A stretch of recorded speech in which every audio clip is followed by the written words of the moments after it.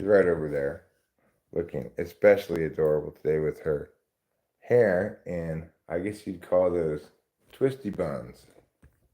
They are twisty buns. Yep, she's got her hair in twisty buns. Known as the cinnamon roll of the head.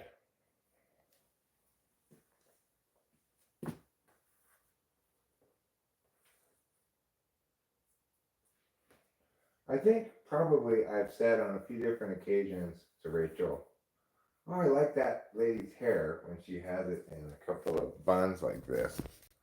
And is that why you put it like that? No. I think I might have said that on a few occasions. Like, sometimes we'll see somebody who I say, like, oh, they've got like Apple commercial hair. And it'll be like that. Yes, like that the track runner with the bows in her hair. Remember? I mean, the one with the double eyebrows? No. There was a track runner who had her hair. Oh yeah, okay. Yeah. Hi, big dog, and hi, Popovich. Let me pull this up on the big screen. I don't know.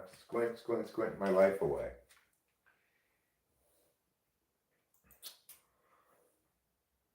Hi, Keisha. Hi, Keisha. Welcome to the jungle. We've got fun and games. We've got everything you want. I have a question for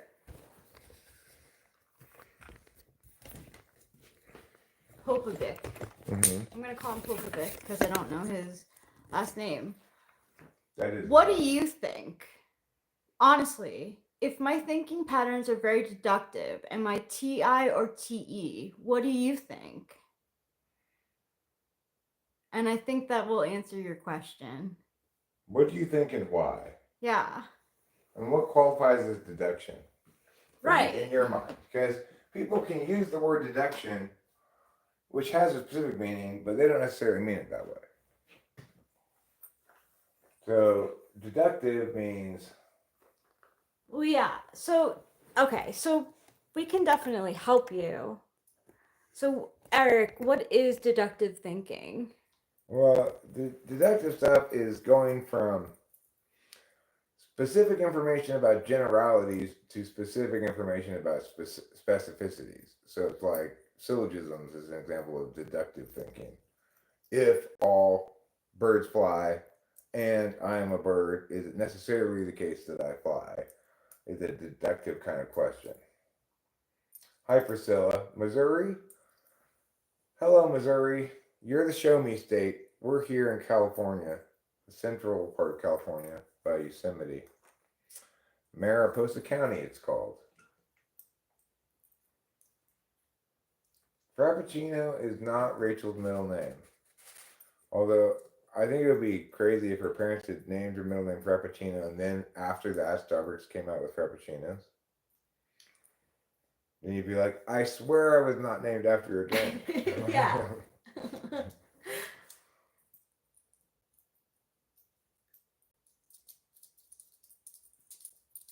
But, if you're thinking about deductive stuff is like that, or what's even more an indication of TI in the first or second slot, I think, is a preference for knowing that the answer to something is not known, rather than over knowing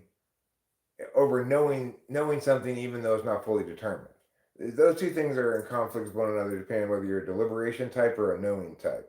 And you can be deliberation type in first or second, when you can be knowing in first or second. So it's basically, your deliberation action types versus your knowing interface types, which are the only two types there are: deliberation action and knowing interface. So deliberation action types are going to be more likely to be willing to and want to withhold judgment until something's determined, rather than just relying on what's known.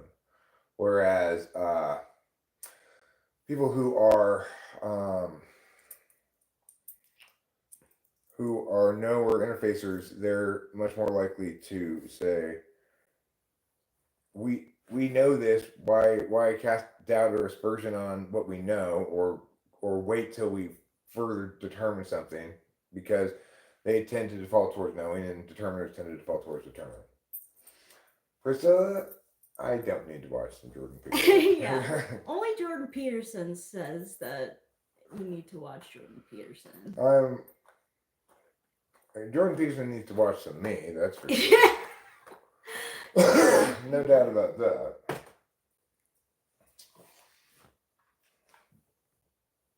So Rachel and I took mushrooms not that long ago.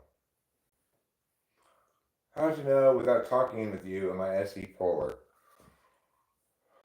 Do you get into a lot of car accidents? Well, actually, I don't know. Do you get lost in your head while you're driving and then realize you missed your exit?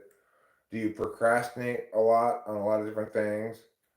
Do you follow through on an action a long time after you decide to do it frequently? Those are indications of SE polar. Like an SE polar might say at 1 p.m., I feel like I'm getting Taco Bell pretty soon. And then proceed to like snack on some cheese at home and not go get Taco Bell till 8 o'clock at night. That would be an SE polar thing. They wouldn't starve, they'd eat something at home while still intending to go to Taco Bell and eventually making it there. Hi, Dallas. Would you confirm that that's an INFP-ish thing to do as well as an INTP-ish thing to do? I do believe it to be INTP-ish. Could it be that like with my dad being INFP, like they do the SE like hard and then add SI to it like in a routine? Because like my dad, like he did a lot of commuting for work. Look, work is an exception to things. Most people in the world don't have a choice regarding work.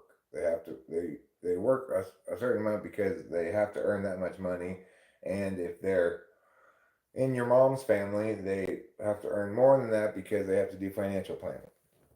So it's neither indicative nor not indicative of SE, in my opinion. Whether or not somebody works a lot, it's just more indicative of what was expected of them when they were kids and what the world demanded of them. Yeah, he's always commuted everywhere. Like he knows the subway systems really well, and like when he was a teenager. But he doesn't drive himself. No, he takes the. So that's much another different. That's not SE. Riding isn't SE as much as driving is. That makes sense. Yeah, no, he would drive to the train station, then take the train, then take the subway.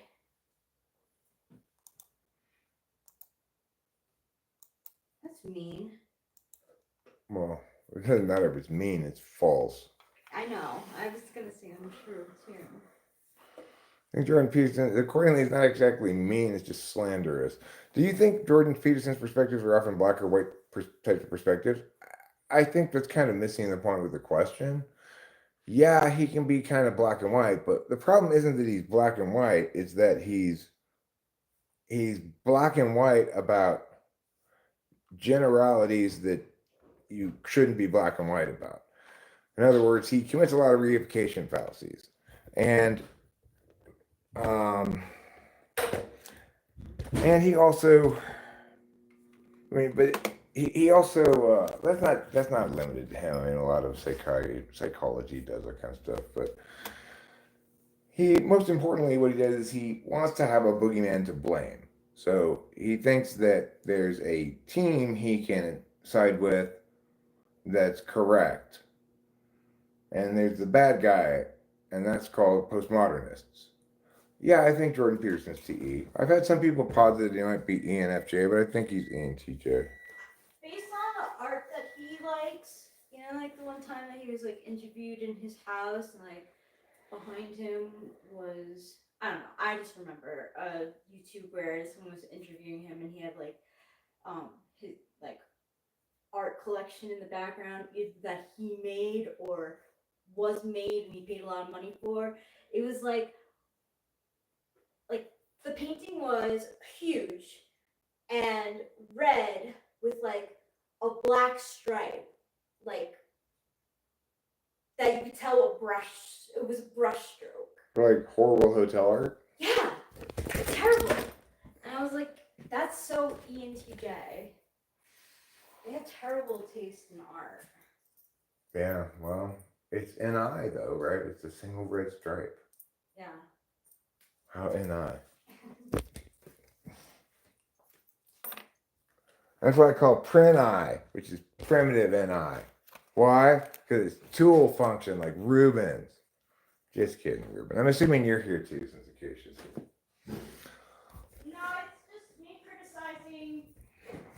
No, I know you weren't. I didn't say you were saying any of that. I was saying. Oh no! But it's just me criticizing ENTJs because he calls people who don't clean their room losers. Well, we do clean our room. I agree with you that that's not the point. But I have to clean. you're trying to reach out to Pete's place? Hi, Chris Chapin. Ooh, pizza! Pizza! How to stop being shy? Get blindingly drunk. Oh, wait, no. Don't take that advice. That's bad advice. Wait a second. Hi, I am.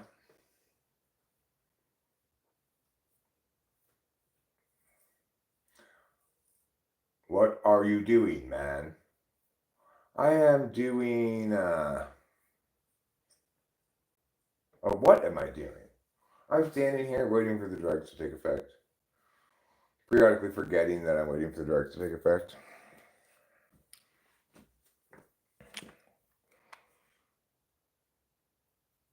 Dude, I never thought of him representing the cognitive function.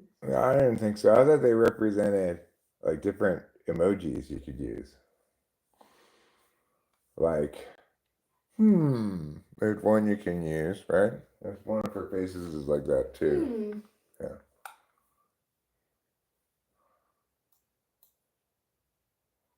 What am I doing? Oh, right, I remember. Pop out the chat. Yeah, pop out the chat. Come on, everybody. Let's pop out the chat. That's Parappa the Rappa saying pop out the chat.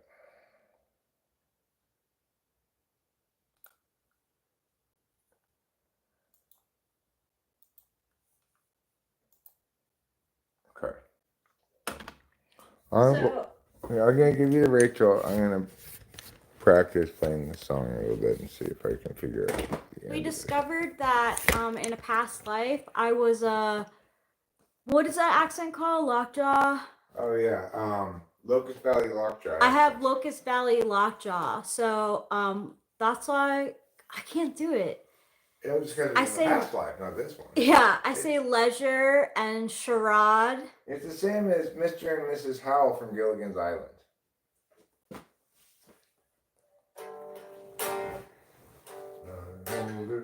Be safe and wear your hard hat, bright green safety pants and modesty pants. I feel like What? I feel like I can't do this as more SE. TE, I don't even recognize sometimes. I mislabel something as TE when it's like sometimes like SI or SE.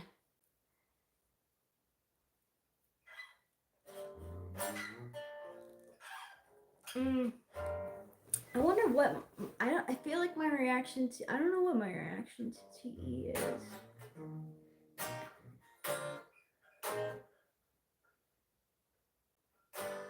Oh, I see. No, wait. Is that not white? Why is it not? Some people in MBTI community talking about something like cognitive introversion, extroversion. Is this a real thing? No. Unless all they mean is your dominant function is extroverted or introverted. In which case, that's not saying anything new, right? It's just, we already know that. Hello, Andre Popa. Papa.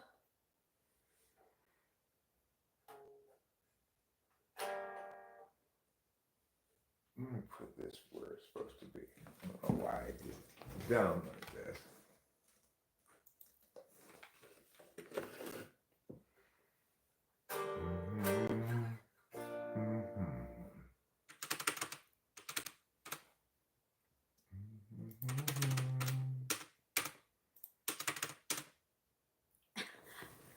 So, I'm good. Mihailio. I must be starting to feel something because I read that as Rachel, are you by the way?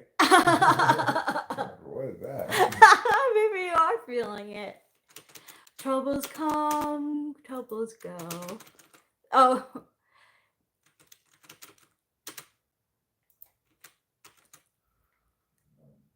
It's a very cloudy day in Los Angeles. Your sign says slow. Go slow. Leave me fast. How did you first learn English, Mihailio?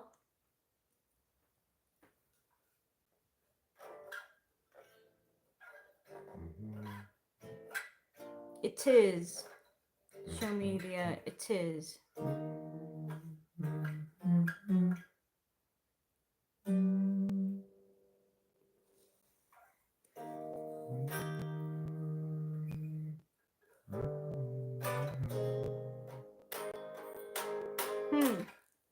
Did you first learn English in school?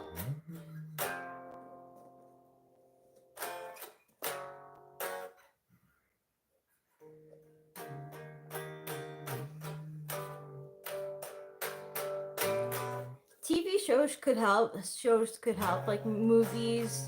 I was thinking reading somehow,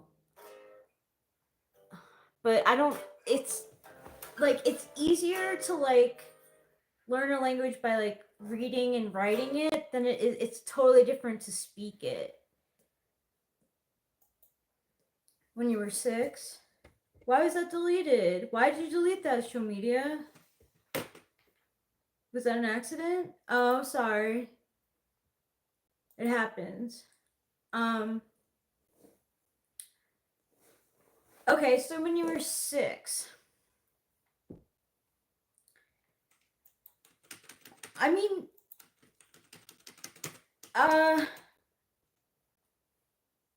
continue, talking on like live streams and stuff. We can help you. I'm not the greatest when it comes to grammar. But man, they say that you can learn by talking to people who speak the language. Yeah, exactly, Acacia. They say like they say if you go to a different country, you're welcome, Mihailio.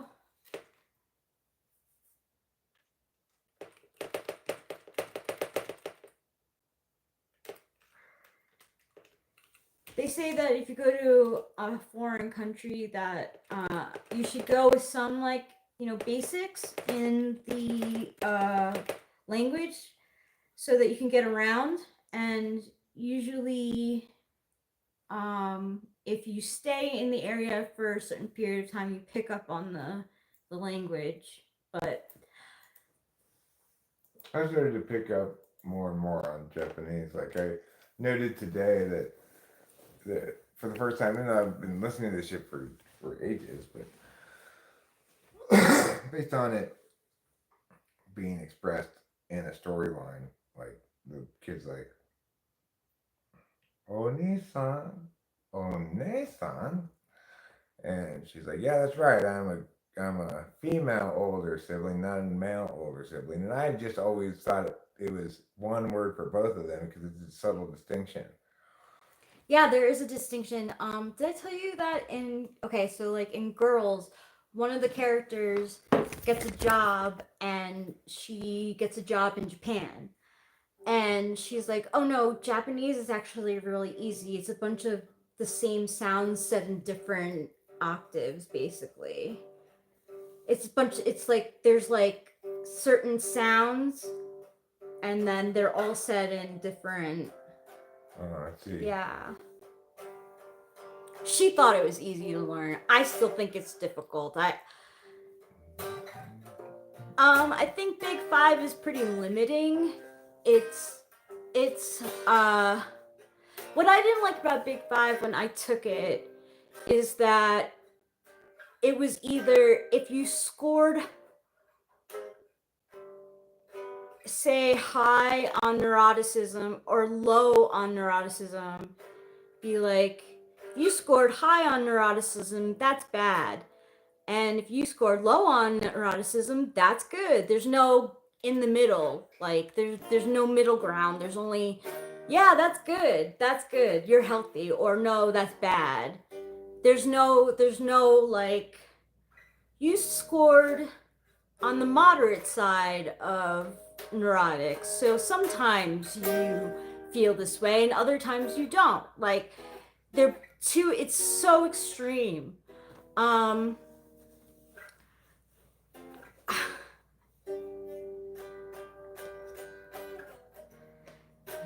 it makes like because I like scored. I always, when it comes to conscientiousness, I always score low. But see, that's the thing, Mihailio. If you score like 70 on neuroticism, it doesn't give you any advice on what to do with it. It just says, oh, you're really neurotic. That's a problem, and that's a problem for you to deal with, but doesn't give you any like advice. It's like I said, it's very limiting.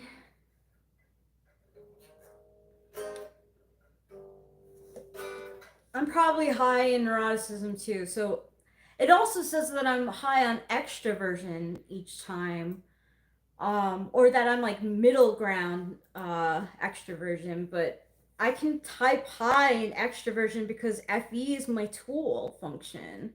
So I think to myself, according to the questions that are being asked, that I'm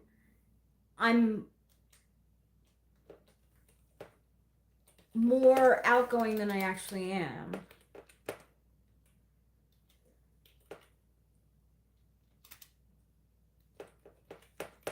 Self-reporting is pretty, for certain types, self-reporting can be faulty. I think for a lot of types it can be faulty. No, I don't have kids, Kate and Janek. In fact, I got my period today, so I wanted to celebrate, and we did with taking mushrooms. Well, that's my celebration anyway. No, I don't want kids.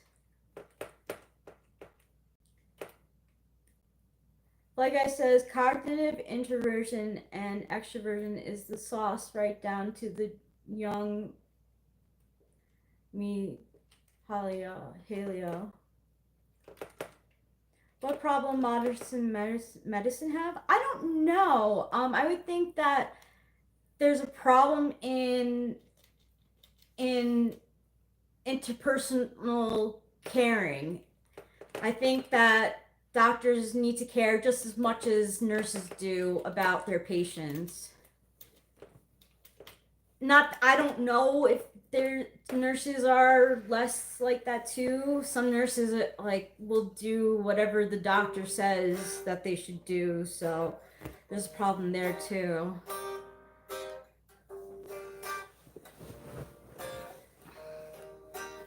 But in terms of like actual progress in technology, I think it's really good what's been happening in technology. Like major surgeries that happens like 10 years ago now isn't a quick like in and out treatment, so that's good.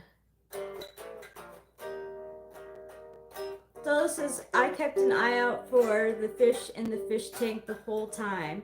I really like to stay out of view.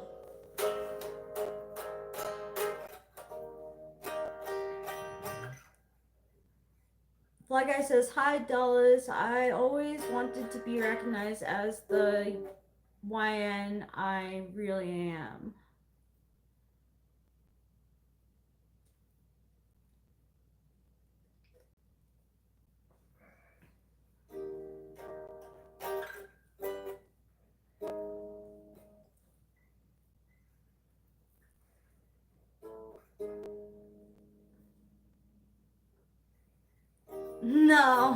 Putty Cat. I don't have jive turkey stockpiled. I don't like to drink. I don't like to drink. I prefer to smoke weed.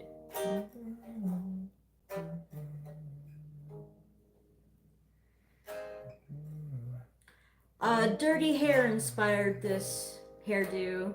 Show media.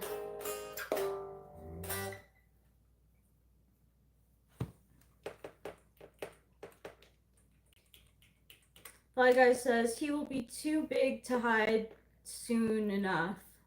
Who? Della says, no, I show media. Out of all the languages, I am most interested in Hebrew and Mandarin, but there isn't enough time in the day. What kind of, well, is that kind of Princess Leia hairdo? Sure. They call it space buns. I call it yeah, I guess I was thinking in my head space buns, but yeah, Princess Leia buns, sure. Space buns, what do you call them? I like that name for them. Yeah, I call them space buns. Thanks.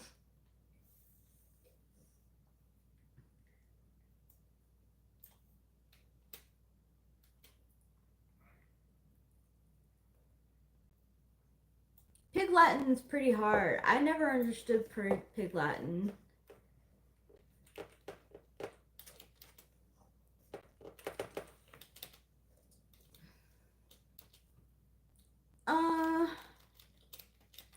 What do you think about Freud's ego, superego, id concept? I mean, I think it's a good start in thinking about cognitive thinking, why certain people go through stages in their life and act maybe differently after they learn lessons or something. But it's pretty primitive. It's basic. It's good. It's the start of something. The id, super ego, id, super ego. It's not very easy for me, Judy Ivy. I never could get it. How long did it take you to make hair like that? I don't know. It takes a little while because my hair is long.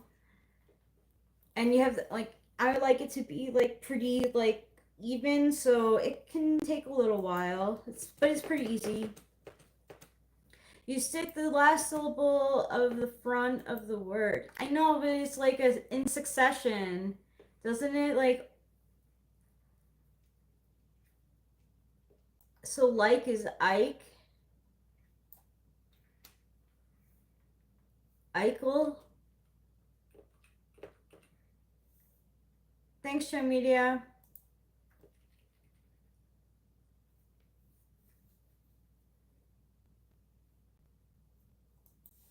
No, you can't, Mahesh, because small gaps aren't for you. It's for fashion, and I'm not showing my breasts to be objectified. Thank you very much. You know, it's crazy. I read that. It took me a while to process. Like, what gap is he talking about?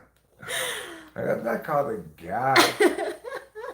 That's called a plunging neckline. Yes, it's a plunging neckline, exactly. Where's that? See, I don't get that. Where do you get the Z from? Yeah. The Z is not in what? Thanks, Show Media. I was just talking to Lou and Kami about how I don't usually get called cool. I get called nice. INFJ, and Lou said that she gets called nice a lot too, and it's like, damn, is that my whole, like, personality?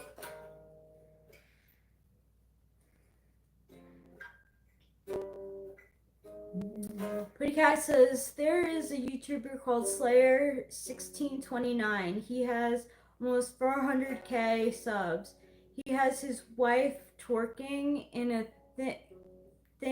thong bikini, or you're right. Bikini. I thought he meant thin, but you're right. It's thong. Wow, that's crazy. Like, I'm surprised that YouTube doesn't. I mean, maybe they get. Demonetized? I don't know. That seems pretty graphic. Like kids. I just to be clear, I did have no say whatsoever on what Rachel happens to be wearing. It's not like I'm telling her what to wear regardless of what she's wearing. No, but I did take your uh your dress. That dress looks like you're going to go somewhere fancy, and I thought to myself, I was like, okay, we're not going anywhere fancy. I'm gonna change. Oh, did I say that? When did I say that? This morning. Oh, today. Yeah. Oh, I took note of it. It was fair. I was like, it okay. wasn't even intended as a critique. No, I'm sorry if you. No. I didn't really. No, Rachel's not drunk. Are you drunk, fake tough guy? Or are you just fake drunk?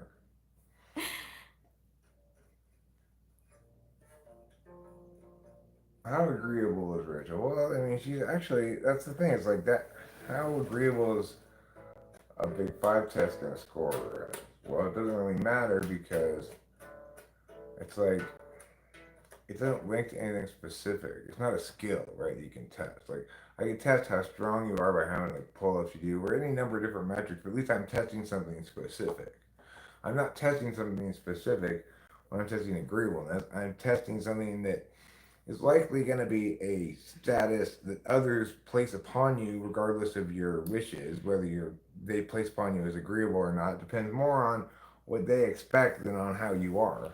Yeah, and like when I was living with my parents and I took the Big Five, I was like very disagreeable. Like I scored low on agreeableness, but when I took it, like a couple years ago, I was like 50% agreeable. So my agreeableness has increased because I'm not in a combative state all the time. So, like, that's what I mean by like self-reporting is really difficult. It also is in contradiction to the basic definition of personality, which is aspects of the self that remain the same throughout one's life, that don't change.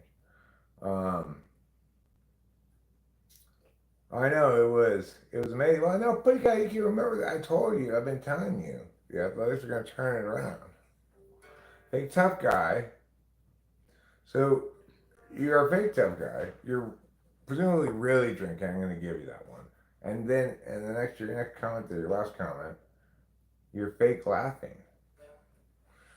Do you do anything that's real? Ooh.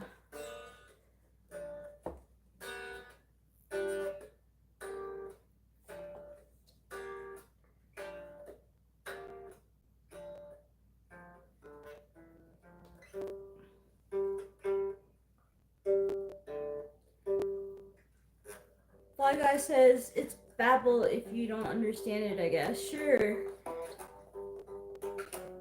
That's like with anything. I know, like, the deal for real gets very frustrated because when we start talking about cognitive functions, he feels a certain way because he doesn't understand cognitive functions, but that doesn't mean that like it just means that he just doesn't understand it. Just a nickname for Brooke Shields. When she gets drunk. Babbling Brooke. I call her. That's funny.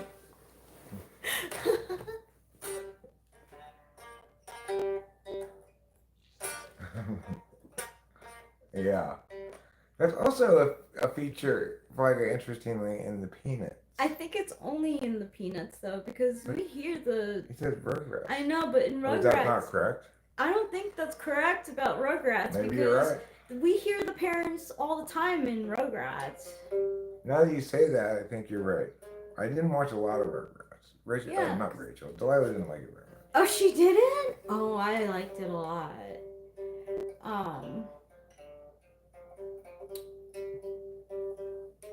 I watched Rugrats and Doug when I was younger. But in Peanuts, it's definitely that, and I think they use a a muted trombone. Oh, makes that really? sound, I think. A muted, some kind of muted trumpety thing, but I think it's a trombone. My guess. Oh, the dog hears the people like that in Rugrats. Oh, I had no idea that the dog hears the people like that. That would make sense. Are You you know- saying the Peanuts doesn't make sense? Obviously. No, it doesn't, but I used to watch Strawberry Shortcake. I used to collect the dolls. I loved Strawberry Shortcake. This fool is Russian. Huh? Who?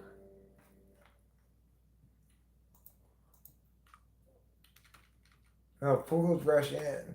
Oh, I see. I had a Cabbage Patch doll.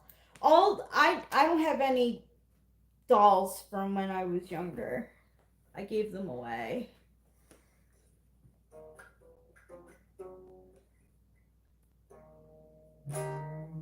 Keep us away from the lane where you stand today. Might be the day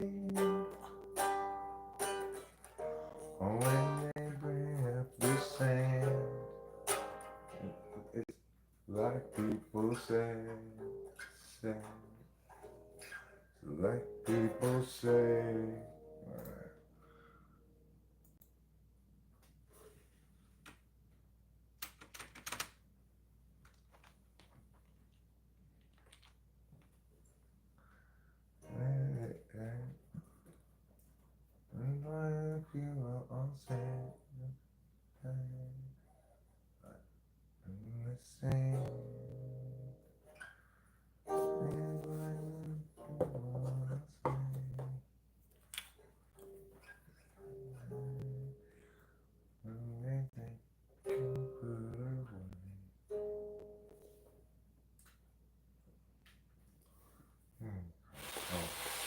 Now I can't work on this anymore because I'm starting to feel the mushroom. Oh, that's a good thing, right? Yeah. I'm starting to feel them too. Yeah. Nick Drake. I've never heard of Nick Drake. Is he the famous pirate Drake the pirate? Was that Drake the pirate's real first name? Was it Nick? Is Nick Drake the famous pirate? Pirate Drake. I have a question. Is the Nick you're talking about the one who has a song called Pink Moon? Pink Moon. Oh no, no, Eric was right, said Marcus Aurelius. I'm talking about the pirate. His real first name wasn't Drake, it was Nick instead. You're also on mushrooms? Good for you, show media. Next you're gonna say, normal mushrooms from the store. You can't be on those, okay? Those don't make anything happen. They're like the pills that mother gives you. Yeah, no, but really though, Marcus Aurelius, are you talking about Nick Drake who sings Pink Moon? I know Nick Drake, if that's who you're talking about. I know about Nick Kurtz. Yeah, he was big star last night. Yeah, he did a great job of hitting a walk-off home run and flexing for the cameras. It was just like, dag dog, that's cool. That's awesome. What an exciting win. It really was. It made me want to make a short out of it.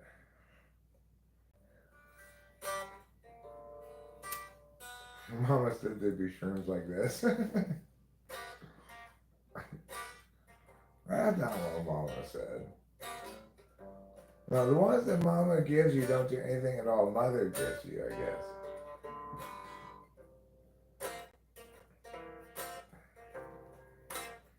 Don't take those pills. Trust me, you don't want to. Don't take those pills. Because they're just like the ones that mother gives you. At home, don't take those pills. Are those pills fentanyl? It doesn't matter what those pills are, they don't get you high, so you shouldn't take those pills. Because they're like the ones the mother gives you. Oh. They don't do anything at all. They're like sugar pills?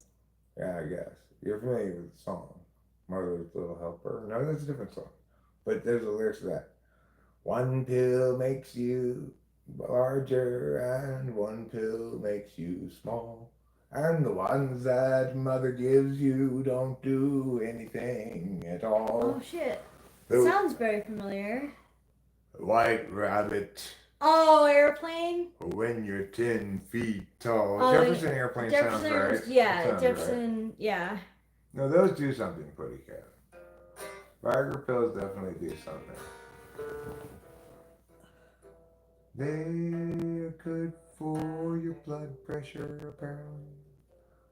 Or maybe that's just what they started to test them out for. The story of Viagra's kind of interesting. Because it was never intended to be a boner pill. But as a side effect of the test group reported was that this blood pressure medication gave them boners. And that's the story of how Viagra came about, interestingly enough. JP Sears is pitching tonight for the Athletics. I happen to know that because he's on my fantasy team and I moved him into the starting lineup off of the bench. Otherwise, that's one thing and I'm not going to typically know the answer to. And I don't keep track of the rotation. And anyway, Katya's been fucking around with the rotation so much, you know. And I know I'm going to watch the game either way, so what do I care? I don't need to look about anything except what time it's going to come on. Hi, Ninja. No, don't do any minoxidil pills. Unless there's good reason to, like, it gets you high or something. I also occasionally take Tylenol because it makes my headache go away. I guess that's a good enough reason to take pills. Rachel's got a good reason to take them. Yeah. Rachel's pills are kind of in another world. They neither get you high nor do they not. If Sleepy is high, then her pills get you high. Well, doesn't like the Prozac kind of get like it gets Prozac me doesn't do high. anything to me. As far as Like, I it can makes tell. me like a little like gives me a little jolt. Like I can notice after the fact, kind of, or maybe even in the moment that I'm a little bit more whatever about stuff, maybe, you know. But I don't notice it as a head change at all, which I believe you experienced it as such because you and I experienced drugs a lot different. Yeah. When does Mrs. Mom get back from vacation? I don't know. I didn't know she was on vacation. I didn't know she was on vacation either. Maybe he just means where's she been? Why, you got some questions for her?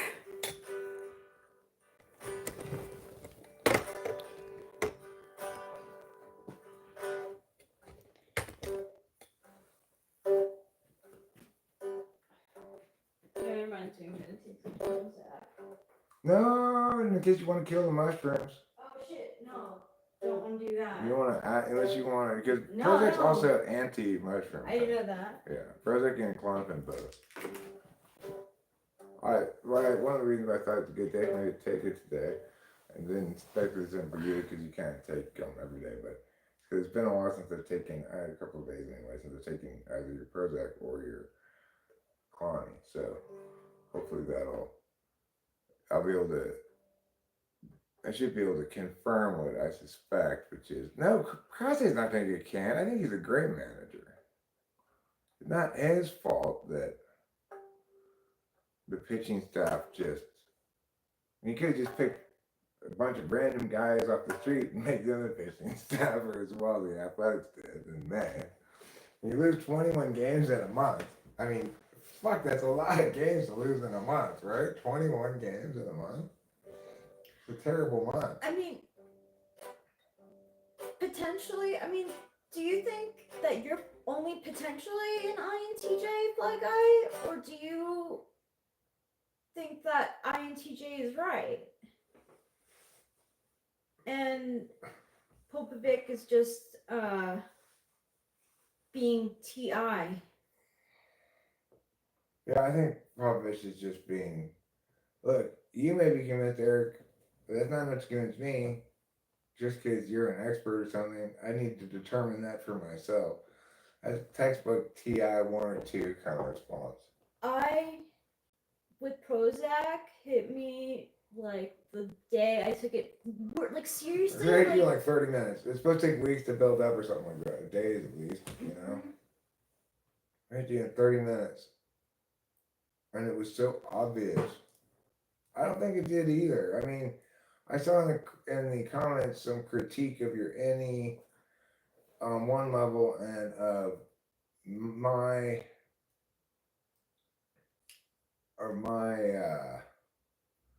ignoring the lack of answers on the naming question. But I saw plenty of expert intuition and other expert intuition tests to cross expert any off the list as a polar, you know. And plus, I've dealt with plenty of any polar people. It's the easiest one for me to identify. You're not any polar. My intuition could tell me that just based on the conversation we were having, whether or not you're any polar and you're not. But regardless, I have tests to back it up either way. How would you define genius? I mean, I think genius is a term we should reserve for works, not for artists. And it's a term we should reserve accordingly for intellectual works, not for people. I'm fine with calling Einstein a genius, but yeah, Einstein. I think most people think he's a genius. But like, art can be. You could be a genius in art. You can, but that's no guarantee regarding your next work, right? And ultimately, I think it does both the individual party and the word a disservice called people geniuses, because it's not like there isn't a corresponding opposite to retarded. People are retarded because there's something specific wrong with them. That's true. And it may be it's a class of disability called cognitive disability. It's a real thing. But then you talk about people who are gifted or genius, as though, and then not you. And one talks about those people, the gifted or genius, as though there's some kind of equivalent dividing line. There's no equivalent opposite end for Down syndrome. Yeah.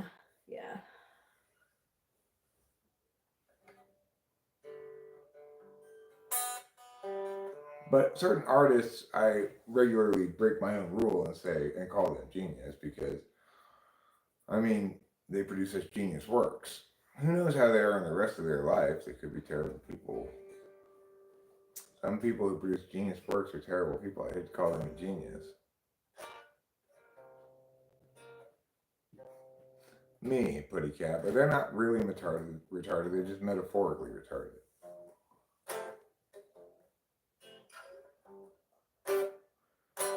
While I really don't like Donald Trump, I cannot say that the reason is because he's got Down syndrome. It's for other reasons than that. He doesn't have Down syndrome. No matter how much I hate him, I'm gonna just have to accept that fact. He doesn't have that problem. He's got some other problem instead.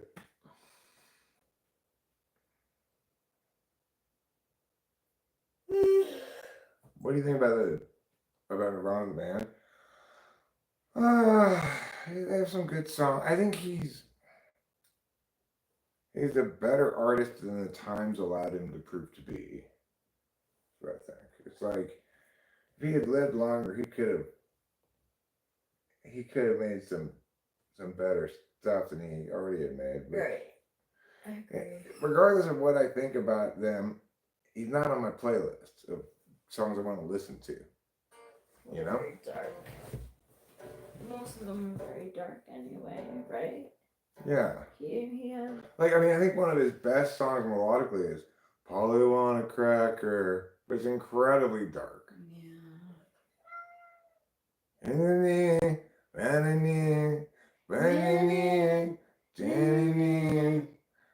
When I heard that for the first time, I was like, whoa. I was quite impressed with Nirvana when I was in college, which is when it came out. I heard it, 6 months or so before anybody else heard it, Nevermind, because it took a while for them to get mainstream, but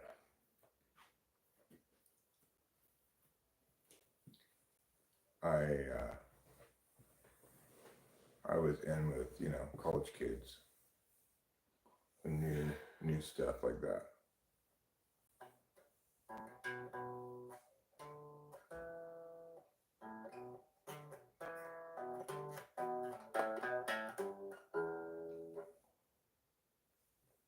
He's a legend, but I wish he had been allowed to grow as an artist more. Yeah, he could have. Yeah. I really hope he didn't write that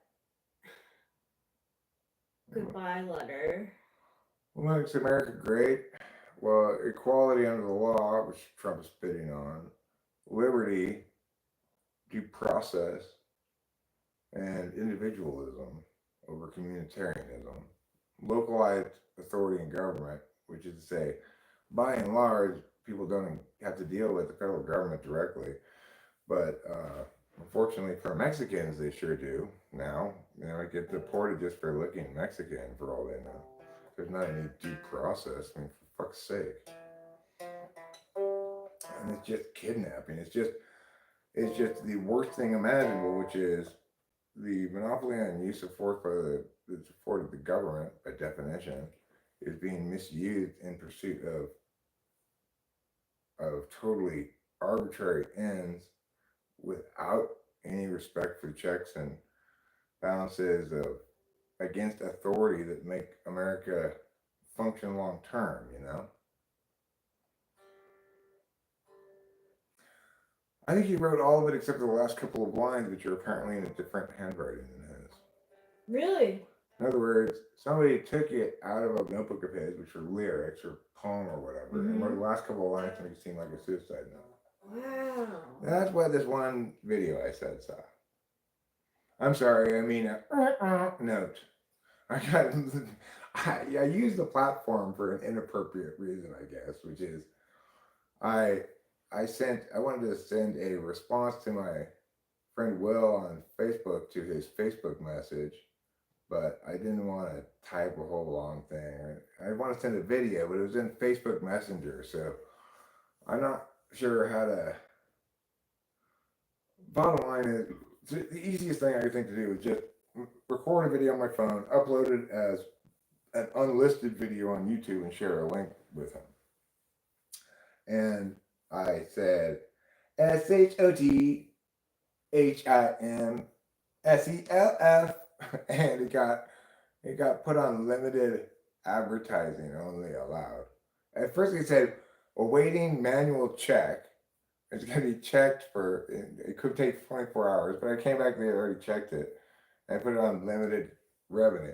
Well, fine. I mean, the reason it's unlisted is because it's just a message to my friend Will, in which I mentioned the fact that my DAD, did that.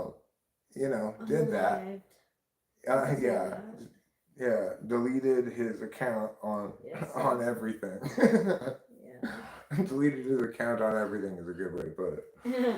Um, no, it wasn't suspicious. It was as unsuspicious as it could be because Rachel and I were home at the time, and No, I think that oh, he means that it's suspicious, like maybe we killed him. No, Cobain's death. Oh, is Cobain's sus. death is Yeah. sus. Okay, it's easy for me to make that confusion because they're both supposedly Right. Yeah, Unalived. yeah. Oh, well, one of them definitely not supposedly. Right.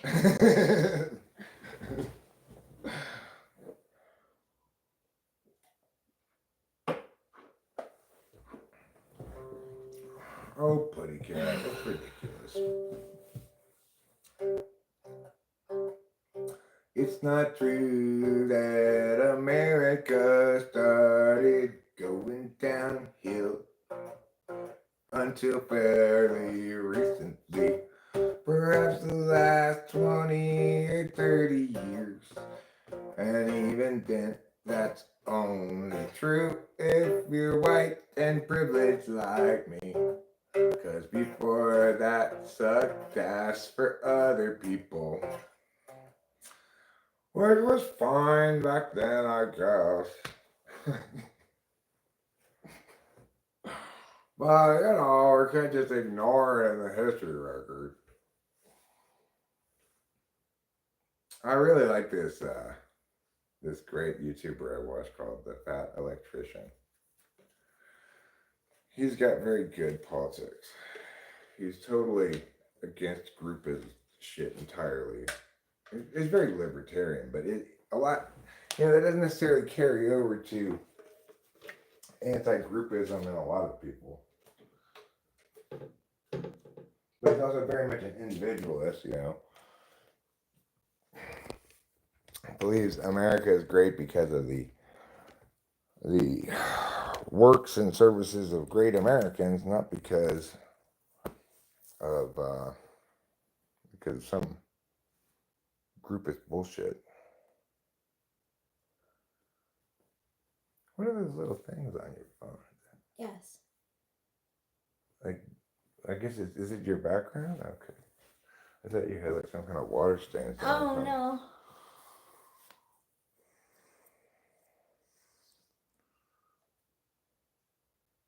So I think it's fair to say that even if you were to ignore oppression and injustice as a metric, and simply look at just simply look at life for people who weren't oppressed, that realistically it continued to get better all the way up until 2001. But, it's up and down here and there. The 70s were kind of a rough period, but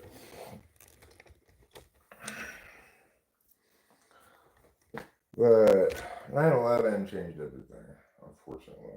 I used to hate it when people said that because they always say it as a way to justify actually changing things, right? Oh, 9/11 changed everything. You're just saying that because you want to justify changing things that I don't want changed, like protected liberties and shit like that, right?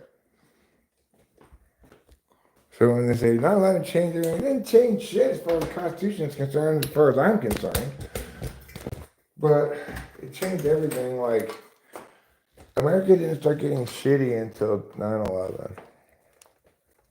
And when I say getting shitty, I mean America's incredible might, born of the industry of its people, has been in the hands of shitty people. America's incredible fortune and might, which has been born of the hard work and individuality and industriousness of its individual citizens, has been placed in the hands of terrible fucking people. From George Bush to, George Bush is a terrible person, and he almost certainly believed what he was doing was the right thing to do. Obama, accordingly, you can be terrible just for being that terrible of a president, for having that incorrect a perspective on yourself. Like, am I up to this job? He was not up to that job, no matter what his position statements were. It doesn't matter if he just was not up to the job. He should have known that before taking it on. You can't be that fucking weak and be president of the U.S. He's just like the weakest president since Jimmy Carter. But like Jimmy Carter, Obama hasn't done anything after his presidency either.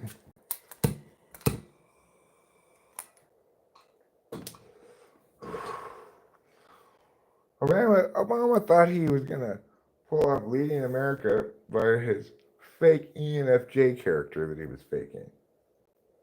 Yeah, a lot of people thought he was an I ENFJ. don't think he was. I think he was faking it. Faking being an ENFJ. ENFPs can do that shit, you know? Like, we get in our heads early on that we're not any specific thing. We don't have any FI, you know? And then we'll just be the person that we think makes us look coolest or something. I don't know. I just don't buy it as he's an ENFJ. He could be, but he's a good example of a weak ENTP, right? Like, yeah, because I mean, Clinton was an ENFJ. He didn't seem nearly as weak as Obama, right? I think ENFJs will display weakness in a different way than he was displaying it. Like, he kept trying to like win a pro-ambiguity argument against impassioned people, right? You can't beat somebody's passionate position and stuff with no ambiguity is better, right? It's ridiculous. He's a relativist.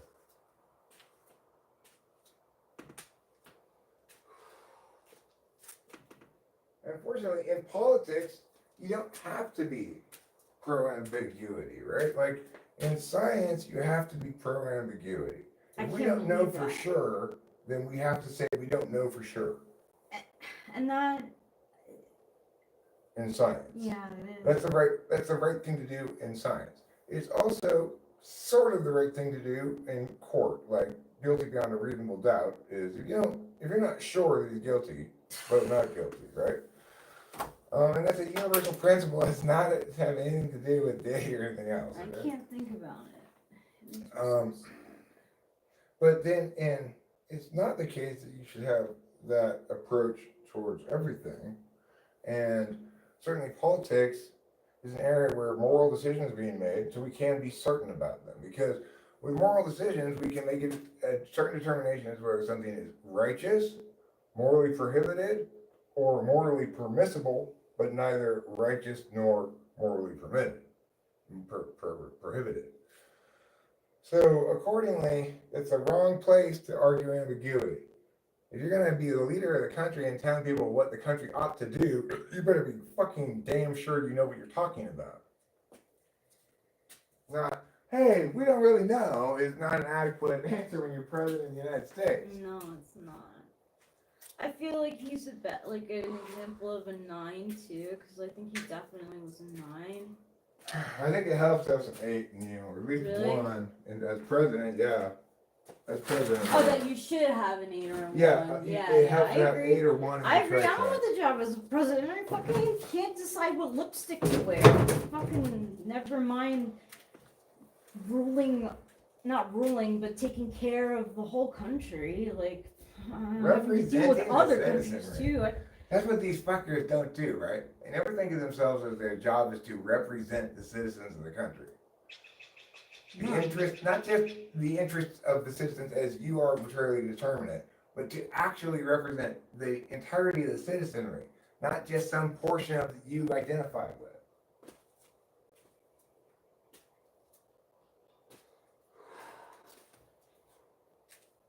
And Obama thought he could represent nobody, no party, no group of people at all, and nothing, not even the truth, just like the reasoned calmness of bureaucracy would win the day or something. But people don't understand what's right and wrong and stuff because they haven't done the intellectual work and they're not, and they're a deliberative type, but they haven't done the intellectual work in that area, then obviously they're going to fail utterly.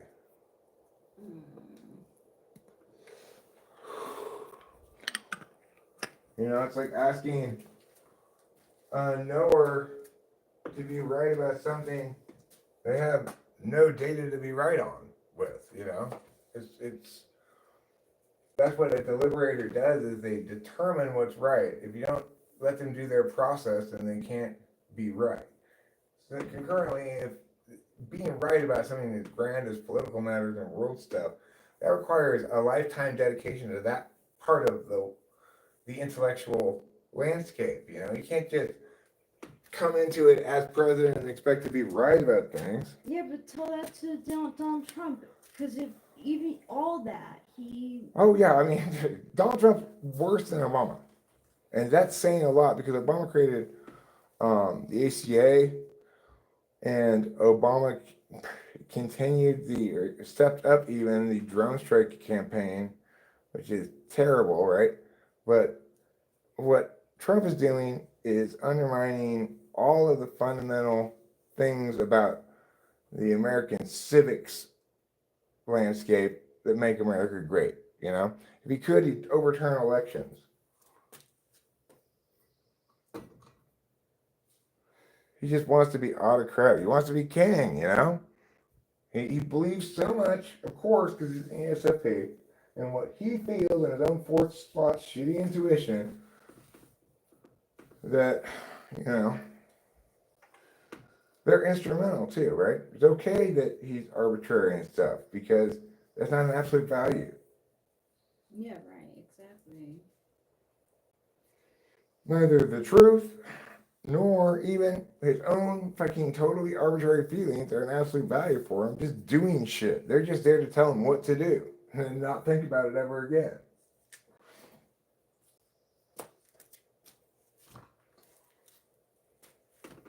I mean, who's our dumbest president?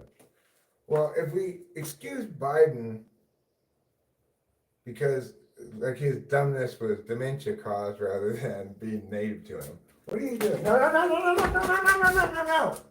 went under the house. Okay, you stop that. Stop being your natural self and hunting. I don't want you to hurt things and kill things. That's why we have somebody at a chicken farm kill chickens and put them in cat food for you so that you can eat that. Don't eat wild creatures. You're not even going to eat it. You just want to chew it off to your brother. It's the only time you guys get along, when you're both being sociopaths. I really wish the cats wouldn't kill things. Or hurt them or catch them or anything.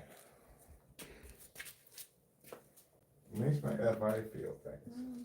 That's why we're not going to get cats after they pass. Yeah, I don't like it when you make me feel FI things like I feel. Obviously, it made me almost fall over. That's the power of feelings. No, kitty, you're not getting that lizard. You can just get up on it right now. Yeah, she needs to go inside. Good parenting. Oh, God. That really startled me. Really took me out of my meowing I was doing. Oof. I was really doing some meowing there, and now I just thinking about that poor lizard being attacked by this gigantic creature, according to him, Yeah. It'll be like T-Rex coming after me. Oh my God, it's terrible. Or a blue whale trying to attack me. A blue whale? Yeah, well, I'm just taking a leisurely swim in the ocean, right? And all of a sudden this blue whale comes out of nowhere and tries to eat me. That's crazy, yeah. I had to fight it off by punching him in the nose.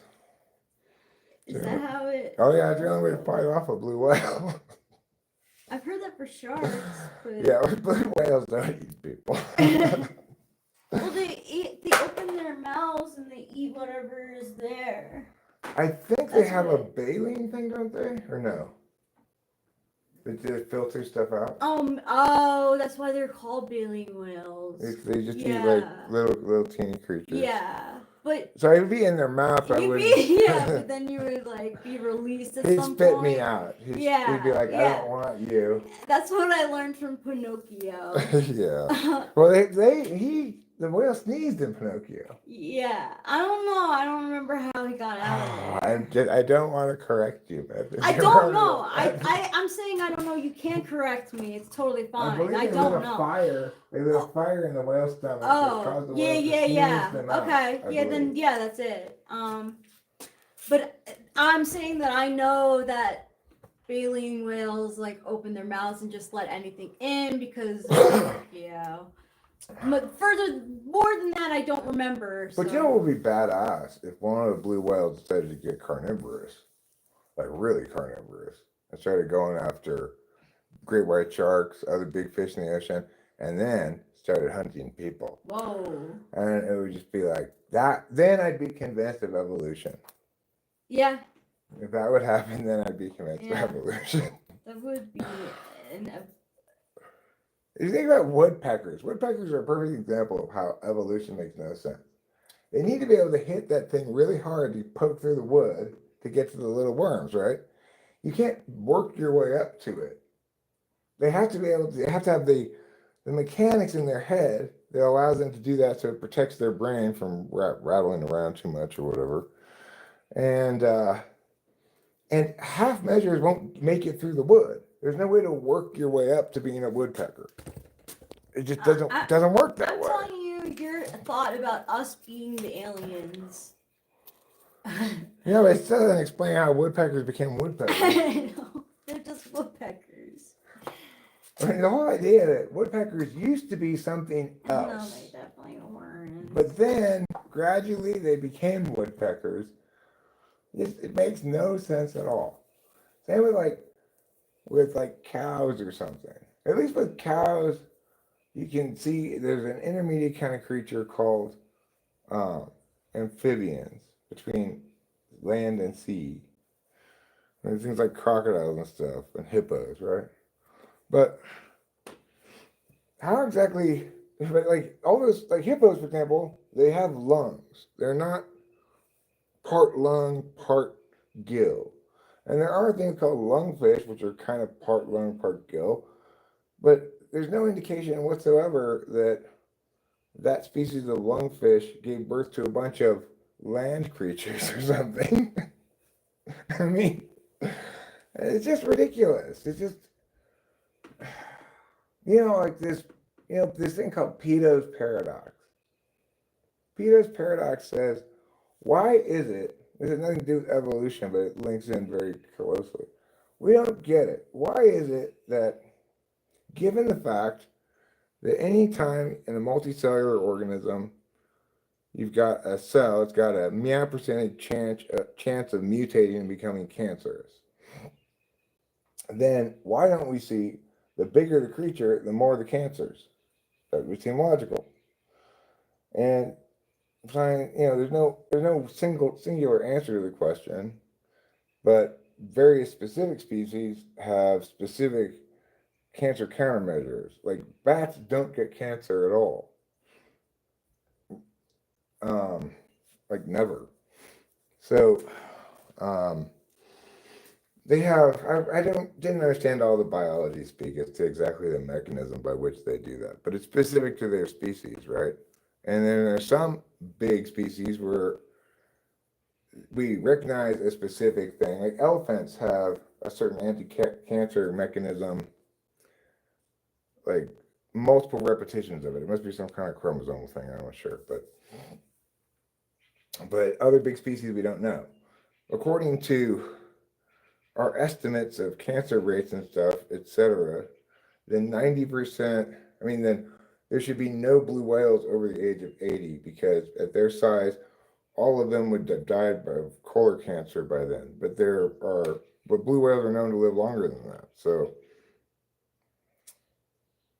anyway, the point is, You can't evolve those mechanisms part way, right? It's like there's no way to have a partially evolved second X chromosome like a woman does. She's got redundancy, so there are no girls with fragile X syndrome, right? There's a lot of stuff in the world, though, that's like that, where you can't evolve some partial measure and have it work. Like a car engine. You can't have no spark plugs in it, have it start, and then say instead of putting spark plugs in there, just put, a very small version of a spark plug that isn't the right spark plug. It won't work at all.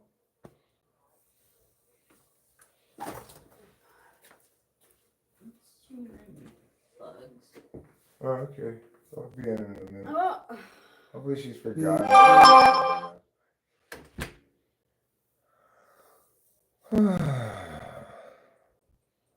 Why not have a bird with a robust skull and spine be the intermediate species?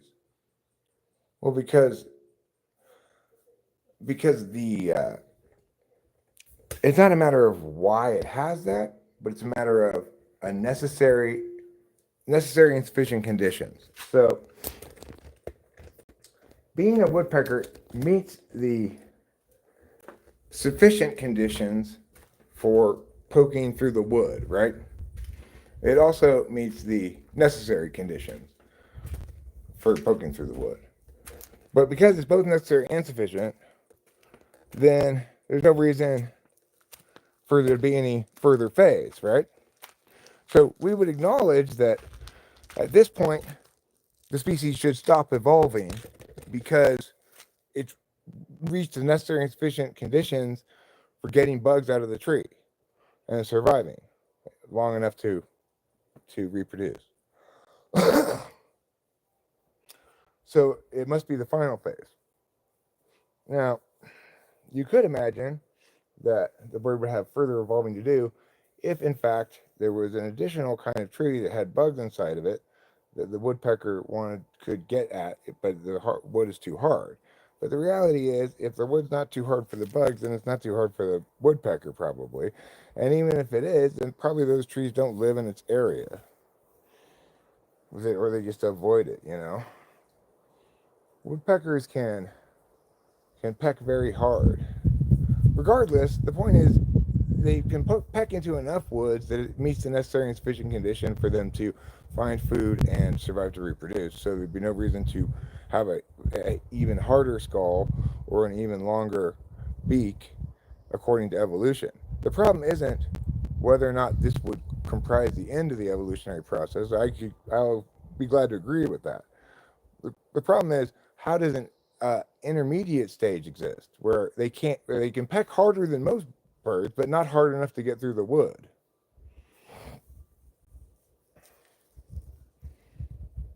And the answer is it doesn't. It can't. It doesn't make any sense.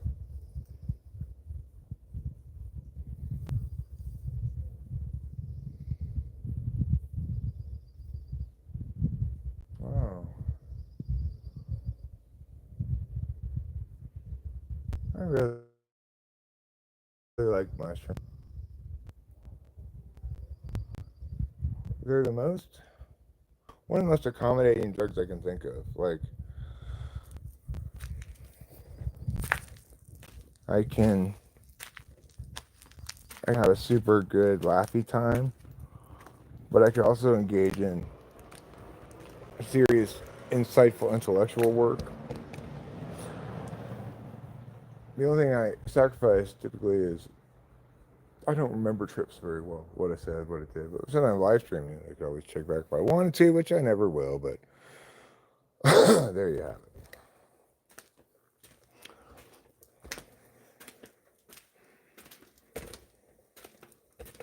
You could make the argument that they work their way up from the softest wood to the hardest, but then you destroy the protection of necessary and sufficient conditions as an argument. And then you're fucked, because no.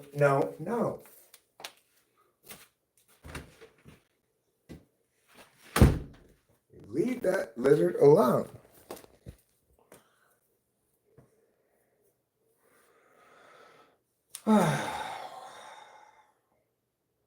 Part of the challenge of a moral agent, right?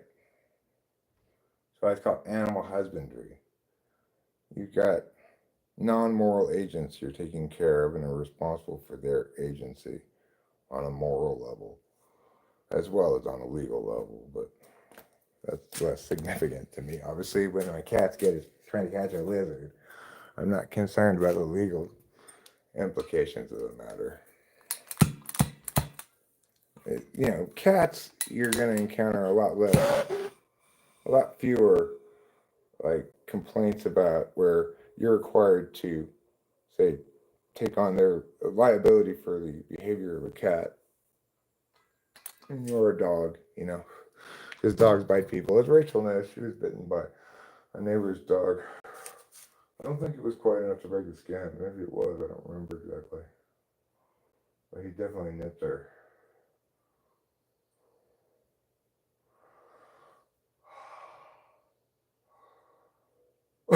When I see a dog that's like that, I think,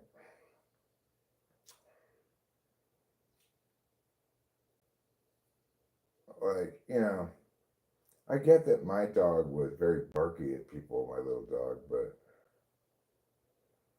she might have even tried to nip at people. But the thing is, I didn't have her from puppyhood, right? She was a stray that was running up the street, and somebody turned her into my ex-wife's work, where they dropped off their kids, because she was the director of a preschool. Anyway, she took the dog and called me and had me come take it home. By the time she got off work, I was like, this dog is not going anywhere. I don't care if I am. It had no tag or anything on, no collar or anything. And I just said, I don't care if I am stealing someone's dog. This dog is staying right here with me. It's not going anywhere. I've fallen so much in love with that dog. And that dog and I were as close as could be for the next, I don't know, 12 years or something.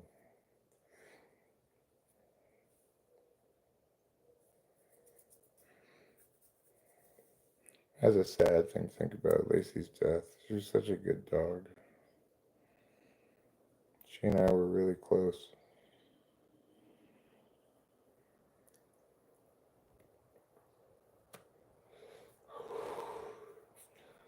Like, I love Capito, I love Trouble, but I already know that when one of the cats eventually dies, I'm not gonna be super broken up about it. Like, I've had other pets. I've had lots of pets die, obviously, in my lifetime. Two deaths stand out more than any other, and one far above the rest is Lacey. But the other one that stands out is Schmitty Renzel, which was this incredible cat we had at Laverne that would crawl up into the bath and lie on your chest while you're partially submerged in water while you're taking a bath. It was like this cat was like a stuffed animal. It was so accommodating and just totally lovey-dovey, the biggest fucking cat you've ever seen. And he went over into someone's yard and the dog tore him to pieces. That was a sad death. The death of Officer Red was sad too, but chickens don't have super long lifespans, so it wasn't unexpected.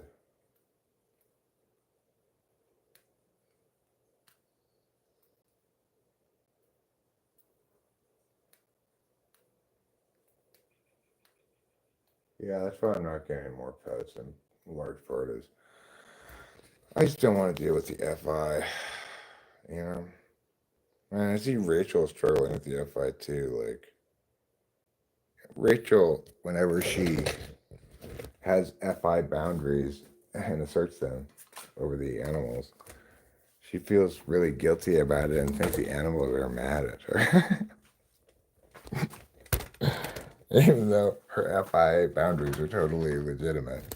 It's not like she's holding court here. No, kitty, you're not going to eat that lizard. Oh, now you're pretending to walk away like, oh, I'm not interested in that lizard. You want to get her?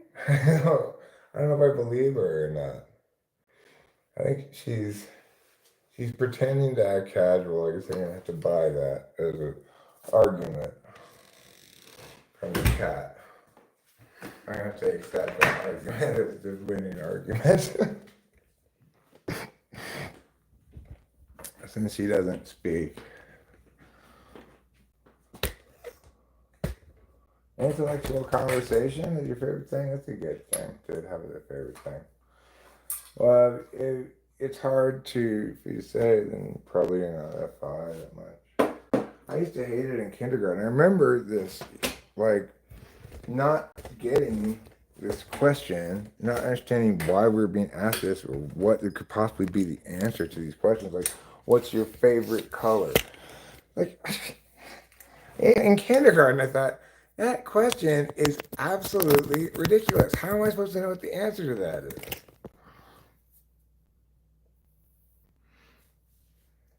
I remember thinking that in kindergarten. Like, I don't know what the answer is. How am I supposed to know what the answer to that is? That doesn't even make any sense.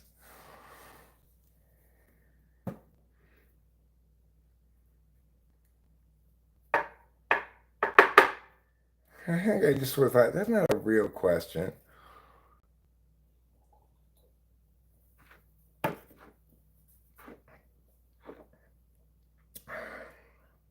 Well, what do you want to be when you grow up? I had my stock answers, which was dentist and stockbroker. Um, because of course I had no fucking idea what I wanted to be when I grew up. I just knew I wanted to just play. Can I just play when I grow up? I just still play with my friends and not have to go to school then because I'm grown up. What job are you excited about having many years from now? Is a strange question to ask in kindergarten or first grade. But that's what they ask. That's when they ask those questions. Like, what do you want to do when you grow up? I guess some people know. Have a passionate idea about it. Like my neighbor across the street, Chad. He'd always be like, knocking on the door, knock, knock, knock, knock. Yeah, come on, play, come on, come on. Yeah, what's the big deal, Chad? They're doing road construction on Joaquin. Oh, cool. Okay. Yeah, FE third, I'm just like, all right, well, I'm going to be excited about this too, I guess. And I'd go over there and watch for like 5 minutes. I'm just like, oh my God, I can't watch this any longer. This is so boring and dumb to watch. But I just stood there and watched it with my friends because, I don't want to be like the guy who didn't like the construction. Just like I had my parents take back my Easy Bake Oven because I didn't want my friends to think I was a homo. I wanted that Easy Bake Oven because I was really taken by the commercials where these girls bake these little pies. I was like, man, I want to bake those little pies. I think I probably also thought, like, what else could I do with this thing? I could cook all kinds of stuff in here. But then I never even opened it. I had the box in my room when my friends came over. I was like, what's this? And I'm like, oh, it's a gift for my cousin. Which, like, I didn't even really have any cousins. I did have cousins on the other coast, on the East Coast, but we never sent them presents or anything. Well, you know what, Putty Cat? I should have just said to my parents, let me have an Easy Bake Oven and a subscription to Playboy magazine. Then a friend come over, he'd see the Easy Bake Oven and my subscription to Playboy magazine, and I'd say, yeah, that's right, it's my Easy Bake Oven, and it's also my pornography magazine. to prove that I'm still a boy. It's not my fault that there wasn't a boy equivalent to Easy Bake Oven, like hard bake, fire make thing. You still want an Easy Bake Oven. You could probably graduate at this point up to a regular oven. You can do a lot more in a regular oven. You could cook all kinds of things. It gets a lot hotter. Hi, Simple Girl. I have a full-size oven now. And guess what? I'm still not a homo. Not that there's anything wrong with that, but I just wanted to tell my friend when I was a child, I want to go back and tell my child self, just tell him it's my Easy Bake Oven because I want to bake little pies, motherfucker. But instead, I was FE third. So I didn't say that.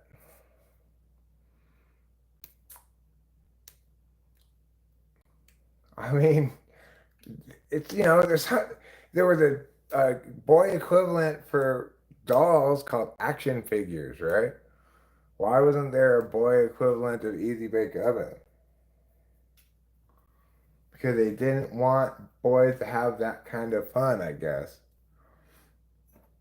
I imagined myself like giving little pies to my friends when they came over, like the girl in the commercial, I didn't think through enough of this. I should have realized they're going to ask where the little pies came from.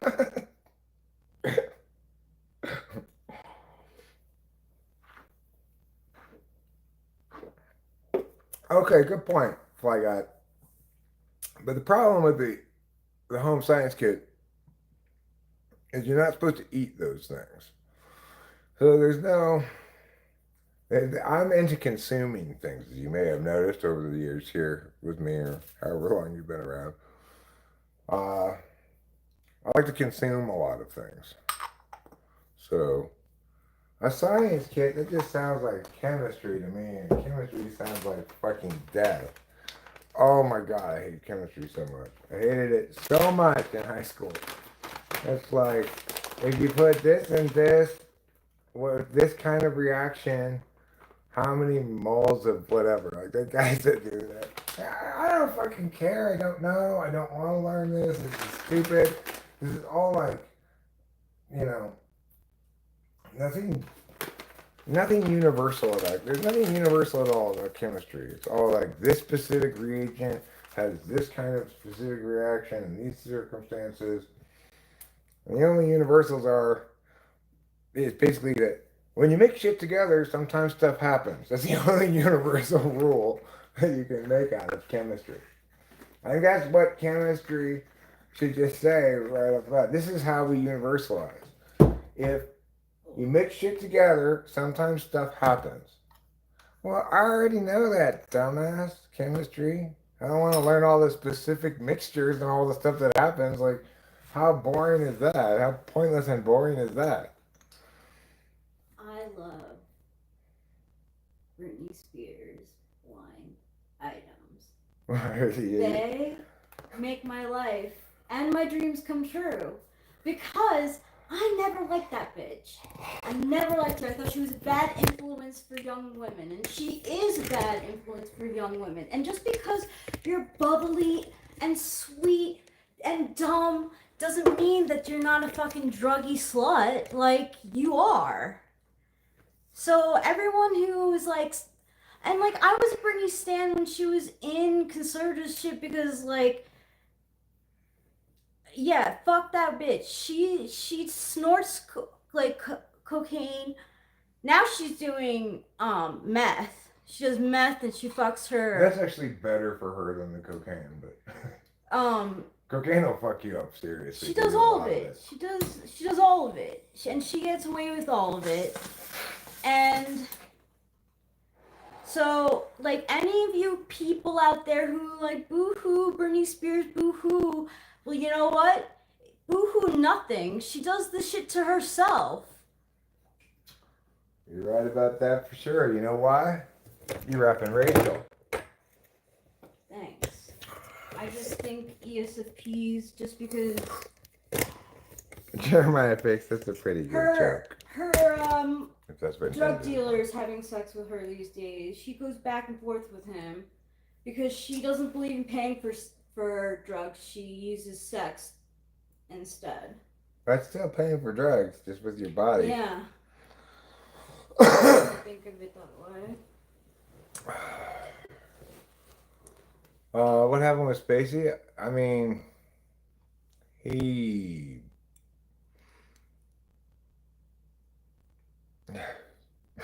That's a long story. I don't even want to bother getting into retelling. I don't know when she started having sexual intercourse. I just know that, like, blind items about Britney Spears, like, is a dream come true? Because for so long, everyone's like, oh, Britney Spears. But. Well, I remember feeling sorry for her with Kevin Federline. I thought, like, oh my god, what a douchebag she's with. She does it to herself. She's a type. The truth is, I shouldn't have felt that way about him. I should have felt that way about Justin Timberlake. Well, like he's a trip. K-Fed proved himself to be a good father, I believe. Yeah. You know, which you know, I don't know. It counts for a lot to be that committed to your kids in my book, because it means if you're genuinely committed to your kids. And from everything I've read, he wasn't like doing it to get her or something. And now, hearing all this stuff, he's probably genuinely trying to protect the kids, you know? Yeah, maybe. Yeah, I mean, but I think he does get money from her, so it's like, that sucks. INTP starting to care about physical perception would be like SE. Well, I think, what do you mean by physical perception? You mean like how you're perceived physically, like your body, or do you mean perceiving the visual field as opposed to being in your head extrovertly intuiting, for example? No, she said, what she actually said was, that guy I'm was not toxic. that innocent, and that is true. Like, the person she accused of being toxic was not herself, it was the dance instructor.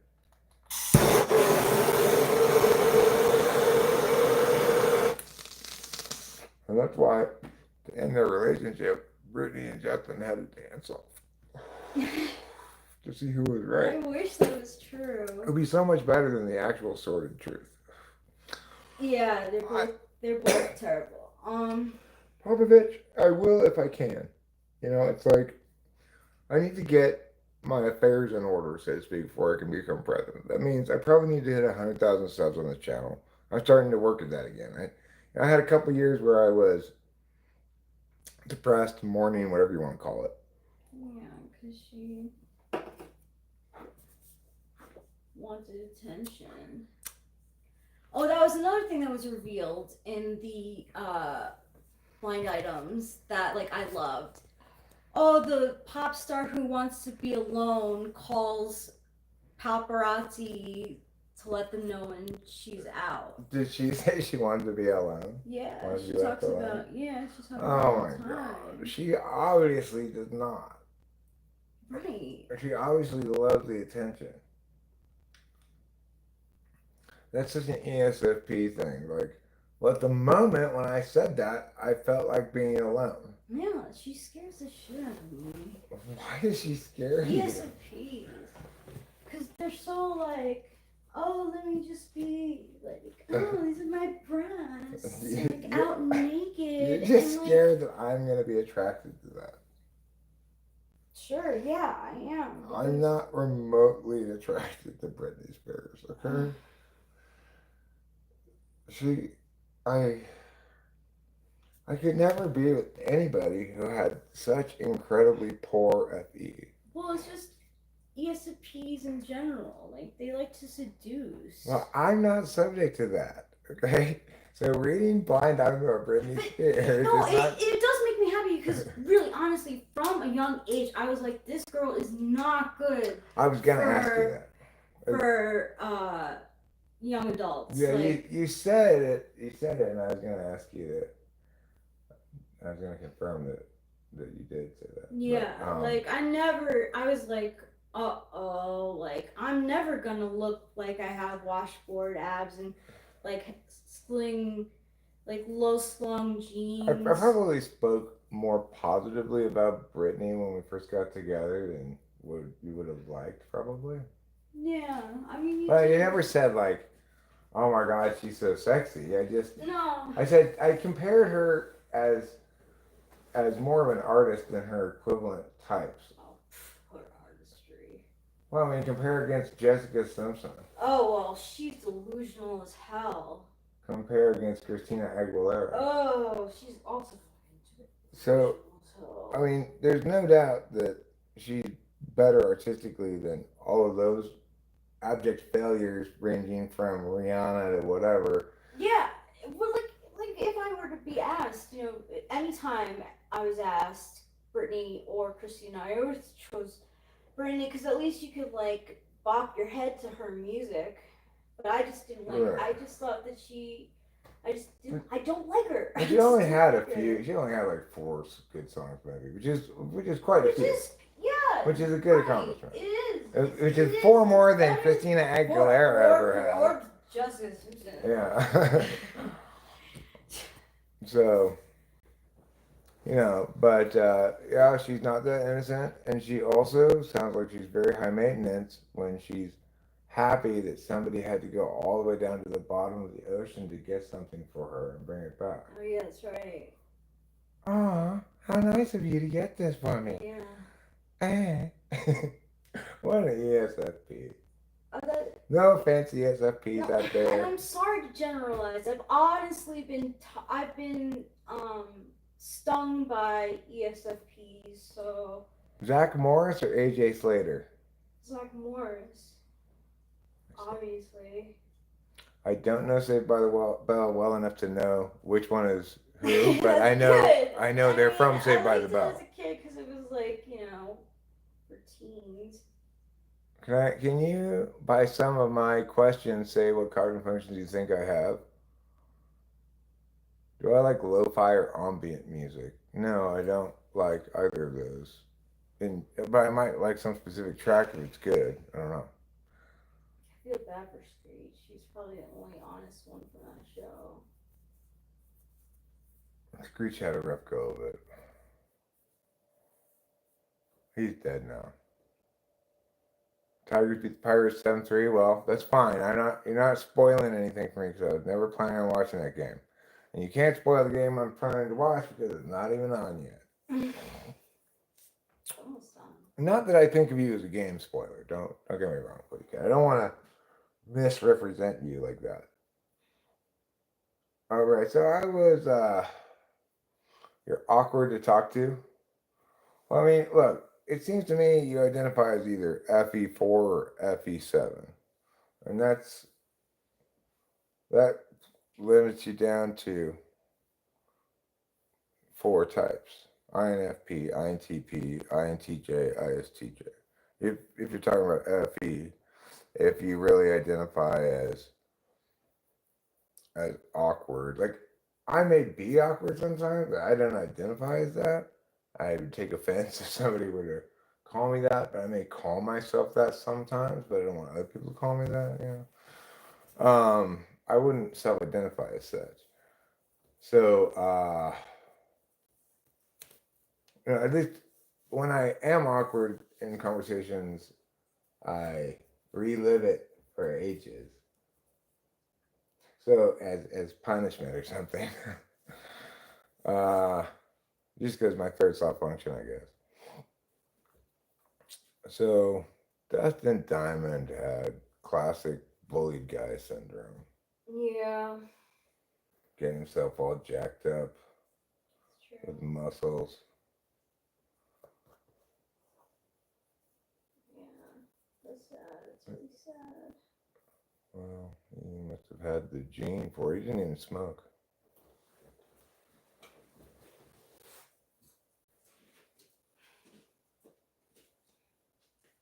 I'm jittery from the caffeine. Can't sit still. Yeah, Screech got all buff later. After the show, I guess.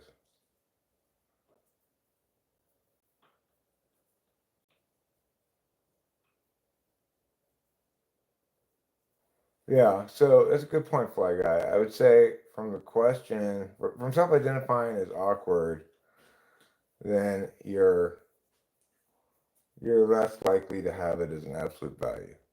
You're less likely to have a 1-3, more likely to have a 2-4, but less likely to have a 2 than 4. Much less likely. Or you could have it in the back slot, in which case it's a different question. You know, it's like, where is it in your front stack is a different question than where is it in your back stack. If it's in your front stack, it would, based on that little bit of reasoning, which is not good enough to support this answer, but let's pretend it were, would put you fourth slot on the front stack. If you're asking where would it be in the back stack, well, I'd go with Fly Guy's notion there that maybe we could rely on the if we're still relying on the same mechanism of absolute instrumental value, then it's going to be 6 or 8. And but it could be 7 because 7 can manifest as instrumental both in a person's awareness and what they say about themselves, etc., because it's so blind. And it manifests as countervalued when encountered in others, especially if it's in your way. Like other people's FI, unless you're precious to me, your FI is not my problem. You know, it's the last thing in the world. And if you're not listening to the TI correct things that I'm saying because you're attached to your position, which is, you know, it's like the one person who didn't listen to me and giving a good reason as to why I respected him listening to me, when we think about it, was, you know, it's just this guy says, well, you're not even an expert in this, and other people are experts. If you're trying to know based on some kind of heuristic, that's perfectly reasonable heuristic to have. It'll lead you correctly most of the time. At least he's acknowledging he's using a heuristic. TI people would say that's just an appeal to authority that gives you no justification, but that's in a claim-making framework, you know? And so if you're not a deliberative type, you're not a TI or something, you're not TI 1 or 2, then you should probably go with your expertise heuristic over, since you have to go with something other than TI 1 or 2, you know, you could be worse. It could be like, well, I haven't experienced your correctness yet, so therefore it's not correct. That'd be preferring SI, you know, familiarity. I haven't seen it, therefore I don't believe it kind of frame of reference is, I think, more a worse frame of reference to be wrong about. At least with his heuristic, he's going to be right almost all the time about almost everything. Just not this time about these things.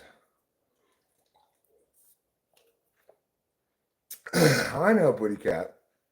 It doesn't necessarily start a few minutes for me. I like it to have a little saved up time so we can skip through commercials. Sometimes go at faster than 1 times speed, depending on my mood. Which types struggle with delegating tasks? I mean, I think third slot. Well, I think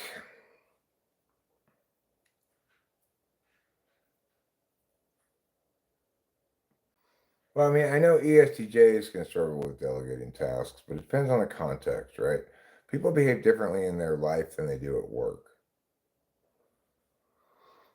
So my dad had a lot of trouble delegating tasks to me in his life, but I don't think he had trouble delegating tasks at work, probably. Although I don't know because I never really watched him do his job.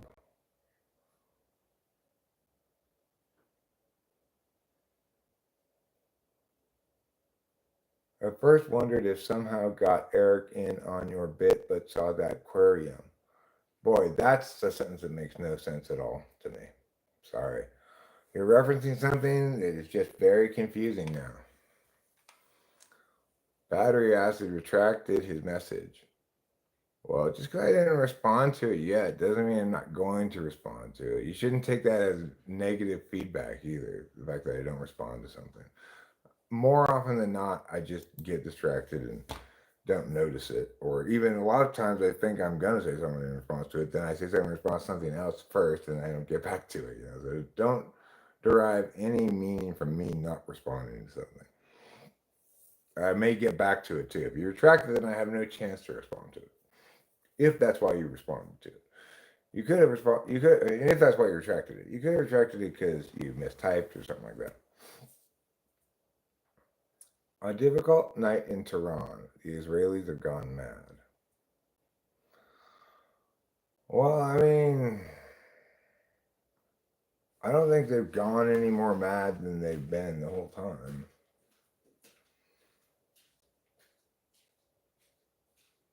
This is not the first time they attacked Iran one way or another. Thanks to whoever saw my recent typing fly guy. Hope you all enjoy it and find it educational. Oh, did you make a video, Ruben, about typing fly guy? I don't want to watch it, but I feel like I should to be a good friend.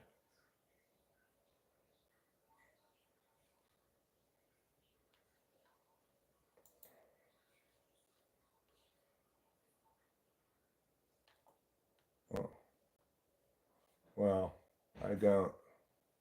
I don't see it anywhere. So I guess not. Whew. No, I don't have to do it. Good. That means you're a good friend, Ruben. When I feel like, I really should do this thing to be a good friend. That means you're really a good friend.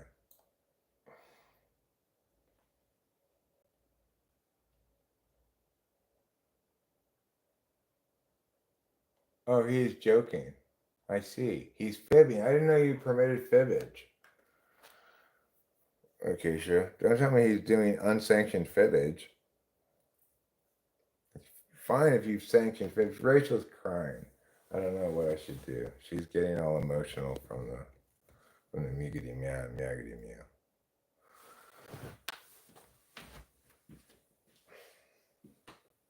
I guess I should give her a hug or something. You want a hug? You want maybe? Yes, go get our hug. Beautiful. Oh, I can't tell. We're perfectly okay. You can't.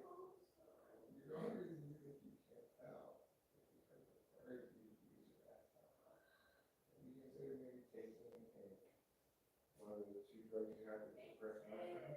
You take alcohol too. And then take another round. Are you still drinking? You may take another round. Oh yeah, I'm not drinking very hard. I think I ate considerably more than I did last time. I think I'm coming down from it like that. You really do, right? Like, Of course I love you you, don't Carly. feel like you have to be because like my legs, right? Of course not. I hope so. Of course not. I look like I'm. You just use a little bit of SI. Have I ever given you any indication that I'm unhappy to be with you? Either through my saying it directly or through indicating it in some other way. No, because I'm thrilled to be with you. You're tripping, dude. Whether you're tripping from drugs or you're just tripping, you're tripping. Every time you ask me this question, it will always be the same answer. Okay? You can ask it as often as you want. Don't wait until you're crying before asking it. I will tell you the answer every single time. Of course we're okay. You're my soulmate. I love you. Nothing will ever separate us, okay? Till death we part.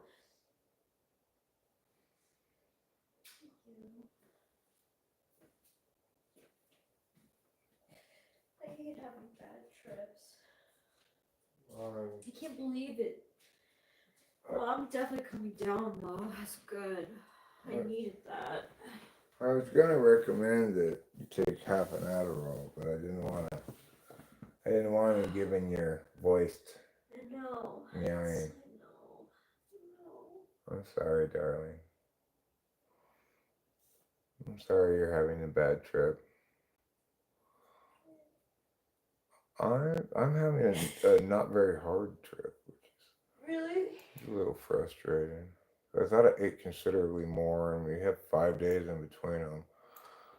But So sensitive. and I didn't take any clonny recently, nor Prozac, so I can't blame that. I don't know what's going on with me. Sometimes I just gotta eat a shit ton or something. Oh, you care. I always think he doesn't care about me, but he does. Yeah, he loves you very much. Thank you, Trouble.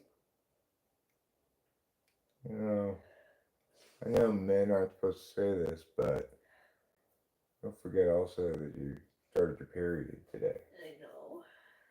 Make, Part of it. make I know you a little. where. Okay, sorry. I didn't mean No, to tell you. I know men are not supposed to say that.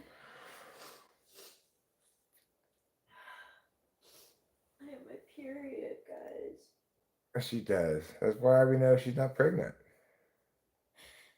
That and the fact that I never made any mistakes in the last month, you know. I can't say I've never in our whole relationship made a mistake, but when I realized afterwards, like, how seriously Rachel took it, I never made a mistake again.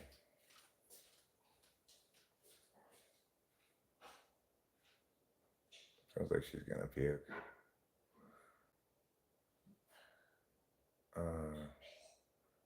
I know she hates. This means she's not doing mushrooms again anytime soon, which means I'll get to eat all of these mushrooms next time, the remaining mushrooms that I have, which is a little less than the amount we split today.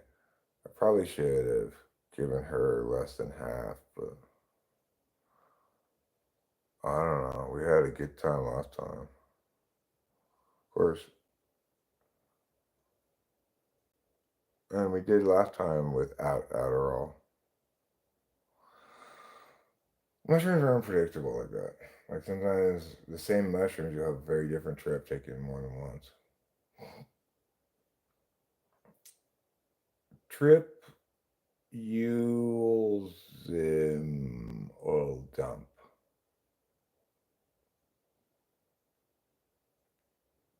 Trump that simul dump. Oh, you think she's both do you think that she's both pooping and puking? Is that what you're trying to say? She might be. Well, and here we are. Fast forward 45 minutes, and you and Rachel's will be simul dumping. I might feel a dump coming on, but I'm not going to be puking. I don't feel nauseous at all. I usually don't, as long as I take Adderall with it. I don't feel nauseous at all. But I was thinking of recommending to Rachel take half an Adderall if you take mushrooms, but she's expressed that, you know, well, she had a rough crash certainly this last time. She took. I just give her like meow amount in a bottle for her to take at her discretion, you know. And she pulled an Eric and went big and took 3 of them. Well, I guess the crash is a little rough for you if you're not bipolar. Especially if you're also timing the crash with PMS and muty meows. You chant positive affirmations. Can you steer the trip good again? No. Mushrooms know best, really. Rachel needed to cry, and that's what mushrooms gave her. You know, I find mushrooms give you what you need, not what you want.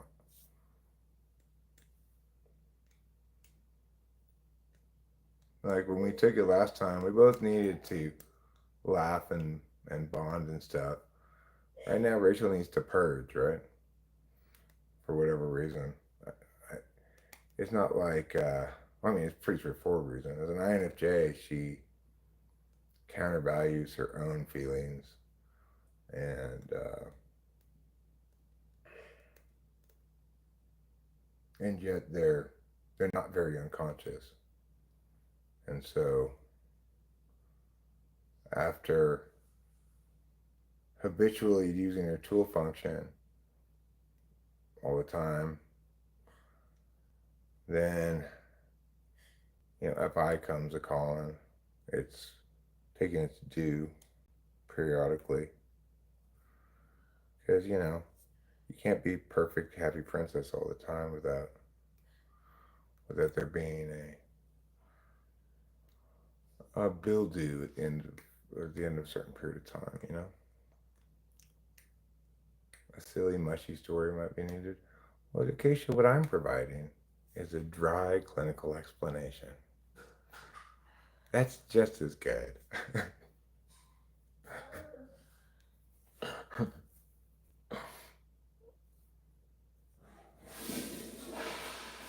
Yeah, but I think a good cry can help a lot. I know I always feel great after I have a good cry. I feel like it rained on my soul. I'm so sorry. Don't be sorry, darling. You just live, you just feel perfectly comfortable in the validity and righteousness of your 6 lot function. You're not going to get any 6 lot criticism from me. Thank you. I feel like it's like You feel how you feel. I don't get it. I don't even know why I'm crying. I think It's hard to be not in time, like backslide. I think mushrooms give you what you need, not what you want. Yeah. And you needed some purging, you needed some crying. That's what happens when you have FE tool and you're trying to be a perfect happy princess all the time. And it's not even you're trying, it's like that's who you are, right? Is the person who upholds those expectations. So mushrooms gave you what you needed. Last time, what we needed and what we wanted were the same thing. Yeah. We just needed a good laugh and bond together and whatnot. This time you needed to cry. Probably somewhat, maybe, I don't know if it was or not. I assumed it was linking to what was being talked about, which was sad stuff like Iran. But maybe it wasn't. Maybe you were just in your head. You weren't even thinking about that. Yeah, it was in my head. Yeah. So I was a little surprised when you were like, "We're okay, right?" Yeah. This is one of Rachel's favorite questions. We're okay, right? Rachel, we're more than okay. We're perfect and we will be forever, no matter what. I know, but I feel like I fucked up because like I out of almost frustration, like You want me to mute this? just I no like I feel like I did I don't want to criticize you, it's not right. That's fine. If you're feeling guilty towards anything that you've done towards me, you haven't done anything at all to me. You've been nothing but wonderful to me all the time. I try. You don't even need to try. Just being you is being wonderful to me. I love everything about us in our life. And I wouldn't forsake it for anything. And I feel sorry for your lack of SI. Because I can't give you any reason why we're great. I just would point to a million different moments like this one. You know?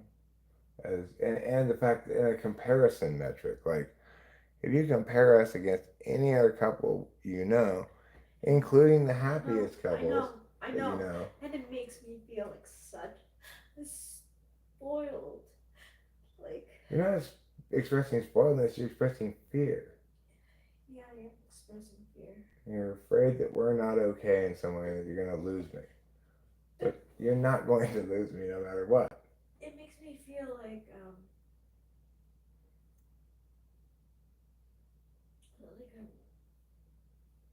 nitpicky. You would have to fight so hard to successfully leave me. I don't want that. I don't want that. That's my whole life with. Right, you don't want to leave me. So you're afraid I'm going to leave you. Yeah. Well, I don't want to leave you any more than you want to leave me. Do you want to leave me? No. Okay, well, you can project your own experience here and the FI that you do understand. Similarly, as much as you don't want to leave me, similarly do I not want you to leave me. I never even consider or dream leaving you. It took me 2.5 years to leave that toxic, horrible bitch Kimberly. And that was from daily abuse all the time. Why? Why don't I think of these things? Why does that Because there are specific examples, and that's SI is not giving them to you. I know. It's very unconscious. It is. It's a double-edged sword.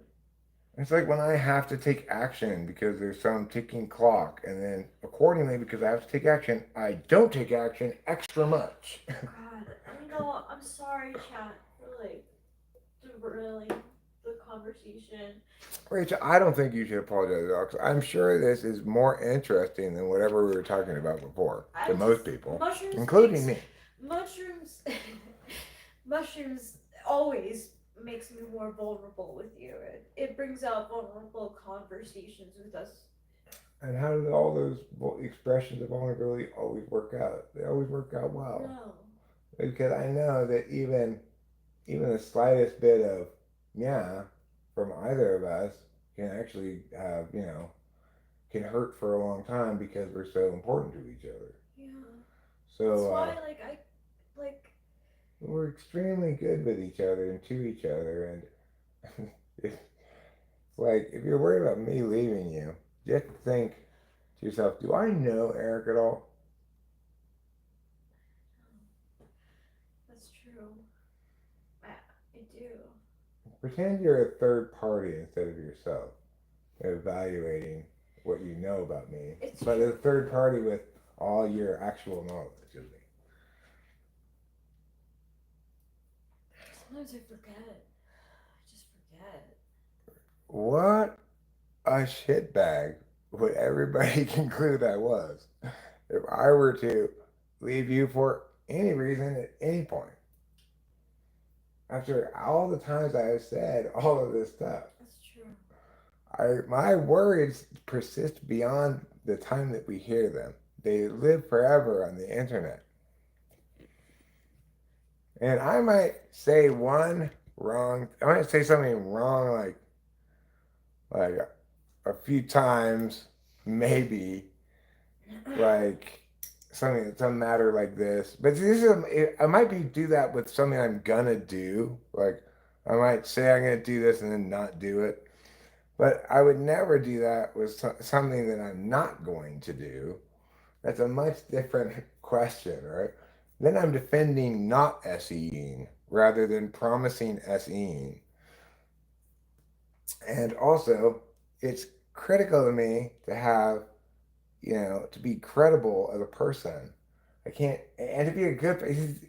I get so upset when the cat was trying to get the lizard.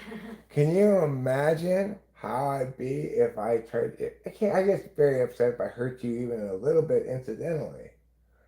The idea of me taking action that would hurt you that much would be devastating. I would never recover from it. I couldn't even conceive of it. I would hate myself for the rest of my life. More than I've ever hated myself before. I don't even hate myself right now. I'm feeling pretty good. Like I want to preserve this not hating myself, right? So you can count on me to not do anything to you Even if you don't pretend like you don't know me beyond just as a regular person. You could just count on me not doing something to you unless you just do something to me first, right? Like because I'm defending a lack of SE inherently by being an NE dom. I prefer to talk about it more rather than do something ever. So accordingly, my promises to not do things are as a TI tool user, it's like critical that I retain. But regardless of that, I love you. Only you. This is a conversation only two people who don't FI in the front stack would have, right? I'm not going to leave you because I said I won't, and my words are important to me. It's a very FI polar thing to say. Seriously, and like me crying during a mushroom trip is totally backslot FI. It reminded me of this time that Scott Wheeler and I were talking. Scott Wheeler was telling a story about this argumentation regarding torture. How the reason we can't torture people is because it can't be adequately morally justified because we don't have adequate certainty regarding the outcomes.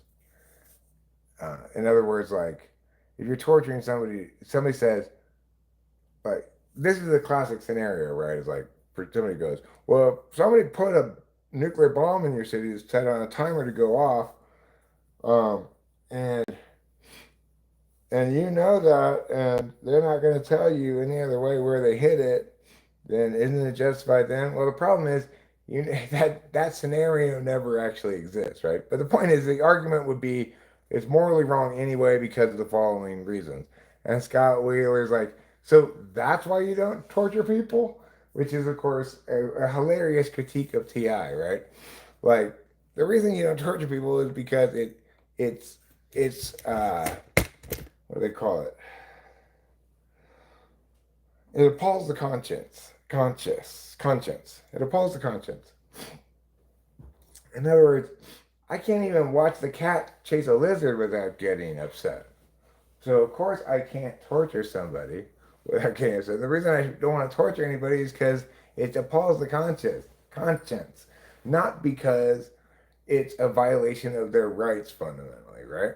When you're engaging in real world things like that, you're most likely, almost always, not engaging in moral reasoning in that fashion. And when you're faced with a situation like this, which is clearly an FI thing, Rachel's afraid because she's, on some level, understands that the reason we're together is FI. And I, on some level, um, I guess I also understand that, but we don't communicate about that specifically. Right? We never talk about how the reason,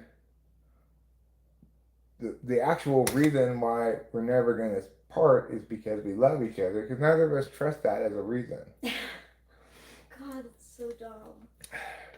Like, well, that's not good enough reason for anything. Oh, I can't rely on that shit at all.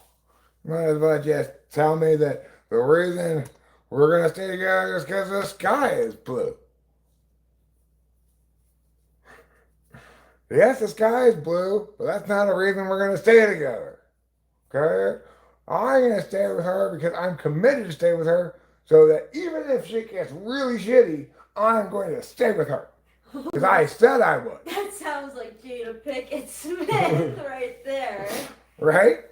Well, I mean, but it's like I understand that you're hesitant about taking me at my word, of course, but because like on some level you understand that regardless of my arguments, the reason I'm going to stay with you is because of the fact that I love you and we have a wonderful life together. And we've had a wonderful life together through thick and thin, right? That's why I feel like such a baby. Like You're not being a baby, you're just having feelings. Yeah. Even adults have feelings. It's good to cry periodically. It is. And I definitely don't do it enough. at appropriate times. Maybe I was angry or something.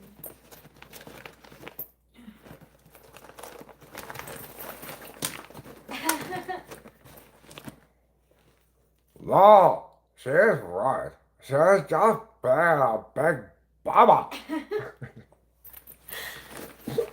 Tiffany, don't say that about. Shut up, Mom. You're being a buggy child. Get all crying about shit. Well, sometimes things are emotional. That's called being a baba. Tiffany's a little rougher on FI than us because, of course, she's FI tool and doesn't know any better. She just has a problem with other people's FI. Other people's FI is them being a baby. Her FI is, yo, boss, someone get out of here. I don't want to get out of here, Tiffany. I don't care. You get out of here. You're making me look at ugly old face. Thanks, Tiff. Tiff's drunk again, I think. You know. On almond milk? Is that what it is she drinks? Almond milk? Yeah. I just had a few bottles of almond milk. Obviously, I'm not drunk. It's like that old famous guy who said, "Get out of here, kid, you're bothering me." You know that guy? Yeah, who said that? And he was like this chubby guy with a big, bulbous, alcoholic nose.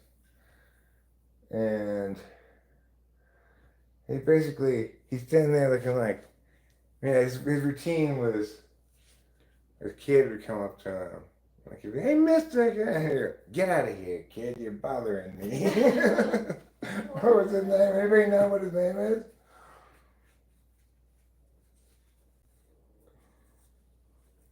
Does anybody know? He's not retarded. What? You know that's not true. Yeah, well, she's expressing a lot of thinly veiled pain, I suppose.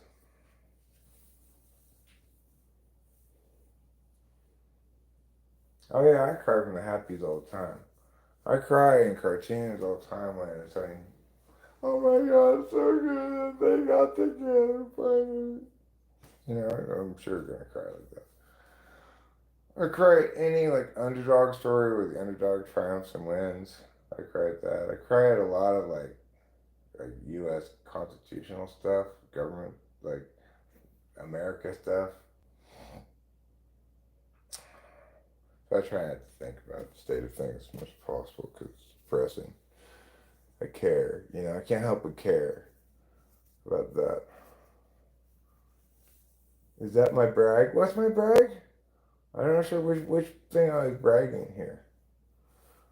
I don't think any of those things qualify as brags. I could,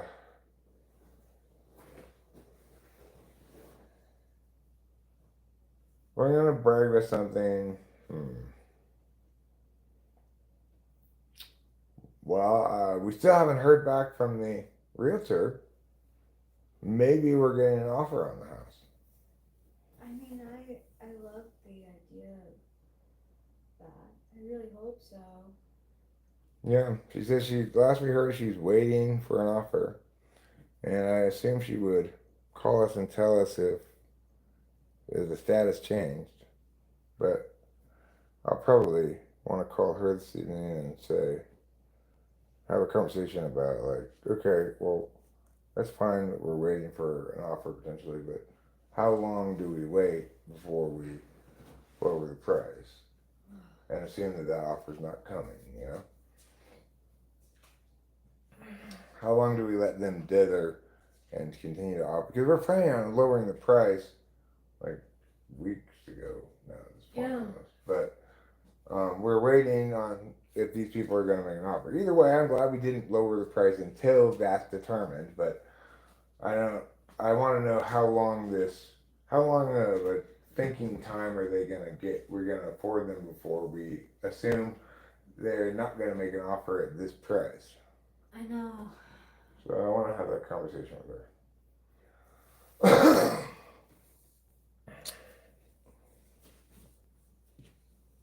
Let us be and be it.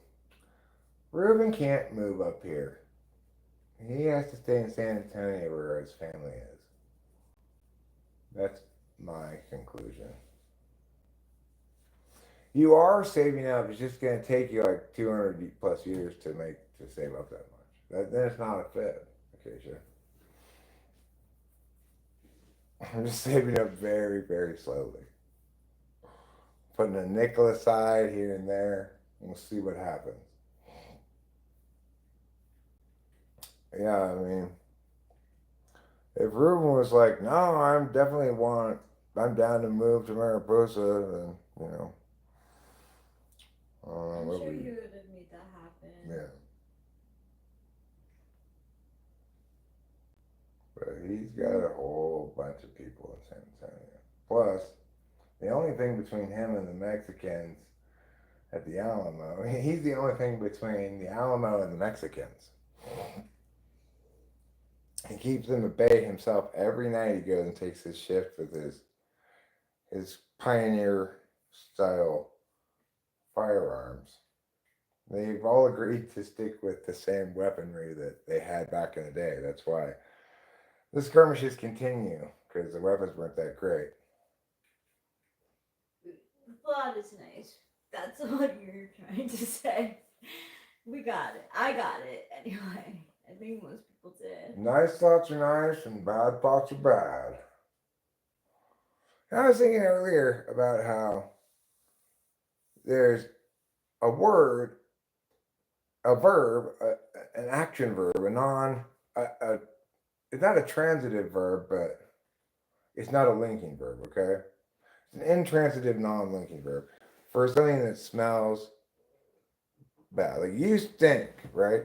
You smell bad. If you say you smell bad, then smell's a linking verb, okay? And bad's the predicate adjective.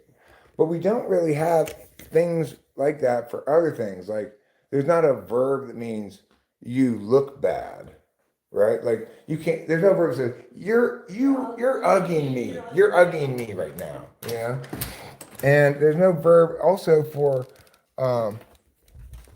tasting bad. Like I put some food in my mouth and go, nah, you're meowing me now with bad taste.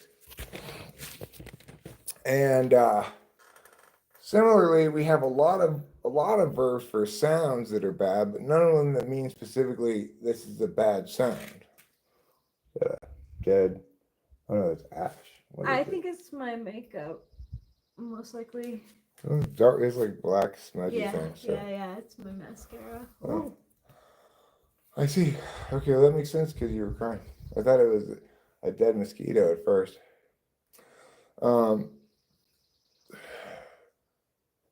What were we talking about? Something super important and interesting.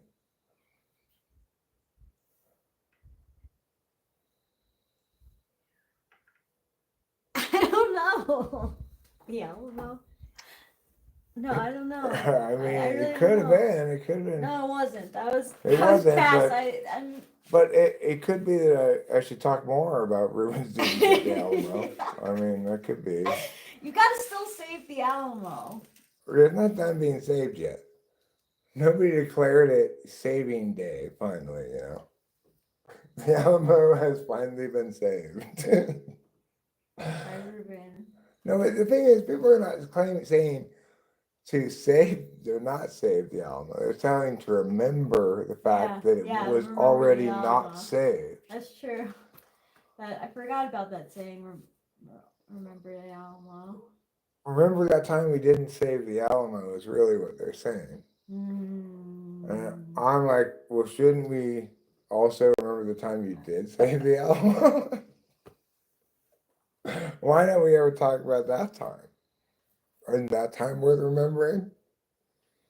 The time when the Mexicans came to get the Alamo and were sitting back said, no, you guys get back here. You cannot have the Alamo. Later, they came back with guns, and that's when they took the Alamo away. But people don't talk about that first time when a stern warning was sufficient to save the Alamo. Lost moments from history.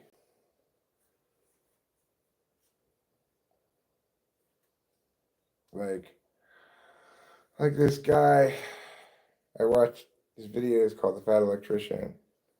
It's his channel name. I'm assuming that's not his actual name.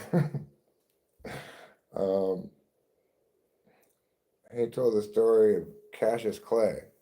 Not Muhammad Ali's Cassius Clay, but the OG Cassius Clay, whom presumably Cassius Clay's mother, whose last name was Clay, knew about, I would guess, because Cassius Clay was a very famous and effective abolitionist who, being a wealthy son of a Kentucky landowner, he was a very staunch abolitionist. As soon as his father died, he freed all of his own slaves, giving some of them land and money and stuff in accordance. And he also killed a whole shit ton of slave owners in duels. And he was just a super badass guy, right? And so I'm assuming that's whom Cassius Clay was named after. He was the son of his more famous father, Miami Clay, whose name I don't remember, but he was, I believe, vice president at one time, or he may have been a presidential candidate that didn't win. One of the two. His last name was Clay as well. So anyway, it just makes me go like, dude, fuck Muhammad Ali for changing his name. Yeah, right. His mom put some fucking thought into it. His mom was a very informed woman, right? Because Cassius Clay is not a famous historical figure. No, I didn't know. But he's famous in his role as abolitionist. So if you're a black woman back in the day, it's a decent chance that if you're educating yourself that you're going to encounter that figure and respect him, you know? Yeah. He just didn't talk abolition, right? He cost himself what was the equivalent of millions of dollars in freeing his entire slave thing as soon as his dad died, and more money it cost him in setting many of them up in various ways.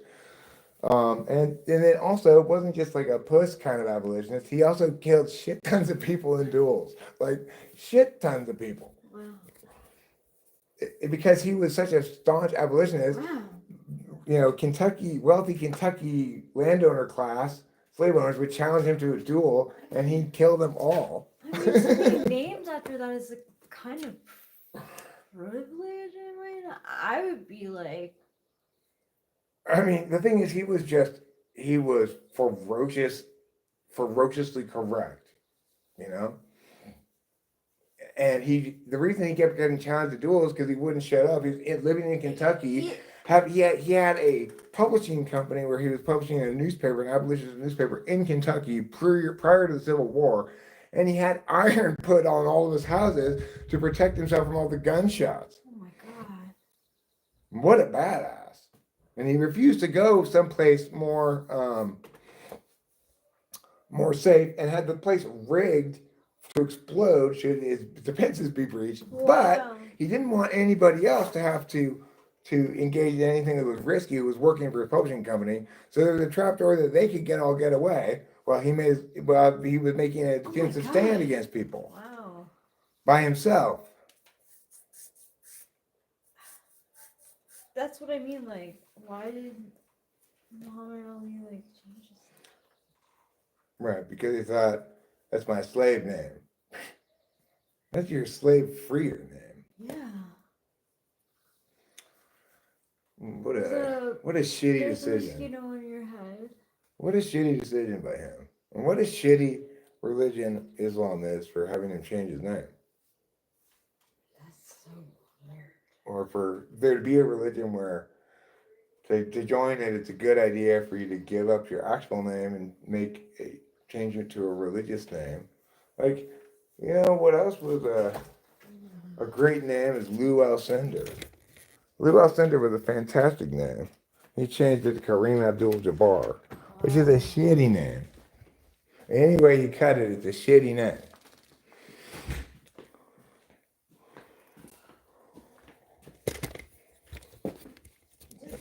It's like, and what kind of a fucking religion doesn't see the contradiction in this? He has named himself King of Kings or something in Arabic, whatever Muhammad Ali means. It means something like that, like King of Prophets or some shit like that. And the thing is, you're having somebody take away their egotistical actual name, right? And replace it with this wholly more egotistical religious name. And not seeing the contradiction in that is just bullshit.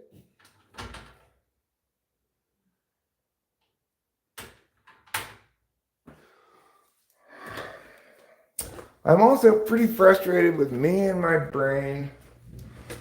Like, why can't I trip harder than this? I can't believe it. I'm having like such a bad trip.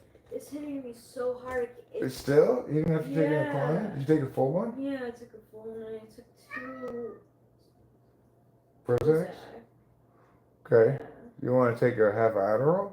Make you feel a lot better. Yeah, I do. Do you have one? Or you want me to give you one?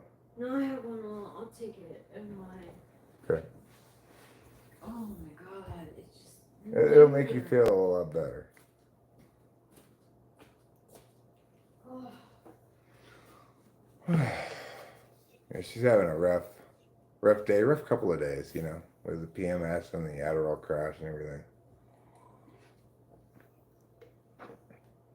I think more importantly, she's finally has space to experience all this stuff safely.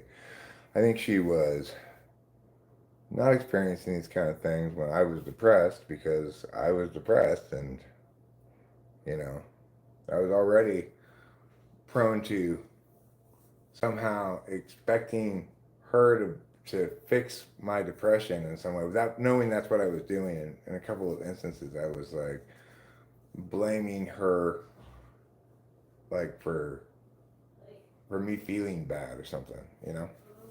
Even though she hadn't done anything to me, it was. I'm so sorry. I feel like the fucking Debbie Downer of the party. Oh, I hate this. Did you take part of an Adderall? Yeah. Okay, well then soon you won't feel like that. Did you swallow it? No, I have it in my cheek. Okay. If you want to know faster, you could do it sublingually, which is underneath the tongue. Okay. I did that today. Because I was like, this thing, like, if I just stick it between my cheek and gum and don't do something to melt it, it'll stay there for, it seems like, hours. That's just my experience. No, it's true. It takes. I'll find it even sometimes the next day, residual. A little bit of it. Yeah. Yeah, I always try to rinse that stuff out because it tastes gross. Yeah. You know, it's funny because it mixed with something that I thought tasted good. Something that makes Adderall taste good. That's quite an accomplishment for that thing, whatever it is. I forget what it was. Oh, I know what I was talking about that I forgot what I was talking about. I was talking about how only smell has the verb form where the other person emits something bad, right? You know, like that stinks versus that smells bad. You can say that looks bad or is ugly. It's a linking verb in between. But there's no verb that the other thing can do to emit a bad vision for you. And concurrently, you know, in the same way, not concurrently, in the same way, similarly, is it the case? Actually, it's in the exact same way. It's not similar. Is it the case with tasting? Like food, there's no way that this food can, like, taste bad without saying taste bad, right? Like, it betastes me. This is betasting me would be like a transitive verb of the food, giving me a bad taste. And there's no equivalent for a bad touch either. Like, you have to say, this feels slimy. You can't say this. You could say this slimes me, but that's not specifically this feels bad. Because smell has got a clear dividing line where there probably really isn't one. Namely, that things either stink or they do not stink. The old man is correct about this. Things in the world are two kinds. Things that stink and things that do not stink. Thanks, Tiffany. I mean, honestly, Super 8 off 88. I mean, also with like those like symbols that used to be on Adolf Hitler Nazi like shoulder pads. Like it doesn't like first impression doesn't Well, he's trying to be as provocative as possible. right. So you're doing a good job of being provocative, sort of, I think. But I mean, it's like it's not actually gonna provoke me that much because it's just obviously an attempt to be provocative. In other words, y'all stink. Thanks, Tiffany. That puts you in the category of things that stink, according to Tiffany. Not according to me, okay? I don't necessarily think you stink. I withhold judgment until I've smelled you. But, like Rachel said, you're definitely not making a good first impression. And it's not because it's specifically for me. It's not because specifically that it's Nazi stuff. It's because it's just a childish attempt to be provocative. Yeah, I know you don't actually. So I don't. That's what I don't approve of it for because it's like it's bad art, you know. Yeah, yeah, it's bad art. And other art stinks. Yeah.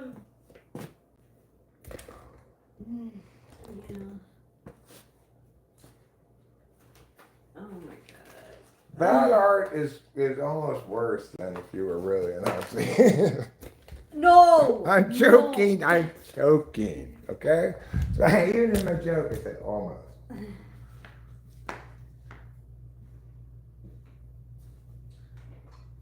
Obviously, Dave Matthews is not as bad as Hitler.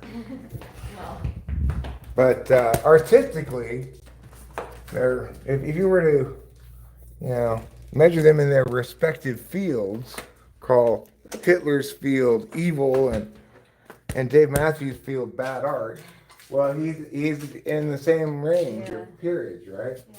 He's produced that much horrible art and convinced that many people of his artistic lives to go to his concert, buy his tickets, even buy his incredibly shitty visual art.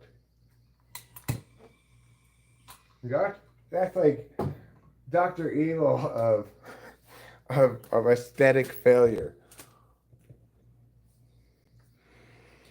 Or like on the other side, I was gonna say like genius within art, like Bansky. Like a lot of his stuff is pretty genius. Oh yeah, I mean I agree. His shit slaps. He deserves his inflated reputation. Yeah. And he even makes good art about it, which is almost impossible. That's true.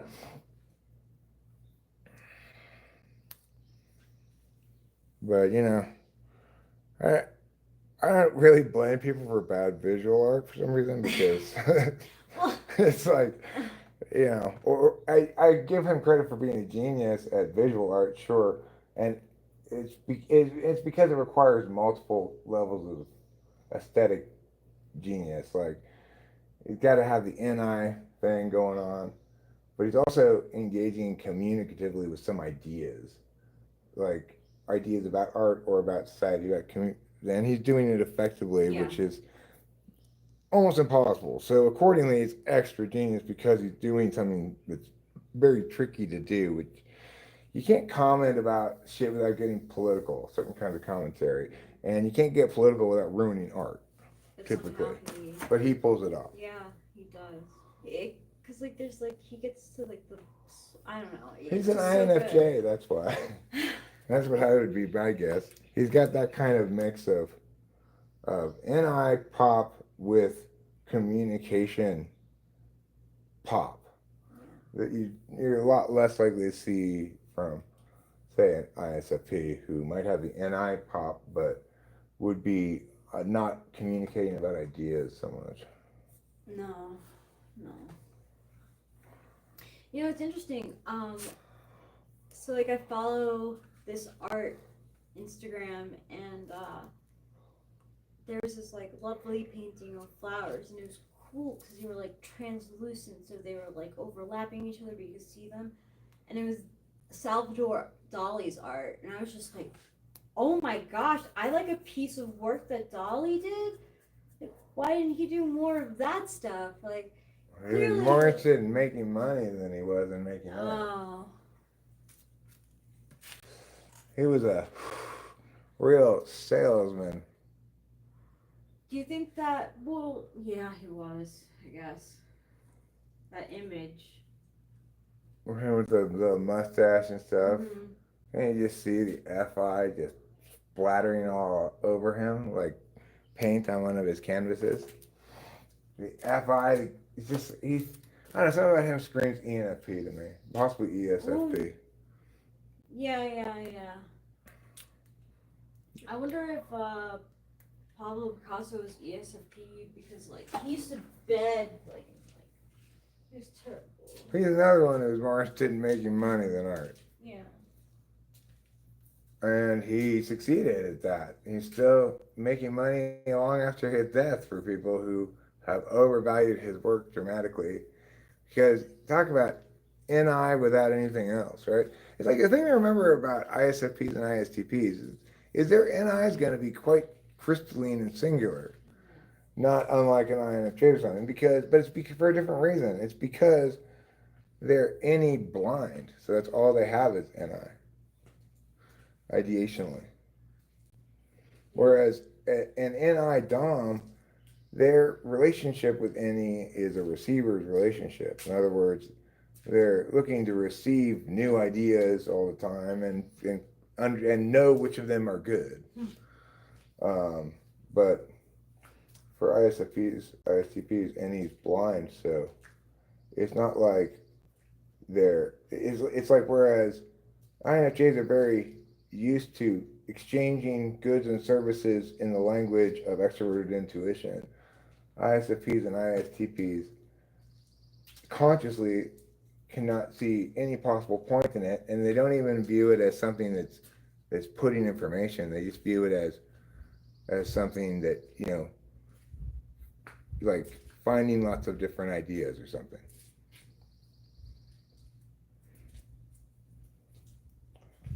I mean, the same thing is true with everybody's thing, just that happens, and I happens to be there. They can do the same thing for every type. Like mine is FE, right? So my FE is actually pretty good, I think. I think I'm reasonably likable, but I probably overestimate the efficacy of my FE because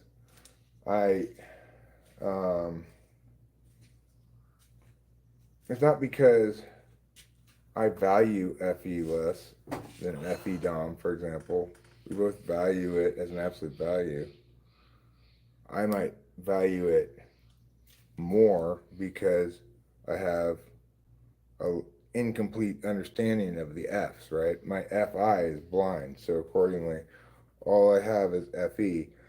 And, if I didn't know cognitive functions, but sort of had a teeny little bit of information, I might say something like, what do you mean I'm not good with my feelings? I'm faking them all perfectly. Of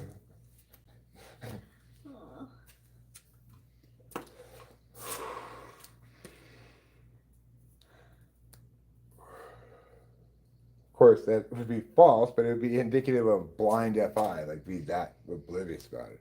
The comical hyperbolization, but you get the idea.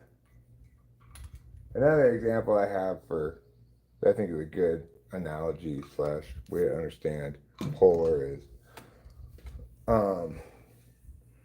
it's like a fire engine sound that only you are deaf to.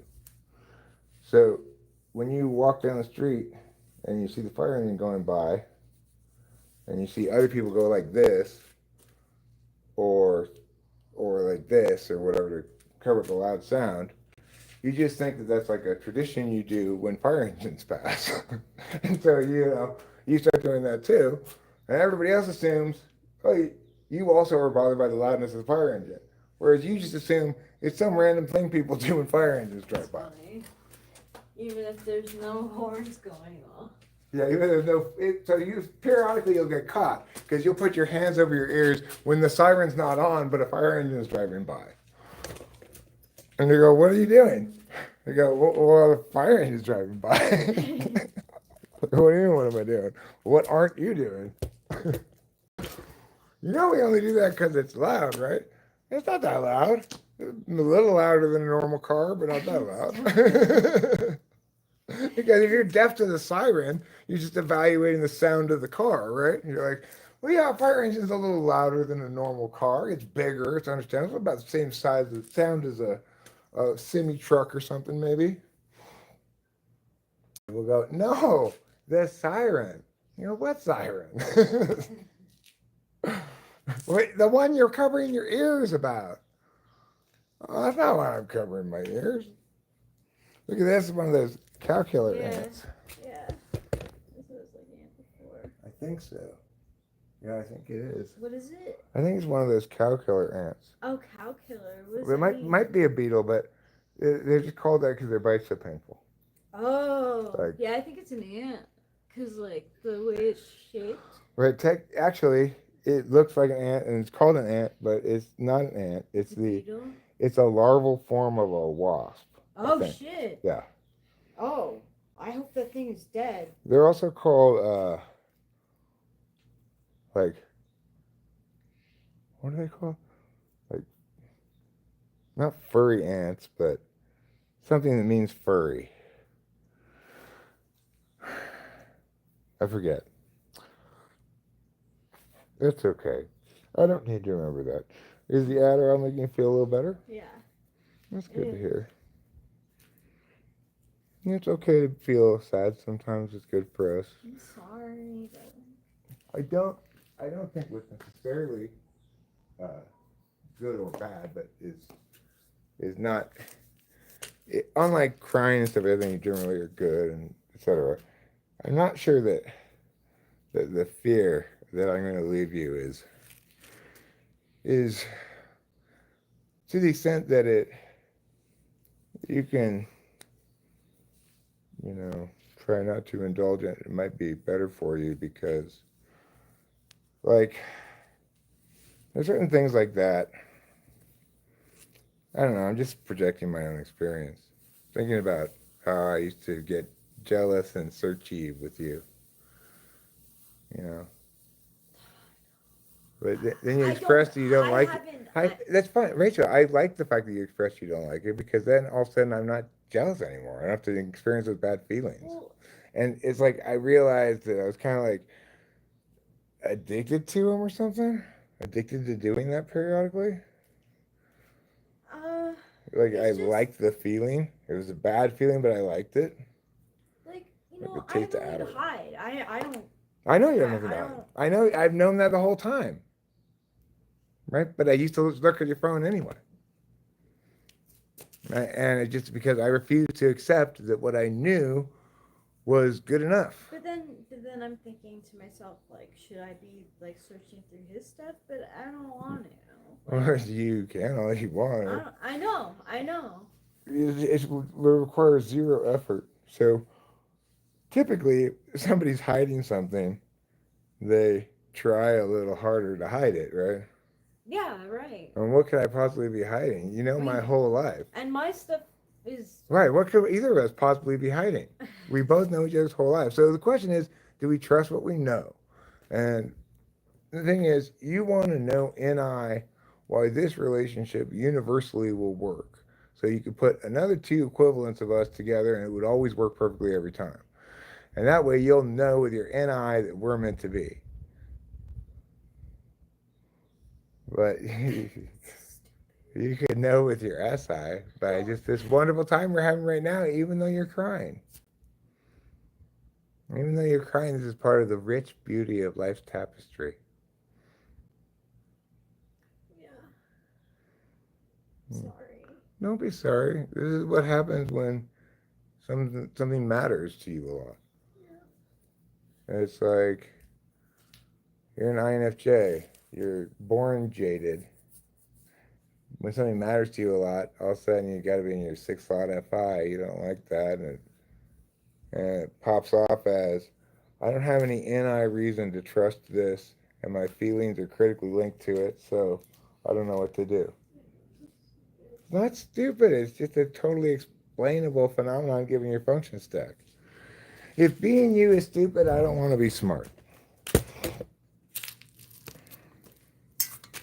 We know you want to be smart. I do want to be smart. Fortunately, that's a want I'm able to meet all the time. Not all the time. Like a moment ago when I said all the time, that's not an example of me meeting that criterion. Because there are plenty of instances where I'm not being smart. And in those instances, there's a decent chance I'll also be dumb.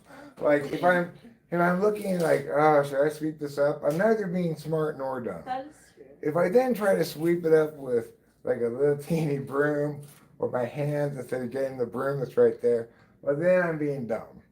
But when I'm talking, I'm very rarely being dumb.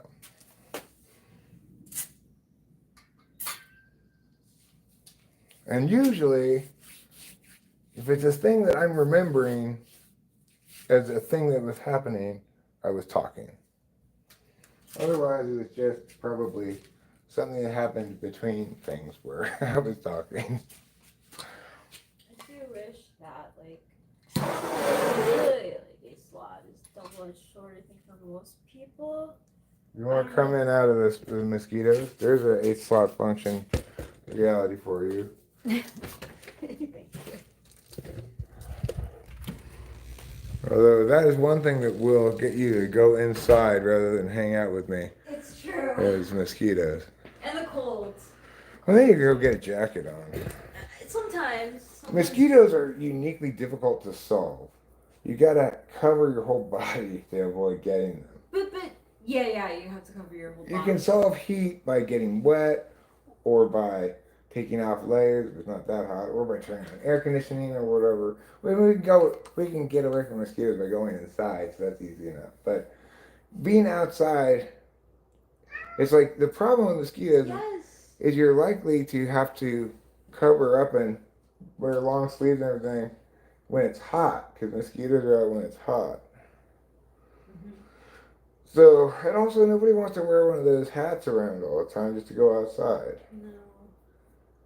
That's a lot more asking a lot than, like, say, a wool hat when it's cold, because you got this veil of mosquito net between you and the world. It kind of feels like you're in a bubble when you're wearing that hat. It's cool that the mosquitoes can't get on you when you're wearing it, though. Yeah. No, Fly Guy, that's not a good enough solution. Get a branch from a conifer and wave it around. That's a very, I guess, I would call it a hillbilly response, a hillbilly solution. But I don't put on bug repellent. I don't like the idea of that or sunscreen, really. I should put on sunscreen sometimes when I'm going out in the sun, but I just don't spend enough time in the sun to worry about skin cancer or something like that. And I don't really burn that much. I just kind of tan. So you burn a lot more I than burn. me. Yeah. I need to put sunscreen on. But I will burn on the back of my neck. And I will also burn on top of my head. That makes sense. Nowadays that I'm bald. Let's see what's going here. I've created a basic step sequencer with scent, and a system that maps scale degrees directly to MIDI. I don't use MIDI, so I don't know how to use MIDI, so it couldn't possibly. Or I'll put a link to it. Okay. I will put a link to your channel into the video.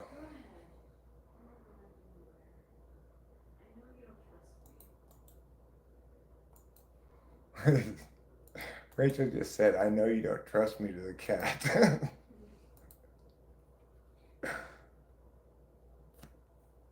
These are the conversations that I have.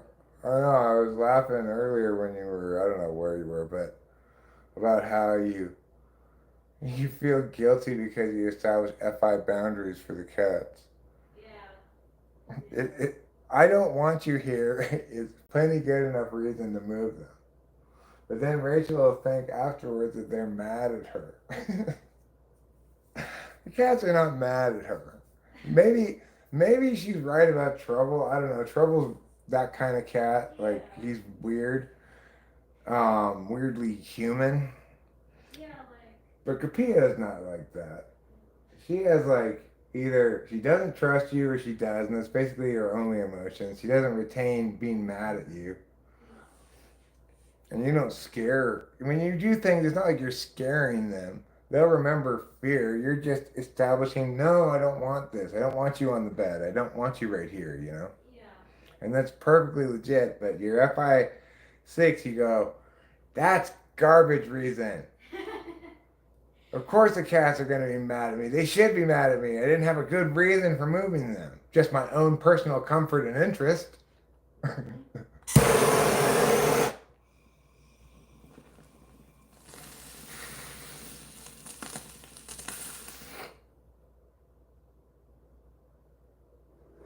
What is it, like a web app or something?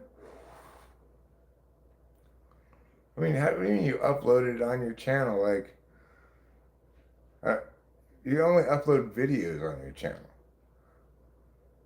Oh, you have a, I see, you upload your video of it. Okay, never mind. I understand now. If you have a link to something for people to download, I don't think I could share that here in the chat. I think Google will automatically pull it away. It only lets you post certain kind of links here.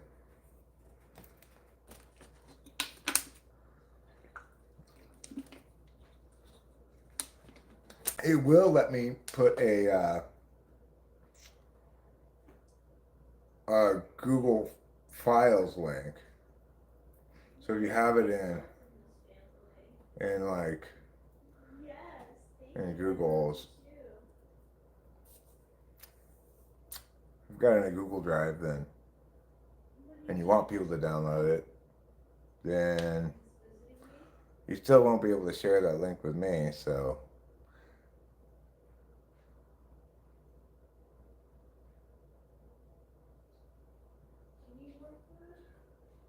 Yeah, you do. I'll get you more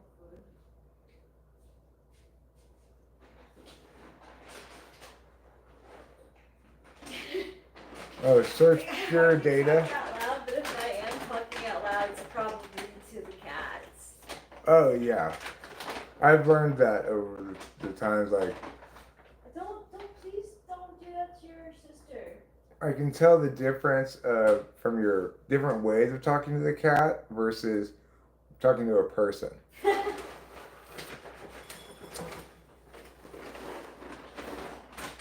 Pure Data is the app I'm using. Sounds good. puredata.info. If you want to get that thing, you want info on that thing, go to puredata.info. That's PUREDATA.INFO. Let's see if it lets me click that link. It doesn't even let me click the link. And I'm the main guy. Oh, thank you, Kiki. I love you too. So, too bad for you. That's not a link. .info. Is that even a thing? .info. Since when? Yes, it's a music app. Oh, you got it to go. Well, look at me looking foolish now, Ruben. I guess you've taught me a thing or two. It didn't work when I did it because I didn't put the HTTPS:// Oh, that's okay, Rubenar. That's fine. I learned an important lesson today. I guess you have to put, thank you. You knew this would happen. You're just apologizing because you're an ENFJ. You knew it was for my own good. I needed to learn this. I needed to learn this lesson. And thank God for my good friend Ruben to teach it to me.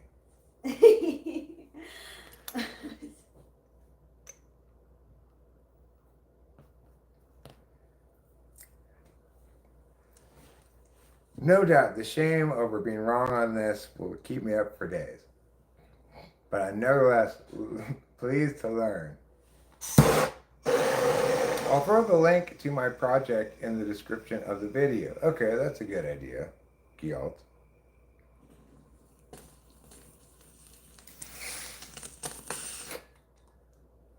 That's a cool picture, Gil. I like your profile picture. I could tell, I mean, I'm guessing you took it because of that green dot that's in the corner. Like, not in the corner, but to the left. Can you see it? Yeah, that's what I'm guessing. No, it won't keep me up at all. I will promptly forget about it, I'm sure. Nevertheless, what I wanted to say was something unrelated to that. I get it. I deserved it, Runar. And I'm incurring the natural consequences of my bad behavior. But at the same time, I can't help the fact the natural consequences don't bother me at all.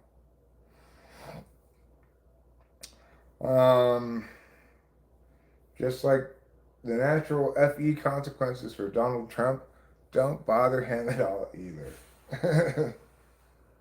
He countervalues that shit. He's like, what other people think? That's just like to Rachel her own feelings, something they should apologize for. You know, he's like, your feelings are just as completely arbitrary as mine, everybody else, so obviously I'm right. But he thinks that his feelings are right. Right, well, guys, I got intuition. Whatever. I got enough intuition and arbitrary feelings to decide some random thing that I want to do a lot. That's so dangerous. And that's all I need to do. I just need to have enough intuition and feelings to come to some kind of determination, because I am a deliberative type, ultimately not a knowing type, that I can determine what I want to do. And once I determine that, then it's smooth sailing. My absolute values kick in. It's just do it and figure out how to do it. Yeah. But what do you mean I shouldn't figure out how to do this terribly bad idea? It doesn't matter whether it's a good or bad idea. It's my idea. Yeah.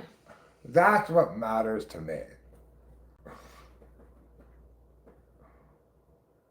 They default to 0, huh? Seems like a pretty big oversight there, Gyalt. God, why would you have them default to that? They should default to 7.5 as is required by international default standards. That's in American numbers. Obviously that's 9 in French numbers. They do numbers on a 9-to-7 ratio in France. Hi, Mona John. What wisdoms do you have for us today? I am excited to hear whatever you have to share with us, whatever wisdoms you have. I want to know Manu John's teaching.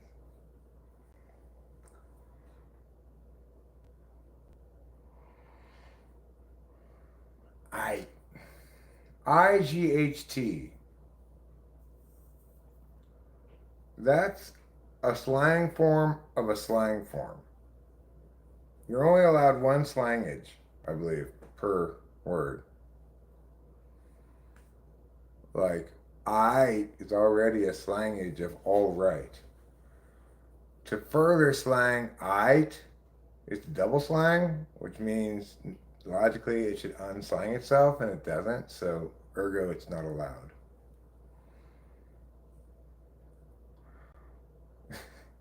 Plan on making a highly customizable leg patch. Did you get Adderall? These sound like Adderall plans.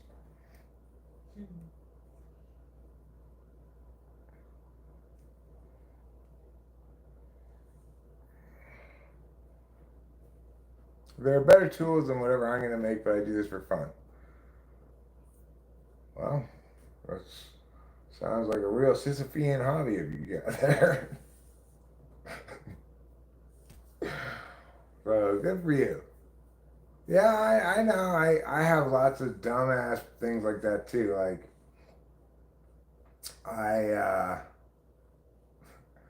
I'm sure there are better ways to master shit than I'm doing, but I just don't Google it. It's not like I refuse to. I said I just don't. It's like basically impossible to type someone through text. I agree. Did somebody ask that question? Yeah, to type it. No, he's like guessing on his TPE question. Oh, I see. Well, I mean, yeah, it's impossible to type someone correctly from chat Yeah. and defend that typing, Yeah. but it is possible to make random guesses. Sure. Yeah. Yeah. You could definitely make random guesses. I don't want to take that away from people. I did not guess the fly guy was an INTJ. It was. I didn't really think about what his type was. I assumed he was an ESFP from a long time ago, and I think he said he was an ESFP. Yeah. He did. And I just kept that assumption all the way through without ever thinking about it, really.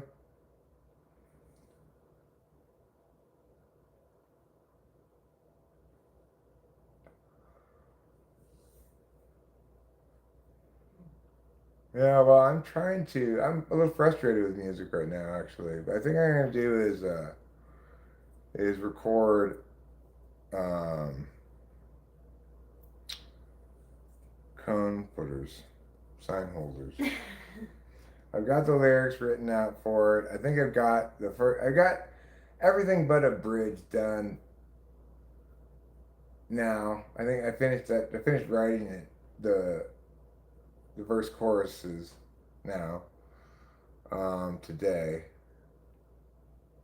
And maybe did I quite write them all down? Let me see.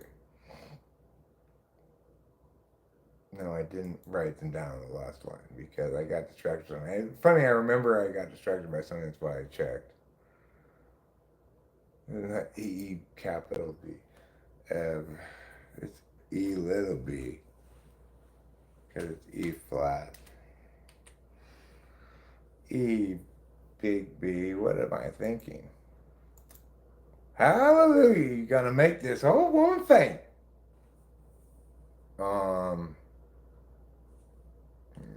What was I again?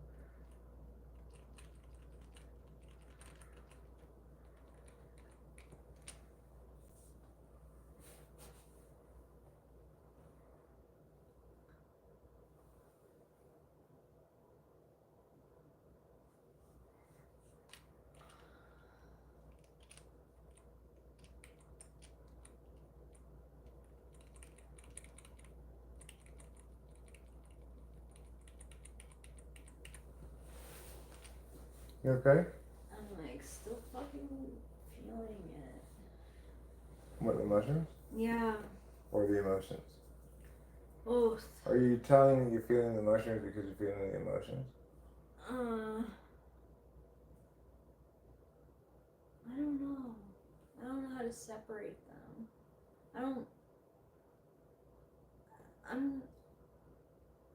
I think I'm emotional because I'm still feeling the mushrooms. I do.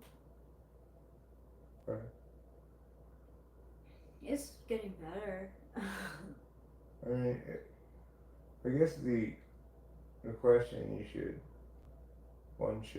one might ask themselves in this context would be whether or not the emotion is a healthy emotion to feel like sadness or some other kinds of negative emotions, or whether it's jealousy, which isn't a healthy one to feel. So I feel sad because I feel like I was so happy about Britney Spears' blind items, but then I hyperfixate on. There's this one where she was like crying in a dressing room, and I'm such a bitch. Like, I don't know why. It just made me feel like I'm a bad person. Well, I think you think that she actively presented a highly sexualized ideal of a woman that you couldn't uphold. Yeah. And then later on in life, you happen to find out this person you didn't already like because she was, killing it as an ESFP in ESFP ways, which represented to you a bad, toxic use of NI. And then later in life, you found out that astrologically, she has great compatibility with me, which bothers you, even while you say to me, astrology is bullshit. I know. So. And I don't even think of just her. I think of other, like, you have like great compatibility, like astrologically with like Kate Hudson, and I think, oh, Kate Hudson, she's always so bubbly and fun. Like, the thing is, I'm never ever comparing you against anybody. You're incomparable. You're the person with whom I spend all of my life and do all of my things. I don't know why I do it. You're sewn to me at the hip. I don't know why I do it. I feel I have such bad concepts. Well, it's because it's not because of that. It's because you're having emotions, and then you're telling stories about those emotions. That's what you're bad at. You're good at telling stories about other people's emotions, about the world, etc. But you're bad at telling stories about your own emotions. So your emotions are all valid and legit. Your feelings, as Dr. Ingram said, are the stories we tell about our emotions. So you're saying that you're in your feelings is saying you're in your stories more than you are your emotions, because it's 6 block counter value. Just like I was in my stories when I was sad. I was in my stories, not my feelings when I was depressed. Why I didn't ever think I was depressed until I noted that bad habit of verbalizing negative self-talk all the time, because I'm listening to the stories I'm telling, not the emotions themselves. And I'm bad at telling stories about my emotions. Like, I tell stories like, you're to blame for me feeling bad. And obviously that was never the case. And I'm sorry I ever said anything of the sort. I didn't ever say that expressly, but that was basically my message, And I'm really sorry that happened. And I was mentally ill at the time, It wasn't a mental illness like yours, but it was nevertheless a state of mental illness, because I'm incapable of dealing consciously with such ridiculous throbbing emotions. So I have to tell stories that I don't know. I told stories about these emotions being most of the stories I told, the vast majority of the stories I told were Eric is to blame for everything. Those are the stories I told. There was one time, maybe 2 times, when I blamed you for my emotions because of your unavailability or something during that time, like you were sleeping or something. Which it didn't take me too long, even in a depressed state, to recognize, hold on a second, she can't possibly be responsible for my emotions. But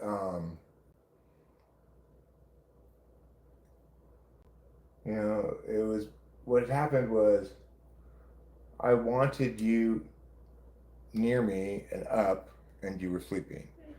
The thing is, nowadays, I still want you up and near me periodically, you know. I don't not want you up and near me. But it never makes me upset if you're sleeping. I'm got fun things to do. I'm busy doing fun things. I don't have time to worry about whether or not you're right next to me. You know, like a normal healthy person. But I wasn't healthy then. And the same thing. I know. It's true.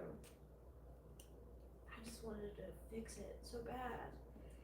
I felt helpless and hopeless. Like I was like, oh my God, like what can I do, like to help this? Well, I mean, the thing is that neither of us thought to do it all was just say, you're depressed. You need to talk to a doctor about it. I had no clue. Well, of course, because neither of us have FI front stack. We don't recognize other people's emotions as being about something other than us, usually. Right? Yeah. And it really came to like it made me feel good to hear Dr. Ingram say, like, because I said I was on like cloud nine. I was just like la la la while you're like depressed, and I had no idea. And then he's like, "That's great. Like, you're not codependent." I didn't know either. You know? Neither of us thought to say the problem is your perpetual state of bad emotions, not anything in the circumstances or reality around you. Right?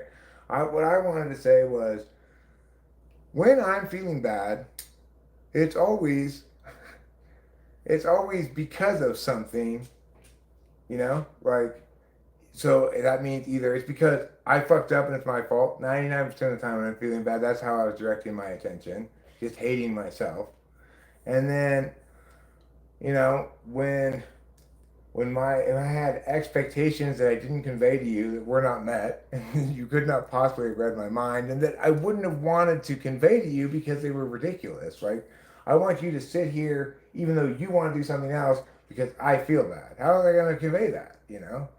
So it's close to insane as I've ever been, right? I am not one to blame you for shit that's not your fault, right? But that's how insane I was. And that's okay. And I understand because when I was manic, I was saying shit that like I absolutely didn't mean. Like, so I hear you, and it's okay. You know. It's also At okay, times- Darlene, for you to hate Britney Spears. I really don't like her. I just don't That like is her. perfectly okay. You know what? We're gonna cordon off a little area there and say healthy hate. Normally hate not okay. We're gonna make an exception for your hatred of Britney Hate Spears. is a strong word. I just don't like her. I don't like her. You revel in negativity about her. You despise the bitch. Sure. And Yeah. and that is okay. Your FI can feel that. Because you know what you're not doing? You know what you're not doing? You're not doing anything wrong to her. You're just feeling your hatred. It's like gratification is like when everything came out against like Ryan Reynolds. I'm like, finally, my words have been heard. Like, and with Britney Spears, it's like finally, like these things that I. Justice porn. Yeah. But then the problem with justice porn is the injustice anti-porn, which makes you feel sad and mad. Yeah, I know. We'd all like to feel the justice porn satisfaction of Diddy getting life imprisonment, but to get emotionally attached to it means you have to risk him getting off, and then the horrible anti-porn justice. Yeah.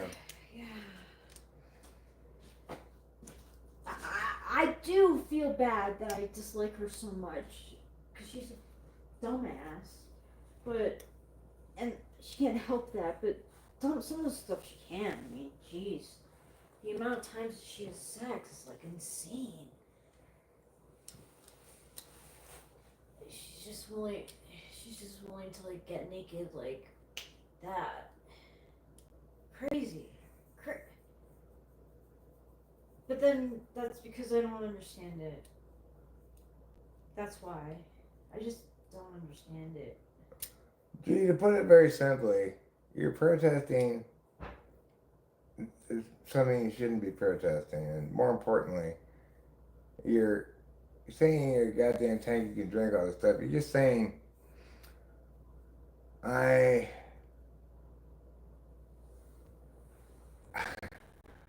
I have I have to quit drinking. You know, that's the only thing that could possibly mean.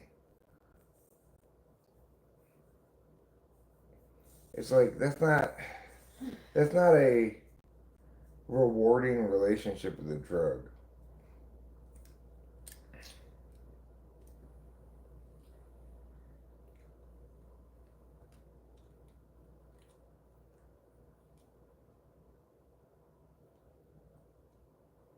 But you know, I don't want to make you feel bad. I just want you to get better. Stop Stop living a lie.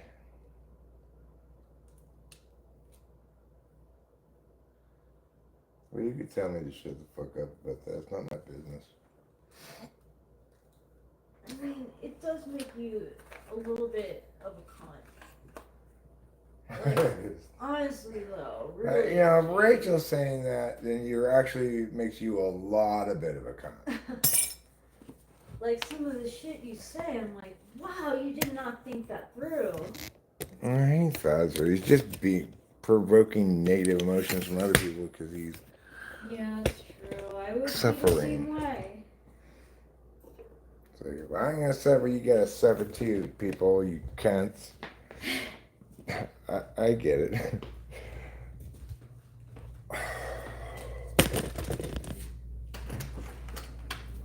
I wish I didn't constantly lose every lighter. That would be nice to just sometimes not lose a lighter, just occasionally.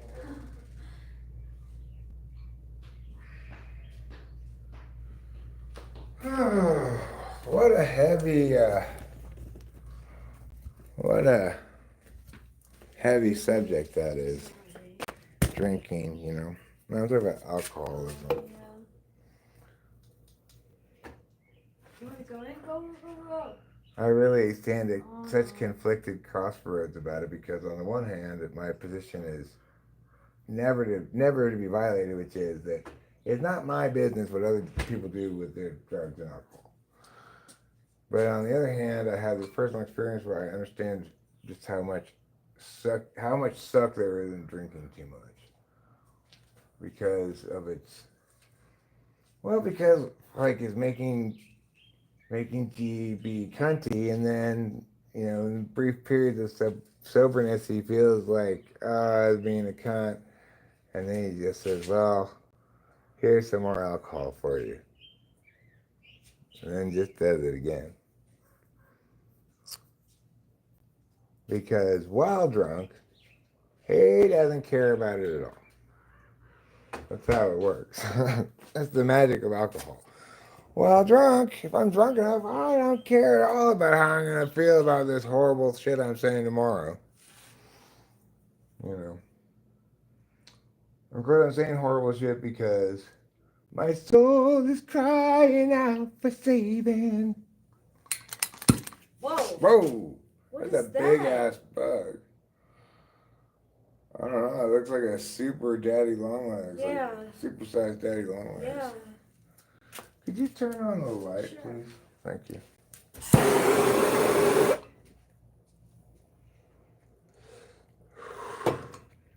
It's the third one. We don't even know our light switches around here.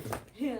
I always forget it. Yeah, well, I mean, I've learned this one because I come and turn the lights on and off out here so often. But just the other day, I still flipped like the wrong switch for those lights. Yeah. Oh, wait, I didn't mean those. That's come on. These are fine. These lights are fine. No, I just leave them on.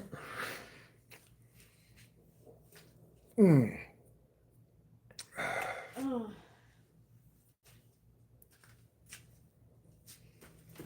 So isn't that interesting how all your five senses, sight, taste, smell, touch, hearing, only one of them can be an externality verbing that means a bad one of those. In other words, there's only one, it stinks. You could say, like, you have to include other things for sounds, like it jars the ear or it is dissonant, but there's no verb for it. You could say, it shrieks or it howls or other things, but those things aren't necessarily bad sounds. You know, it's not specifically bad sounds. Like it stinks is just generally bad. It's making a bad smell, right? You don't have to be more specific than that. Poop stinks. Vomit also stinks. It's fine. Yeah.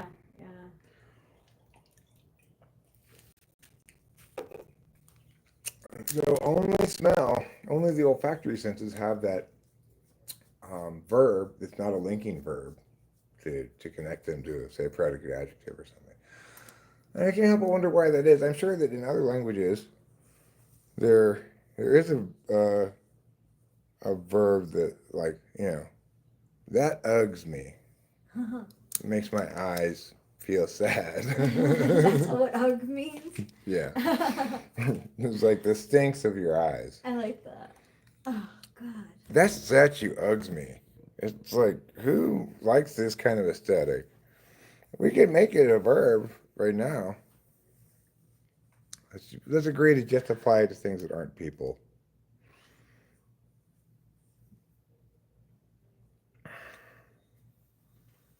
Why not have a bird with a robust skull and spine be the intermediary species? Because I told you, it meets the necessary and sufficient conditions for why it's doing that.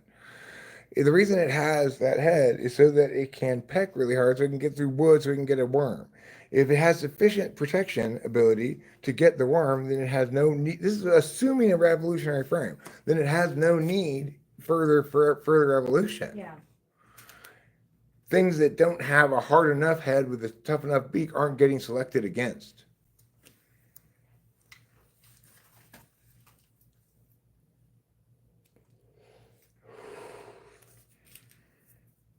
So I'm just saying, assuming an evolutionary frame without being specific about how the change happens.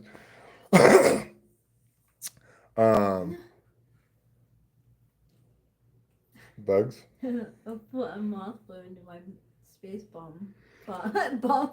Space bubble. Yeah, space bun. Oh, space bun. Yeah, Oh. it like flew into like the space bun. Maybe if you found a dead one, you could pin it onto one of those buns as a decoration. Yeah. A butterfly. You have some dead butterflies, right? Mm-hmm. No, I didn't. I ended You didn't up keep not it? keep it. Yeah. Hi there, R5-toed Idger. And anybody else I haven't said hi to. Sorry I'm not as normal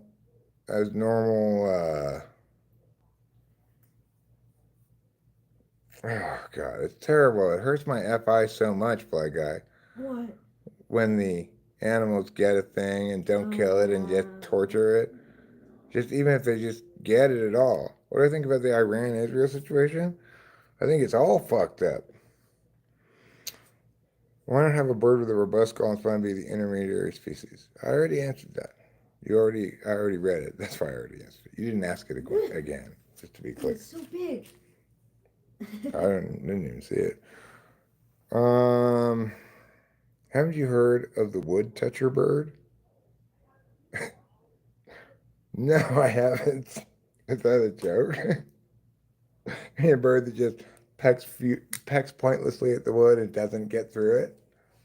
And as means of practicing eventually sometime in later generations getting able to get through the wood.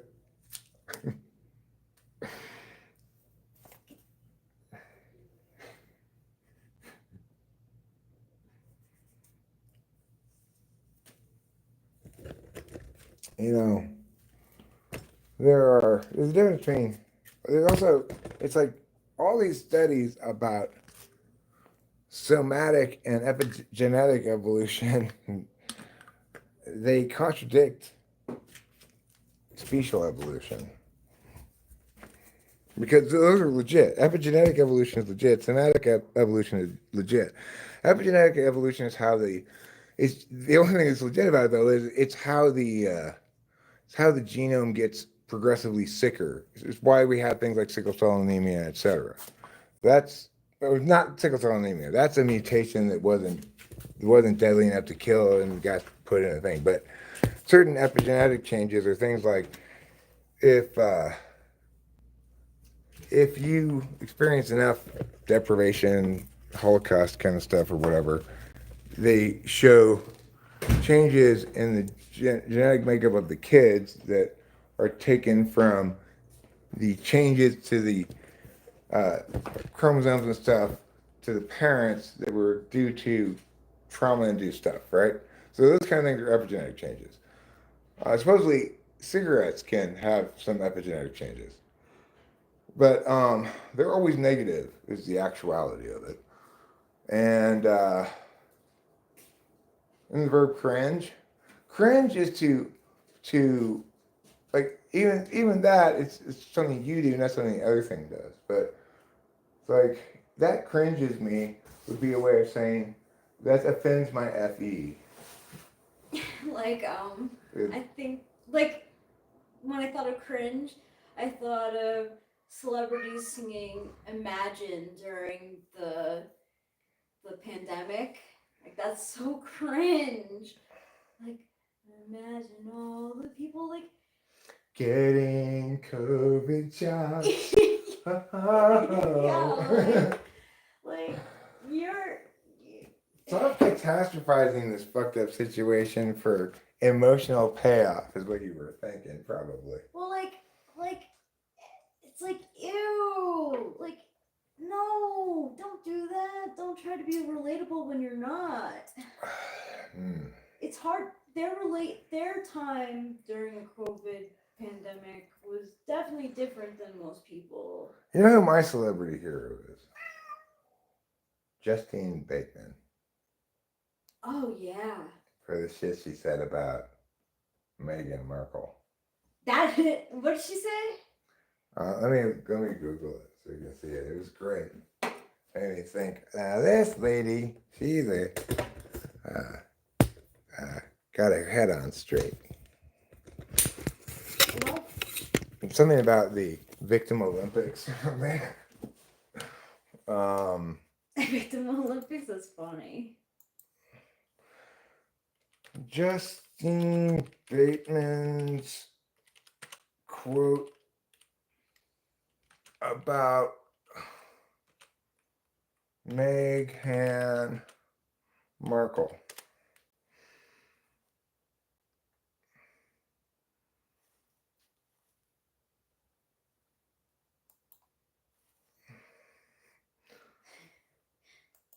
Disaster tourists described their appearance as a repulsive photo op and applied their exploiting situation for publicity, saying they were no better than ambulance chasers. But this is not the cool thing that she said about them.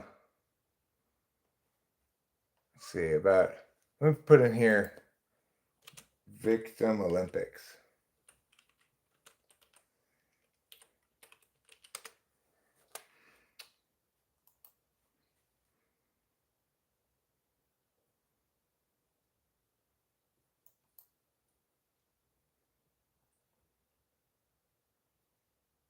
Let's see what she said here. This is the one I was talking about. I wasn't talking about the ambulance chaser one. Which is accurate too. Yeah, which is accurate too.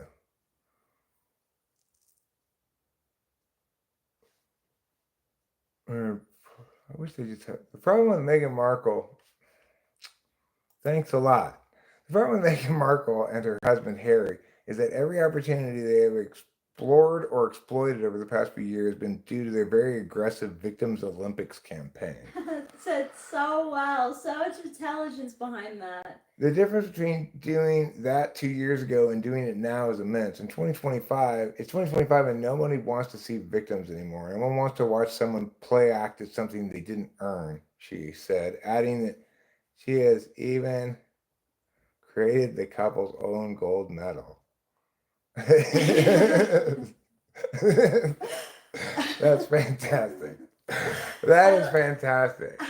Justine Bateman made a medal for them that says Victim Olympics. For Meghan Markle, it says Victim Olympics 2020 to 2024 and it has an M with a crown on it. Yeah.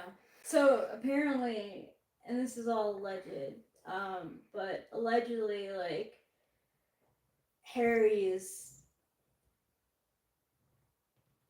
kind of wising up a little bit, and he's been trying to get back in with the royals, but they're saying no. They're like, I wish I could just get the full thing that she said without any meowings. No, I don't want to do that. Okay, where's the full thing? I want the full statement.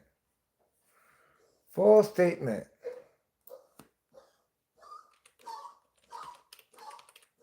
Please don't puke or you just hairballing.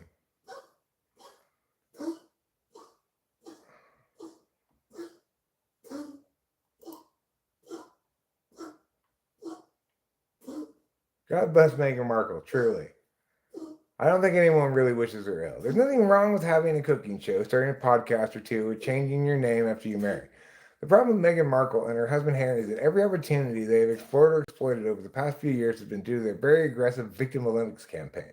And the difference between doing that 2 years ago, blah, blah, blah. This is the part they left off. They just left off this little bit in the article. No one wants to watch someone play act. No one wants to go along with another narrative anymore. This is the only sentence they didn't include. that is smart, though.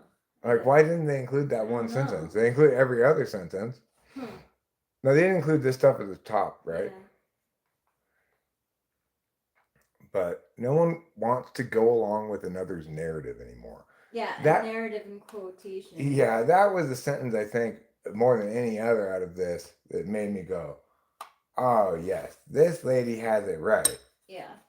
No one wants to go along with another person's bullshit narrative anymore because it's not so much that even that no one wants to, it's that now everybody understands they're being asked to believe a bunch of bullshit that's just bullshitted for the sake of crafting their public image, you know? Right. Like saying she's getting phone calls from friends saying that her jam is making them happy. Like, what?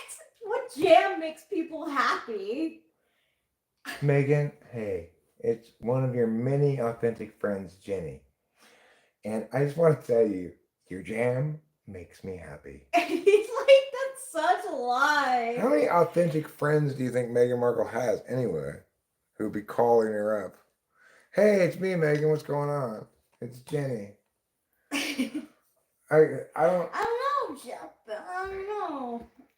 I can't imagine her having anything but transactional relationships. Yeah, they are, but I don't think that the people who go on her cooking show, like, for example, think that it's transactional until maybe afterwards they're like, hey, you know what? All I did was do stuff for her on this. Like, she had no questions about me at all. Or didn't ask, I don't know. It's great to have you on my cooking show. No, she doesn't even say that. Oh, does No, she's all about teaching the person who's there. Meghan Markle welcomes you. Yeah. To Meghan Markle's cooking lesson. Yeah. Yeah. Well, I'm a little bit like that too. But at least I'm explicit about it. Say, now I'm going to teach you how to do something you already know how to do. And probably better than I'm going to teach it. It's called cooking eggs or something. That's just for little tasks. Because I like to teach. Unlike Meghan Markle, however, I'm generally qualified to teach what I teach. Now, anybody's qualified to teach cooking. I'll concede that, but nobody's qualified to have to listen to Meghan Markle for any more time than necessary. She's in that corner for me. In what corner? Well, Oh, with Brittany? Yeah, like. Oh, I hate Meghan Markle. more than I hate Britney, because Britney's just a stupid ESFP drug addict, Sex victim addict. of sex addict, victim of fame, Whereas Meghan Markle is the family destroyer. She takes a man and separates him from his family. I know, and he's He's not happy about it long term. How could he be? He has to be FI backstack to be okay with it in the first place. Yeah, and they're sticking to their guns. They're like, you made your bed, go lie in it. Oh, well, he needs to divorce that bitch. He needs to choose his family over this toxic, horrible bitch. You'd think. Well, I'm sure his family's not entirely healthy too. I'm sure. They're not. the royals, so Yeah, so they're definitely, there's...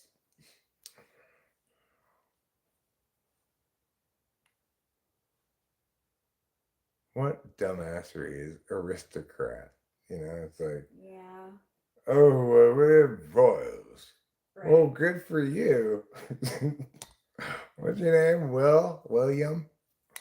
So you're not just regular William? No.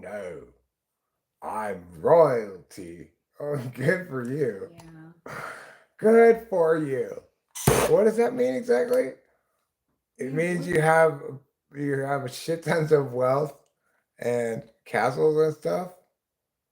Yes. Okay, well, good for you. Yeah. Pop in circumstance. You still have to wait in the whole line like everybody else. Go to the back of the line, Prince, whatever you are. They would never do that in England, though. They'd never attempt that shit in America if they didn't have a bunch of people around them. Yeah. The whole entourage of people taking over like a McDonald's so they can go eat at it. Yeah. Can you imagine being that much of a douchebag?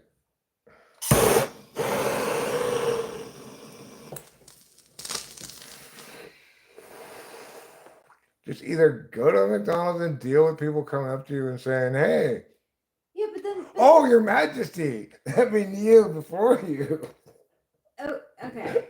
But then, like, the other side of the coin of that is, like, okay, to bring her up again, like, Britney Spears not thinking that she's, like, thinking that she's everyone else and going to a restaurant and being surprised when people take pictures of her and stuff. Like, you can't be surprised by that. You're... Right. Well, I mean, you think that also, like, I think Trump can't possibly believe that 1 million people went to his rally or whatever the shit he was saying, He can't possibly believe that. Oh, yeah, no problem believing it. Believing stupid shit is his specialty, along with Britney Spears. Yeah. That is their absolute specialty. It's Naruto's specialty. Believing stupid ass shit. But his story is... It is a misguided lie to the world, right? You should not hammer hard and do even more the things you can't do and aren't good at. Like being president, for example. Oh, the only problem with being president last time is I wasn't president hard enough, so I'm going to president harder this time. Naruto, you probably shouldn't believe it that you're going to be able to do these things. And the cartoon is irresponsible for suggesting that simply more pig-headed effort at an insurmountable problem will eventually solve it. Yeah, that's the idealized version of ESFP. I can be whatever I say I am. Whatever I decide to be. And isn't that nice? Like, isn't that nice to think? Like, but the reality of it is, like... We're continually surprised when others don't perceive them as they want to be perceived. Like, what do you mean? I'm not an INFJ. Well, what I mean, Britney Spears, is that you're an ESFP. I even gave her the benefit of the doubt and was thinking that she was an ISFJ for a little while, but there's no... Oh, she's super extroverted. Yeah, she is. Even though she'll claim to be introverted, probably. I mean, I guess she could be an ESFJ, but I don't think so. I think she's definitely an ESFP. Definitely. So much ESFP. dancing. Right? So much dancing. She had a She's job very where she had to go on visible. stage and dance all the time. And then when she's not working now and just playing around, she does meth and dances all for Yeah. hours and hours till her legs are super Yeah. sore Yeah. because she's a full blast tweaker. Yeah, she has a pole, like a pole dancer's pole in her bedroom. I'm sure, yeah. And Hi, everybody. Oh my God, it's me, Brittany. Look, I'm topless. Woo! she like throws knives and shit. Ma'am, can you please put your shirt on? Please put your shirt on. What? Oh my God, it's Brittany.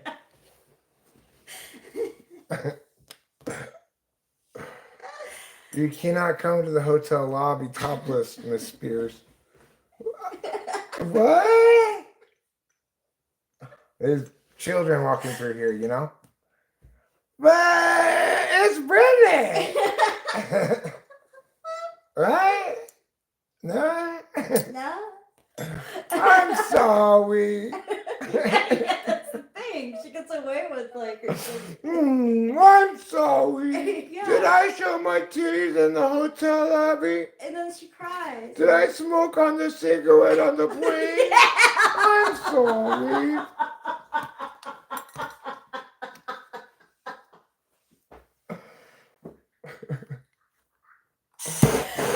Oh my God.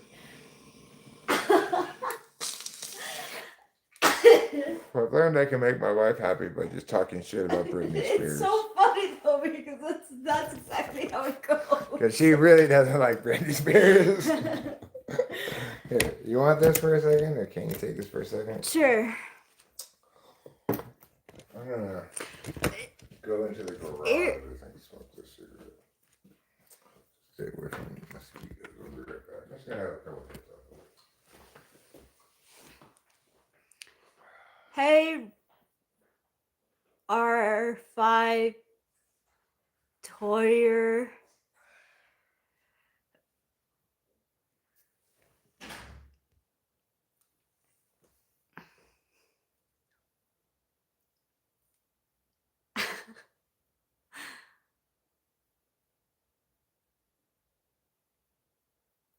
I don't like Diddy for any. I don't. I'm trying to like think of other people who I don't like, but like Britney's not on the same level as Diddy. Obviously, like I would never put them in the same category. Although I think she did go to his parties and probably enjoyed them.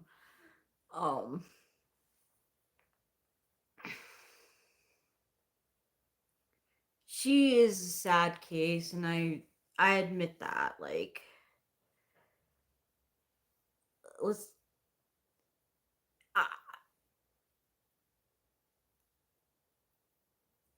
I just feel like ESFP's got away with a lot of shit, and they still have a lot of fans. Are you guys like chatting more and like this is frozen? Let me see. I mean, we can definitely change the topic, obviously. We can absolutely change the topic. I'm not trying to rain on anyone's parade or be a Debbie Downer. Oh God. There we go. I mean, you know, child actor from Disney, never forget, sure, but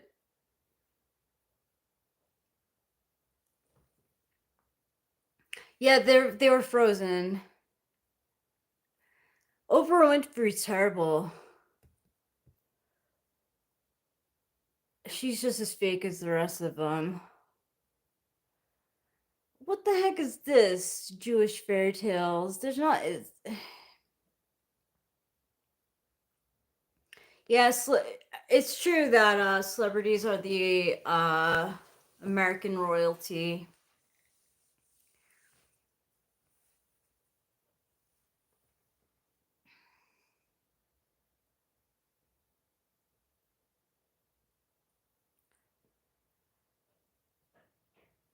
Look,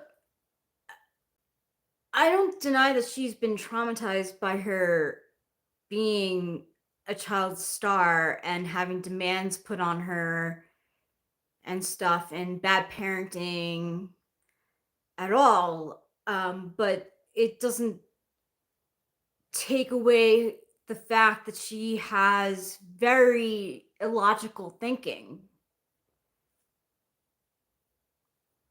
She's not a rational thinker.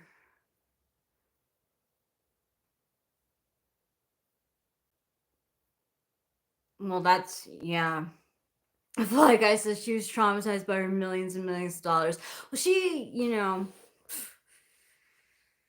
she did make millions and millions of dollars and apparently is throwing it away.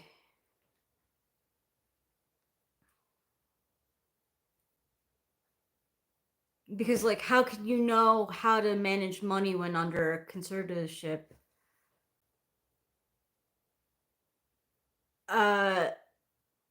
Well, I've experienced trauma, and I can keep my clothes on.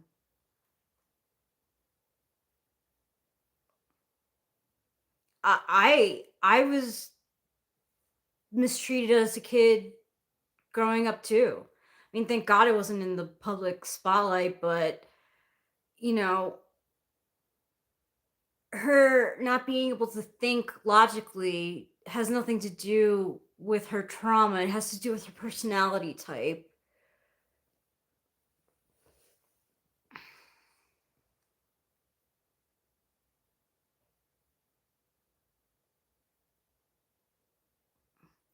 Did I say, can you keep it off?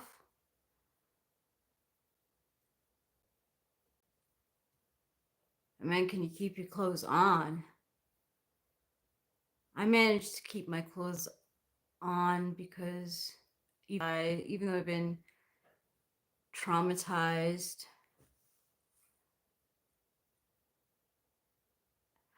All right, JKM, you're pissing me the fuck off. You're not listening to a word that I'm saying. There are plenty of people that take their clothes off that we celebrities that we celebrate that don't experience any of us if us do. Okay, honestly, I don't care what you say. Whatever you're saying from the rest of this chat, I'm disregarding completely because you're disregarding what I'm saying. So I don't value what you're saying at all. In fact, you probably are Typology yourself, so you can see why she does the things she does. And you just say it's because of trauma. Hi, Stephen Darcy.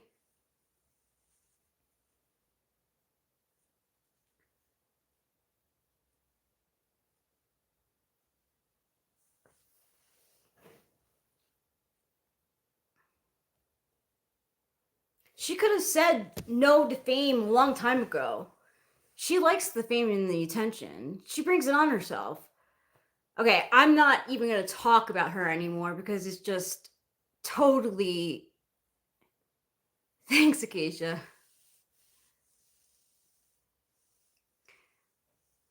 JKM, I don't care what you say. You can say whatever you want. I'm not listening to it.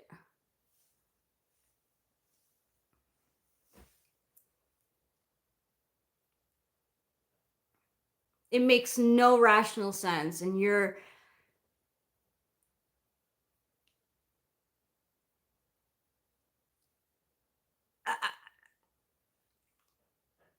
justifying actions of a person because of stuff from the childhood. Like, a lot of traumatized people don't always act that way. So again, this is my fault. I'm listening to what you're saying. Cool Fellow says, how might accelerating climate integration reshapes state sovereignty and security paradigms by 2050. I don't even know what those mean, what that means at all. So I can't give you an answer. JCam, go away. Like, you're so annoying.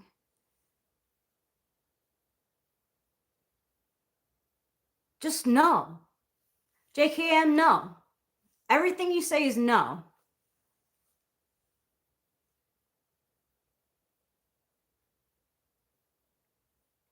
Sorry, cool fellow.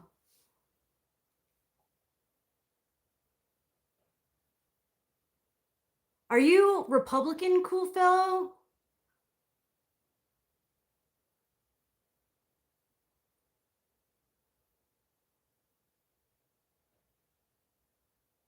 Hi, Pranab. Smiley face. Hello, hello.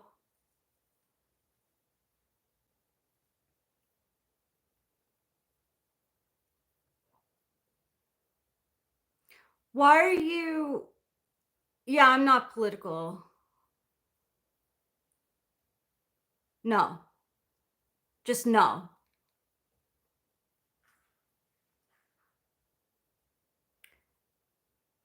I'm saying no to JKM, who's justifying bad behavior because of trauma. Like, I don't know.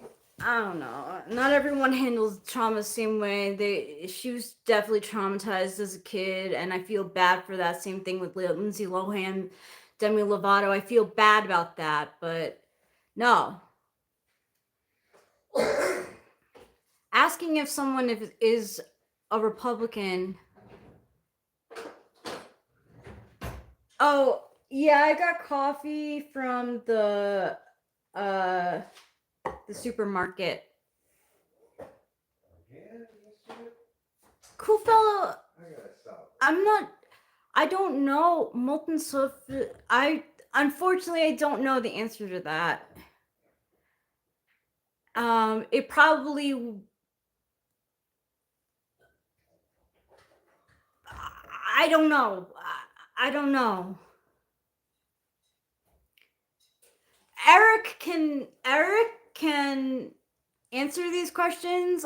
I really don't know. What are the questions? Thoughts on molten sulfur theorem reactors. Yeah, and the potential to upset current energy markets. Like, I don't know. I mean, the thing is, if they have sufficient potential to disrupt current energy markets, which is to say to produce energy at a lower cost per kilowatt than additional means of doing so, and have a proven capacity to do that, then the only real barrier is going to be regulatory, because there's going to be plenty of investment for it. How's that for an answer? Yeah. That's a good answer. Thanks.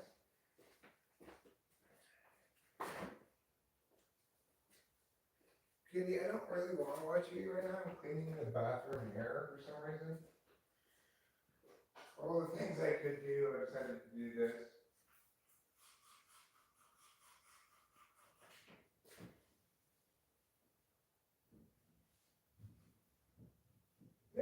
Rachel already watched you eat. Yeah, I did. Oh, yeah, it's a lot cleaner now. There we go. Oh. See, I get other mirrors too.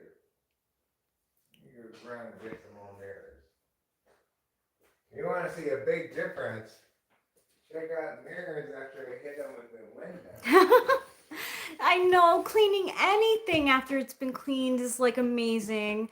Well, I mean, like, this carpet doesn't really show that much if it's dirty or not, but the mirror, you know, it's like, wow, I really sparkled. I can see myself so well. But even like, I don't know, like I feel like the bedroom could use a vacuuming. Okay, I'll vacuum up here. No, I'm not saying for you to do now. It's not. I'm not. Is that downstairs bedroom or upstairs? The downstairs one. I find that Oh yeah, I need the vacuum bad. I'll get to it.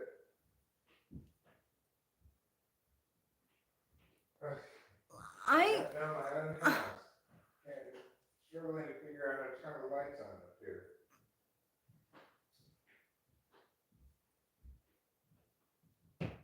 JKM. The answer that you're looking for is still no. I'm just saying no to everything that you say because I don't know why you're here.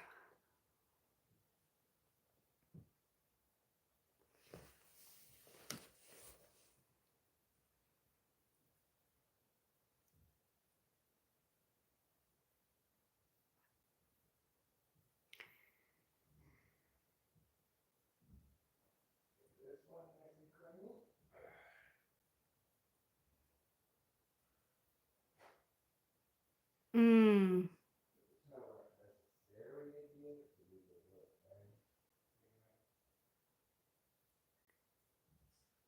That's a good sentence, JKM. No.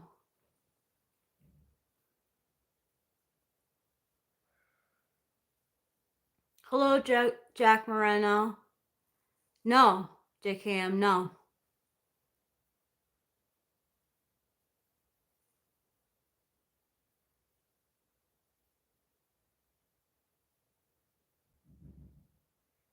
Wow, that's a rather stark change. I mean, I'm not answering that questioning.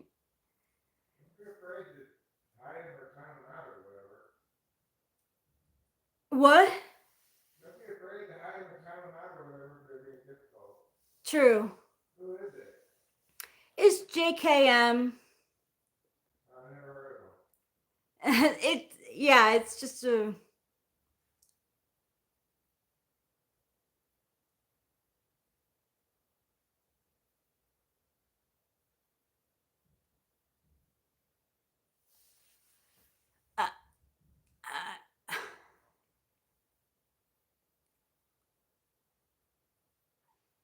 I'd rather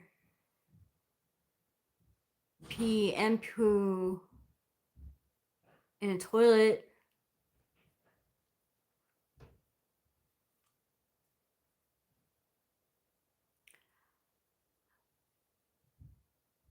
Cool fellow.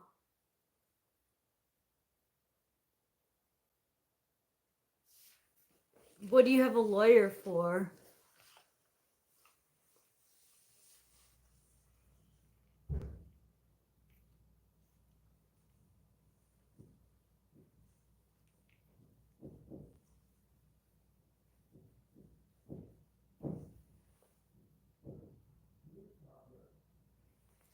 I'm sorry for the way that the day room looks.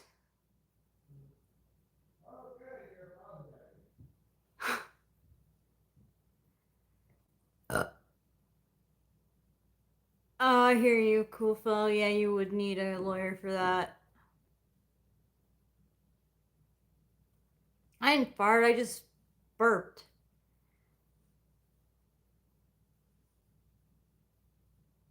You're just hearing your own fart and blaming it on someone else.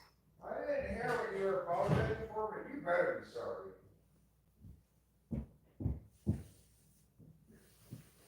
Oh, just joking. That's so funny. I'll bring up a old one but good one. It's so funny I forgot to laugh. You told who they don't deserve a pension? The cop? Yeah, yeah. I was arrested for weed once and held in like a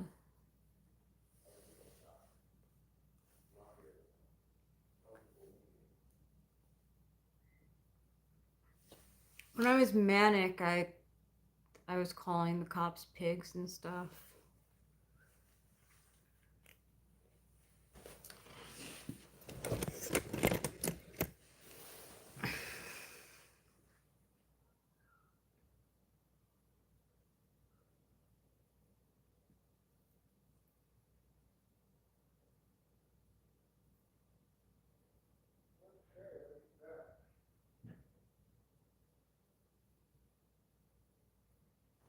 I'm married, Reggie's Town, to Eric.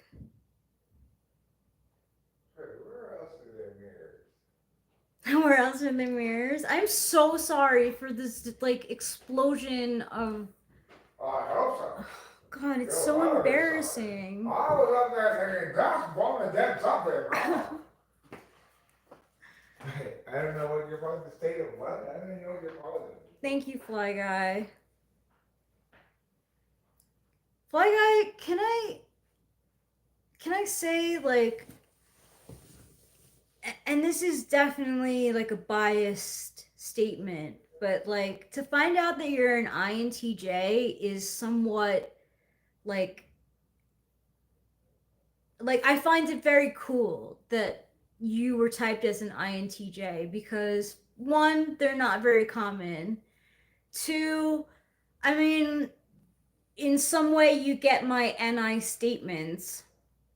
Of course you have the TE, so like you're not going to go with all of my NI statements, but in general, I feel like since you have NI front stack, like, or NI dominant, like you probably get some NI statements that I make. I don't know. It was just it was cool. It's cool.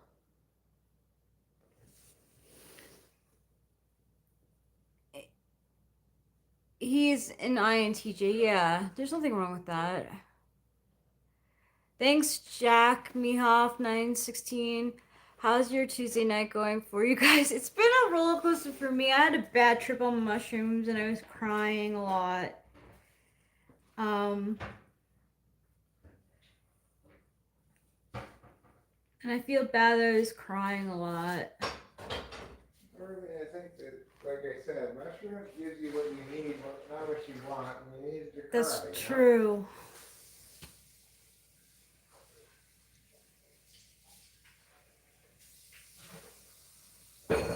I said Mehoff. Oh yeah, I guess I did say it, but I don't know if you're. See, this is the thing. I don't know if you're an INFP. I don't know. I don't know if you are an INFP. I'm saying, INTJ because Fly Guy was typed by Eric.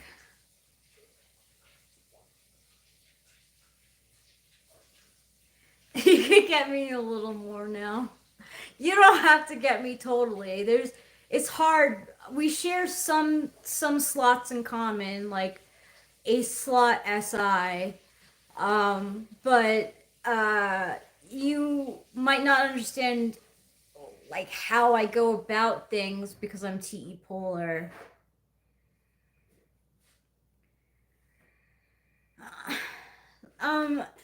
It was. I needed cry, you know. I experienced a lot of anxiety and it was just coming out.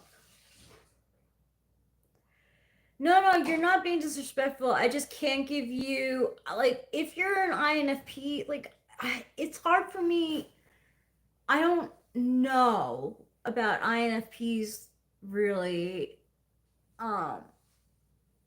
to comment about them. I don't know why. I don't know why I feel like I know more about ESFPs. I'm not sure. I don't know. Again, this stuff is biased. I understand I have biases and stuff. I'm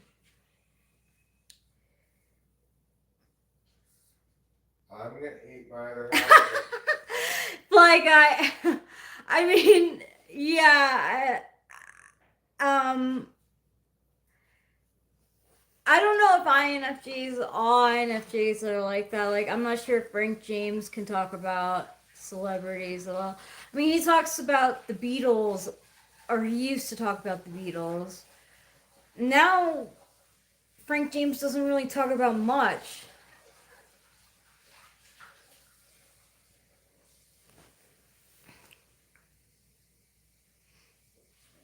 Okay, I'm glad to hear it, cool fellow. I'm glad that I didn't, you know, I hope that you're not leaving because of me.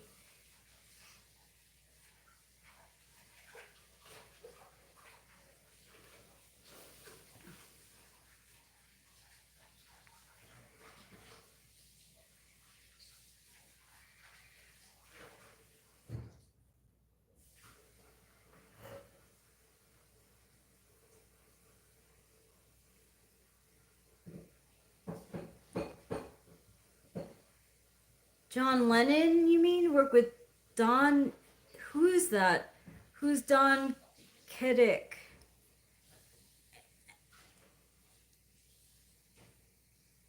And I wasn't saying that. I mean, I do talk about the. John Legend is a hack. He thinks he's a great artist because he has like EGOT or whatever, an Emmy, an Oscar, and a Tony. Grammy. So he has a Emmy, he has a Grammy, he has an Oscar, and a Tony. So John Legend is also married to a horrible woman. One of the few people I would straight up go ahead and say, pedo. Yes, definitely pedo. I don't normally throw that accusation around. I don't throw it around lightly at all, you know, but by her own words, I don't know what else you would call it. I know. That's the thing about ESFPs a lot of times is they tell on themselves. But, what? I'm not supposed to do that? Yeah. Who is the John Lennon? Who is the person that he worked with? Is it some? But his wife's name is Chrissy Teigen or something. Yeah, Chrissy Teigen. Teigen. I guess she was a model. Yeah, she was in Sports Illustrated and I think a Victoria's Secret model. Well. No, I mean. Take a guess at who got sexualized at too young an age. Yeah. And it was ESFP enough to think it's normal. I know.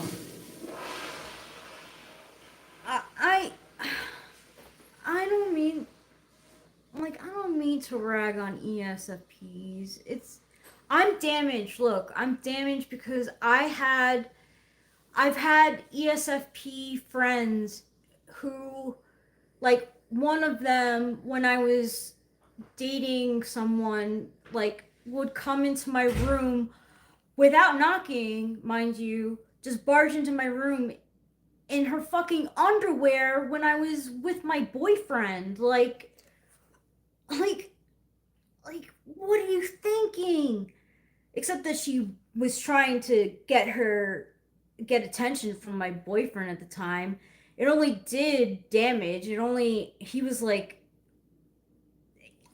I thought it was normal because that's what she used to do like all the time. But like, my boyfriend at the time even was like, did that just happen? Did she just come in here with her underwear on? I was like, yeah, that's what she does.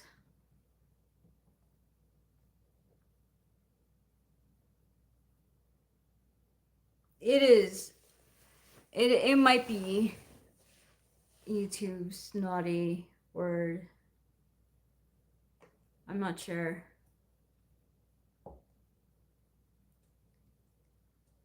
No, I learned that she wasn't a friend after the fact.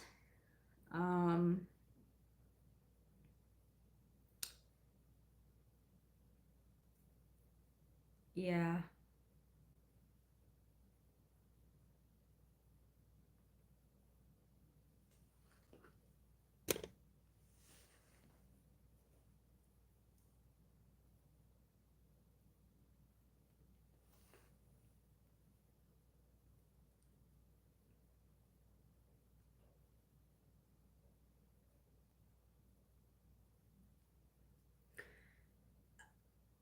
You know, it's hard. Like, she was so charming. She like the way we became friends actually was we were in the same drama class and we had to work on a project together. And I was like, in my head, I'm like, oh my gosh, I haven't talked to a single person in this room. Who's going to pick me to work on their project?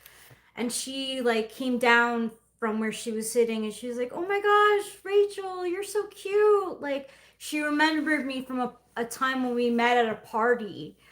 And she made me feel special, you know? I was like, oh my gosh, she's so charming and nice. Like yeah, of course. And then she like included me in her group of friends, and then she and her roommate Amanda, who's an ESFJ, uh, wanted to know if I wanted to room with them, and honestly, it was refreshing.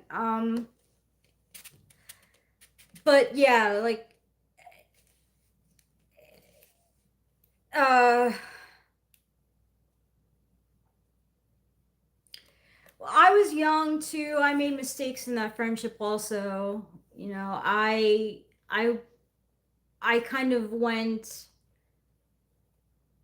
I disappeared for a little while and didn't let her know. Um,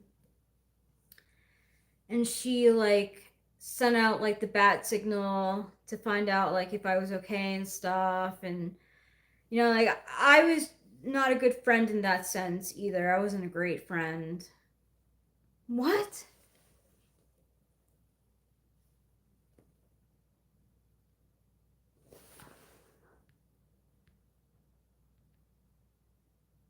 Oh, thanks, Fly Guy. Yeah, that's.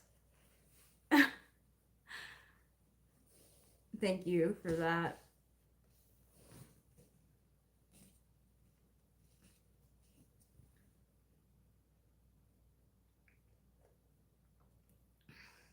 I'm guessing Fly Guy, since you're an INTJ, you're not really uh prone to the woo woo, maybe? Or are you? Because I feel like TE would take away um some of that. Why do you give up, show media?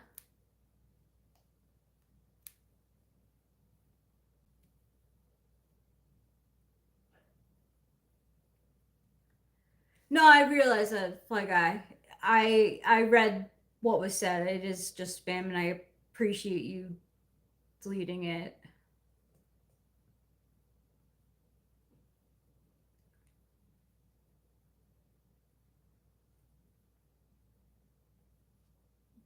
Why? Why in general? What's going on?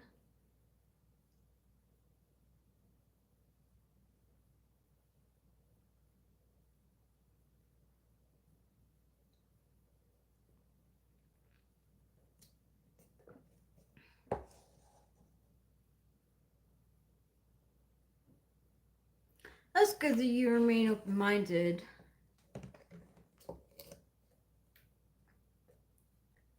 Are you sure it's okay? I mean, you put it out publicly that you're giving up. I mean, is everything okay?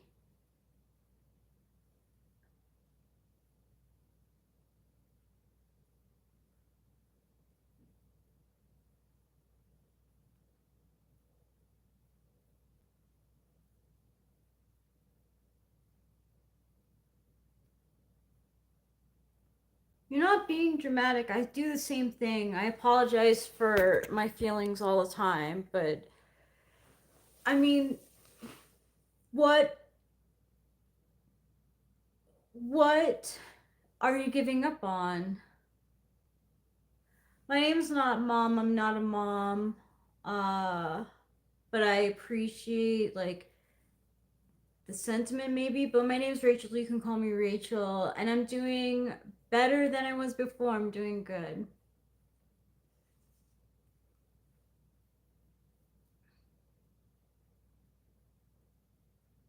You can't really put it into words. It's just a twisted inner emotion.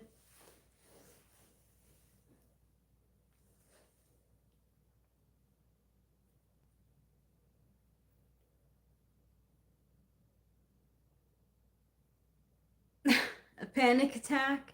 I feel like panic attacks present differently.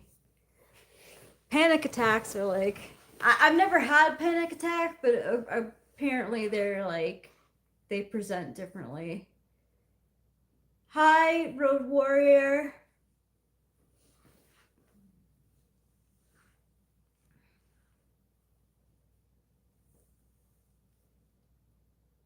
Or were you being like sarcastic? Fly guy. See, that's the thing. I feel like sometimes I used to get into it with you maybe or like scold you for FE reasons. And yeah. Yeah, I definitely did that, and I had a panic attack many years ago. It felt worse than the symptoms mentioned about COVID. Couldn't believe it was a panic attack. I thought I was dying. Yeah, that's a lot of what people feel when they're having a panic attack. I had a panic attack. Did you? Yeah, you were there. It was after when I was afraid my aunt was going to. Oh. Remember? I could I didn't feel like I was gonna die. I just felt like all of a sudden I was moving in like ultra slow motion. Couldn't do normal things like back the car out. I was just consumed with anxiety and panic. Yeah. I was barely able to. It's like moving through syrup. I didn't think I was gonna die, but I did think somebody else was. Yeah, I remember that. I don't remember a lot of stuff from back after then. I don't. That's good. You have a nice, in that regard, the relationship with SI is nice. It's frustrating in that you find that you don't have the benefit of experience to inform you when fears and stuff occur. But it's nice that you're not plagued by bad memories as much. Oh, I am with your dad, of course.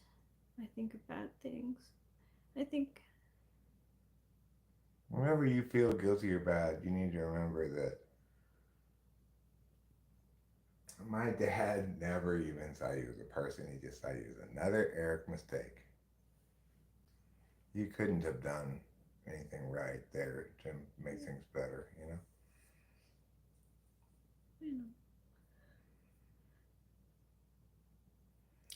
And just in case it's not obvious, my dad was wrong about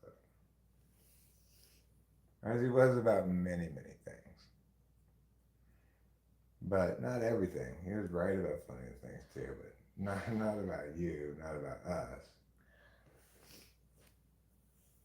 Not about how to deal with either of us in that horrible situation.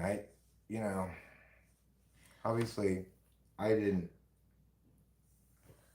just played FI Polar, approached the whole thing expecting my dad to be unchanged during this process because he was unchanged in his general behavior and affect, and he didn't show any vulnerability. So, FI Polar, I never really tried to put myself in his shoes. There's nothing I could do about that. That's who I am. If now I might be able to more critique myself for after the fact. Well, can we do this again? Can we have another situation like this? No, you can't. You only get one try at it. As a son, and the thing is, you don't need to feel anything because my dad expected absolutely nothing from you, and didn't even resent you or anything. Are you sure? He just resented me. 100% sure. I mean, that's. You were as harmless as a person could possibly be. I try to stay out of his way, but sometimes I feel he expected me to be like Candace and. Oh yeah, but I mean, he expected me to be like Cam. Yeah. And you can't be an ESFJ, and I can't be an ISTJ. And we shouldn't feel guilty about being who we are. And I should feel guilty. Some things about my parents, you shouldn't feel guilty about that stuff at all. Okay, you had no ownership of that. That's my ownership of that. Just like I shouldn't feel guilty about meowing about how much you talk to your parents or something, right? Like, let's say that Oh. you feel guilty because you don't talk to your dad enough or something. Let's just hypothetically say that. Yeah, because I don't. Then there's no reason for me to feel guilty It's true. about your parental responsibilities. God, when you put it like that, it makes so much sense. Yeah. I'm not seeing a ton of productivity here. How many hours do you think you actually spend on your platform wasting your life away? Well, I don't consider it a waste, Demetrius. I spend a lot of hours here because I enjoy being here, and this is an activity that I find fun. Because I'm not just live streaming, I just took mushrooms tonight. And then Rachel and I are having conversations, Sometimes the audience is even secondary and it's just kind of we've got the camera on, but we're talking to each other about stuff. But usually I try to talk to the chat. But when I'm on mushrooms, I'm more inclined to ignore the chat. You were pretty good though Pretty good today. tonight. Yeah. Yeah, I wasn't tripping very hard. Oh my god, it was terrible. What a terrible trip. It feels like a waste. Well, how would you know whether it's a waste or not? You'd have to understand the extent to which I get rewards from it, right? But that's my subjective data, so how could you possibly access that? Seems like you have a bad metric for determining whether something's a waste. If you're on shrooms, it's obviously a good time for a 500-mile drive. I'm not going on any 500-mile drive. No way. No, we're doing that. I don't know what you're talking about. But it is true that when I'm live streaming, I don't consider this a productive activity. I consider it just leisure, right? Whereas if I'm uploading shorts, I consider that productive because they actually get views. I might make a little bit of money from it. This doesn't make me any money, except occasionally I get like Ike will come in and give me a big super chat for no reason, which I appreciate a great deal. But I'm not live streaming because it has tangible outcomes for me. It's because it has intangible outcomes.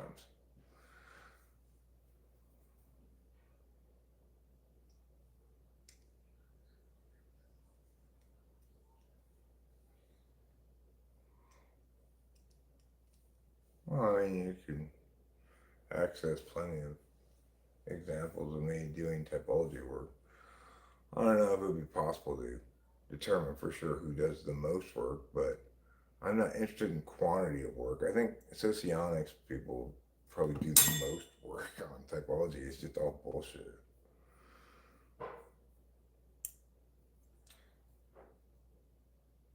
In terms of intellectual product, like papers explaining things, they don't adequately explain things. They don't know what they're doing. There's a bunch of, you know, intellectuals playing.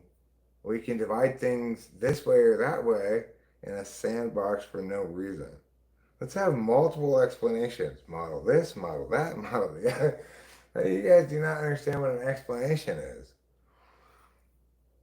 Then again, the guy who has mod is defending the guy on shrooms so I can see the intelligence from here. Well, why does being on shrooms make me a bad person in any way? Or wrong? Or not intellectually adequate to the occasion?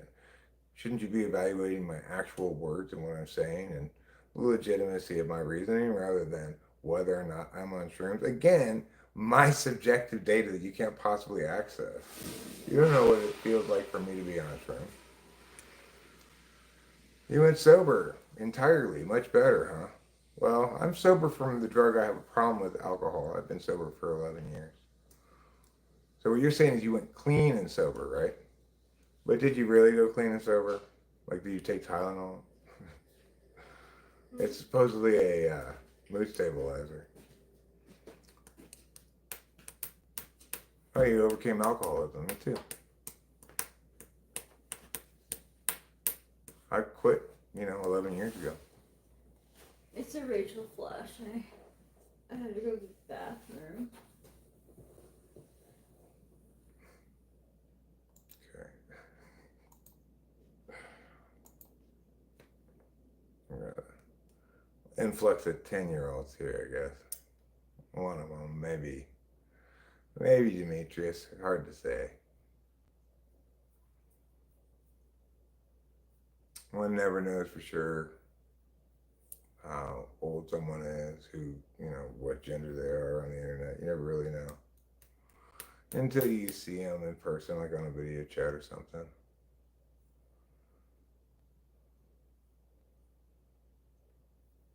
Yeah, he has a great pen, I'm sure. But we don't need to hear about it in all caps. If he had whispered it in all lowercase, maybe we'd care about his pen.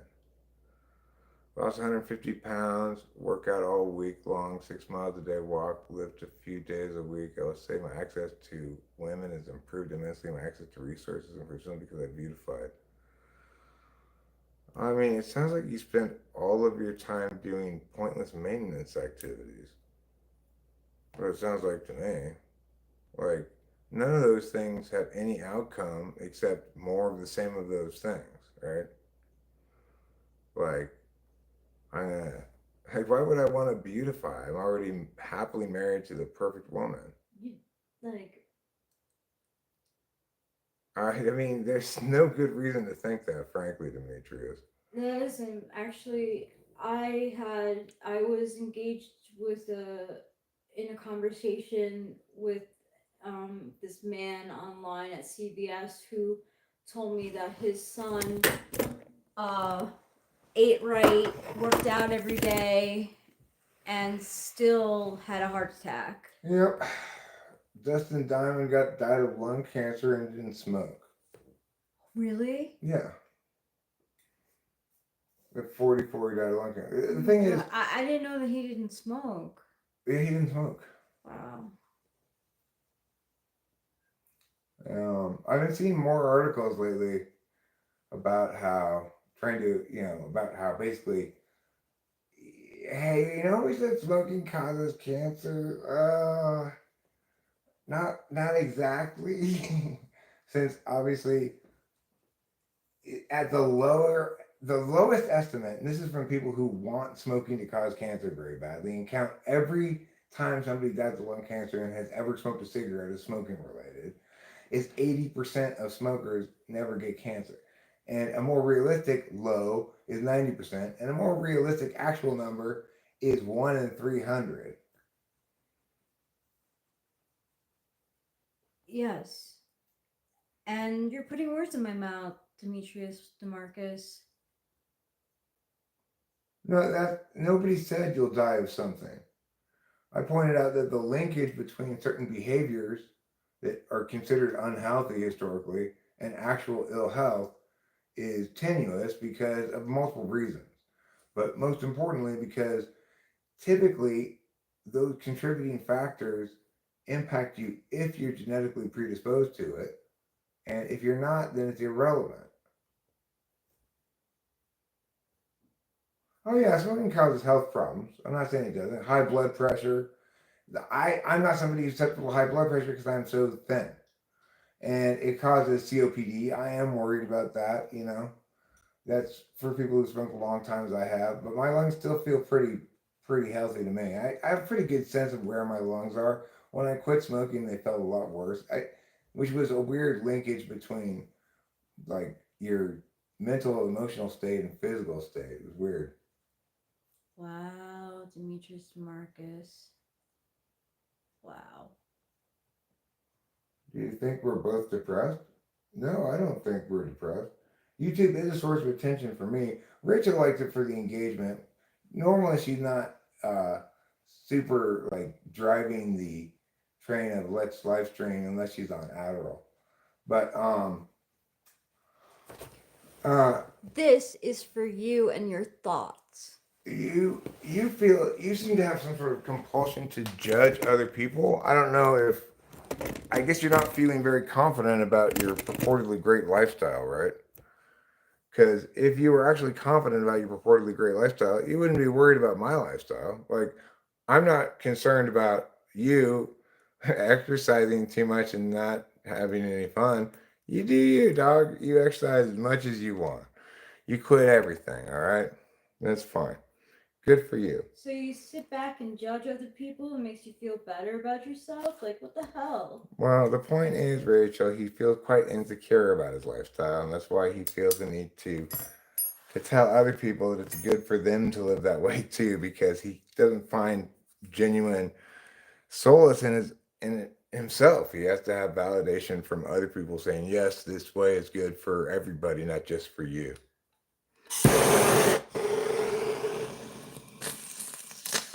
Who are you, Demetrius? Don't Marcus? respond to him, dude. You're giving him what he wants with you, with that kind of response. They just let me handle this guy. I just see two broken people trying to educate the public while they look for any substance they can get their hands on. I'm not trying to educate the public about drugs, right? I'm educating you about, I guess, something that you're having trouble coming to terms with, which is you don't have a lot of faith in how you're living, because you'll know I'm not telling anybody to live like we live.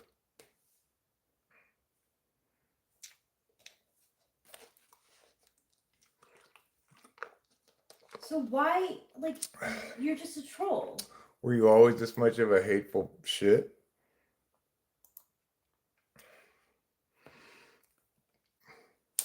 I don't know. Well, I guess we'll never know the answer to that. Or did you become hateful because I hurt your feelings or something? Which does happen sometimes, and I regret my more mean and nasty slap downs, but people typically earn them, you know? Typically they earn them. And it's not doing anyone any benefit to allow somebody to avoid the natural consequences of their own bad use of language, asserting bullshit like, groupist stuff or whatever.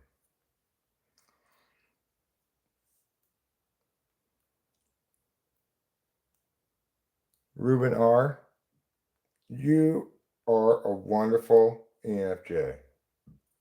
It's unfortunately a little too late.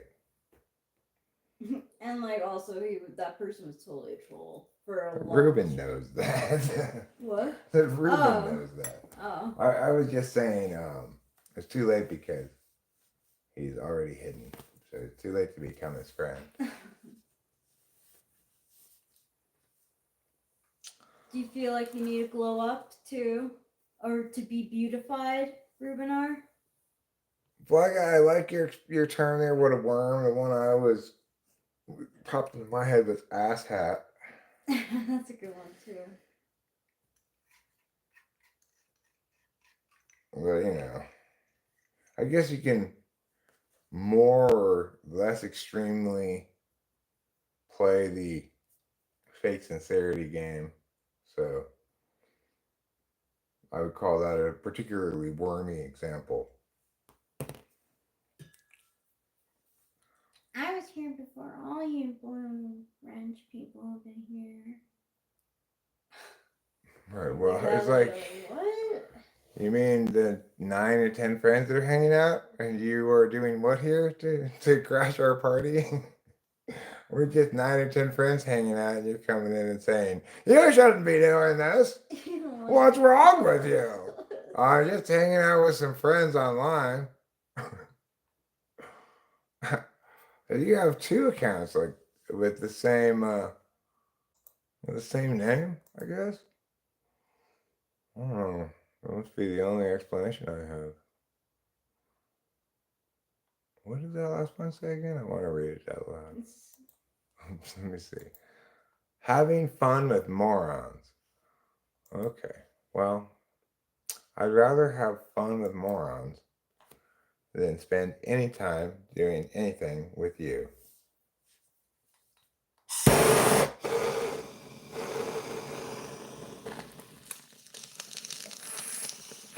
I'm not saying that I am spending time with more, but if I were, it would be vastly preferable to spending any time whatsoever with you.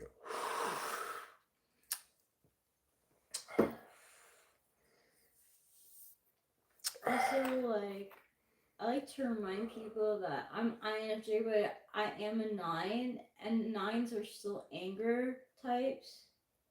So, like, my anger is what I lead with when there's something controversial. I don't think that has to do with you being a 9. I think it has to do with me being INFJ. Yeah. You get mad at injustice specifically. Yeah, I do. I can't help it. Well, I know, but you can not look at it. No, I can't. Or you can't not look at it. Okay. Well, that's fine then, too. I think it's so funny imagining someone getting banned and just as fast as they can slamming onto their alt account to immediately get banned again. Well, he thought that one sentence was worth it. He wanted to make clear that we were morons. We're having fun with morons. And that means you and me both, okay? He got that important message across. Now we know that we are morons. And before we didn't know. And now we're going, oh God, I got terrible news. Rachel, did you hear the bad news? We're morons. Yeah. Girl, I'm sitting here on the throne and got a log caught sideways in my brownie cutter. What do? Go to a different live stream. I got a little bit of 6 energy from FG. Reminds me of my own desire to build a proper setup. Like when you talked about playing an instrument, I forgot what it was. Do we want to do Fly Guys? Are you interested in knowing your tri type? Do you want to? I mean, are you? I think he's taken this test of mine before, right? I mean, I know, I'm confident he's been here on some occasion when I've given it, but I could say it again. Inbred dragon. Okay. Oh, well, yeah, that makes sense. SI 8th. You were some combination of 3 numbers. I'm not sure which ones. You can't be a 5 and a 6. No. Well, then maybe you shouldn't trust my test. But more importantly, maybe you shouldn't describe too much stuff to Enneagram. It does. It does explain some things. It does explain affect to a degree, because I always use the example of Corey and me. We, like I said, the first day meeting him and us listening to you talk, like we literally were in the same pose, and I was like, wow, like I get it. But his jealousy towards you, his wanting a success and need for that, I don't associate with, because he's 3. I mean, those things are still just products of Liz's abuse. You can't have a healthy relationship with other things because Liz's ongoing abuse. He tries to cling to whatever positive self-concept he has, and it's comparative, you know? He resents everybody else who's successfully doing good work in music, or any work in music that's work. Like, he doesn't resent Dave Porter because he just says, I respect him. I wish I had his work effort, because he doesn't feel intimidated by Dave's music.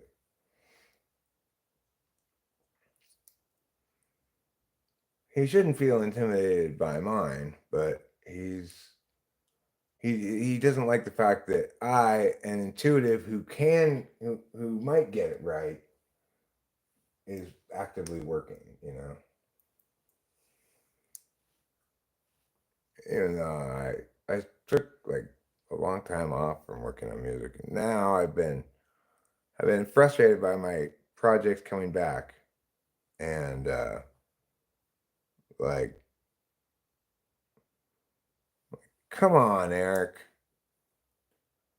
you can do better. You just have to stop ignoring NI so much. So I think the next time, the thing I'm going to do is I'm going to record sign holders, cone putters, whatever it's called.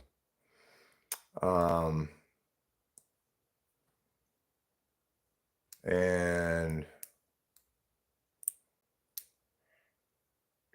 that'll be a more productive endeavor than messing around with shit in music. And I'll try to just hear what's supposed to be before I put things. Stop being so extrovertedly intuitive about things.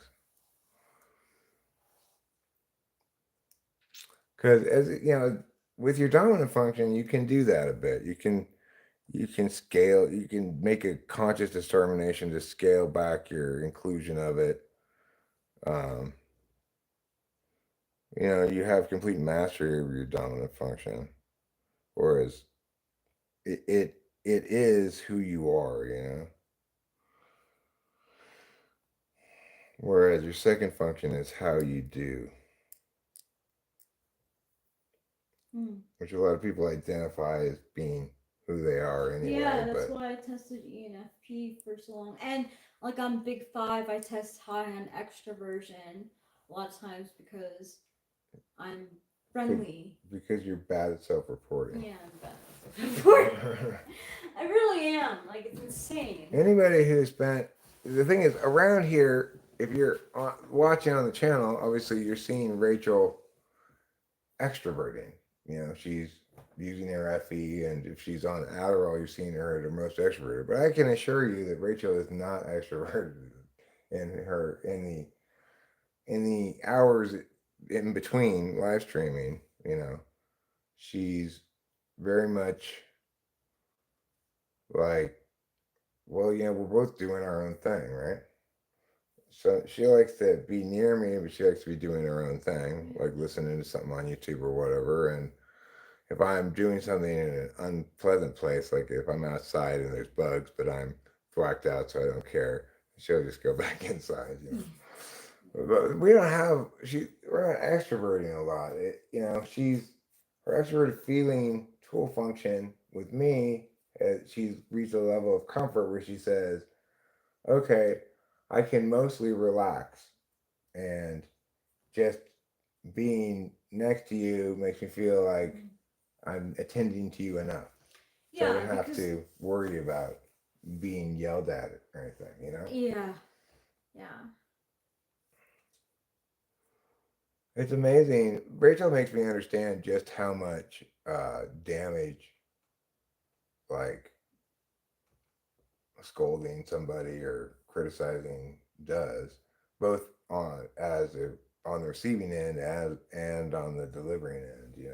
Sorry about that. No, it's a good thing, Rachel.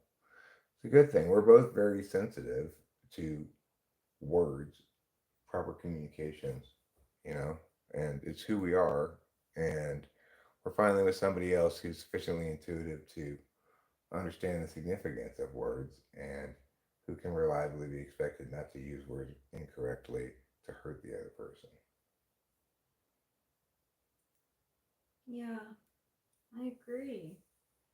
Because the thing is, you and I both, we remember and periodically reference like instances where one of us used the wrong words from a long time ago. It's like that's who we are. We're just both the ultimate experts at words communication-y stuff in terms of typologically, and also we are traumatized by a lifetime of people using words badly. When I'm saying traumatized, I mean in relationships. Yeah. Hi, Tyran. How's it going? Winston's mom's computer crashed. She will return soon. Oh, cool. Thank you for the information. I appreciate that, Tyran. How do you know that? I was actually worried about her for a little bit. Maybe it's her son. Oh, my bad. I didn't mean to. I would assume that's what I thought. Thank you for letting us know. People have been asking. You're mixing together Jonathan Basanti and Peter Dentici. Very different people. Peter Dentici is an ISFP. Jonathan Basanti is an INTJ. Yeah, you can't put Peter DeSante into a canister and call it a soup. Who are you and what did you do to Winston's mom? I'm going to just guess it's her son because she does live with them and that would make sense. Regardless, if somebody does come in here and give us an update about Winston's mom's status, even if it's not her son, I can't conceive of somebody having some sort of motive to falsely report that her computer crashed, and she has been missing for a couple of days.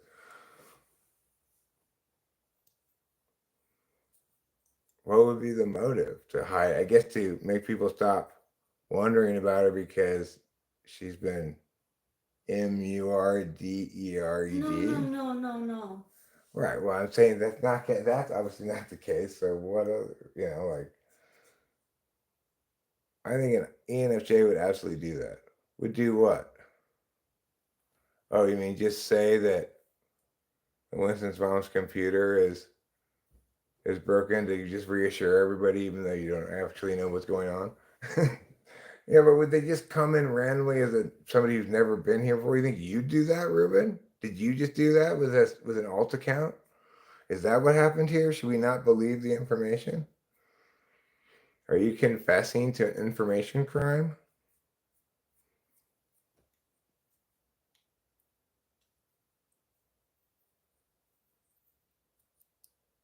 You didn't, but you might. Well, I don't think Tyran, who I've never heard of before or seen here before, is some other ENFJ besides you who is doing your plan, who's also not here currently. Oh my gosh, Ruben, talking about like Maniac, it made me think of for some reason, psychopaths. And there's this one video from the channel on YouTube that I showed you and Acacia, and the woman's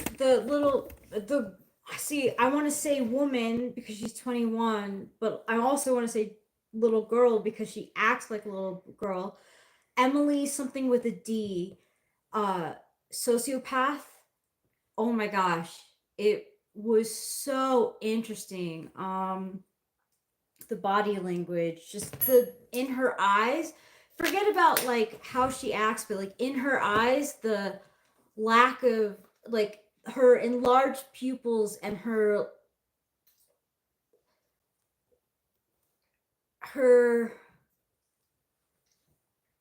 it was just fascinating. Her dead eyes. No, not Emily Deschanel. Meghan Markle? Meghan Markle, yeah. You see that one picture of her with this like big fake smile, her head tilted, she looks like a. Oh, I guess that was a wax statue, huh? Yeah, that was Okay. But it that was perfect. Though. I can imagine that being a real picture of her just being so fake. What's the other Deschanel? It was Zoe Deschanel and Emily Deschanel. Yeah. Emily Deschanel is the one who was in Bones, right? Yeah. Yep. What was Zoe Deschanel in? 500 Days of Summer. And Elf. Oh, right, Elf. Yeah. All right. She was also in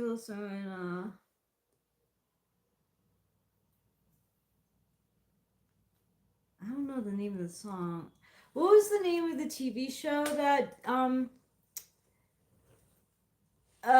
Zoe Deschanel was in, and she plays like an ENFP kind of, I guess. Who's that girl? It's Jess. Like, what was that song?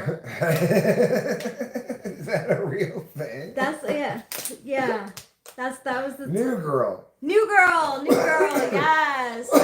No, Ruben R. The final episode big reveal is that she has bones.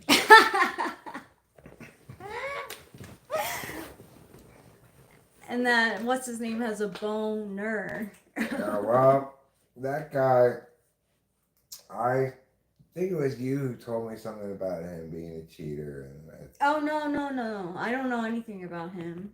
yeah, well, So it I was found out that he probably- was a cheater by reading it or something. I don't know. It was And- probably like I think it was probably the Colton coffee. I don't know. No, I think Oh. I probably just read a headline or something. Um, But it made me not like that guy anymore. Yes, my couch has cup holders. yeah, it does. But they don't. It doesn't have to. Look, watch this. Not only does it have cup holders, but it doesn't have to have cup holders. Bada bing, bada bang. Yeah. So that's pretty good. And I do put it up relatively often. For a long time, we left it down all the time. Mm-hmm.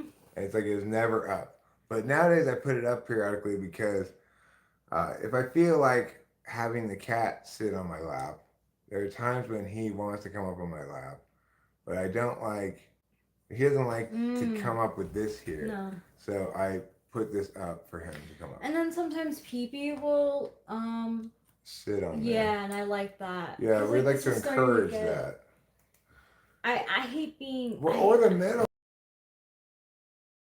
Well, why don't you sit? For a I'm just little saying bit. that she doesn't need that spot, so No. you shouldn't feel bad about not letting her sit there. Of course I feel bad now because she's so good. Yes, we're husband and wife. Yes. And we're in a polyamorous relationship with this couch. Only with this couch. Yeah, the other couch can fuck itself because it's a rocking couch. Your This minivan couch is- doesn't rock. I don't want a rocking couch. I don't want to sit on a rocking couch. But this one rocks. On the other hand, this one has a little bit better setup, I think, for the metal because it's got a holder. Oh, look at this, there's a big bag of weed in here. Oh shit. Just like roaches and shake. Oh. Roaches and shake, anybody? Yeah, this one rocks, yeah. But it doesn't even have a put out the legs thing, I guess. Do these legs not come out? Oh, no, I think maybe you just do it like this. No, I guess these legs don't come out. But I've seen Cameron. Look, yeah, they do come out. They definitely do. So where's the thing? Oh, here it is. It's Kim. And then when it's reclined, it doesn't rock. But I guess no. I never sit here, so I don't really know that much about this chair. This chair also rocks, and so does this one. So all of these chairs rock, except for this one that we sit on. When I'm in a certain frame of mind, maybe I go to those rocking chairs. Or do you? Yeah, like. I just never sit anywhere but right there. Sometimes I sit in your chair for a change. Like, when you live stream, you tend to sit in my chair. Yeah. And so then on one of those occasions I sat in your chair. I said, oh, I kind of like it over here in this chair. Yeah, it's just a change of chair. Oh, this is nice over here. Yeah. Wow. That's why I moved to your chair because I'm like. Big traveler going over to the left chair. Can you pause the rock? No, I think with the rocking ones. Oh, thanks, Victoria Thanks, Q, Victoria Q. for becoming a member. You do get your own special emojis you can use. Yes. That's about it. But thank you anyway. Archie Bunker got a nice chair. Ain't got shit on this chair. This chair is great. The only problem with this chair is that I don't know how to sit on it. I find myself doing this all the time when I'm watching TV. Like, just sit back in your chair. Being, a foot closer to the TV is not going to make any difference. But I have this horrible habit of sitting and this weird, uncomfortable position when I could just sit back and lean, you know? The bong fits the cup holder? Yes, it does. That's a nice happenstance thing. I didn't get this bong sizing it to fit in this cup holder, but it just happened to. I like the fact that this bong has this thing around it, this rubber thing. It hasn't broken. Not that we've knocked it over. We've spilled it plenty of times, but I haven't really knocked it over, like say on the tiles, which I would really test it. But I feel like it's safer than normal because it has this thing around it. It's a well-designed bong. I mean, it's been Wow, it's sturdy, hardy. We've had it for a long time. Originally, it was Rachel's bong, but Rachel doesn't really like smoking out of a bong that cough often. a lot. Yeah. So, and I originally had a different bong, and then I was like, hey, this bong is better. This is a lot better. Yeah, it worked out. Yeah.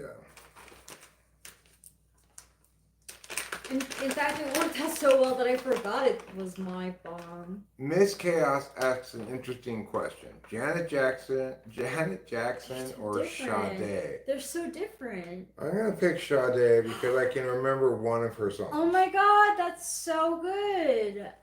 I would pick Sade too. I can't think of any This Janet is so Jackson arbitrary songs. because she was born January 16th. Sade's your birthday, huh? Well, Sade is a smooth operator. Yeah, smooth operator. Coast to coast, LA to Chicago. Those are the lyrics I remember from it, that part. Smooth operator. Smooth operator. That's all I can remember. Meow, meow, meow, meow, meow, meow, meow, meow. We're on the eve of Juneteenth. Listen to Steve Banner. The whole point about Juneteenth is it's anywhere between June 8th and June 19th. I celebrated it back on the 9th. Oh, that's good. Yeah. Or June 8th too early. Was that before the date of the meow? Is that a celebration of the Emancipation Proclamation? I think so, yeah. What date was the Emancipation Proclamation signed on? Was it June 11th?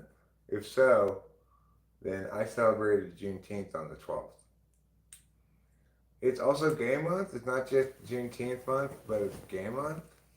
Is that what they call it? I think they probably call it Pride Month. Yeah.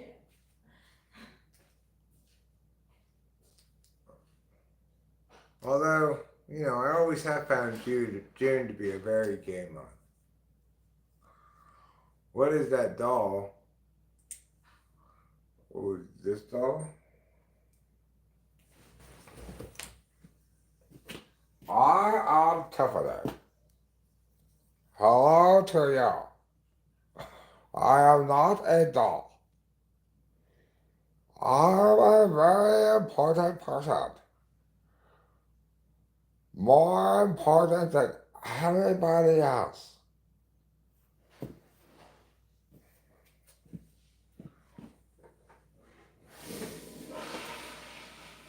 Or were you talking about this doll? Oh, you're talking about me, huh? I'm the grizzly bear. That's why I got all this gold all over me. Or were you talking about this doll?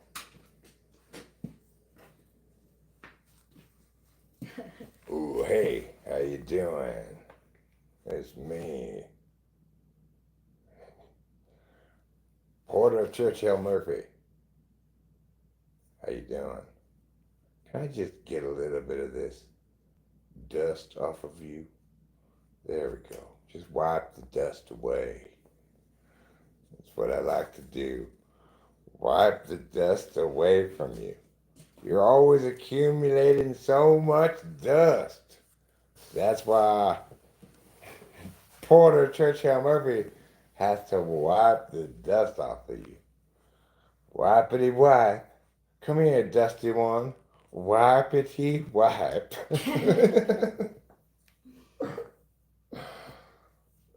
The bear is not a lighter. I don't know where this bear came from. I'm not. I found it in the garage, but I don't know where it came from before that. No, me neither. Like, I don't know if it came to the house or somehow it came with us and our stuff, but this is the Risley bear. What?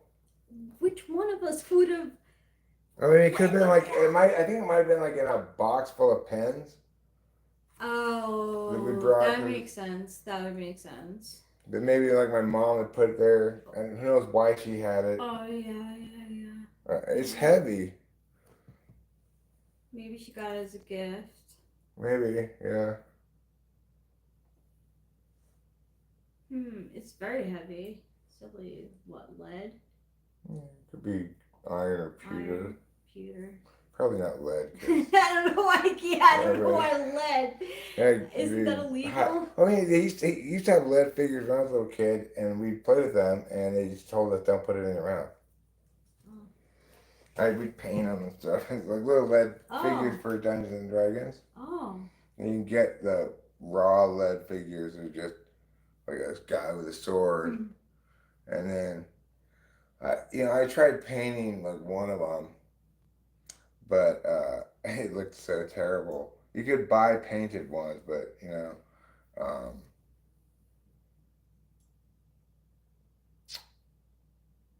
I think I only had one of those. I think it was a cleric that bought a painted one. They were a lot more expensive than the non-painted ones. Oh, really? Yeah. I think they were originally hand painted. I don't know how else they get painted. You have like a lead figure here, and you have the exact same one, but this one's painted, and you have different one, the same one painted different ways. So it must be hand painted, I guess.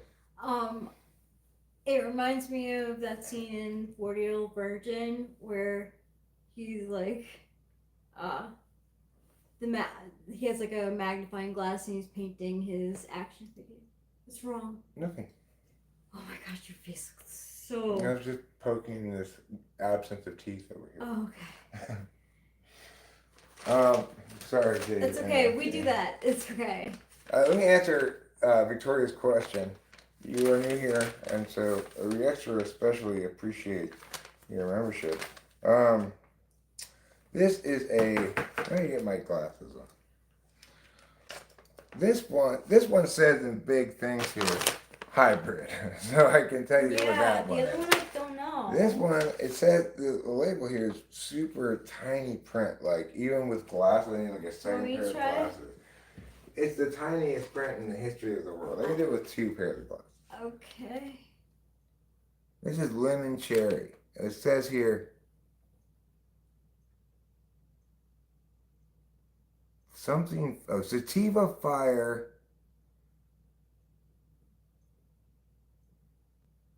lemon cherry gelato. So I think this is a sativa.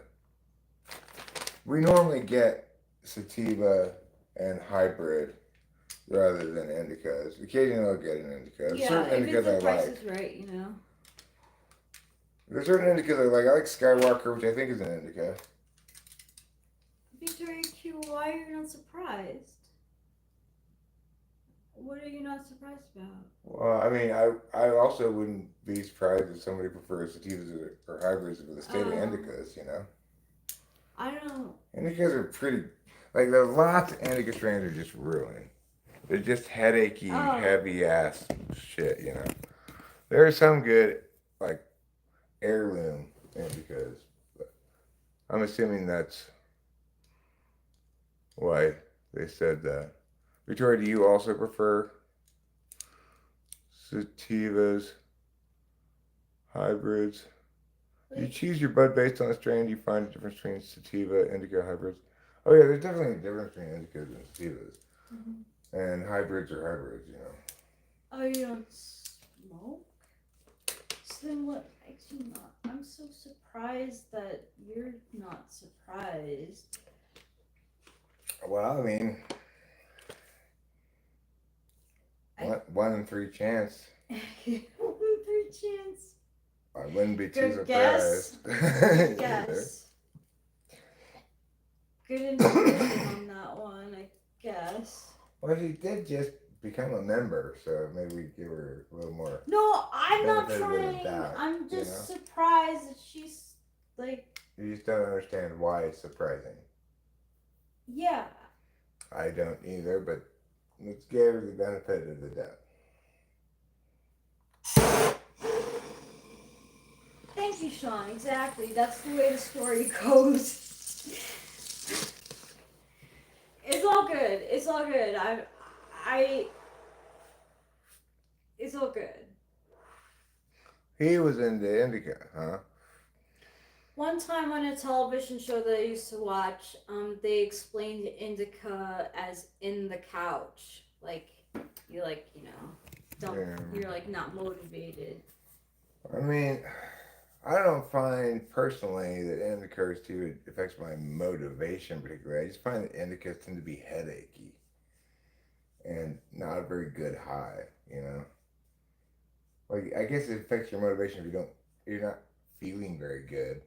I don't know. And I associate indicas with weed that is like heavy dirt kind of like, okay, I guess this tests high, but it doesn't, it's not a good high. When I watch typing test, I know you're ENTP. You're right about that for sure. I am an ENTP. I was recently ranked in ENTP magazine as #1 ENTP. Yeah, you would be. So I'm pretty proud of that prize because it's a pool of entirely. Who would I want? It's entirely INFJ judges. So I know they're well, right. they would actually get it right though. I know they're right. Now I can care about that award that way. Unlike a Grammy, a Tony, a Emmy, or whatever. Maybe I guess the Golden Globes has a little bit of like linkage to actually being good movies in my mind, but they do. They're more. they care about the actual art rather than politics more. Than the Oscars. Yeah. I think the Oscars is all about politics. It is all politics. It is. That's why I stopped watching. And the Grammys is just ridiculous. Nobody cares about a Grammy because the winners know ahead of time. you know that Simpsons episode where like one of the characters says, "Oh my gosh," and it's like Ralph Wiggum's kid, maybe. Like, an award from a major entertainment industry. Oh, it's a Grammy. Just throws it away. Thank you, because that takes away all of Jay-Z and Beyonce's legitimacy. Yeah, Grammys are the least legitimate thing in the world because we know what good music is, and it's not even hardly ever even on the list of possibilities. Yeah, nobody cares about a Grammy. They give Grammys to shitty music all the time. Melissa Talks disappeared and Club ENTP disappeared from YouTube because of me. I mean, I don't think that's why. But I think that Melissa Talks ran into the buzzsaw that she was inevitably going to run into. And so did Club ENTP, which is neither of them are ENTPs. And people who know even half-assery about what cognitive functions mean or typology means would be able to point out plenty of reasons why they're not. They wanted to persist in this environment as representing some type that they actually are not an example of. And because both of them, I think, I'm not sure what type Melissa Talks was. She could be a couple of different possibilities, but regardless, like she thought that the reason she was getting so much pushback on her type was because of me and Jack. First me, just me, and then me and Jack. Because Jack eventually said, this lady's not an ENTP. And she is so fundamentally not going to parse something herself for correctness that she projects that onto everybody else. That nobody's coming to this conclusion on their own. They're just listening to the expert, me or Jack. I wouldn't be surprised if they're like, you know what? I'm going to disappear just like an INFJ. I door slammed. I'm an INFJ now. Yeah. I was an ENTP, but now I'm an INFJ. Yeah. I was wrong. I turned out I was an INFJ. Yeah. Well, I mean, yeah, the thing is, I think in both those instances, they just incurred the natural consequence of insisting they were a type they definitely weren't, which is they're going to get plenty of pushback. I almost never get any pushback on my type. If people ask me what type I am, I say it needs to be almost never, because it's pretty obvious on as textbook as you can get, you know. You want me to keep twerking, huh? I'm not, to keep twerking, I have to be twerking right now already.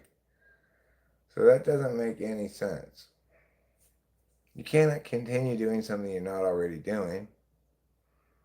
Everyone's afraid to argue with the debate king.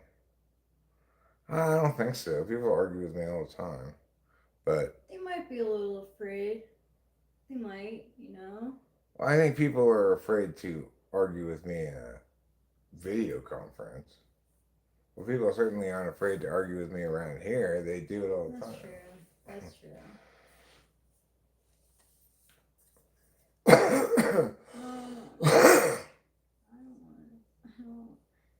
No debating, please. We're not debating. I know. Are you on vacation? No, I'm not on vacation. Your woman looking good with the Princess Leia look. I think so too, T2. I think that's a sexy look. I like it. Thanks. Victoria Q, I will inform you of your type correctly. To the best of my ability. Sometimes I'll say at the end of it, I can't be 100% sure you're this or that. But because you genuinely don't know. I just tell you what the truth is at that point, right? Like, well, I've got you narrowed down because of these reasons, and I can't get a fix on it for sure because I don't have a good enough polar test for that or something like that. Well, Victoria Q, you definitely should book a session. Well, too little time's not necessarily the problem. I'm not being 100% on something.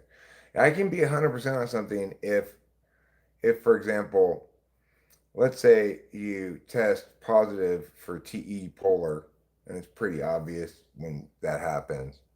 I've got you immediately narrowed down to two possible types, and it's very easy to tell the difference between an SI dom and an NI dom. I have ample tests to distinguish between those things, to test someone's SI, and it's easy to tell the difference, you know? Like, just in a conversation with an NI dom versus an SI dom is going to be a different kind of conversation. And like, we don't have a test for SE. Yeah, I don't have a test for SE polar, so I can't be, I can't 100% distinguish between ENTPs and INTPs with test data to the satisfaction of either INTPs or ENTPs. Though I can make a very educated guess in most instances, but ultimately that ends up being my intuition is the justification I have for it, which isn't a good enough justification for either an ENTP or an INTP. Am I dabbing up? No, I'm just hitting regular bong rips of regular weed because I could put a little concentrate on top of the bong rip. You might say, well, why do you have a torch, Eric? Well, because of a couple of reasons. One, it's the only lighter I never put in my pocket and walk away with which is not really true. I mean, I do sometimes leave it out front or something, but it's easy to find when I've left it someplace. It's like, it's not like a lighter that could be, I could have tossed in this basket over here amongst all this other little shit, right? You can, it's, it's easy to spot. It's got a nice green bottle that's fairly large. I have almost no concentrate left, but a little bit. But that's actually not that little bit. All right. Here I am. Give me your hand, bong rip. 'Cause it's time that I pull you with my little torch. Yes, I'll smoke you now. 'Cause you're my special bong rip. And is this feeling an eternal love for bong rips? The answer is yes.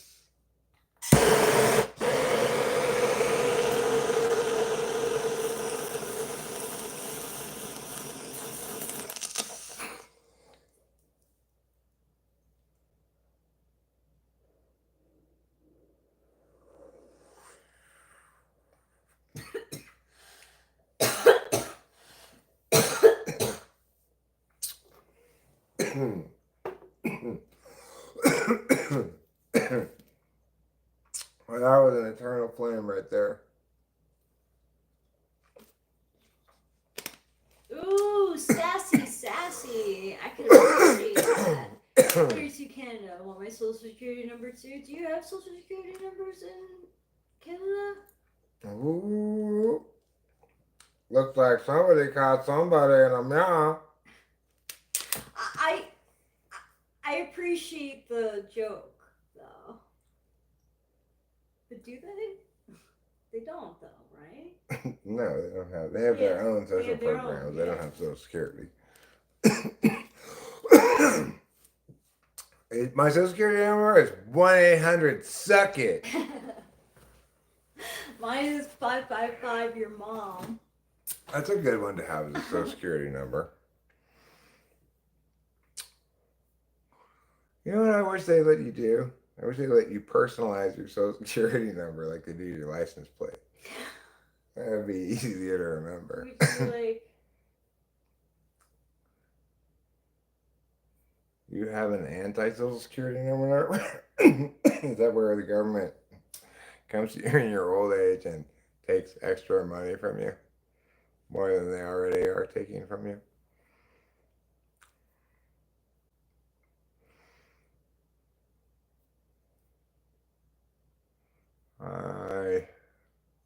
It was social anxiety number. Is it 5?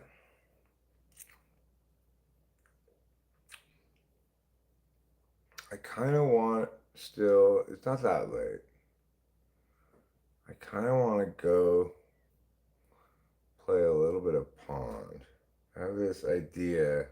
I want to like kind of mess around in the hole. I need to find a way to get it cemented / watertight that doesn't involve changing the shape or dynamics of the bottom pond, because I dug it that way for a reason. It's like the natural spot on the hill where Meow comes. If I dig further this way, then it's down the hill, down the hill. If I go back up the hill, then I don't really want to destabilize that upper part of the hill more. And also, I could go up the hill, but it's also where I ran the pipe up. So I need to, I don't want to get too close to that. And so bottom line is there's a reason why it's shaped the current way it is when I dug it. And I can make slight adjustments to the hill, but I don't think I'm gonna need more room laterally to make it diagonal than the hill affords me.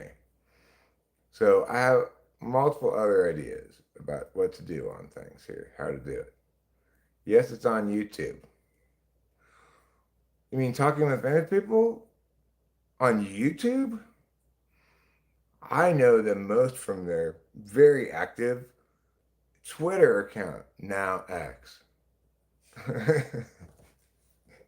People still refer to it like that. Yeah. We're talking about a name change that didn't work. The problem, it should have been obvious to him with his NI tool function, is that it doesn't have a verb form. Twitter's verb form is tweet. You can't call yourself X and still refer to them as tweets.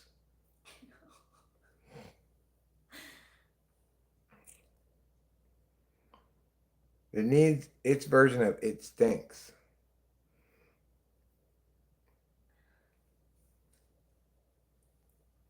If I don't care about politics, I didn't even know there was an election.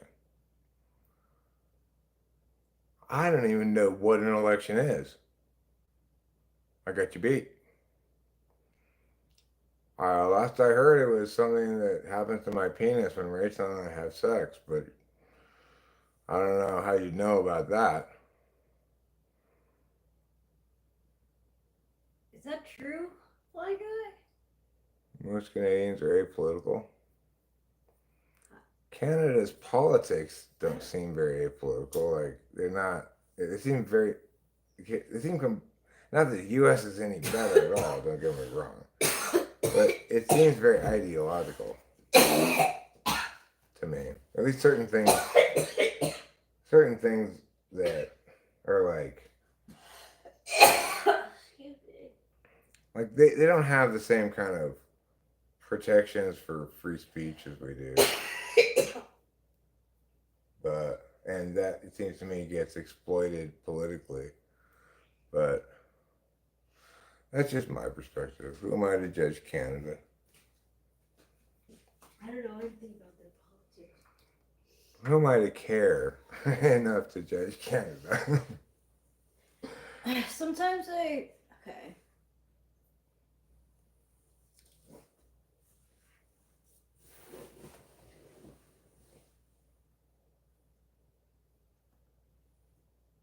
Sometimes I judge Canada. Well, I mean, you have little spells of judginess where you unleash your pent-up rage at various parties. And then you go back to not doing that, you know? Letting it build up as you don't say things. Yeah.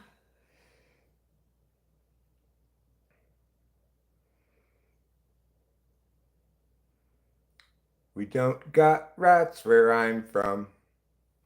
Is that because you're from under the sea?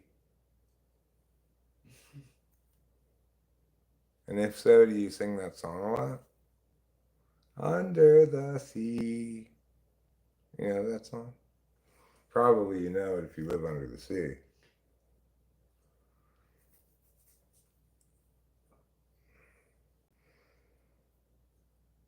So, Victoria Q, I'm guessing you're what we sometimes refer to as an Atlantean. She has an ex-husband. She already told us about him. She said, my ex-husband was so great. Or something like that. Maybe that wasn't it, but it was something like that. Who said that? Victoria Q did not say that. Oh. Okay. She said something about her ex-husband. I don't remember what it was, but I'm sure it wasn't, my ex-husband was so great. People don't usually say that about their exes. I'm a rat in Chinese astrology. And I like Pizza Rat. Pizza Rat from, I don't know, 2018.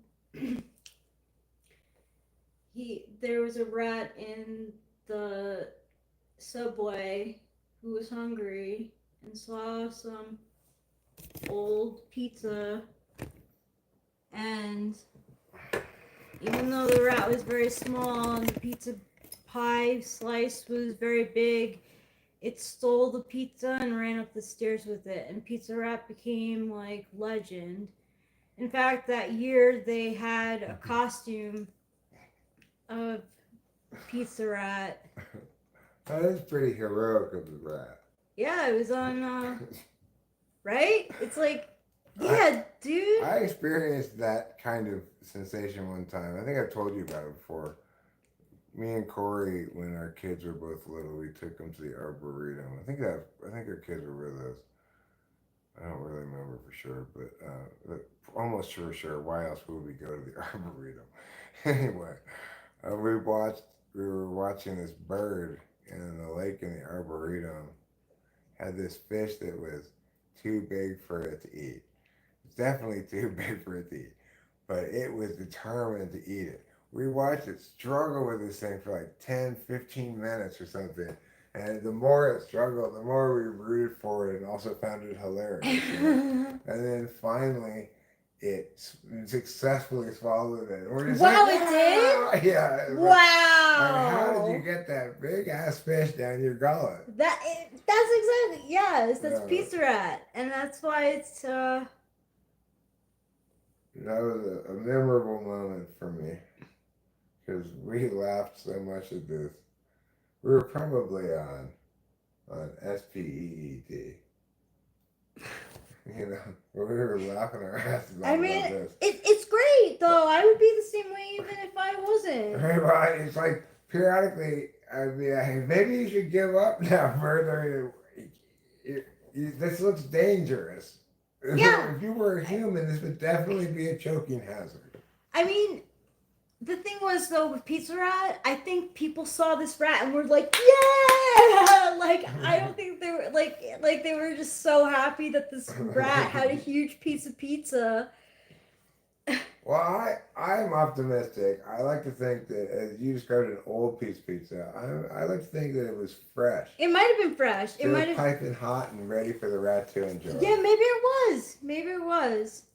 But, you know, up until that point, in the city, they always have, like, they associate rats with, like, the government. I'm just imagining this. I'm sorry, but what would be best is if somebody had a box of pizza, like, on the bench next to them, they would eat it, and the It rat could came have and been. stole it from their box and ran away with it. That's what do you call it? It's ballsy. Yeah, well, I mean, if you're gonna go steal someone's piece of pizza from a box, you have to both be ballsy about the person, but also, I think, confident that you're gonna be able to carry off this piece of pizza. Like, yeah, many people notice when a rat is there. How reliable of a typer is Fly Guy? Ozzy? Oh, I don't know. I've never seen him type anybody before. He's knowledgeable about typology. I would. Yes, Fly Guy. The 4 pillars. You helped me look more into Chinese astrology with the 4 pillars. Yes. I think Bazi or Bazai, I don't know how to say it in Chinese. But Eric is a horse, a water horse, and I'm a wood rabbit. I mean, Victoria Q, you do whatever you like. If in fact Black Guy is typing people, then go ahead and get him to type you. It's fine. I'm surprisingly lazy, eh? You know. You're threatening me with not working. I do like I'm crediting you with something that I like. Are you saying that to Fly Guy? I like the 4 pillars. I got 4 pillars. My dancing ability, my singing ability, my acting ability, and what's the other one they do? What's the other thing? Oh, the EGOT? Like I'm a Triple 4. threat? Triple threat. Yeah. What are the 3? Singing, acting, dancing. Oh, just 3 of them, huh? Well, I have 4 pillars though: singing, acting, dancing, and also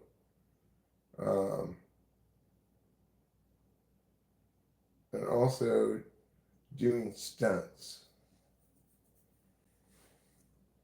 We can do mine. It's April 8, 92. Your 4 pillars? You mean? I want to know. The fourth pillar is the D. I got don't know. 4 pillars. Right here. I like it. Right here. My good looks and my package. I think it's fun, and I will say that I think it's fun. I like the 4 pillar because I like being a rabbit. Alright, cool. Well, let's do the 4 pillars. I think Islam also has 4 pillars. Oh no. It's okay. I prefer the Chinese 4 pillars thing. To Islam's 4 pillars. Yeah, because so like the Chinese 4 pillars, the year that you were born represents the society that you grew up in. The Year equals society. yeah, so year, month. Fuck, I think it's parents. Fly guy, do you know what each represents? Year equals society. Yeah. Piao. What's next? Month would be next. And I don't know what. Month equals I think parents. maybe family more broadly or just parents? No, parents, because there's one for siblings. Okay. I don't know. Let's just go with this. Let's just go with what your first instinct is. I don't know. Month equals parents.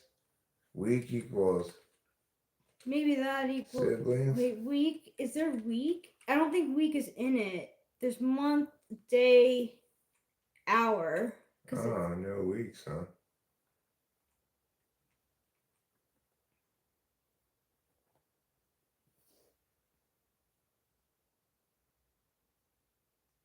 Who are you talking to, show media? Whose thing? Fly Guys thing you doing? So it's not week, but day Equals you. equals you. An hour equals siblings. Partners, I think. Relationships, like, I don't know. Yeah, partners. I don't know. All I know is year and day because I'm self-absorbed. All right, well, we'll just go with that one then. This is fine.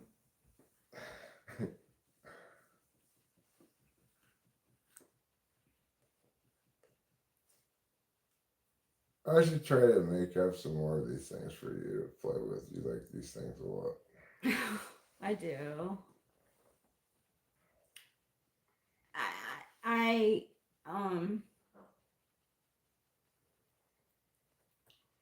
Money, for example, is that one of the 4 pillars? I don't know. It is. It like something. I was asking show media whether it's pillars. Show media, easy to know about these kind of things. Do you know where the 4 pillars are?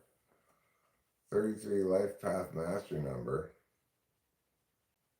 Are you talking about Eric Fly has Guy? that. I think you're talking about Fly Guy though, right? But you have 33. I thought I Is had your soul- 22. You're 22 and 33. Oh. Here, let me bring up your. I have a 22 and a 33. Mm-hmm. And then and then your destiny is 3. According to show media, I'm a 22-4, but Fly Guy is a pure 33. Oh, interesting. Well, no, but look, Eric Dale Strauss, Pythagorean. See, he's 22-4, and in his personality number, he's a 33-6.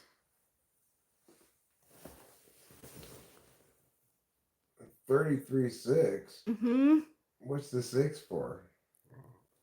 33/6. Okay, well, like 22 though is divisible. Well, it's not divisible by 4, but 2 plus 2 equals 4 and 3 plus 3 equals 6. Oh, is that why? Mm-hmm. Well, what's the difference between 33s that don't add up to 6 and 33s that do? Like, why is he a pure 33 meaning his threes don't add up to 6? I don't know what makes it pure or not. I don't know. Hi, Gyalt. You're back and you're here to lay some bombs. Did y'all get a kick out of that guy from earlier? I don't think so. I think I crushed his soul and he went away, if I remember correctly.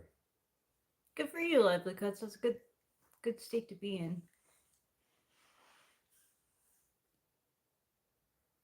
You know, sometimes not keeping up with a conversation is the most pleasant feeling of all.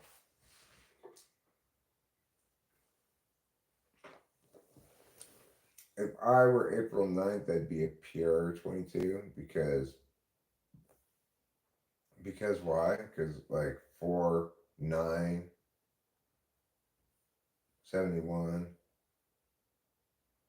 4 and 9 is 13 and 7 is 20 and 1 is 21 and 9 is 30 and 1 is 31. What?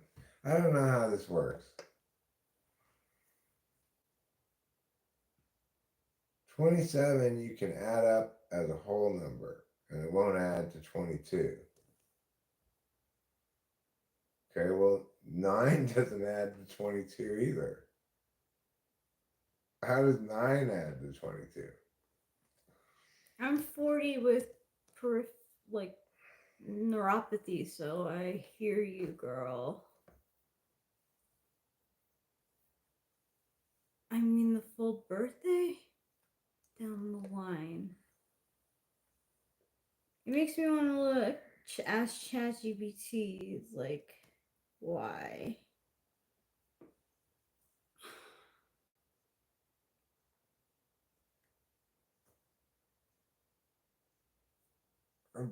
You didn't explain anything, show media. I have a very specific question. You didn't answer it. I eat salmon sometimes. That's funny. I eat salmon no times anymore. 27 plus 4 equals 31. And then 3 plus 1 equals 4. Okay. Now 9 plus 4 equals 13, and then 3 plus 1 equals 4. What's the difference?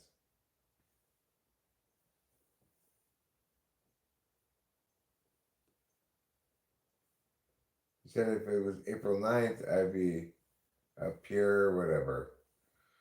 But April 9th, 9 plus 4 is 13. 3 plus 1 is 4. Same as 27 plus 4, 31. 3 plus 1 is 4.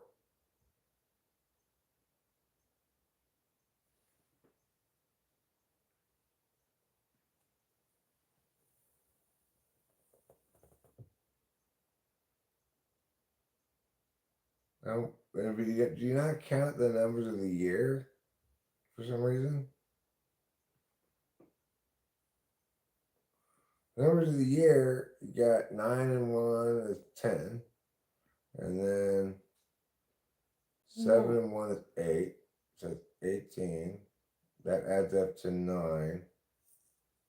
So why aren't we adding 9 into this equation?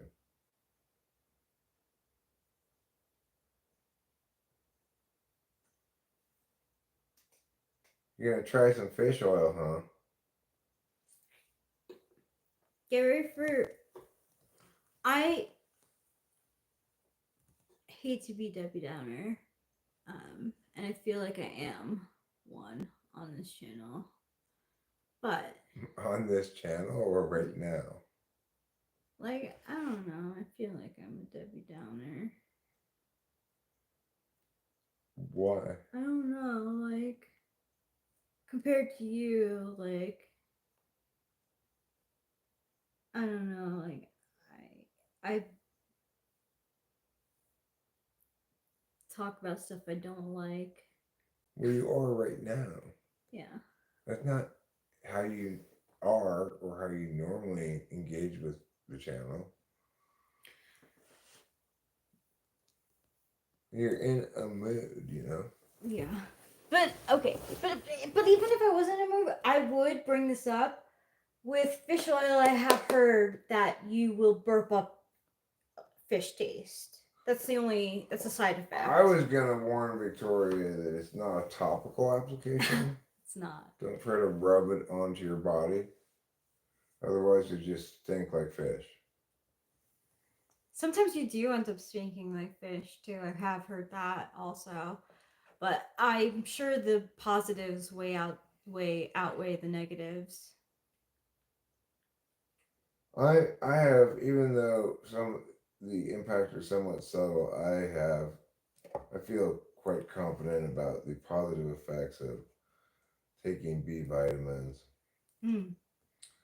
I've paid attention to whether or not there's a correlation, whether they, because I have like natural variability in the symptom of neuropathy that sometimes is more and sometimes it's less neuropathy, right? So it's taken a long time for me to be confident that vitamins consistently make things better. That's good.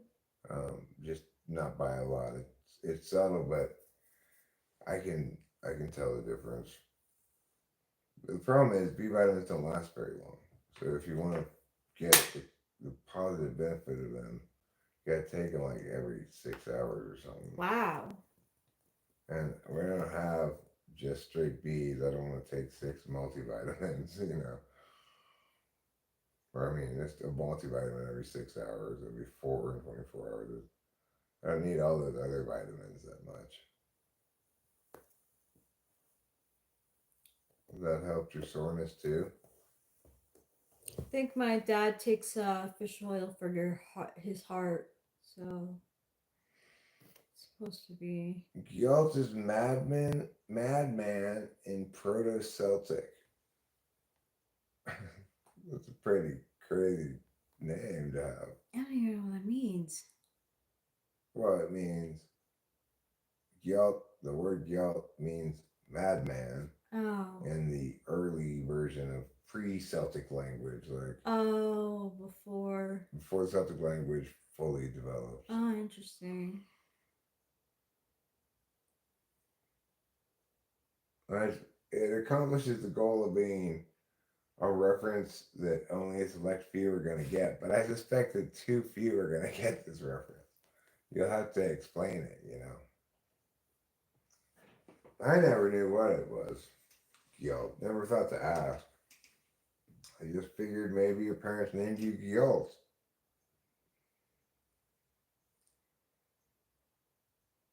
Aluminum Falcon. Yeah, it's good having a cool name like that for your fish or something is great. It does sound pretty cool. It's got a cool story too. You found it in a video about Hellblade. I don't know about Hellblade. Is that like a video game or is it an actual sword named Hellblade? It's not a comic book made into a movie. Oh. Maybe? I don't know. I'm thinking of something different. Could be a comic book. Victoria's guessing. Oh, it could be an anime. It's a game that features elements similar to psychosis. Oh. Huh. Well, where does the blade part come in? That just like a video game about going crazy sounds pretty boring. There must be some cutting and slashing that gets done here. Guided by Voices is a good band name, I agree. But you know what band name I don't think is a good band name? Okay. I don't mean to interrupt, but before I forget, Guided by Voices makes me think of Voices Carry. You know that song? Yeah. Yeah, so I think it's actually not that great of a name because Voices Carry is not a good song. Well, yeah, I don't love Voices Carry. I don't think it's a terrible song, but It's okay. um but I like the concept of guided by voices Yeah. as an expression. Yeah. It suggests that, it doesn't state explicitly the voices are unheard, but that's what it's suggestive That's of. true. I don't know why. It just wouldn't. I was like, I wanted to finish it with like Voices Carry. If you add 27 to 431, add it down the line to 1971, which equals 49. 1 plus 9 plus 7 plus 1 does not equal 49. Or saying adding it to 31 does. Let's see. So that's 41 plus 8, which is 49, which is 13, which is 4, which is not 22. Okay. Where if you add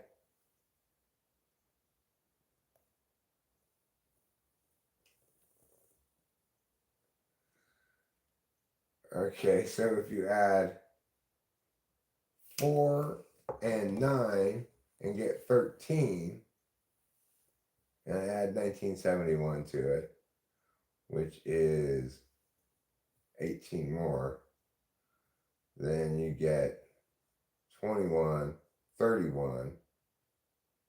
3 plus 1 equals 4 again. So, again, it's the same for 13. So what my app says is 27 plus 4 plus 1971 equals 9 plus 4 plus 9 equals 22. Say it again? So my app says 27 plus 4 plus 1971 equals 9 plus 4 plus 9, which equals 22. 27 plus 4 plus 1971 equals 9. I get that. 4, okay. And then 1971 adds up to 9. But how does it add up to 9? 1 plus 9 is 10, plus 7 is 17, plus 1 is 18.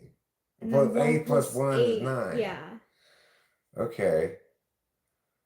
So, in other words, the resolved number for the year is 9. And then the resolved number for the month is 4. Mm-hmm. And then the day, in the instance of someone born on the 9th, is 9. 9 plus 4 plus 9 is 22. Right. And Whereas my 9 plus 4 plus 9 is 4?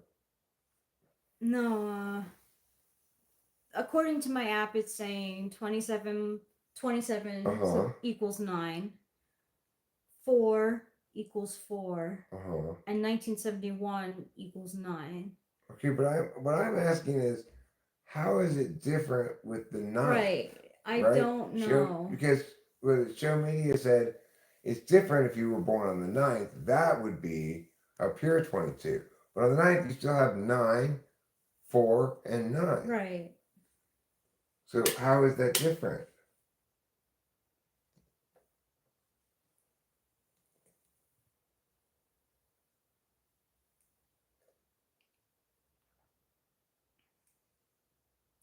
Nine, 4, and 9 adds up to 1822.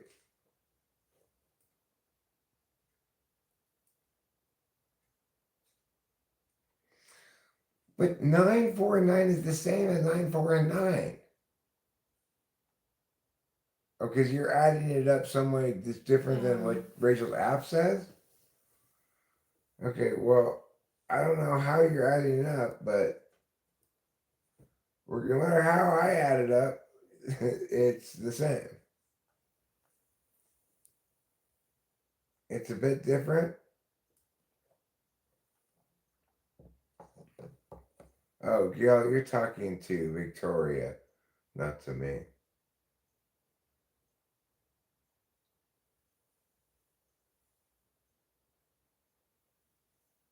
The first two digits should be single digits and add it to a natural number to be pure. But Why? what about 11? Yeah, is 11. Because they say not to reduce 11 in numerology. 11 isn't broken down to 2. Right. So, like. So, if he was born on the 22nd, would he be pure? I don't get it.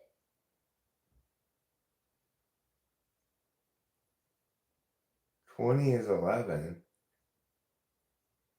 What do you mean 20 is 11? I mean, that's one of the wrongest sentences I've ever read.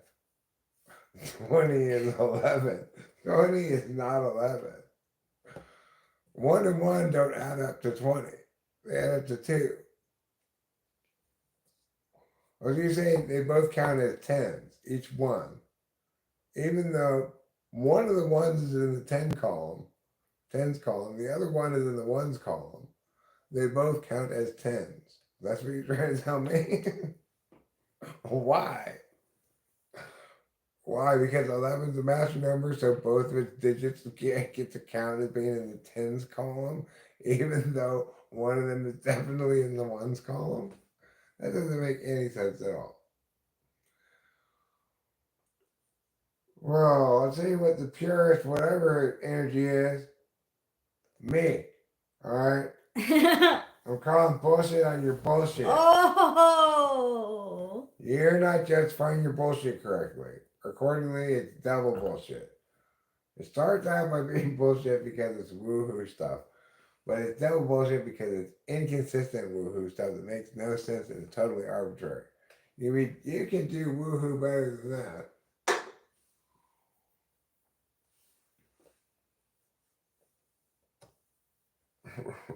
Okay, well, I don't. Yeah, the man who just told me 11 is 20 is asking me to trust him. Okay, no, thanks.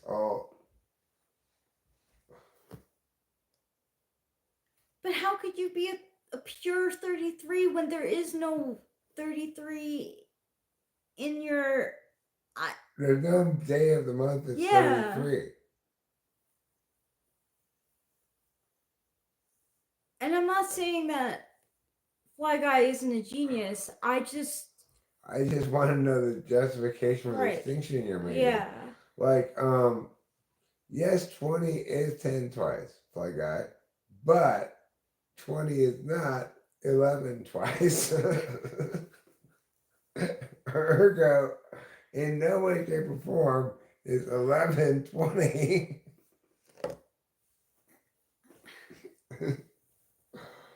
Oh, for life, found that has to be single digits. Why? Except if it's a master number, which you have. Right, but 27 is not a magic number. 27 is considered a bland number. Like, if you're number 27, you don't even get to be number 27. Well, that's the same for 16. You have to be 9. You have to be 7. Yeah, but I'm not a pure 7. Oh, not a pure 7, huh? No. Well, you know what I say? We're purer than the real 7s and 9s, respectively. People who are born on the 7th and 9th are just cheap, tawdry imitations of us, double-numbered 9s and 7s. And if anyone is not pure, it's people born on the 7th or the 9th. They're not purely 7s or 9s because they're trying too hard, obviously. Obviously. It's like they're walking around going, I'm a 7, I'm a 9. Now you know right away they're not a 9 of shit. So. What? instead of mine. All right. I've been thinking when I say that. Yeah, well.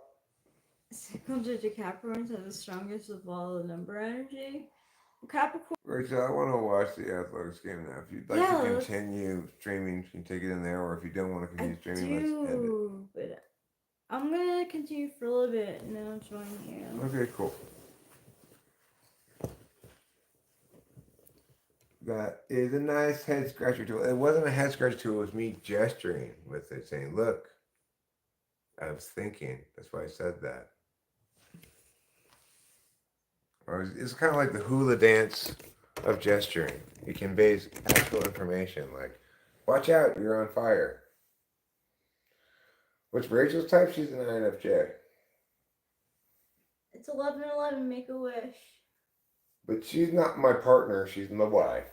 Okay? My partner, like, that's something I call like a nephew or something. Hey, partner. How you doing, little guy? I think that's like. I know they don't mean, you don't mean it in the Western sense, but that's how I think of it.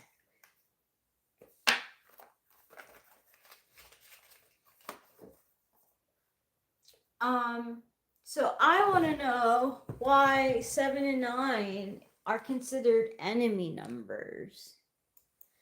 Ah. I want to know. Well, that's because 7 is a prime number and 9 is not a prime number. So it's like, hey, I'm just USDA choice. That's a 7.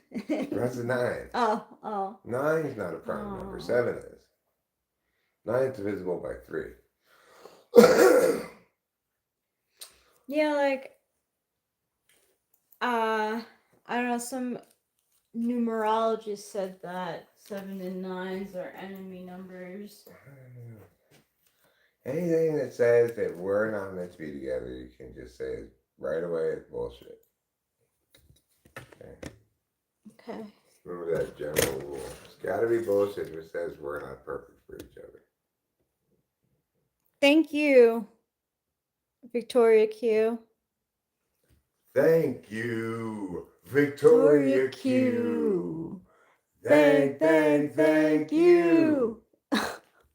Was that the song that you said you didn't like? I like that song. What was the song you said you didn't like? Oh, Voices Carry. Voices carry. It's not a bad song. It's okay. It just made me think. Oh, let me get out of here. Cool. I'll take my pipe. I want to take some weed with me too. Take your whole. Take one of the bags. Leave one bag. Take one. And then. We need lighter. Damn. Yeah. Oh wait, got one.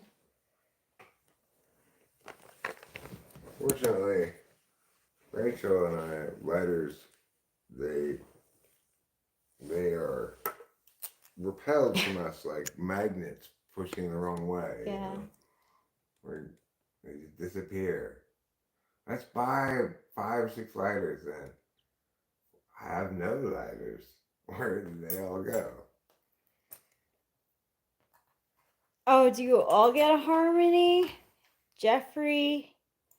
Maybe. Well, check out this. This is the most exciting Oh, yeah. walk-off of 2025 for sure. Oh, I gotta...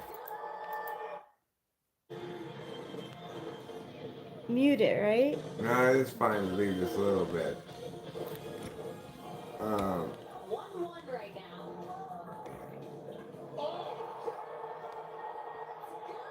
Bam! Let's go! Or as Kirsty says, come on!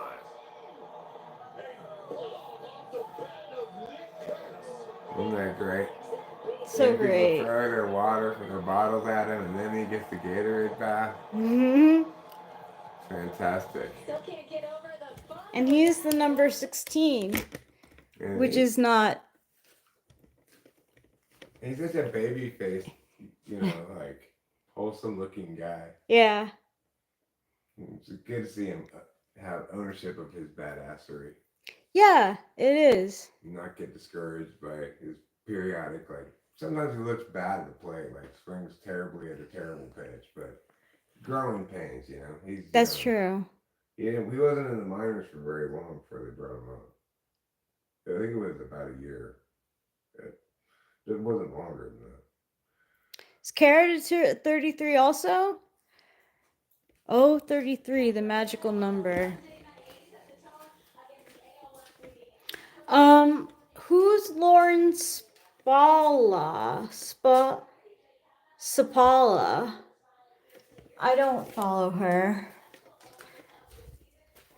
Oh my gosh, I have so much stuff in my hands right now.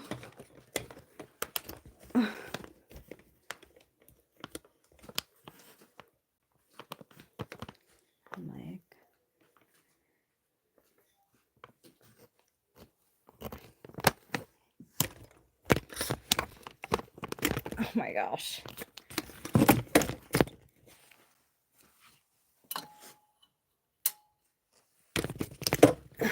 Yes, your wife. Oh, I thought you were talking to me.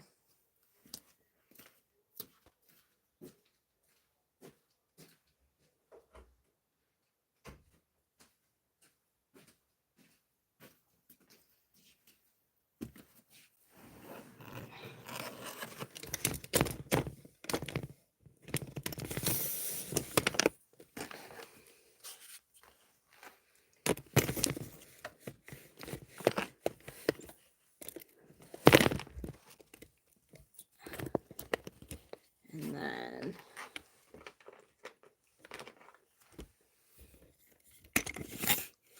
there we go.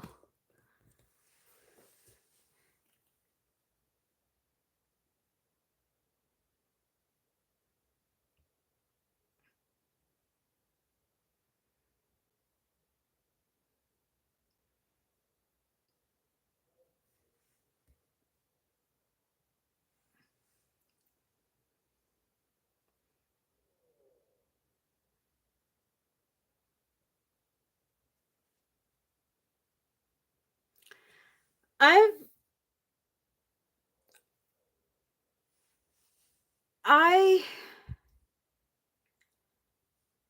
will check her out.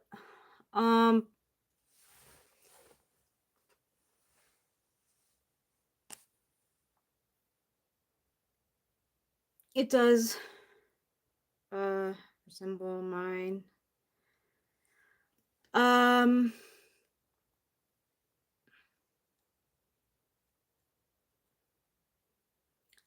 I wish that Frank James would continue making content about INFJs. I know he recently said that he's not going to do that anymore, but it's like it's nice to hear words from an actual INFJ who like has been approved by Eric to be an INFJ.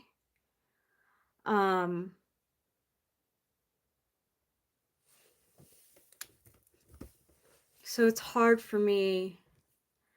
I'll check out her channel, but I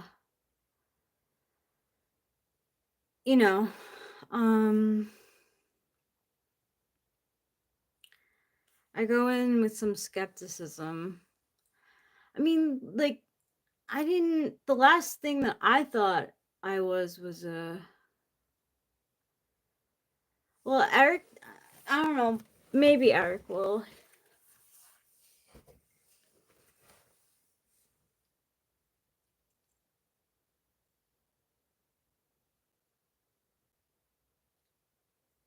Oh, what's got me down is like, I pause before I talk because I don't want to come off a certain way. Like, I don't want to say no to watching this woman's YouTube because I'm skeptical of people who claim to be INFJ, or even just like, regular YouTubes that are like things that INFJs deal with that people don't understand.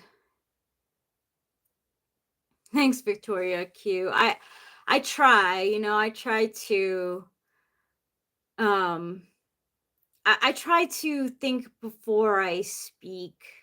And I know that people say that's a sign of weakness. But I realize that I'm human, and that I have my biases and stuff.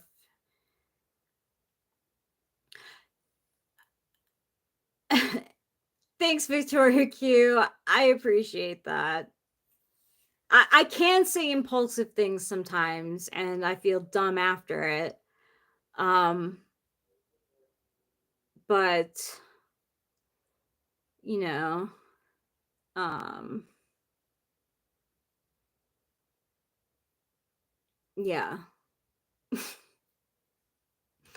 I feel dumb after saying like taking a stance on something, or being like really impassioned over something that like doesn't matter. Really, that happens a lot. Thanks, Hugo Silva. You know what? Honestly, I was inspired by Shoshana from the HBO show Girls. They do a lot with her hair in that show, and I like it. Why that face, Fly Guy? Too much FE? Is it getting you down?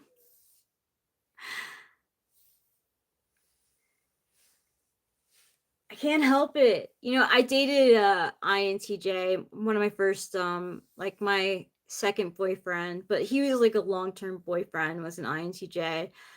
And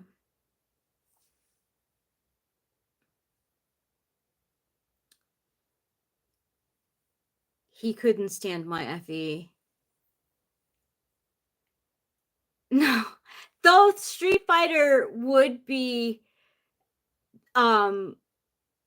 definitely be I could see that. But no, it was much more dull. It was from Shoshana from Girls.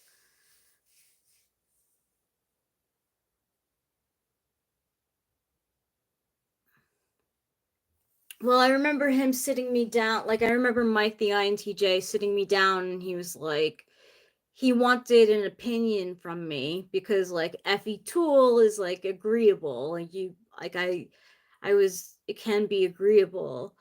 So, he sat me down in front of a Pink Floyd poster of like these naked women whose backs were facing like their backs, and their like naked behind were showing, and he was like, which butt do you think is like the most weird looking? And like I didn't want to answer because I thought that was like kind of mean, but he wanted to get an opinion out of me, so he was incredibly frustrated by my FE, but I didn't like him giving me TE, so it was fine. We bonded over NI, and we didn't end up together, so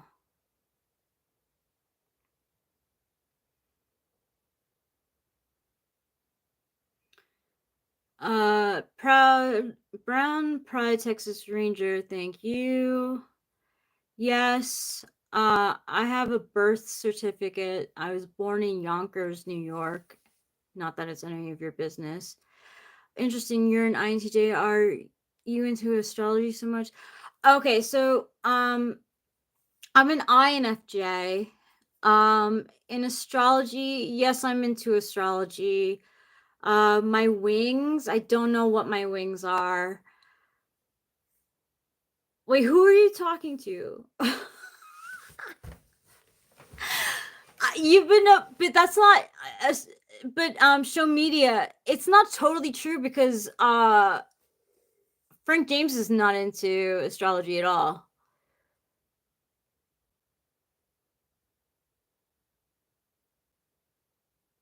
Okay. Okay. Okay. I see now. I see show media.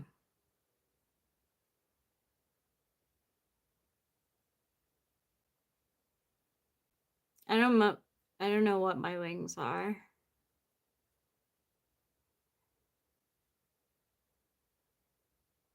People guess that I'm a 9-wing 8.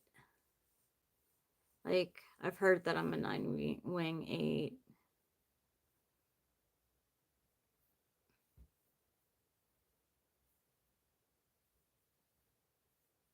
You're a 5-wing 4.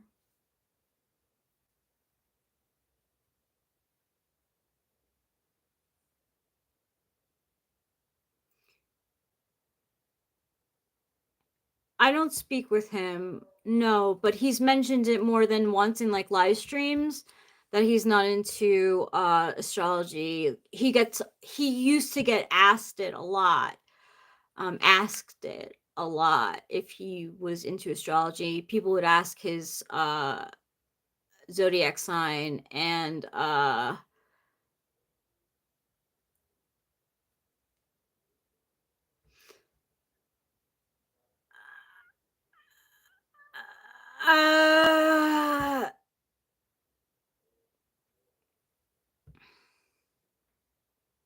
he's publicly not into astrology.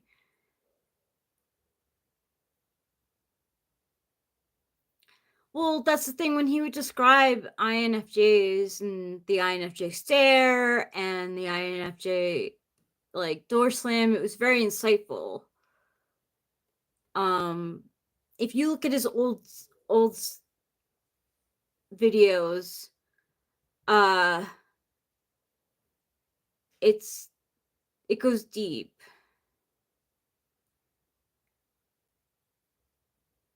I don't know what you mean. Assalamu alaikum.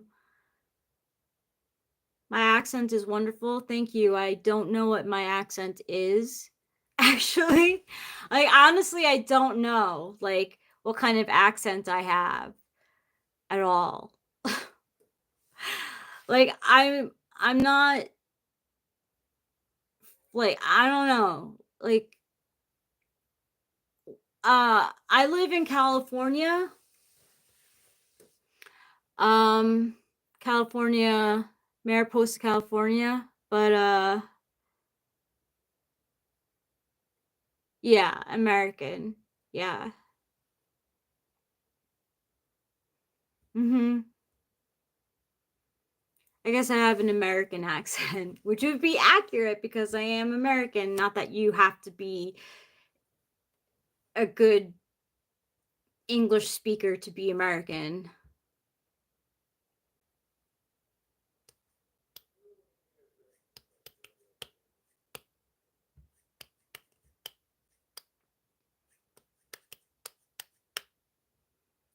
Don't you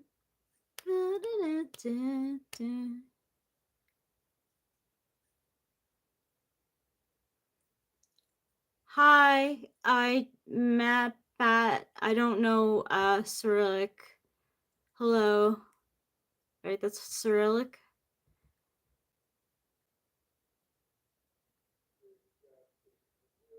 Every little thing I say I do. I believe there's like 18K. Oh my gosh, with chopsticks. It's been so long since I've used chopsticks. You would see how like uh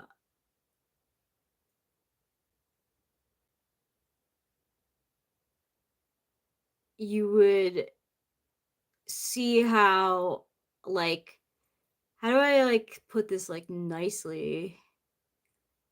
how impaired I am when it comes with chopsticks. Yeah, I can get when I eat sushi a lot, and when I eat sushi a lot, I can get it down. But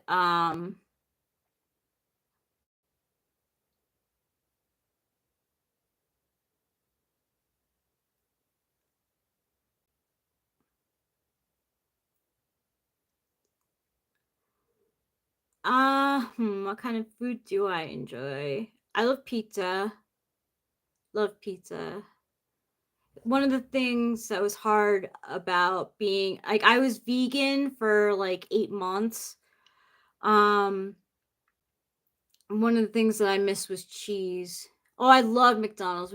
McDonald's is the best. Well, I think In-N-Out is the best. In-N-Out is probably the best, but then McDonald's.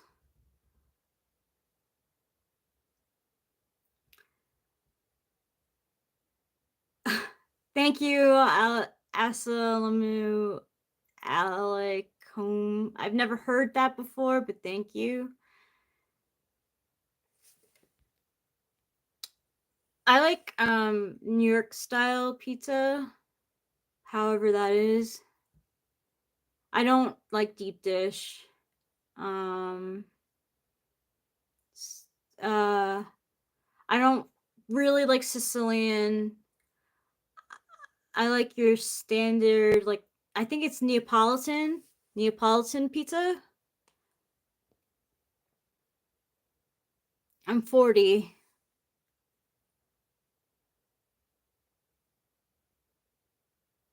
Right? Yeah, don't spam.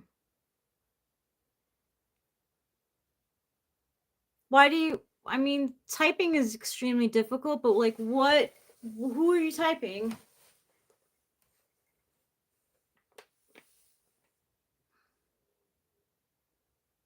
What do you mean, Scott?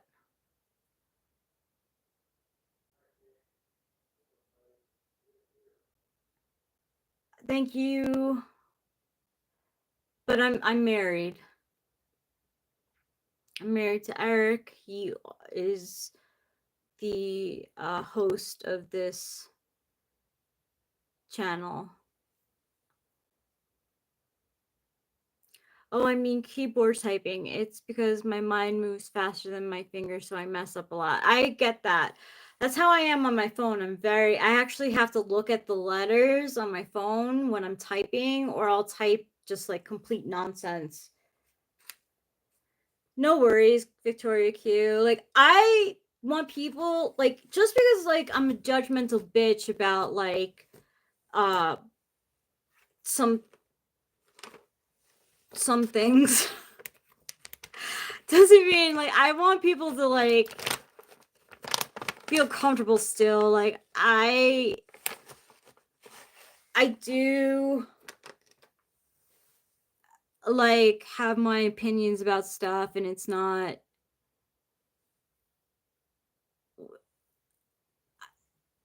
like the cross of Jesus.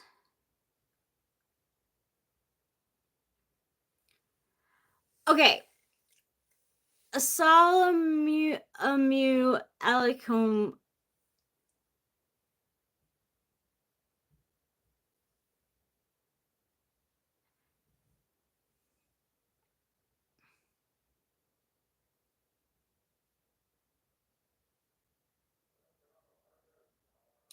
Scott says, foolish to those who perish, to those who are saved, it's God.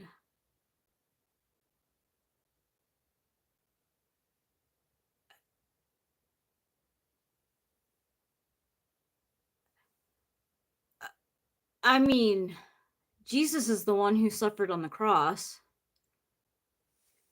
No way. I am never attracted to my brother. No way. That is where I draw the line as Leia.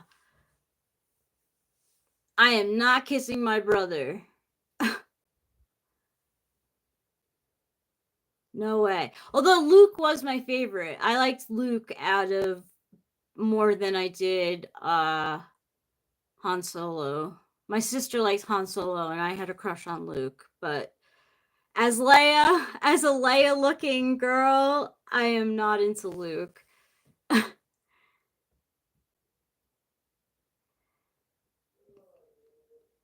I'm taken by, actually, like when I first started, yeah, they're siblings. Twins.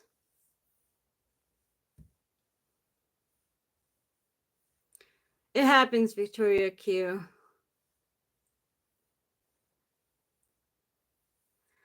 When I first saw Star Wars, I was obsessed with Obi-Wan Kenobi. And I believe, no, Han Solo, as Leia, Han Solo is my man.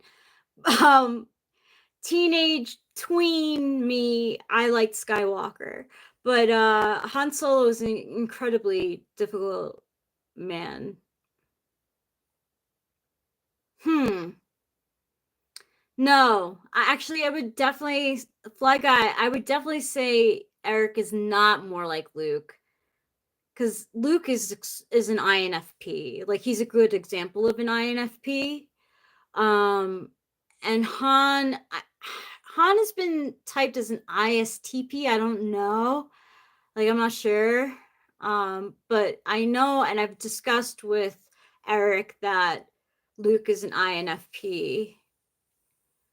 Well, he's a little bit of a whiner, he's a little bit.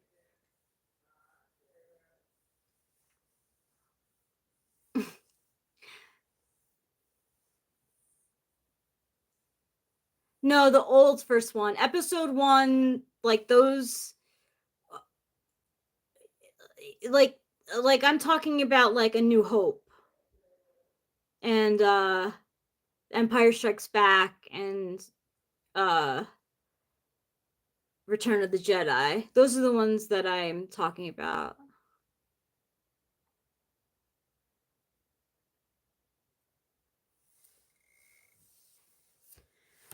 I liked Adam Driver as the Rilo,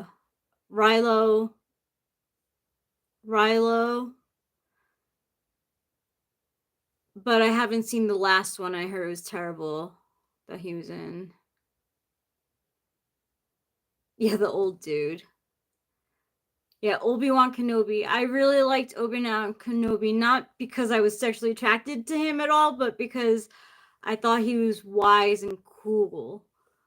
Like, I was like, yeah, Obi-Wan Kenobi knows how to run the Force.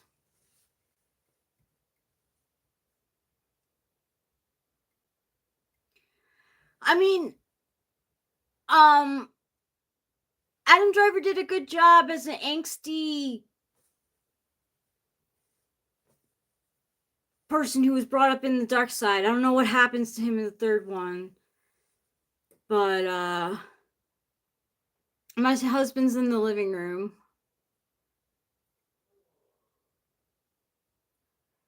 Yeah, the first three original, like, there's no touching those. On the West Coast, it's 11:38.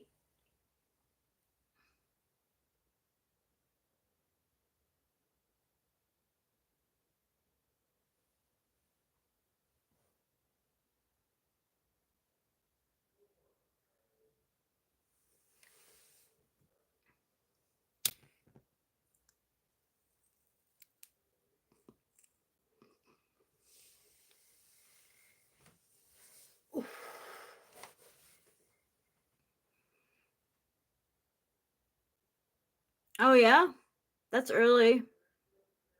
Can't sleep, Hugo Silva. Yeah, New Hope is like the first one that I ever saw. Turan, where's Turan?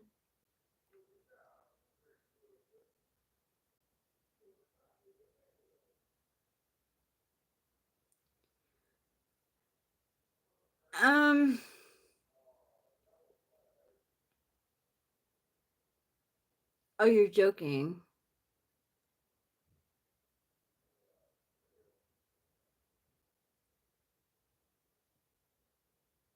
I'm smoking marijuana. I didn't know it was the capital of Iran. Where are you in real life? I mean, in the United States? Or are you actually? You're not actually traveling.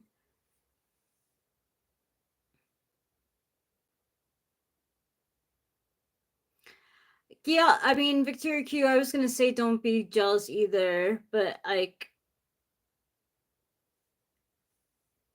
if you enjoy it, I can understand the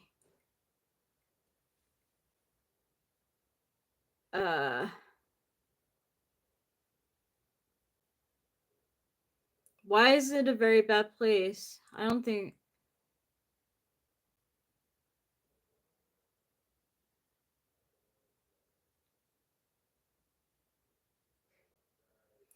if it's in hell, like, see, like, I miss huffing uh huffing nitrous oxide, but it fucked me up, so I don't do it anymore. It's like the same thing. I have never done meth, and I don't want to do meth.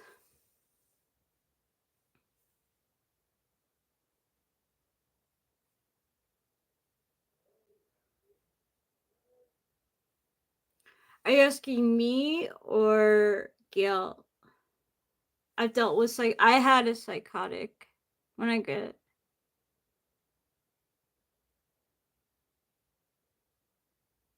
I'm talking Heaven's Gate. I don't get it.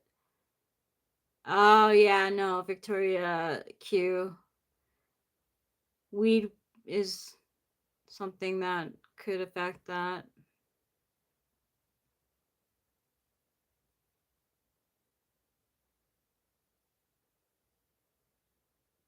What is thought broadcasting?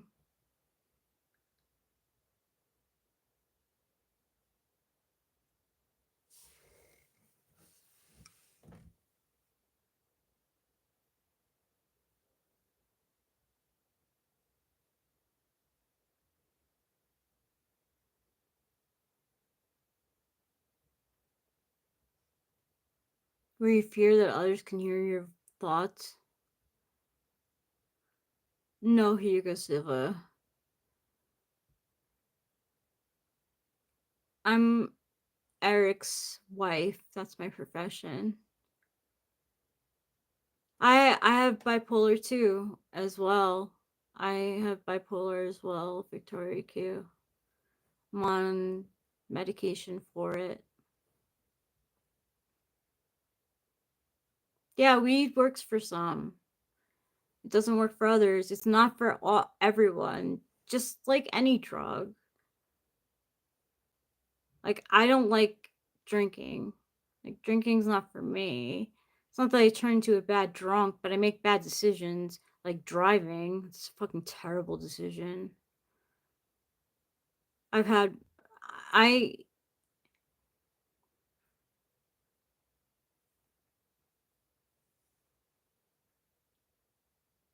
Yeah, it makes a lot of people paranoid.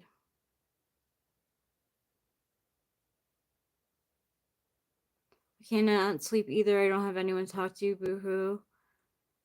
Well, you can talk to ChatGPT.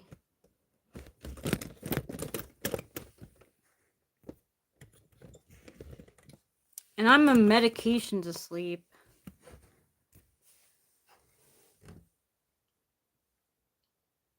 I missed all the streams all week, so I'm staying up for this one. Good for you, Fly Guy. Do you work tomorrow, though?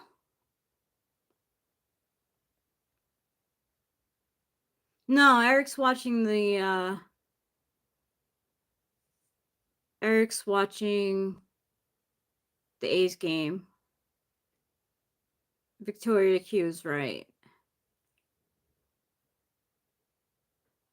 Hugo Silva, I mean, you can't really, like, you're gonna have to find someone who will let you talk before sleeping. You shouldn't rely on other people to sleep.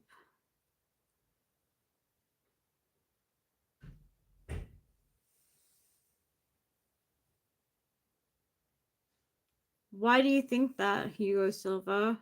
I don't dislike you.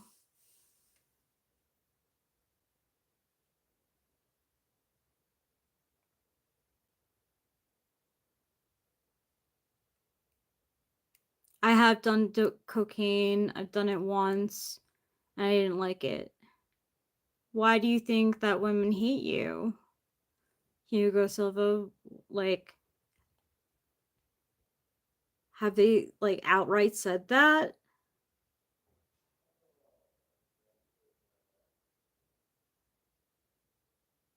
Podcasts is a good idea.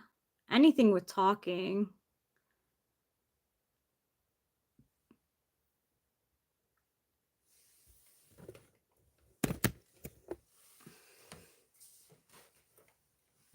Honestly, though,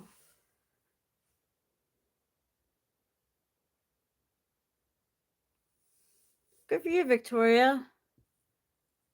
You found what works for you.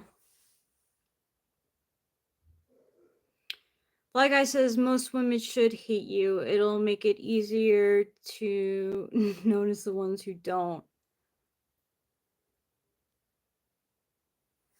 Hugo Silva says I gotta some kind of repellent when it comes to people. Women barf when they see me? Come on, that's a little bit of an exaggeration, no. Hey Keisha! Oh, I love the hydrangea emoji. Thanks for that.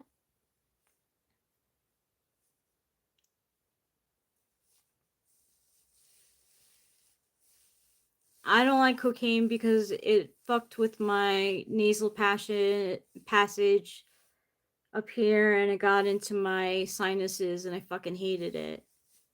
I didn't like it. I liked being up, but I didn't like the side effects.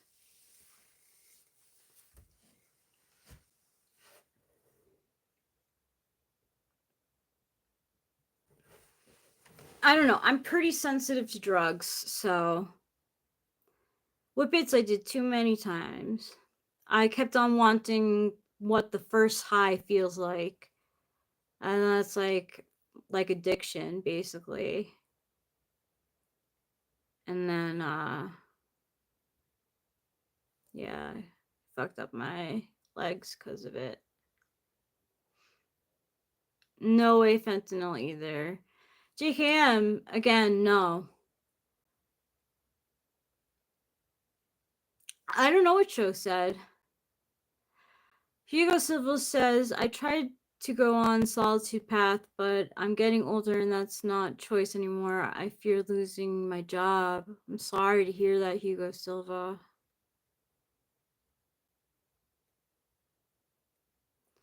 I got neuropathy from whippets, so I'd be careful, Victoria Q. Kratom didn't work for me.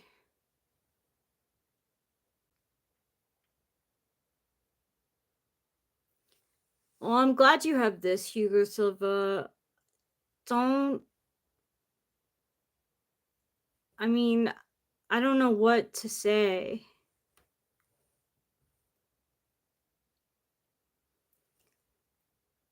For Zoe is a cool looking dog. Who's that? I've done Adderall,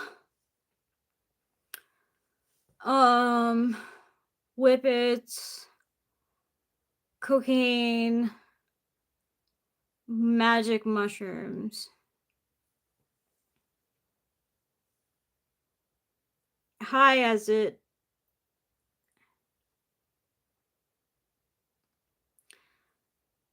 The only reason I'm not on kratom right now is my fear of it interacting with clozapine. Have you talked to your psychiatrist about that? I don't know what you've said in the past, actually. Thank you, though. I'd like to consider myself like a good person. I know I complain, and I'm sorry about that. Like, I am truly sorry that when I get on here, sometimes it's just rants about celebrities. It's just that I've been so, like, that's been a hobby of mine, like, since, like, 2006, like, finding out the truth about celebrities. And I think that people can idolize them, and really they say, like, never meet your heroes because they'll disappoint you. I don't know. I feel like I'm a Debbie Downer. Like, I feel like, you know, it's a different vibe from when you're talking to Eric, um, who's mostly joking. I get like soapboxy about like Ryan Reynolds being a terrible person. But thank you. Thank you for saying that I'm allowed to rant. I appreciate that. Oh, scared me. Thank you. Oh, thank you.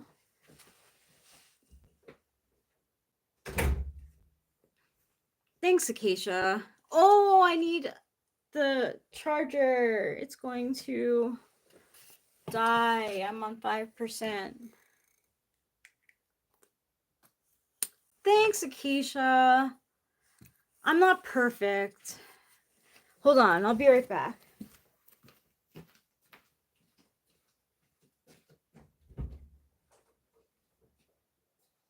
I need the charger.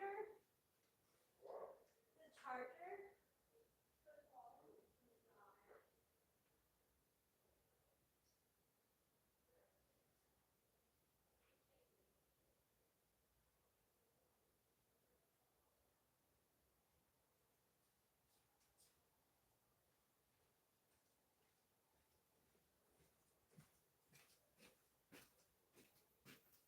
Shoot. Is this long enough?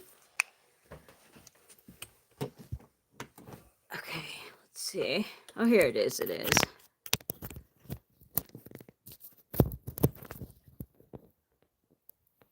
I'm glad that dumping on celebrities doesn't bring you down. I don't want it to bring people down. I just like to let people know that, yeah, like most celebrities are crap. Like, it, I love the Yankees, right? I grew up with the, I started like 97, 98, 99, 2001 Yankees, right? Mariano Rivera was my man. Like, great. I heard great things about him in the press. He was a great closing pitcher. Like, when the Sandman from Metallica came on, you knew Mariano Rivera was going to come out and he was going to close that inning. Strike, strike, strike. And I learned about him recently that he has been involved with sex trafficking. And like, even me saying that right now, like, I'm like shaking because it makes me so angry. But, you know, again, like, you can't like idolize these people.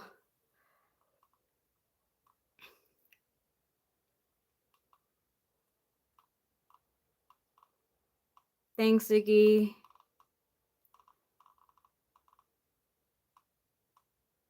Dick on my face, huh? Boris M, is that how you picture your mom?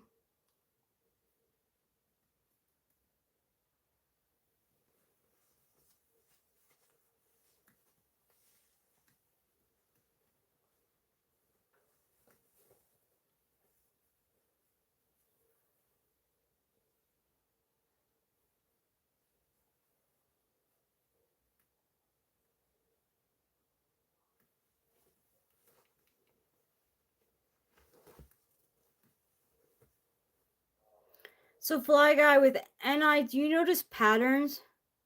I never thought that Diddy was cool, but I thought he was like a has-been. I had no idea how much power he had. I had no idea.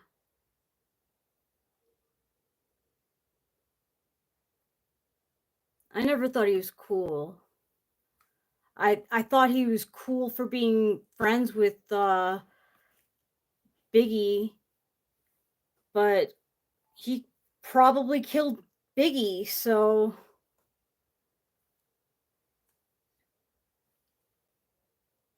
yeah. I think of NI as recognizing patterns mostly, and then coming to conclusions based on those patterns, more than like psychically knowing something. I don't like that when people think of NI as like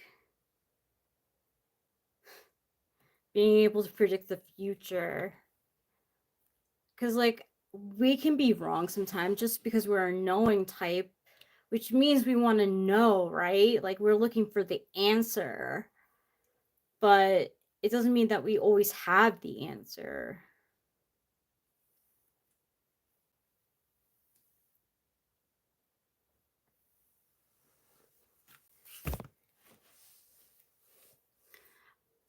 Gail says, I used to type as any Dom, not sure these days though, been typed LSIILE and vibe with EIE, even sometimes IEI.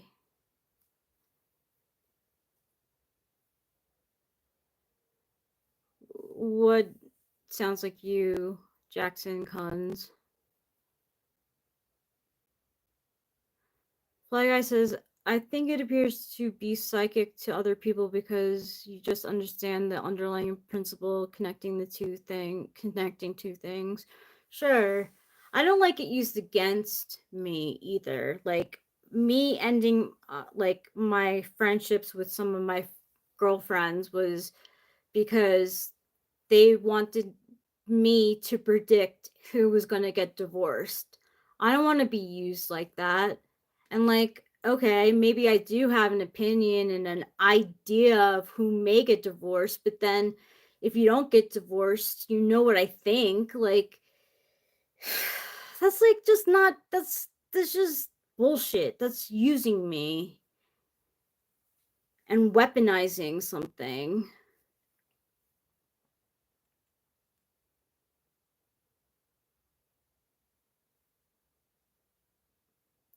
Well, what's a good description of any is exactly what Eric does. He talks out his thoughts and ideas. Any is great at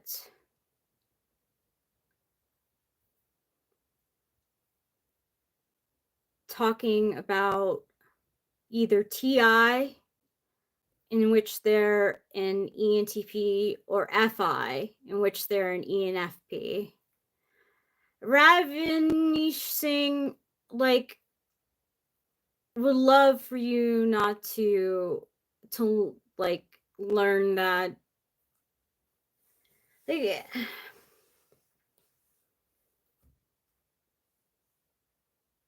yeah, like Jackson Kun says, it's not cool.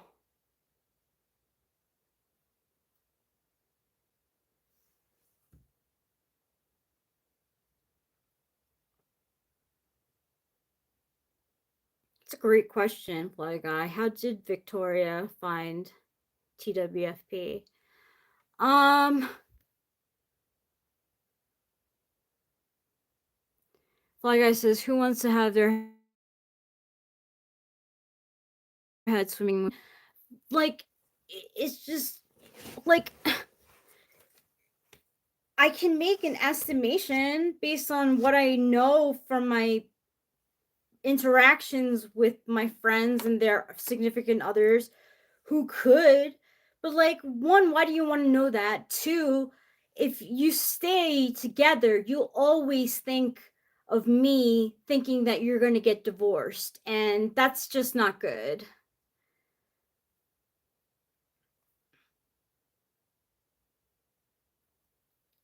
And like, honestly, if I'm fat, is that the worst thing about being like I'd rather be a kind fat person than a mean skinny person.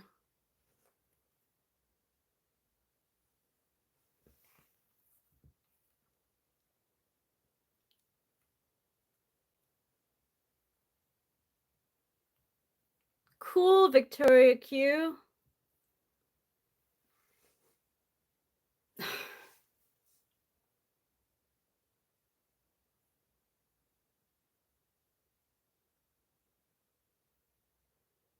I'm married. I wouldn't show my boob, and I'm like not like that.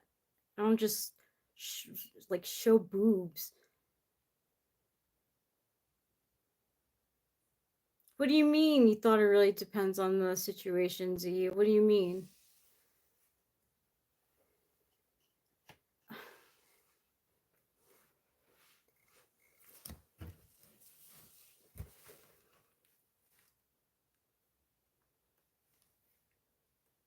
I have a lot of insecurity about my weight. 225 at 11. I was 144 meds. I have a lot of insecurity about my weight too. But again, I'd rather be kind and fat than mean and skinny.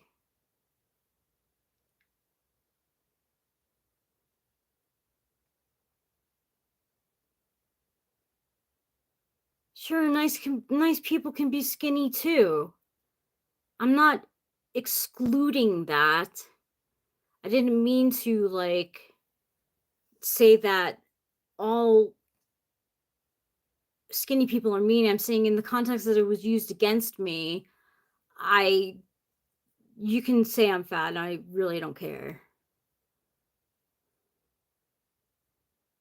I think it's mean.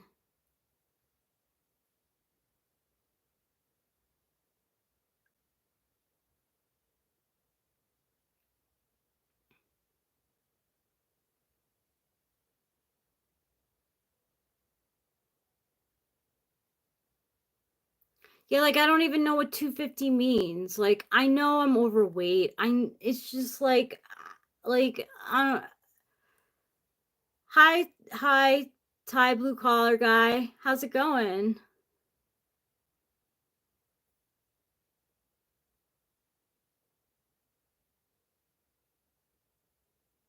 I mean,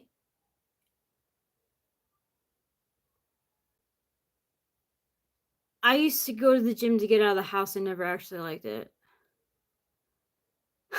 Thanks, Thai blue collar guy. I'm good. I'm a lot better. Were you here when I was crying because I had a bad trip on mushrooms? Dude, mushrooms is so inconsistent with me.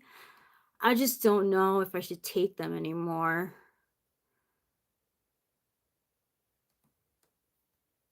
Oh, that's good. I'm glad. I'm glad. It was like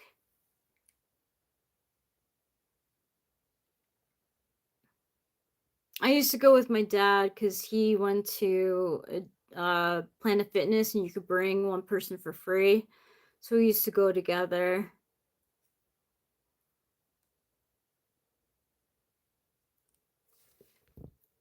Gail says mushrooms are always a freak out for me. I don't freak out, I just get emotional. And I feel nauseous. Like I felt nauseous this time. But I couldn't throw up, and I know throwing up would make it feel better. And then I took Klonopin and 2 Prozacs thinking it would kill the trip, but it didn't. So I took Adderall and that helped. Shrooms are fun for Eric, you know? They don't always bring out the best in me, and I don't like that. So I don't know. I feel bad saying that, but it's just they're too inconsistent with me. I need to know that I'm going to have a good trip.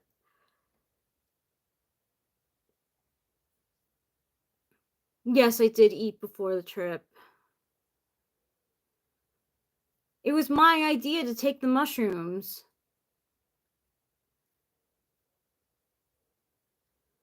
Well, I don't like being in control, not being in control too, but like weed doesn't, like, I don't, that doesn't do anything to me, really. It's, I've always had positive experiences with weed.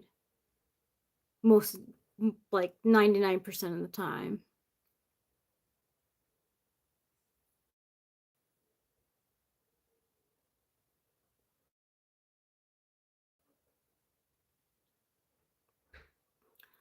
Hi, Blue Collar Guy says, I think it helps if you don't eat anything before a hero dose. Possibly. I don't know, dude. It just more times than not, I get nauseous and uh this time emotional.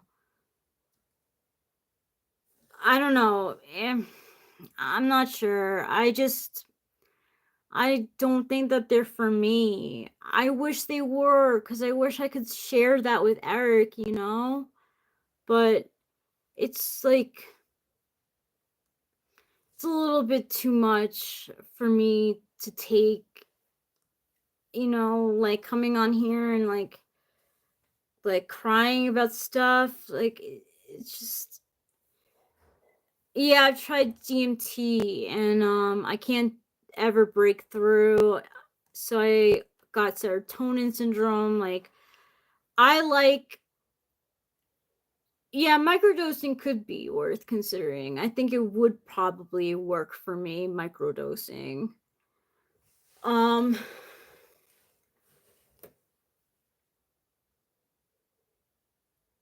I don't live with my dad anymore. I'm in California. I used to live in New York and I used to live with my parents.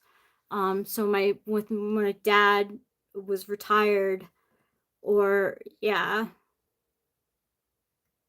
when my dad wasn't working, I, like, as in like it was the weekend or something, I would go with him to the gym. But I could say I was not happy. I don't know, Gail. K, like ketamine, is works for me, but I would not say for everyone.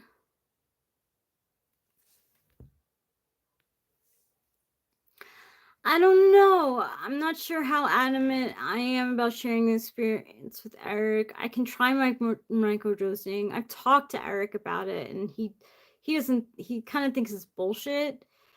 Um, I don't know. It's not that. It's not that important that I share the experience with him. I feel that it's important to him that we share the experience of mushrooms. But like,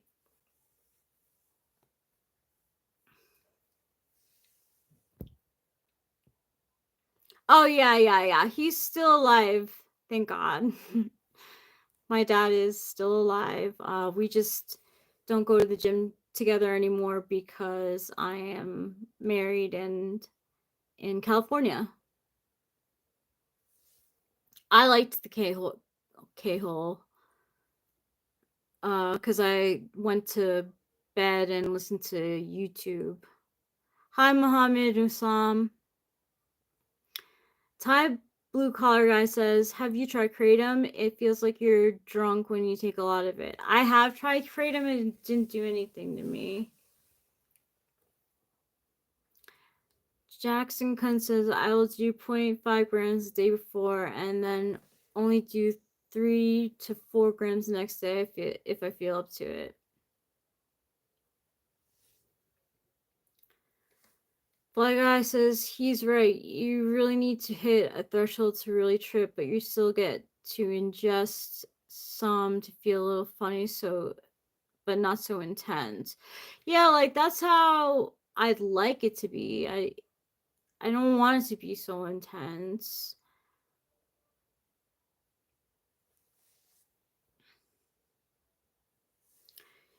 Never know if I had serotonin syndrome, but one time on DMX and Abilify, my whole body started rhythmically shaking. It would travel from one limb to another. It was weird. Blue Thai blue collar guy says, I felt like euphoric. That's cool. That's good. that you found that on Kratom.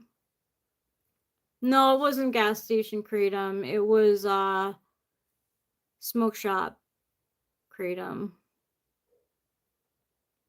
Victoria Q says, I think it's important for you to be comfortable and not to be like him. It's nice to share, but not expensive your health. Yeah, like I don't like bad trips, and it happens too often for me to enjoy myself, really. So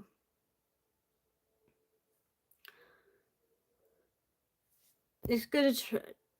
I'd try good Kratom before giving up. Cheap stuff doesn't work. Aluminum foil is good for health, says Golu Kumar.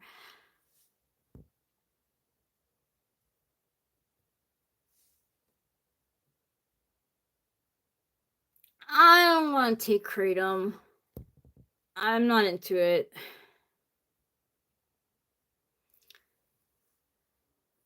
It works for some people. I'm sure if I took enough, I would get some, but I don't want to take a lot of drugs to get high. Like, I don't have to smoke. Like, I don't know. I'm a weed girly. I like smoking weed. That's my thing.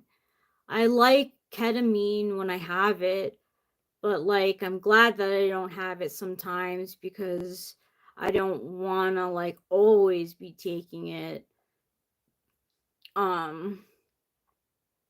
But I really love marijuana.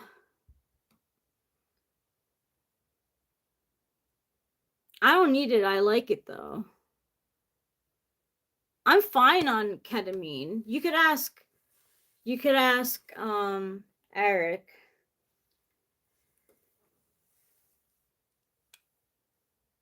Hey, Kareem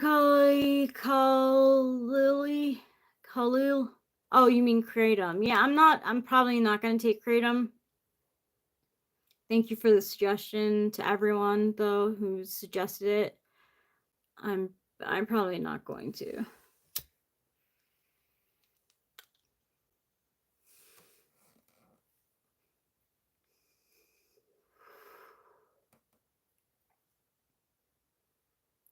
Ty Blue Collar Guy says, you take Lilith ever. It's usually beginning antidepressants they put you on. No. So like technically the antidepressant that I'm on is a combination of Zyprexa and Prozac. Yes, you guessed right. I am from the USA. I wouldn't. That's cool that you're Egyptian. Oh.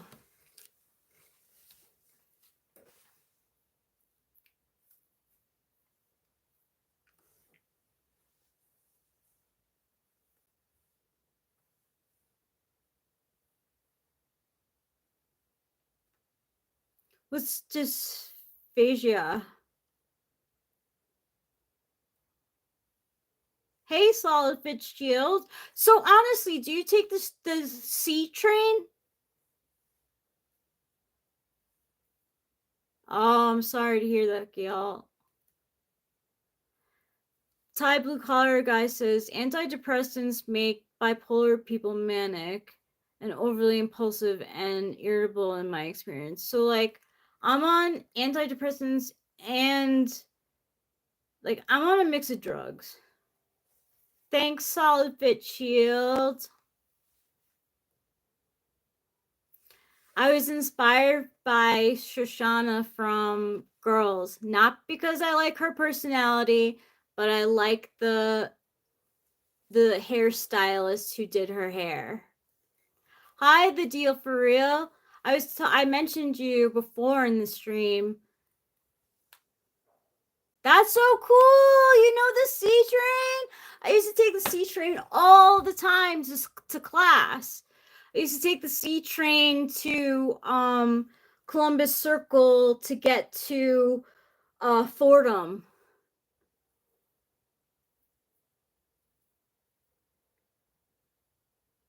I don't know who says I'm depressed. Did any? Thanks, Kareem Khalil. Yes. Hi, Mark. Attack. That's not true, the deal for real. Who hates you? Why do you think that?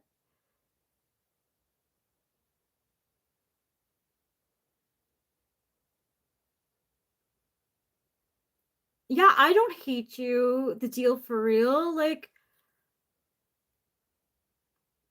I've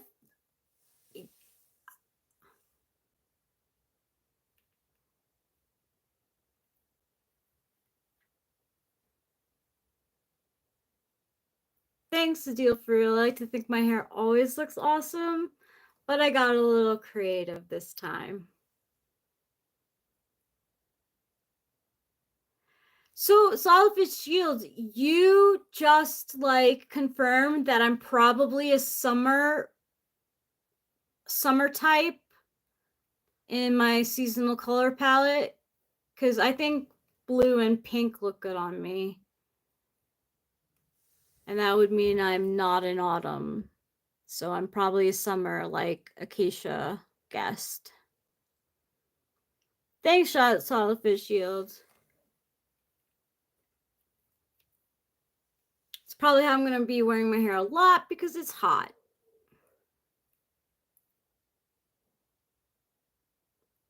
Yeah, I think honestly, I think I'm a cool / true summer. I just happen to have dark eyes. I was saying that you're right, Acacia, that your guess of me being a summer seasonal color palette was correct, because Solid Fitzgerald says I look good in blue, and blue is a summer color. I didn't know that was a thing, but yeah, you're definitely a summer then. Solid Fitzgerald says, yeah, it's a thing. And you'd probably be a winter type because you have fair skin and dark hair.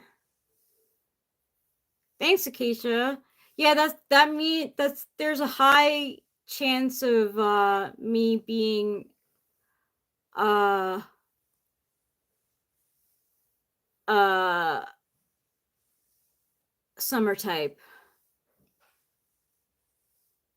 Yeah, but your hair is darker than mine. You have more contrast. You have dark hair, but you also have uh dark eyes. You're a true winter, Victoria Q.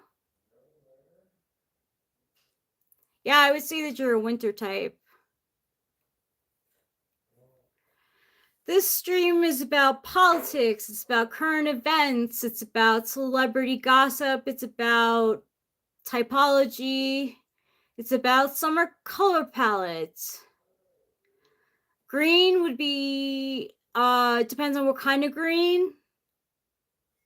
But green, it depends on what kind of green.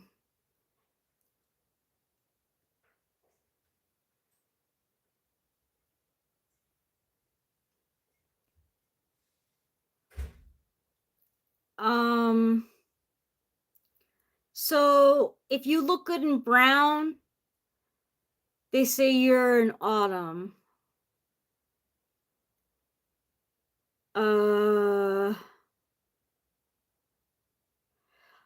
Like, I don't know.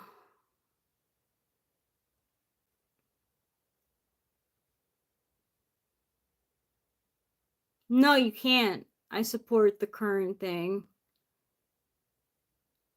I watch Mencast. No one cares.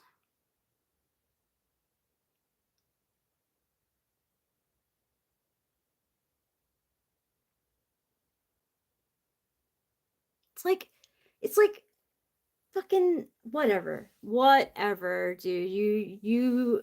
My apparently my body is for something for people to comment on. No. Turn around. Every now and then I get a little bit mad, like you're never coming round. Turn around. Every now and then I get a little bit mad. Turn around. Bright eyes. Every now and then I fall apart.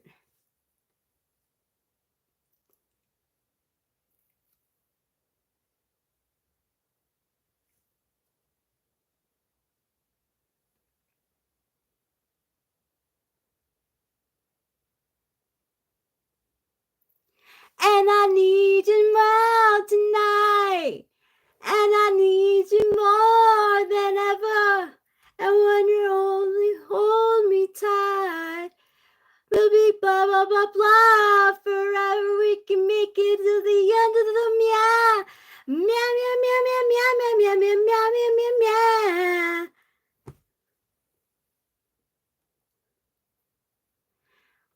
Iwash Mendez, thank you. Also, nobody cares. Solid Shield says, I noticed some shampoos actually darken my hair. I started using a more natural one. I see more of a chestnut brown. I learned about that color vibe. So under light, it's like a maroon red. Ooh, that's like, so you're a very dark brown.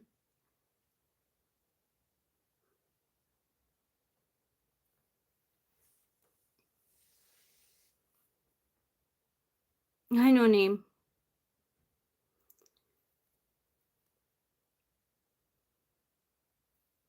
Yeah, like you're not true black, you're very dark brown. My sister has very dark brown hair too. Like true black, they say has blue highlights. No name, get out of here.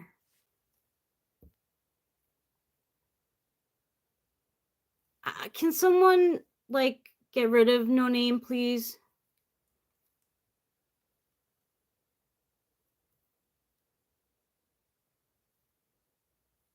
Is there? I can't do it on my end. I need one of the wrench people to get rid of no name.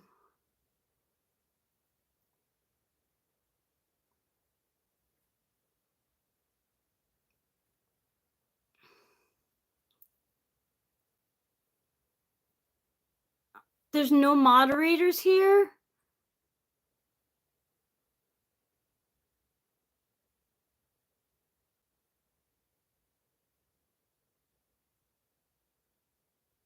Sixpence, like sixpence, none the richer? Them? Like Kiss Me? They had that song, I think. Yeah, sixpence on the richer. Oh my god, I just saw like this like of course I know them. I so like that yeah.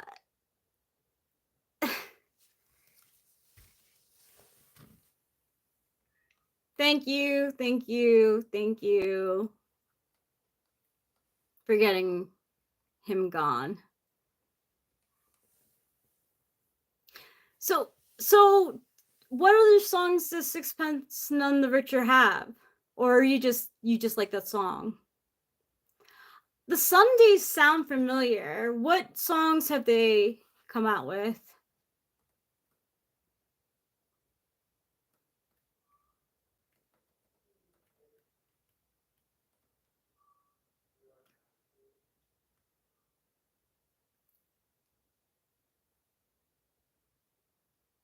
I don't know, Breathe Your Name. And I knew that you heard Sixpence None the Richer at your job. I was like, he definitely had to hear that like Sixpence None the Richer at his job. Like this just seems like like radio music.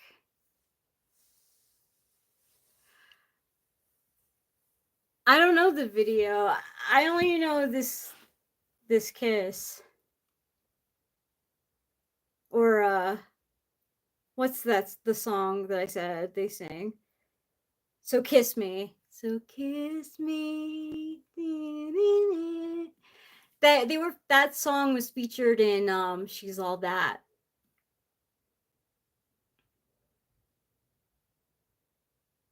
Cool, breather name. You're making me, I'm gonna look it up on my Spotify.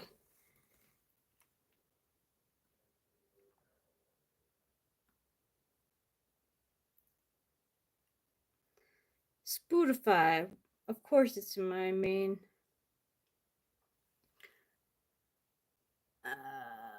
Breather name.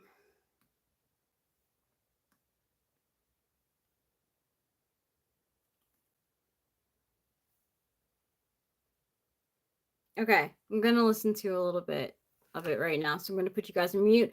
Please talk amongst yourselves.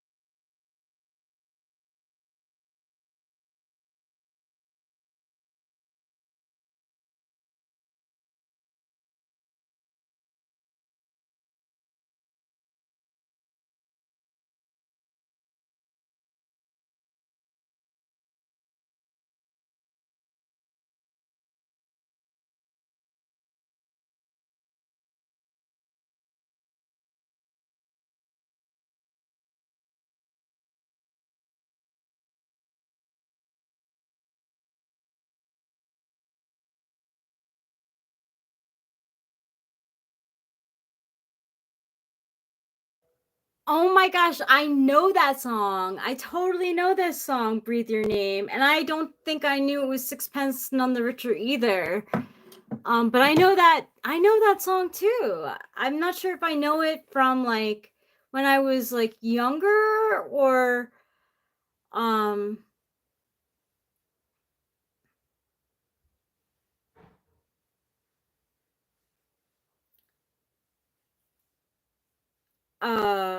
or if I know it from like radio stations net like that like as like storm music.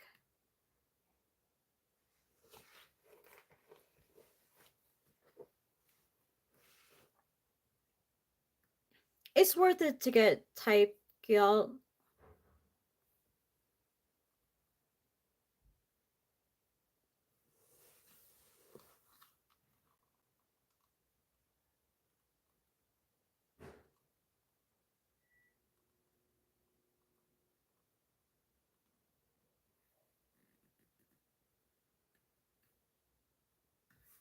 Like, and like I said, like Eric will, if you can't like afford it, he'll like usually work something out with you in terms of payment.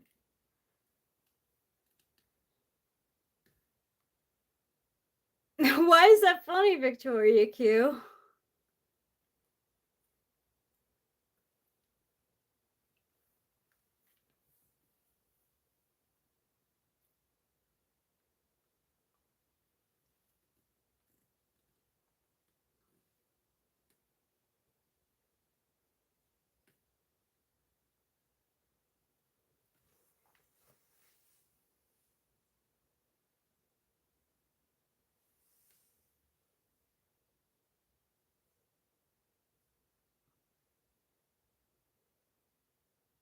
Yeah, it like I don't know. For me, it was relief. It was a relief. I mean, he typed me ENFJ first because of FE. You know, like that shit looks more because I have a tool. It's more pronounced. So so right now I'm wearing a lipstick that's outside of my seasonal color palette. And I'm going to put on a lipstick that is inside of, technically, inside of my color palette. And you guys can tell me what you think. I'm still going to wear colors that, like, don't suit me just because I like to switch things up. And, like, sometimes with blue, I like to wear, like a more nudish orange. But yeah, I'll show you. Oh, revealed, I see. But yeah, I'm gonna put lipstick on that is in my seasonal color palette. So summer seasonal color palette, according to ChatGPT, this shade should look good on me.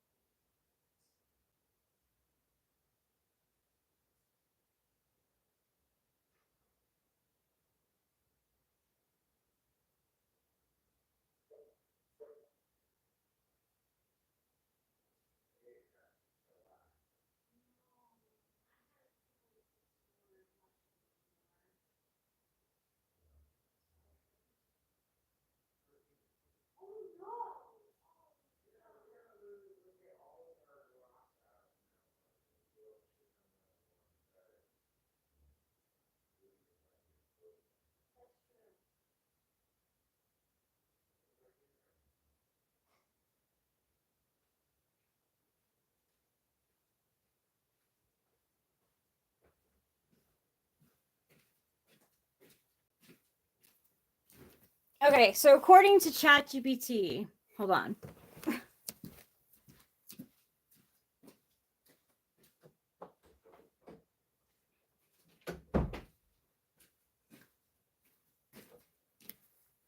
According to ChatGPT, this lipstick, Walk of No Shame,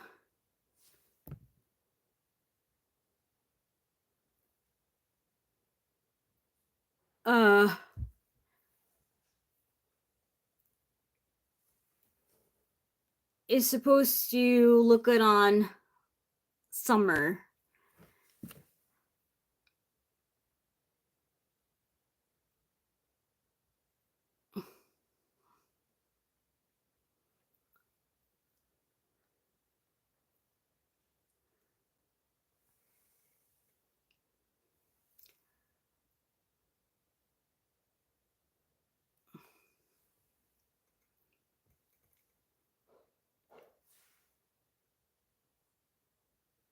I like it.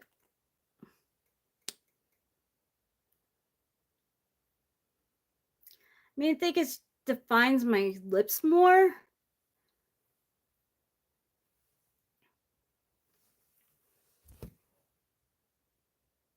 Walk of No Shame, I should have said.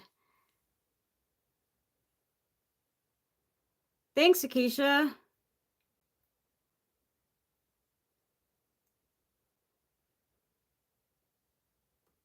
People would complain because, like, with this matte formula, like, your lip lines show, but I don't really care. Thanks, Acacia. I do too. I like the contrast also.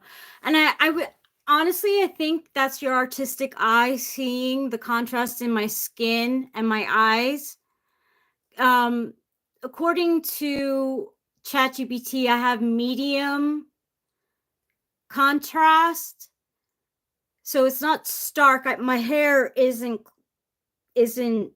black, right? But it's still deeper than my skin tone, and my eyes and hair are fairly similar in color.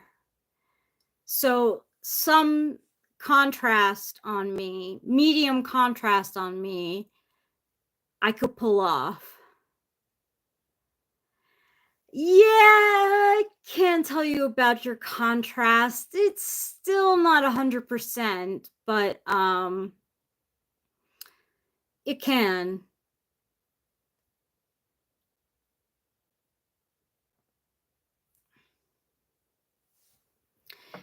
ChatGPT told me that I'm a cool / true summer more than once. Oh yeah, I could see that. I could see that, Acacia, that you have medium contrast. Do you think that you have medium contrast?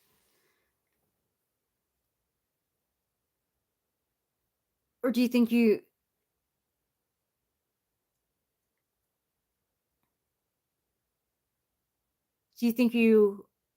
have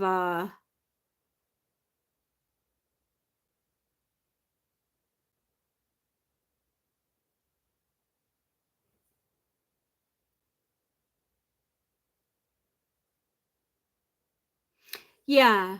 Yeah, cuz like I feel like your skin, your eyes and your hair, there's not total starkness, but there's no like soft blending either. So you're not a soft type and you're not a clear type. You're medium. I could do whatever I want with my hair next time. I probably will do more things with my hair. They're up like this because it's hot out. Jason Kun says, yeah, I mean, it really comes down to diet and water intake as well, but nicotine can hit differently depending on that. I am from the United States, in California.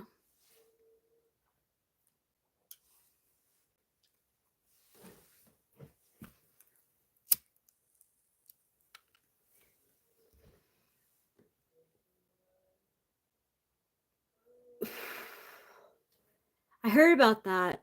I heard that they wanted Sarah Michelle Gellar to come back for it, but she's like, no, like my character dies and I know what you did last summer. Like, no, just keep her dead, basically. Hi, Global TV.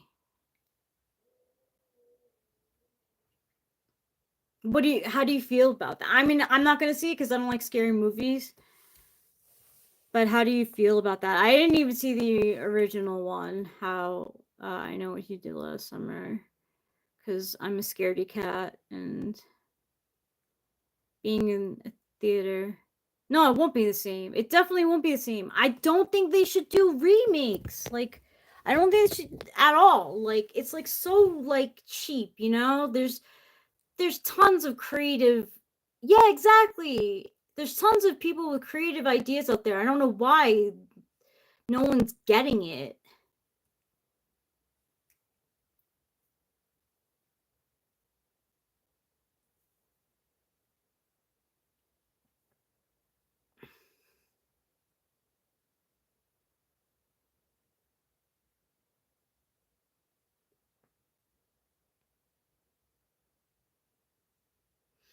Well, if Keisha doesn't want to take on that, I can assign someone else that I trust a hammer for sure. Or a wrench.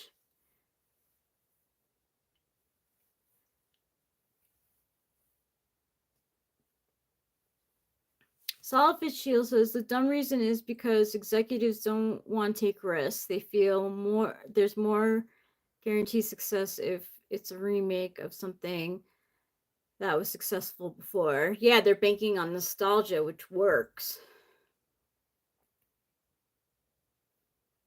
That one time,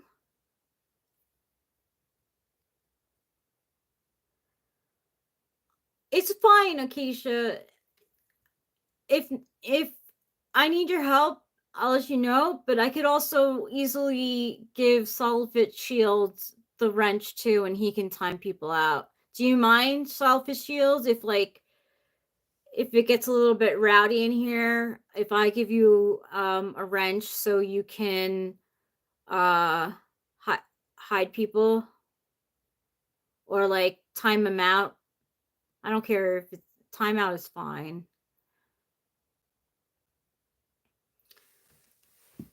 Right now I'm talking about people who are disruptive and stuff.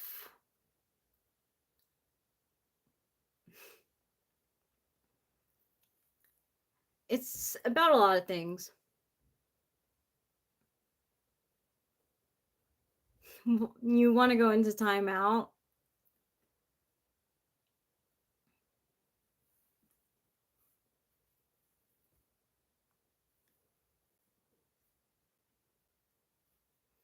Yeah, politics is something, but I don't talk about it.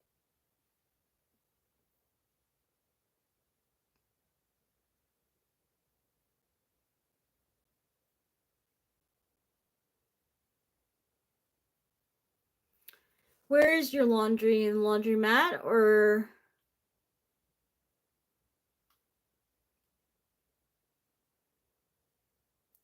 what's the topic of discussion? There's not really a topic of discussion right now. I'm talking about giving someone a wrench, and I'm reading off the screen Delusional Wasteland Productions Delusional. Why did you use the word delusional twice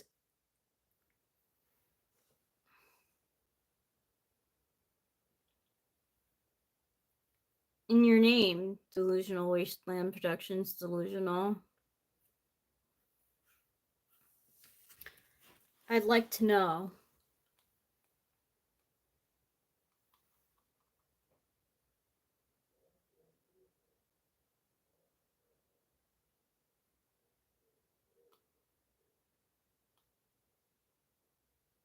Oh, the Beebs is going through it. I mean,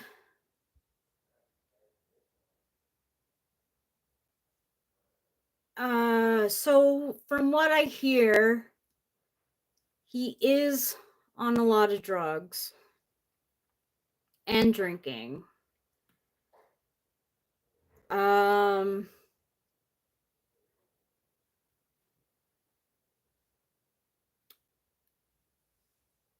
I heard that he just admitted that he's traumatized, but we don't know exactly what from and what. But people are saying that he is saying and writing things that Britney Spears would have wrote back in 2007, and I think that's a good comparison.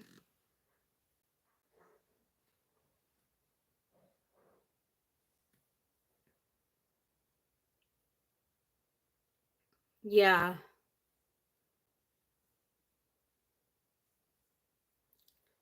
How do you think? What do you think? Good night, y'all.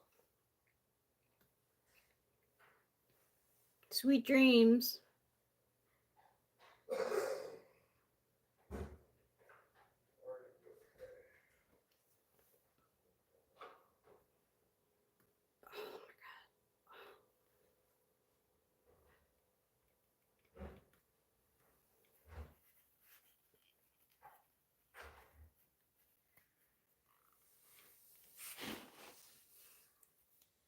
Who here likes Belle and Sebastian?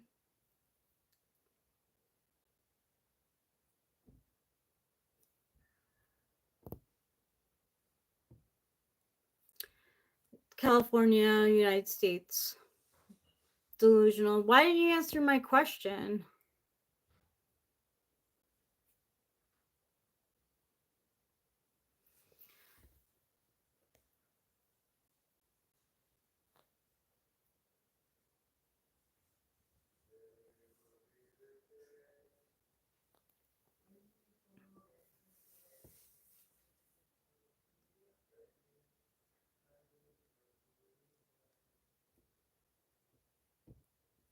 Does anyone listen to Belle and Sebastian? I'm only asking because I have a song stuck in my head and I want to sing it, but I want someone to understand what I'm singing. Belle and Sebastian is like a multi-piece band.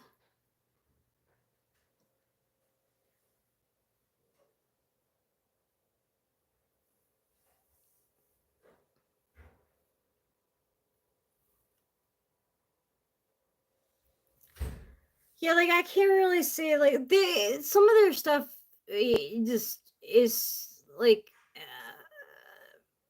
not good.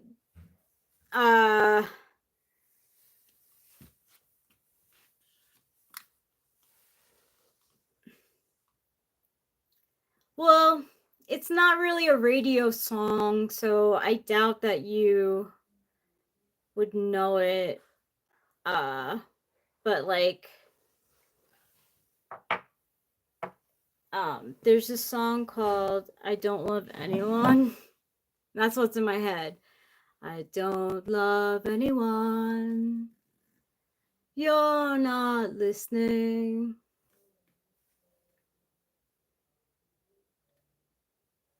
Let me see.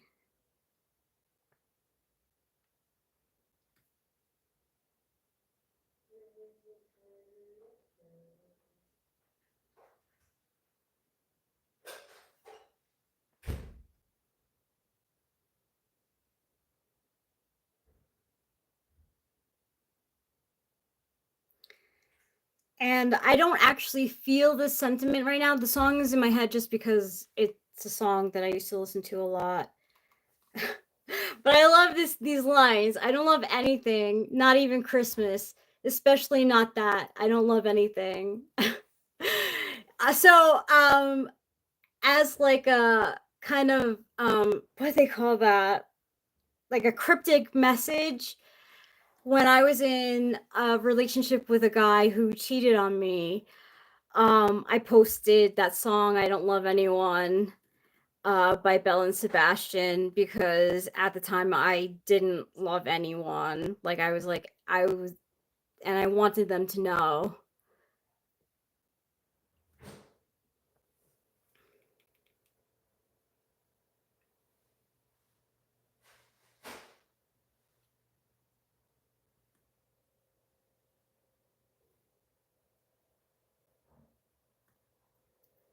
I mean, it's pretty repetitive. The point is that the person doesn't love anyone. But it has a catchy like rhythm that goes with it. What do you do for fun on the West Coast? Well, like what I do for fun is watch YouTube and look up.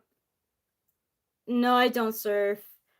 I didn't grow up. I mean, I grew up on Long Island, so I could surf there too, but no surfing for me. Bodyboarding I used to do. Bodyboarding.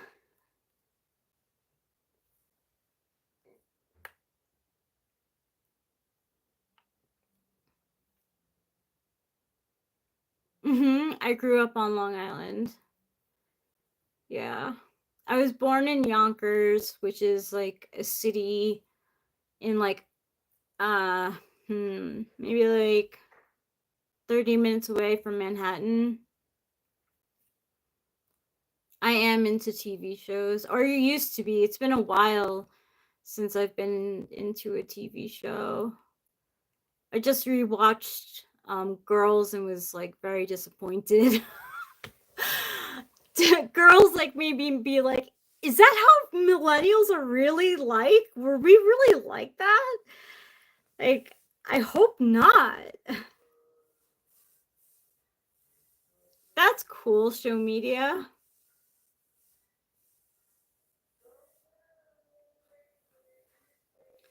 Cool, Hugo de Silva, Bartholomew Silva. Solid Fitzgerald says, I had an uncle who used to live there, says it's gotten worse now. That true? I don't know. I literally haven't been there since 2020. So I don't know.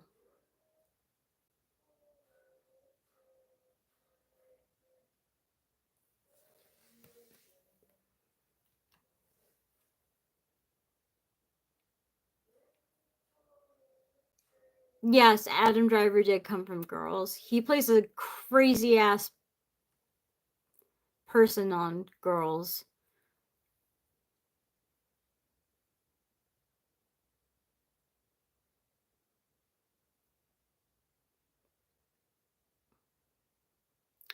Hugo Silva, I did like Friends up until, I don't know, maybe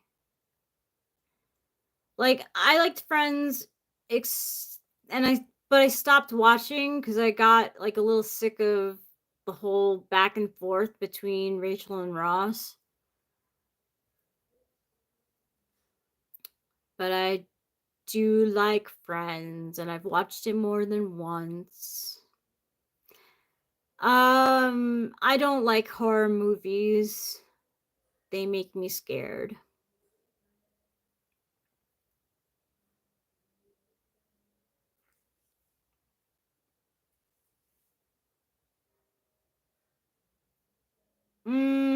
I liked Home Improvement when I was a kid.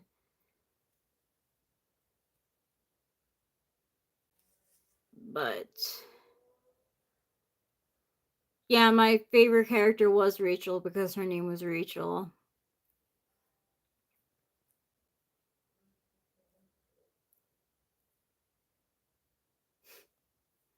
Well, I was like, I don't know, in 5th grade when that show came out, so I was obsessed with it.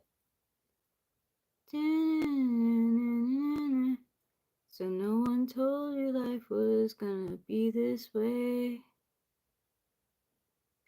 Solid Shield says, when I was a kid, the way I'd say horror would sound like horror movies. That's funny. Horror. Well, like that, it's funny. Like I said charade before instead of charade to Eric, and I say leisure instead of leisure. So he was saying that like I said like the way that I say some words is like yeah, like it's like old schooly. There's a name for it. It's like lockjaw something. Locust Valley lockjaw.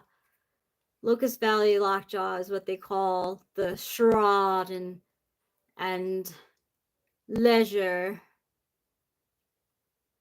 It is an East Coast thing. It started in Locust Valley apparently on Long Island. And right, it does make sense. I like drama to a point.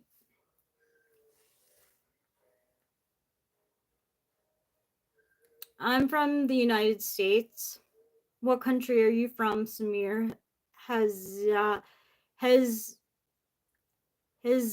Zamia.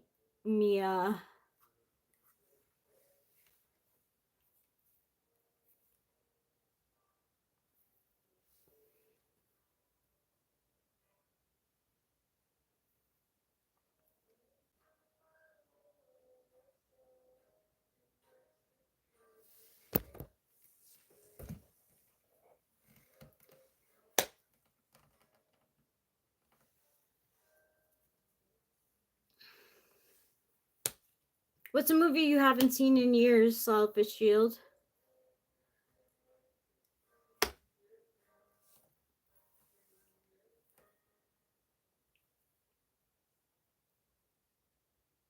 Thanks, Minaj Khan.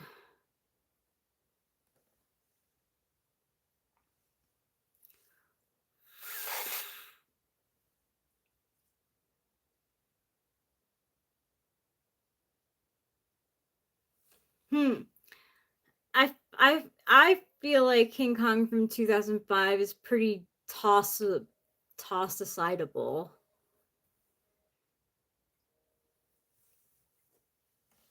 And I think because of the weirdness between Naomi Watts and the CGI King Kong, it just something didn't translate.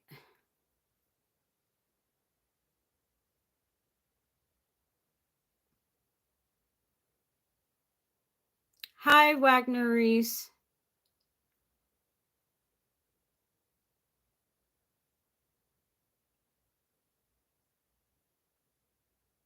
Oh, I don't even remember that scene, Solid Shield, when they were looking into each other's eyes while playing in the ice was too much. That sounds like too much.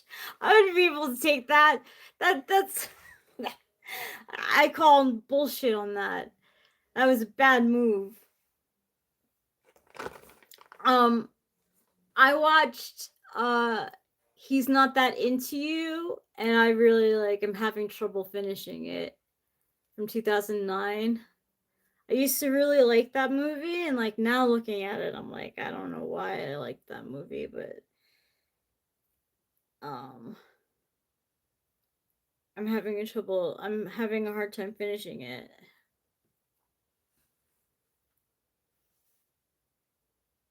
Yep, 2009, exactly.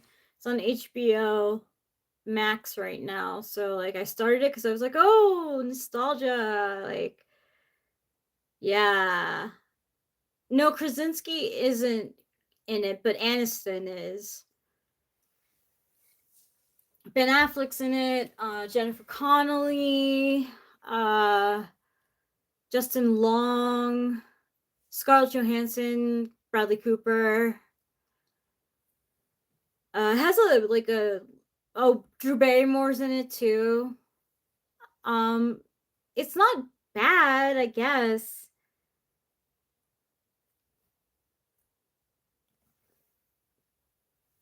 Yeah, an ensemble cast. It was one of the first ones to do that, where it's not totally terrible, and obvious.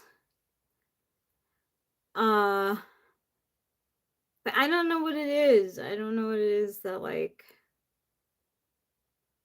I'm not connecting with it. I don't know.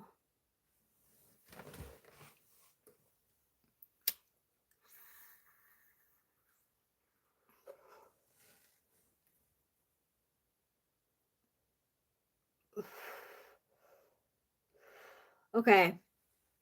I'm going to say something that's controversial, because a lot of people like her. I'm gonna go ahead and say it. I don't like Jennifer Aniston. I don't like her. I don't trust her, and I don't like her. I think she plays the same character over and over again. She's a one trick pony. And if she wanted to have a baby, she would have had a baby by now. I don't like her.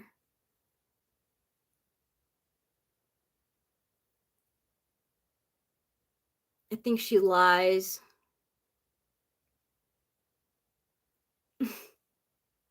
Yeah, I don't like her.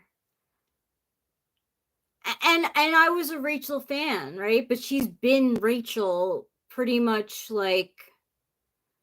she's been Rachel Green pretty much in all her movies. And you can say, yeah, she was different in Horrible Bosses. But I think she's always wanted to be seen as sexy.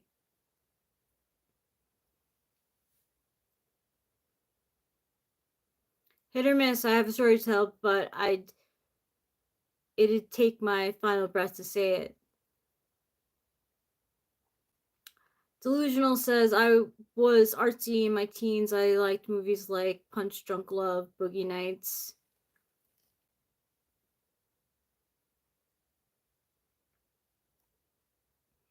Yeah, that's where I feel like she was oh, I wanted to take on a sexy role.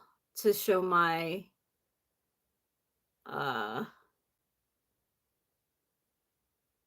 to show my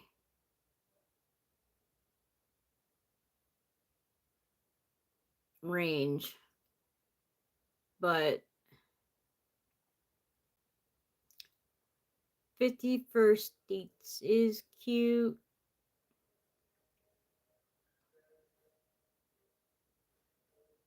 She doesn't want kids. That's why she doesn't have kids. She doesn't want them. She would have had kids if she wanted to. There's multitude of ways of having kids. She's also had tons of work done and would like most likely only admit to some of it. I mean, her hair isn't even like that. Her hair isn't even like straight. It's wavy and dark.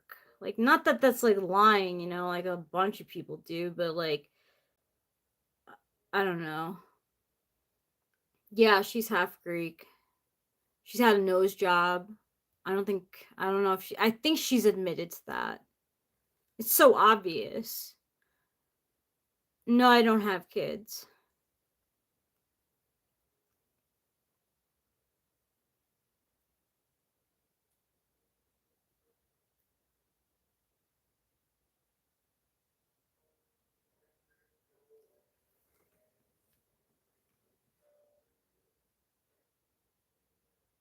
She is pretty. She's gorgeous.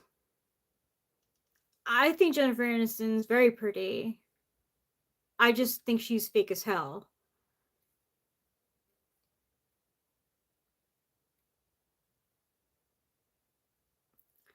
Selfish Shield says, I always thought Kristen Davis was the most beautiful of Sex and the City. I didn't watch it, just aware of it. Sister has the DVD of the movie. Oh, that's cool. Tina Fey is also half Greek. Her mom's Greek. I always had a thing for Tina Fey. Tina Fey's cool. I liked 30 Rock a lot. I used to watch 30 Rock. Eric is playing music in the living room. Lynch 1111.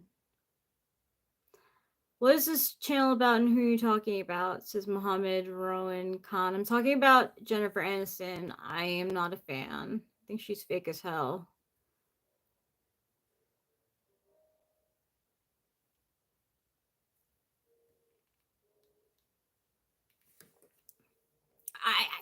Oh.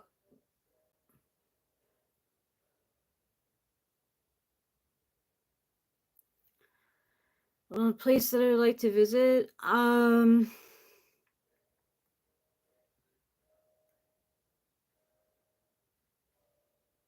Heaven, so I could come back and tell everyone what it's about.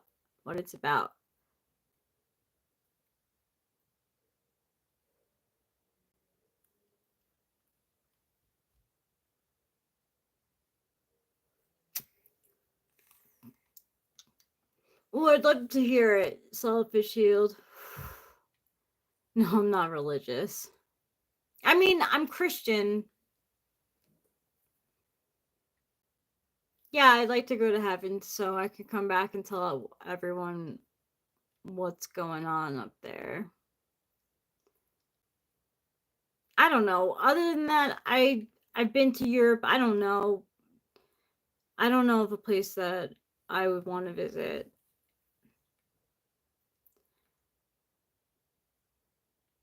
New Zealand. I've heard New Zealand is beautiful. No, I did not confront her about it, and no, we are not still friends. Lynch 1111. At the time, I was not as upfront about my doings as I am now. I used to kind of do what I want without telling people. I wasn't the best roommate either, but I should have told her, like, hey, one of my boyfriends here, I'm not really comfortable with you, like, coming into my room with your underwear on. But I was 21 at the time. Possibly, I don't know. Possibly, they could have been to seduce my old boyfriend. Um, she went to, yeah, yeah. I don't know. Probably. He was confused by it.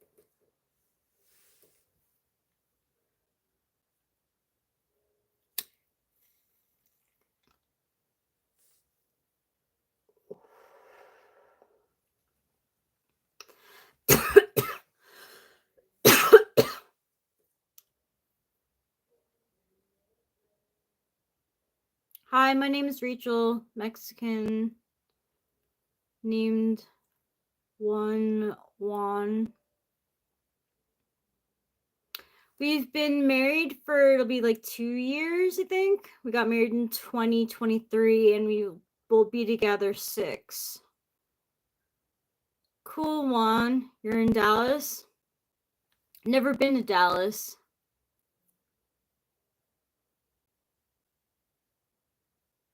Yeah, I trusted him. Yeah, I did. Because he thought it was just as weird as I did. I wouldn't have trusted him if he was flattered by it or something. But he was genuinely like, what the hell is she doing? Like, that's totally inappropriate.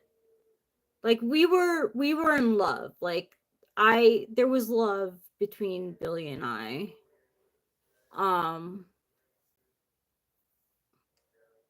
And he wasn't looking for anyone else, and neither was I, so I had no reason to distrust him.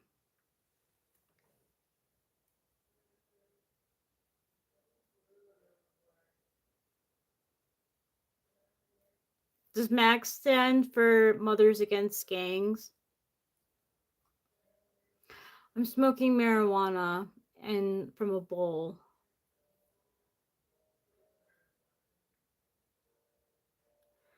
Solid Fitzgerald says, I saw some of a perv stream and Eric talking about ssuartscire.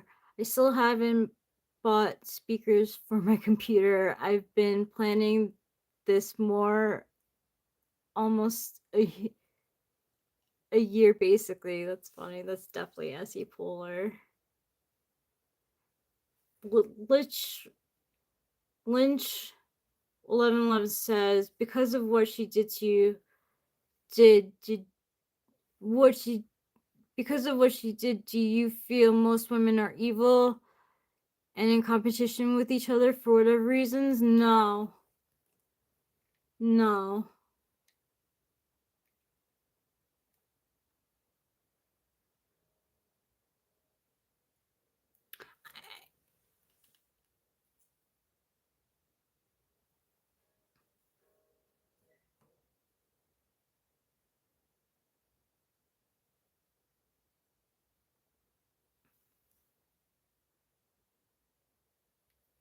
That's actually polar. I didn't know that either. This is random, but I didn't know many guys love Nicki Minaj. I didn't know that either. I thought she was like,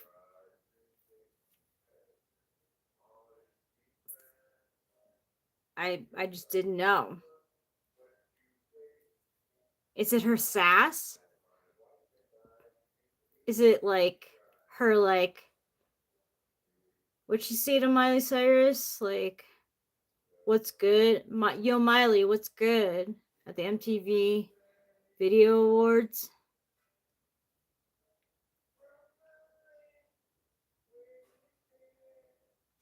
That's my only guess, right? Like, would be her sass. I don't know. I don't know. I really don't. Okay. Lynch 1111 asks, so in your opinion, do you feel women should roommate with women with husbands or boyfriends? Sure, yeah. She had a boyfriend at the time. And my other roommate, Amanda, had a boyfriend at the time, and I was single for a lot of the time. There was time when we all had boyfriends. It was fine.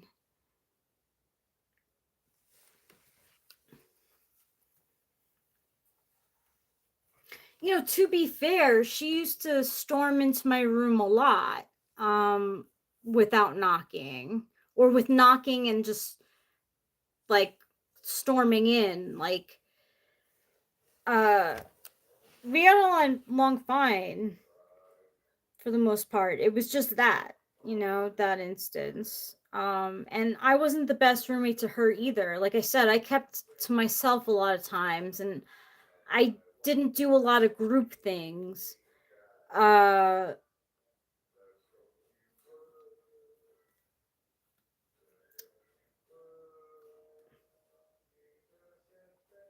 Solid Shield says, I think it's her sass. Yeah, I think that it's that girl boss vibe. Lil Nas X said he used to have a Stan Nicki Minaj Twitter account. That's funny.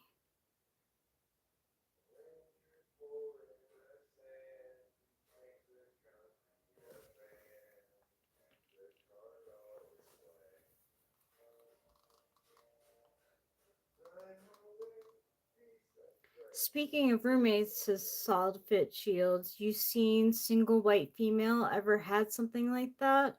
What's that? I don't think I have seen it.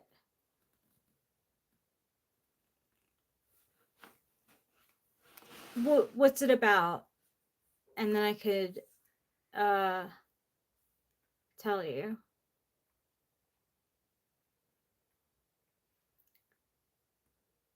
Lynch 1111 says, so on some cases other women get jealous when they are with no man, kind of like single like white female deep illusions of her with her friend's man, very strange.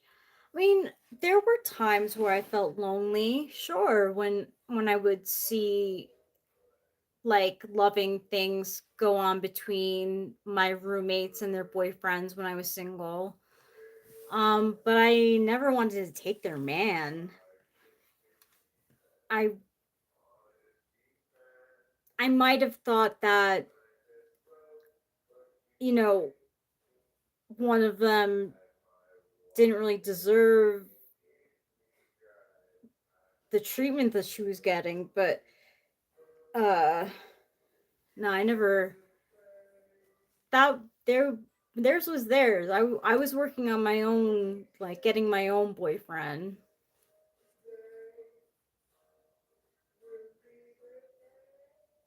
That's funny. That's funny, Acacia. I had a quick analogous like image come to mind of Eric with Tiffany and Angelica with Cynthia. Rugrats, sorry about the typos. It's so true.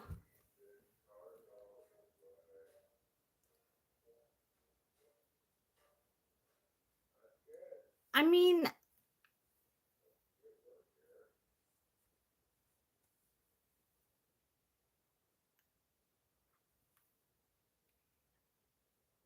maybe she did get jealous and uh Lynch, I don't know.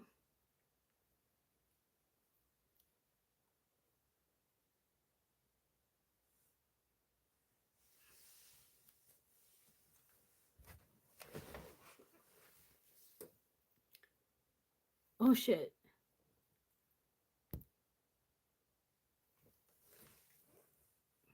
Is this a twerk video?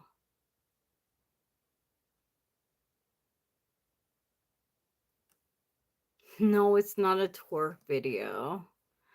One, I don't think I know how to twerk. Two, it's no. Delusional wasteland productions, delusional. Hey, can I tell you something? Sure.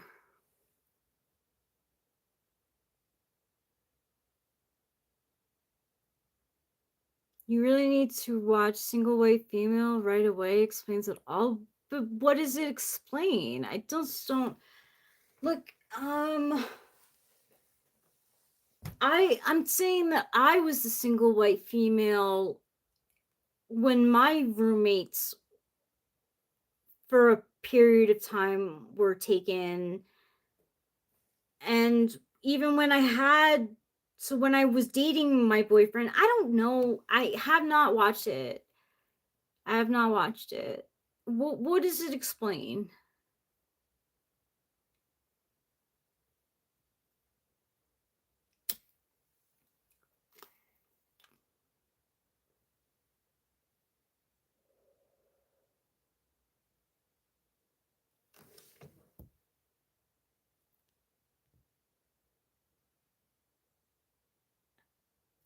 No, I didn't see it.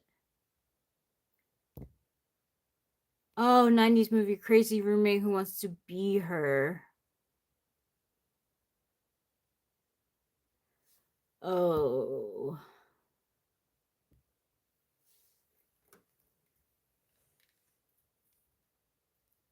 Um, uh, there might have been a little bit of that with V. When I like looked her up on Facebook, like years after our graduation, and she married someone who looked a lot like my ex, which I thought was weird. Um,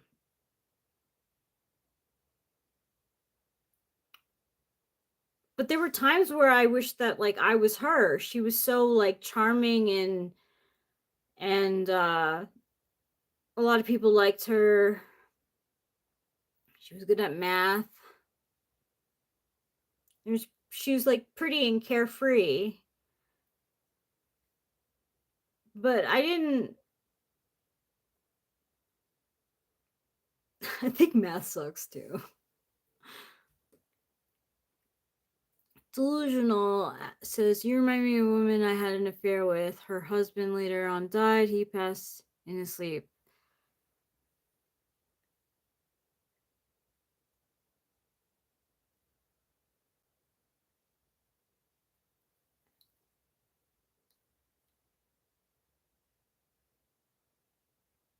Uh,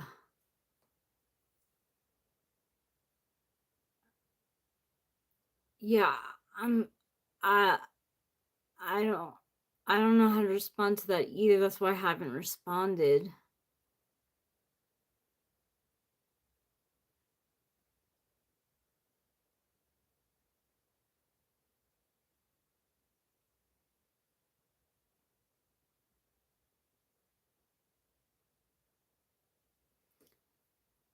Lynch, 111 solid. Yeah, when Rachel mentioned the story, I thought about the movie. Say what, Rachel, are you saying you felt this way? Holy crickets. No way, you do not seem like that type. Uh, wait. Uh, wait, you're saying that I don't seem like the type that would want to be someone else? Well, sometimes, but not in like a obsessive way.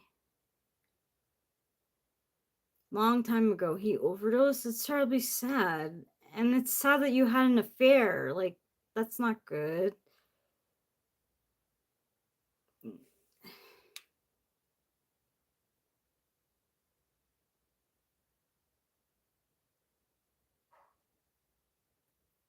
Look, delusional, I don't need the attention. I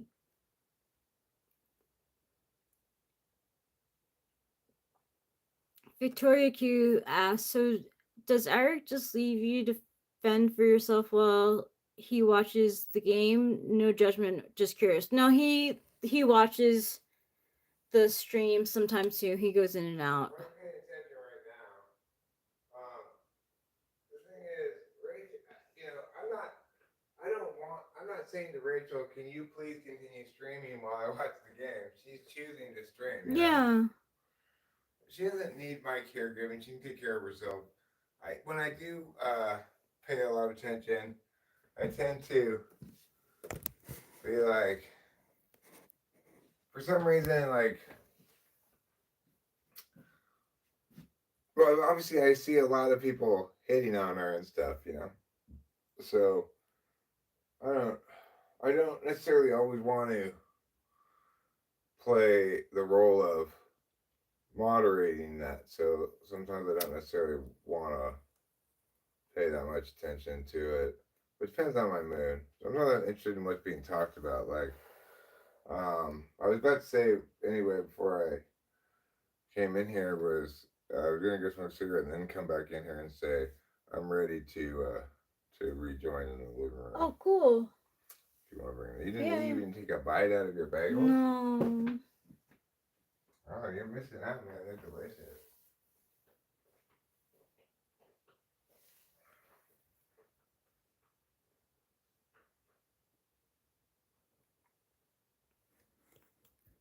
The ceiling, if you have the same ceiling fan, it doesn't work. It doesn't, we can't turn on the light or make the fan go around.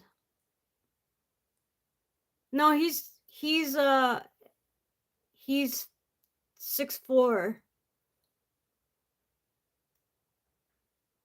He is a tall man. He's slender too. Yeah, no. It doesn't work.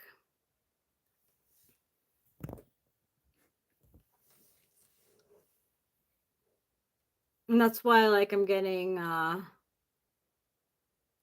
light from the nightstand. Oh my god. I feel bad for not, I'm just not hungry.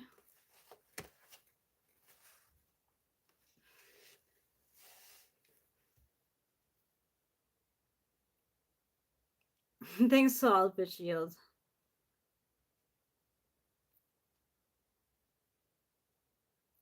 Ooh, yeah, it is kind of sepia.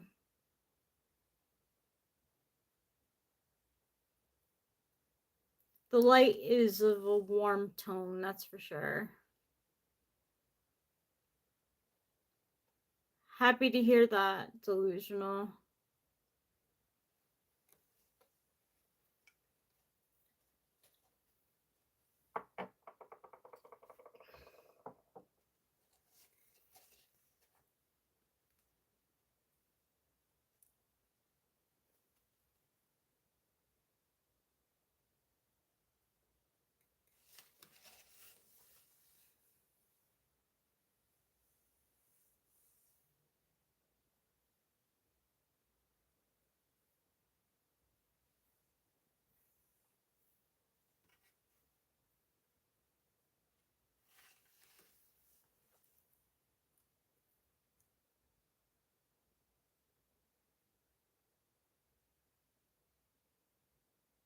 I'm not hungry for my bagels.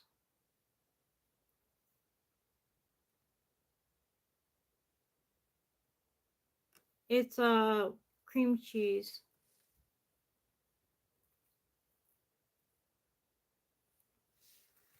I feel bad though.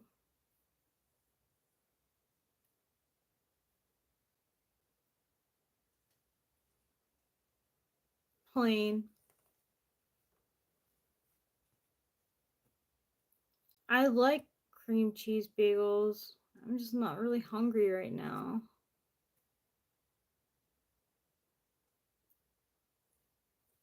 Good to hear, Delusional. Because Eric made me food and I'm not eating it. But, like, I'm not hungry. I'm thirsty. I want coffee.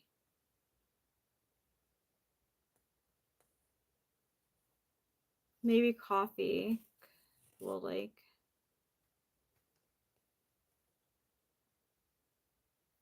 Yeah, I was thinking about saving it for later too.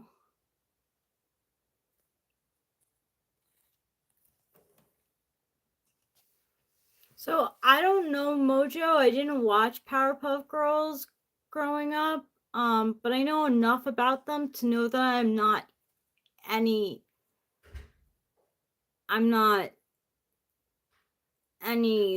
of them.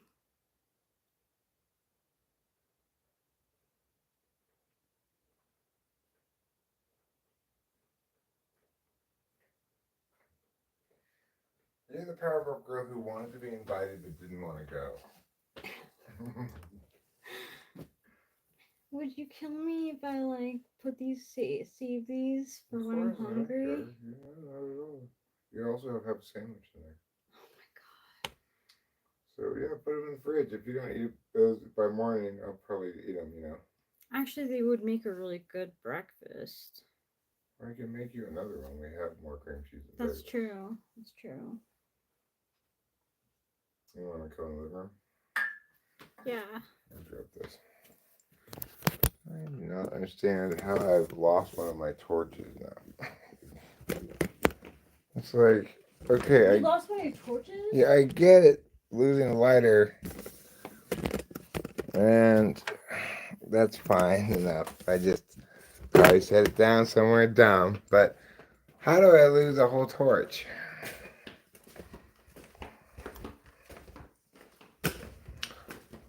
I don't know. Your guess is as good as mine. I've looked all around for it too. It's not like I didn't look for it very much, which would normally be the case. I took the trash out. I got some productive things done. I finished writing sign holders. I got the torch gremlins ticket, huh? Well, when I find them, they're gonna get a stern fist shaking. I saw the fit shield. I think her name is Buttercup. Bubbles, Buttercup, and what's the other one?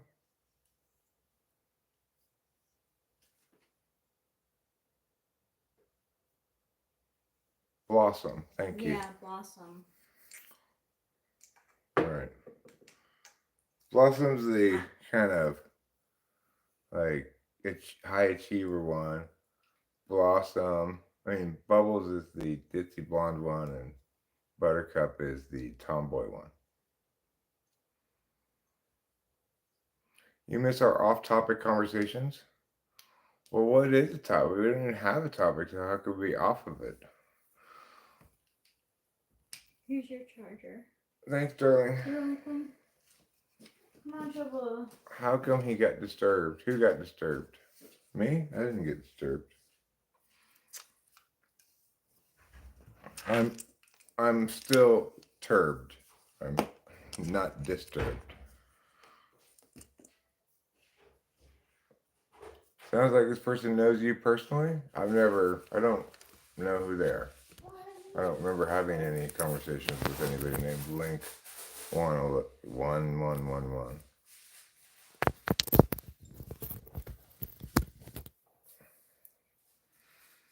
I think he's trying to convey that implication, but I don't think I don't know who it is. It may or may not have substance behind it. I don't know. I've talked to a lot of people. Meantime, I saw some of your previous stream where you talked about SE Polar. Still haven't bought speakers for my computer, which I've been planning for almost a year now. Could also be SE8. SE8 does that too, but like I don't even know how long it took me to buy this or that or the other thing that I've,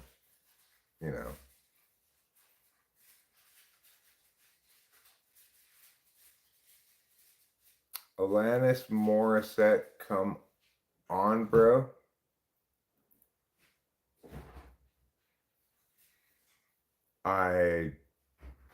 Okay, are you saying you're Alanis Morissette? Because I know of you, but I wouldn't say I know you. You're Alanis Morissette. I want to know all about your relationship with Ryan Reynolds. Well, some people know me personally, like Ruben and Acacia. They've come and Yeah. visited with us, and I actually have met a lot of channel people, and most of my active There's still water in it. You're good. friendships, in some sense, are internet friendships. I still friends with a couple of people from LA, but Cameron, Dave Porter, by and large, I'm closer with people around here, even if I never even talked to them face to face. Then, like I've talked to Winston's mom maybe one time or twice face to face, but I need to talk to her face to face to consider her a friend. She certainly is very good to me, sends me presents and stuff, and is really a valued member of the community.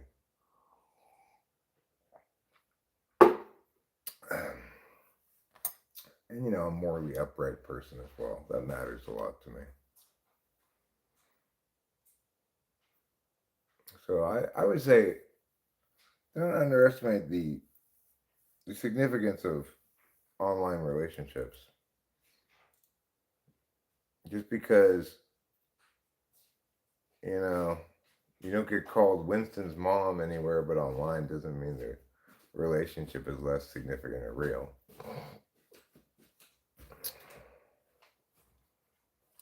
Eric's kind of like our best friend that never judges but bounces from topics on random is all. Eric is a smart and clever communicator where we drop him from time to time.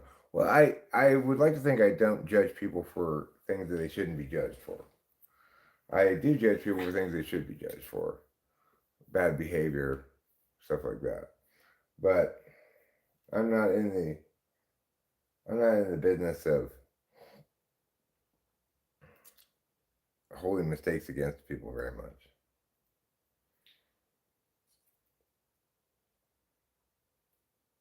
I'm judgmental. I'll totally admit it. I definitely am. Well, depends on your mood, I think. You may be judgmental either way, but whether you come across as judgmental depends on your mood. Because if you're not in the mood to externalize your judgments, then probably remain silent.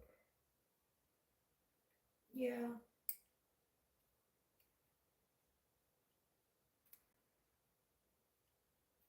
Play a nice guitar and fill with catchy jingles. Well, thanks, Link 1111. That's the way to make me happy, is to praise my music.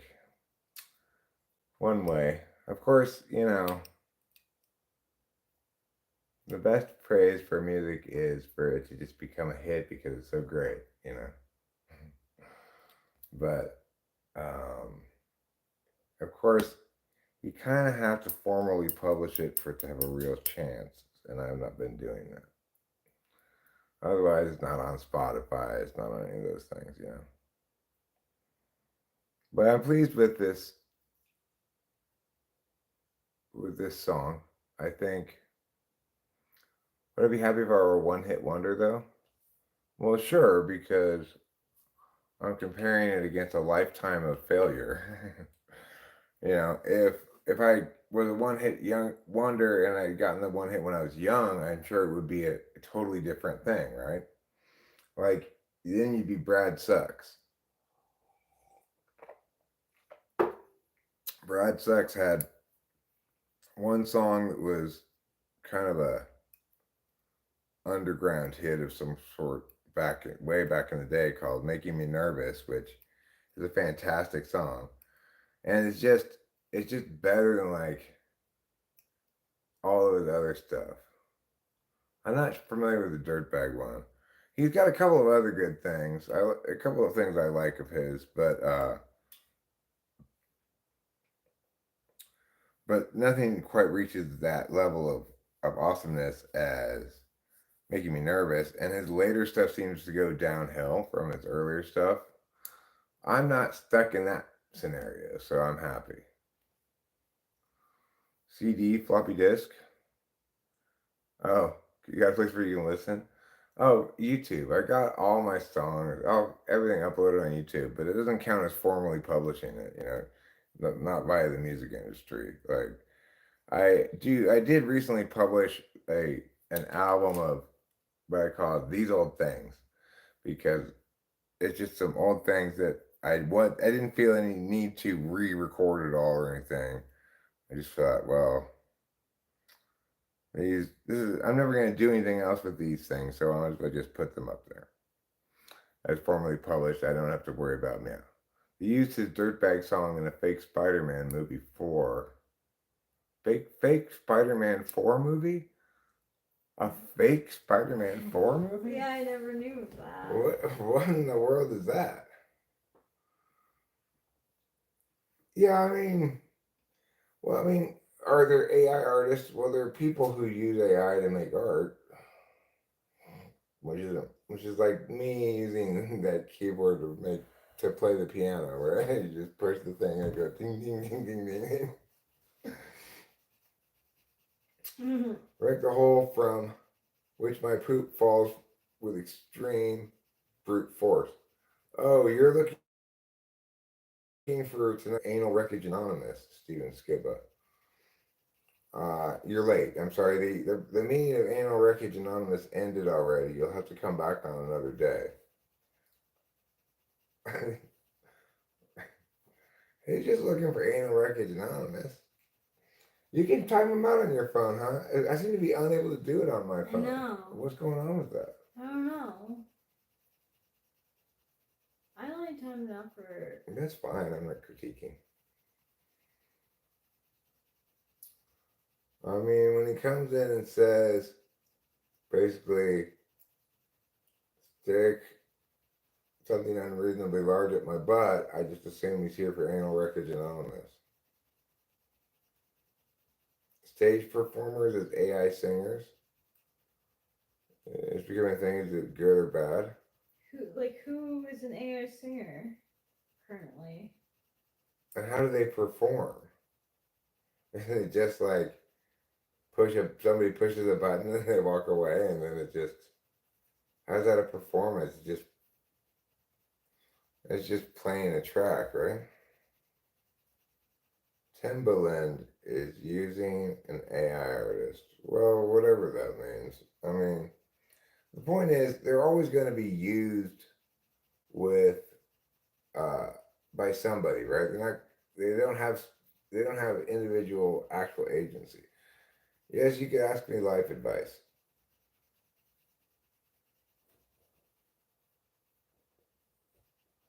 He is a big producer, but he's like a piece of shit.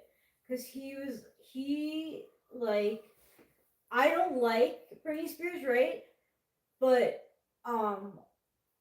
he like after she came out with her book, like talking about how like Justin Timberlake basically like forced her to have an abortion.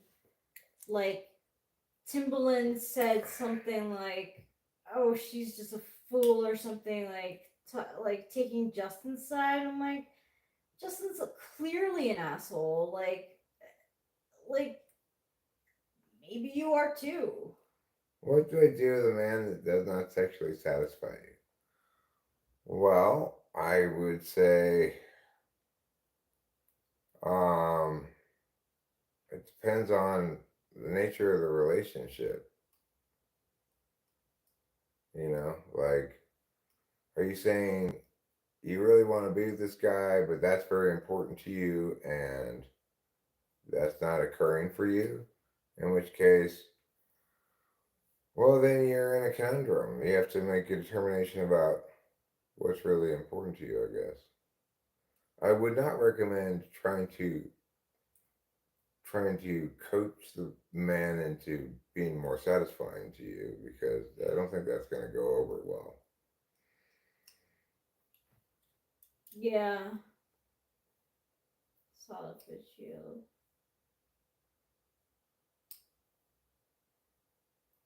Well, you'd be surprised. Solid Fitzgerald. You'd be surprised. You'd be surprised. I don't I don't think it's a good or bad thing. I think it's a neutral thing, you know? Like, I'm a songwriter, so I can see the utility of having a, a vocalist that's better than me, for example. Um, like with sign holders, this is stretching my range a bit. I could try to modulate it down, but the thing is, I see I myself don't know. more as a creator of music than a performer of music. I don't know, Selfish Shield. Do you really want to know? You touched a bit of a nerve here regarding Britney Spears, so here you go. Well, no. Like, I want to know if he really wants to know. Like, if you don't, I mean, if you really like her, you should just keep on liking her. I don't really want to, like,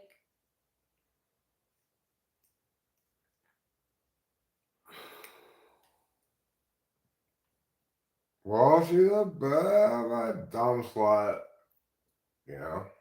yeah, it's hard for her to keep her. It's hard for her to keep her clothes on. She says she wants to be alone, but she actually calls the paparazzi beforehand to tell them where she is. I just think she's buying very unreliable clothes. I just cannot keep it on my body. Oh no, I'm almost out of cigarettes. I got plenty of butts, though. It's fine. She doesn't tip. Um,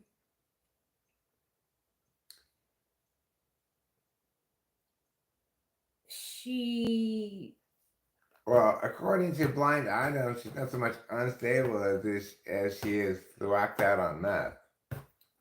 currently she's thwacked out on meth. Yeah. Currently. That'll make anybody seem a little unstable. I'm not saying she doesn't have some sort of mental health issue. I don't know either way, but I will say that most people don't present their best self while thwacked out on a lot of meth.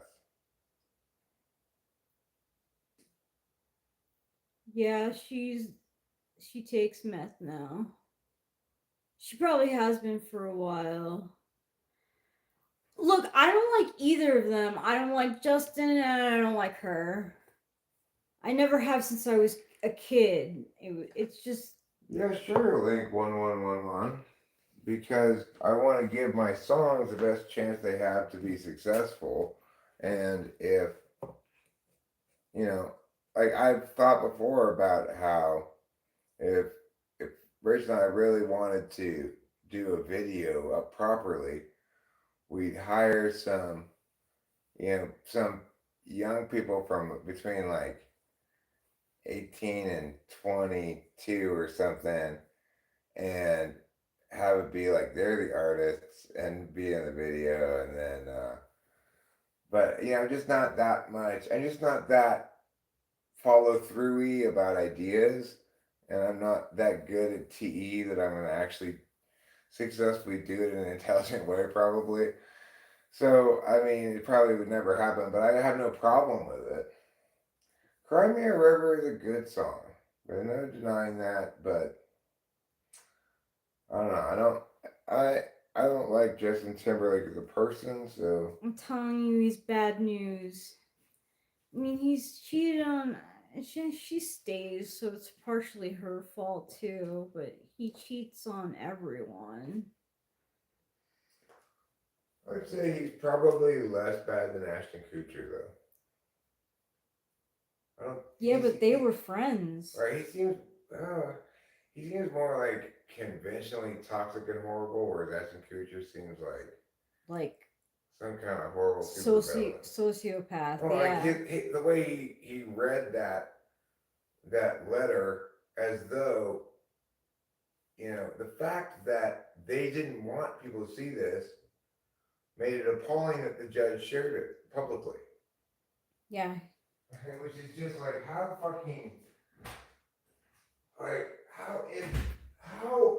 somehow immune to obvious critique of horrible hypocrisy can you possibly be? You know, it's ridiculous.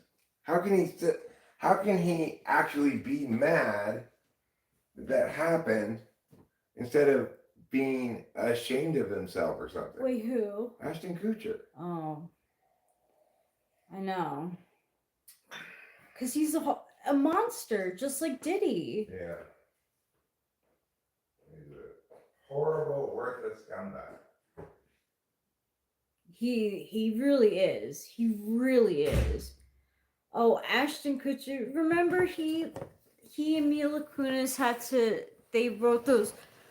they made a public apology about writing statement character letters for Danny Masterson before he went to jail.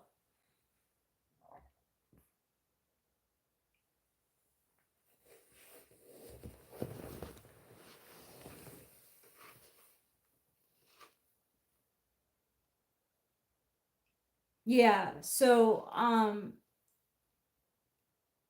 you can tell in that video, the apology, how staged it was. And also that Ashton Kutcher felt like pissed that he had to apologize.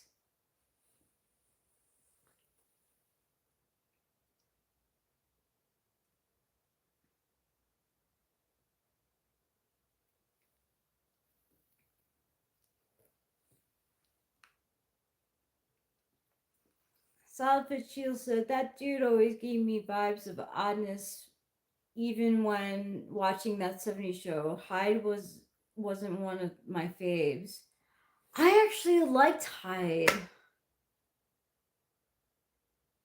I mean, I immediately, as soon as I heard of what a disgusting person he was, like, my mind flipped, and I was like, I cannot look at that character the same way again. Like, fuck that dude.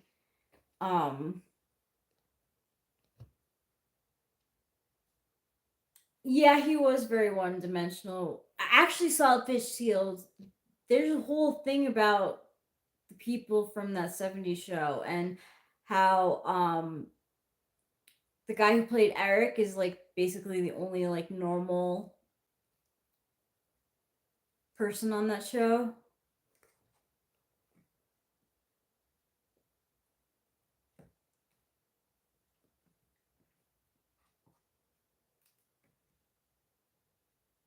Yeah, Eric was my favorite too.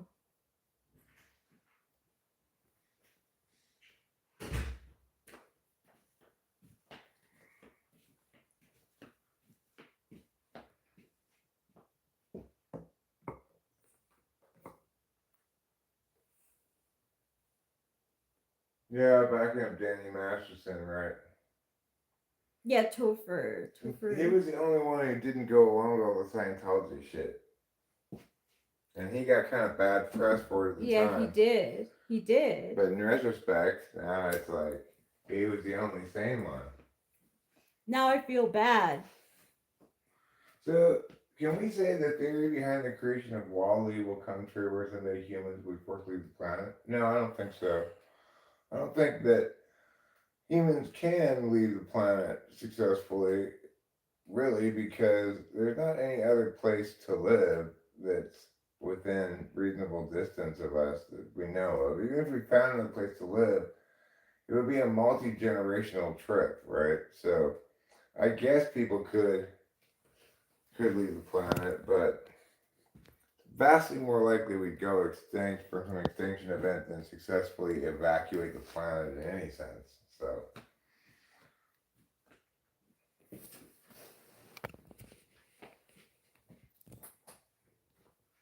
but you know what they say.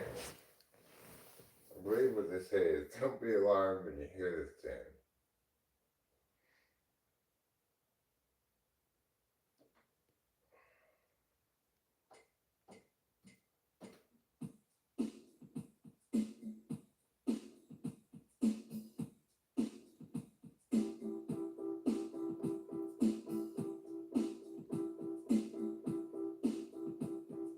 Christmas time time's just a few days away.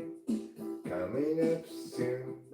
Christmas Day is a wonderful time. Kind of sounded like a Christmas song for a second.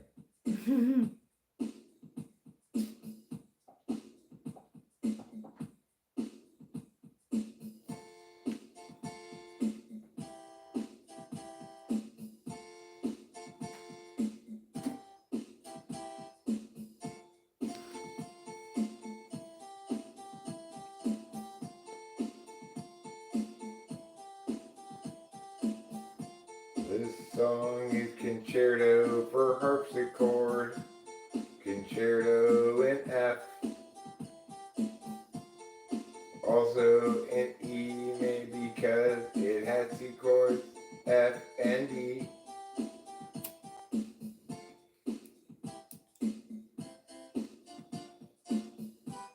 People don't write enough music for harpsichord anymore.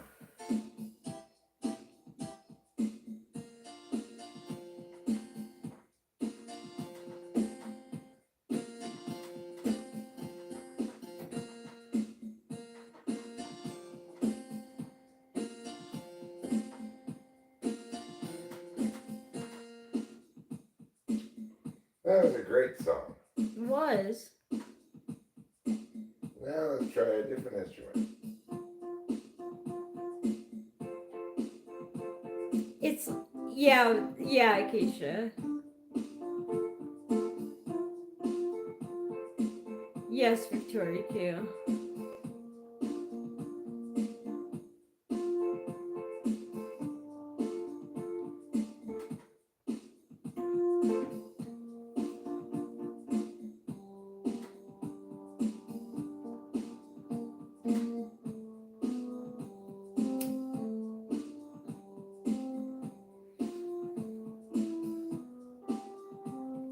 Doesn't seem like a very funky electric piano. I don't think Eric would have liked Wally either. A lot of people didn't like. Yeah, because there was no dialogue. A lot of people didn't like it.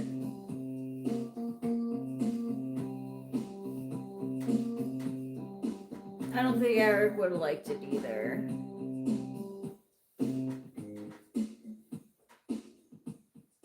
Don't be alarmed when you hear this tune. It's a different beat, I think.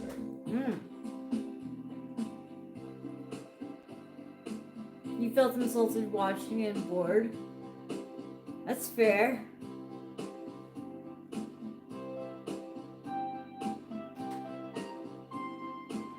I feel like I've felt that alone before, that I like sympathized with the character.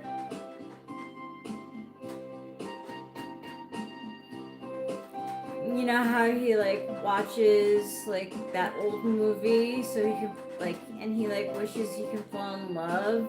Like I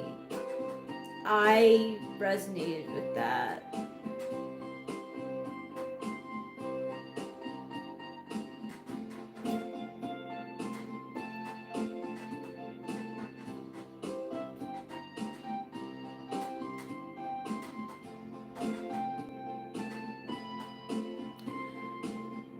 It was depressing. It definitely was depressing.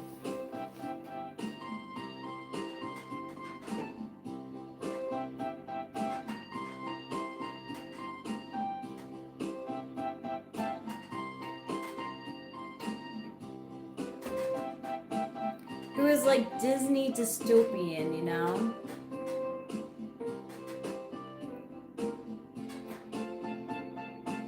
Like an infomercial. I mean, yeah, it was very, what's the word for it?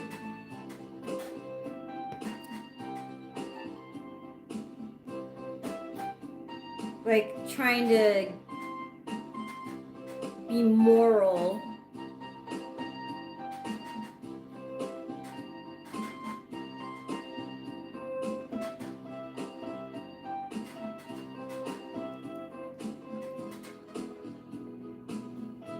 Oh, I don't even remember. I don't even remember that.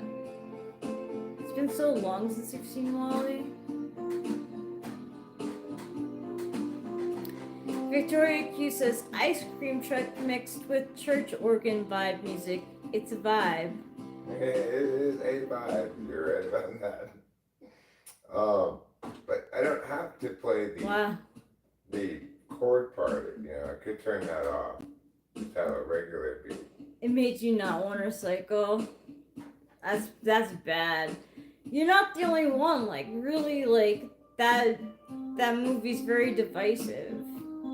I felt his loneliness, so I resonated with the loneliness vibes of Wall-E, and that's why I enjoyed it. Because I was like, oh my gosh, like, someone else watches old school movies. Oh my god, Up made me cry so much, and that was so manipulative, right? Like, I cried because they show you this whole, like, romantic story, and it ends up so sad, and I'm like, oh my god, it's so sad. I should have called that movie down. And Yeah. Yeah. Eric's right, they should have called that movie down instead of up.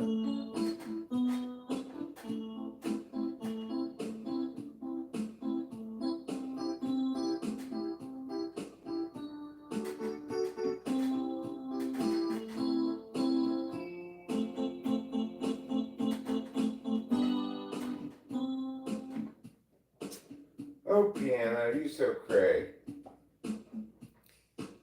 Victoria Q says 80s cereal box CD game music. These insults, by the way, this is truly taking me back to my childhood.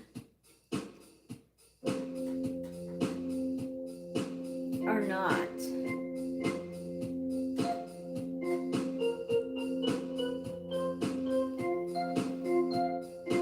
Insults. These are not insults.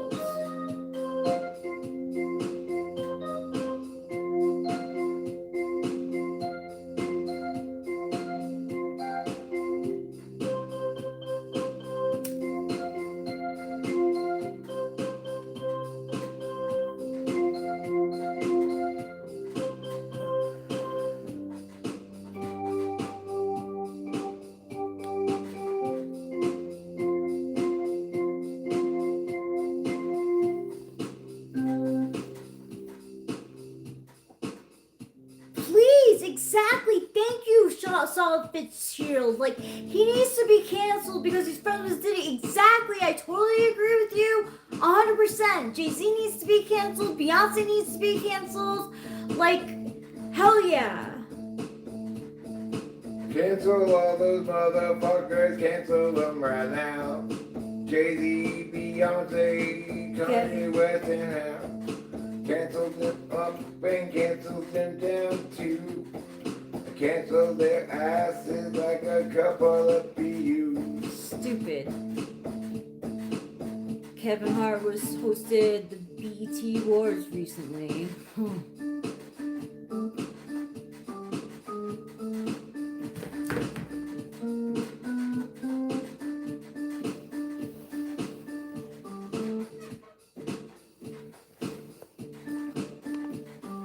Ellen too. Oprah is probably on that list as well. She is a son of a bitch.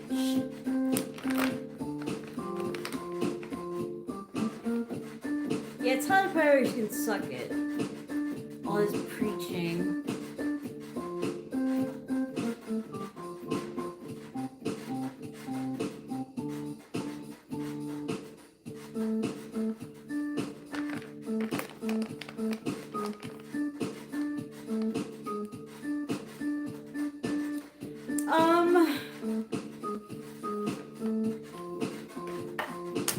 I think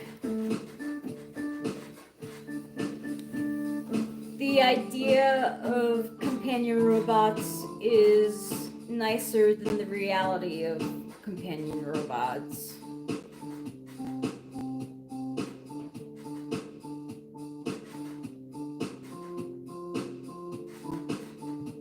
Like in theory, it's nice, but in reality, it's like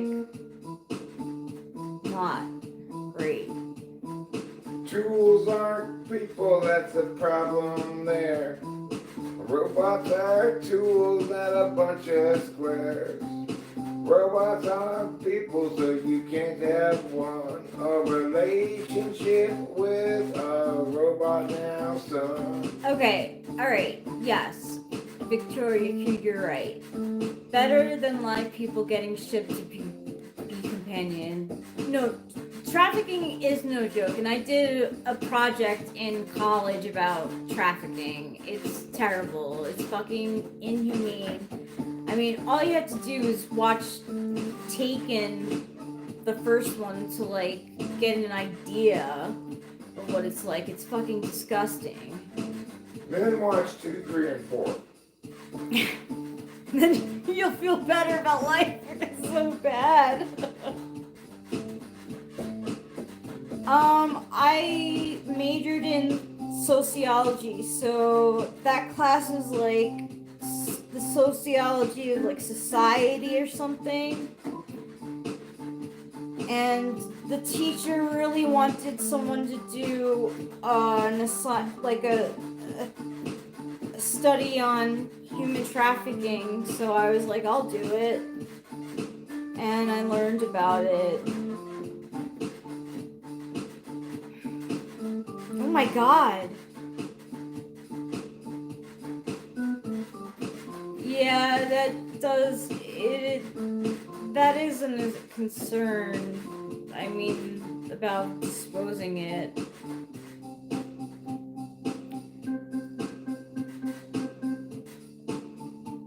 Oh no! Why did it go off? No, I can't read. Up, yeah. There you go. Oh, thank you.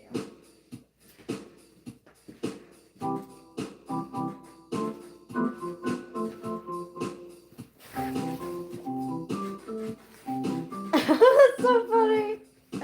There's a scene about bagels. Was it like my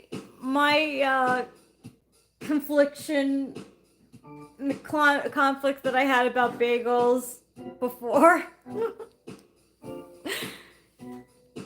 The first Taken was really good, and it was fucking terrifying because, like I said, like I did a report about it, but seeing it like was a whole different, like, I almost couldn't watch the movie, like sit through the movie because I was so disturbed. And like I always said, if I like saw like someone being trafficked in the airport, that I would take them aside. No, you were there, but it's okay. It wasn't important.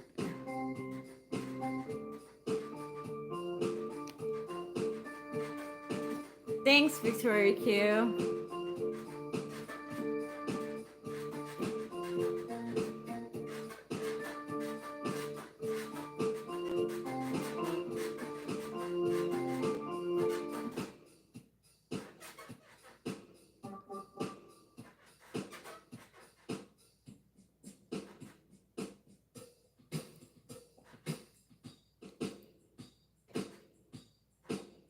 That's great. I mean,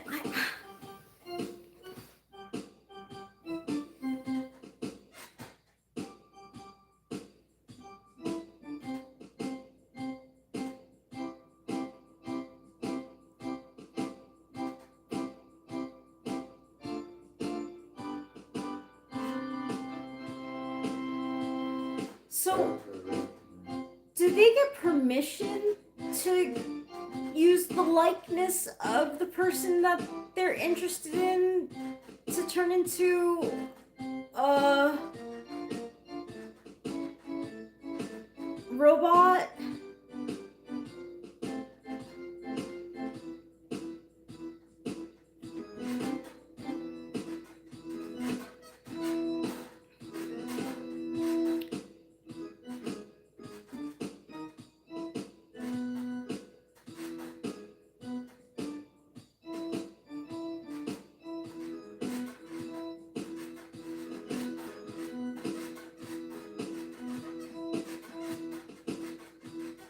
Wait, what?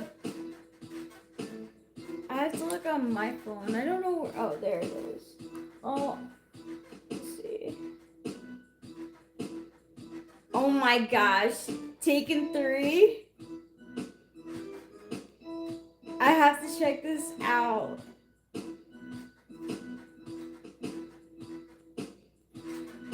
So funny.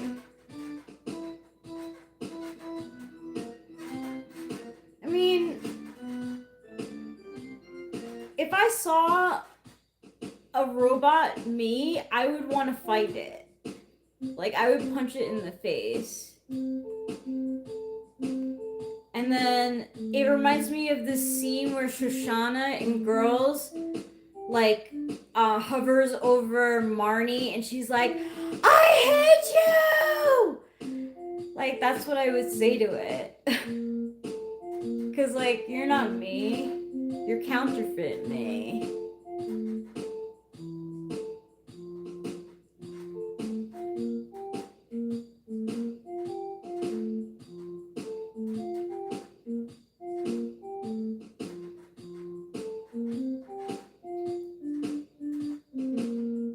Yeah, probably Victoria Q. You know, recently, Scarlett Johansson, so she changes her mind depending on who she's recently divorced from. So, when she divorced from Ryan Reynolds, she said that relationships don't work because if you date someone from the same, in the same profession, they're always gonna wanna. There's always gonna be like jealousy when someone's doing better than the other. Then she goes to marrying this like regular French dude. They divorce. She gets remarried to. Oh, they get divorced. She says, "I don't know if I believe in marriage at all." Then she gets married to Colin, what's his name, from SNL, and now she says that only actors can date other people in the industry. It's like, what? Like, how does it change each time?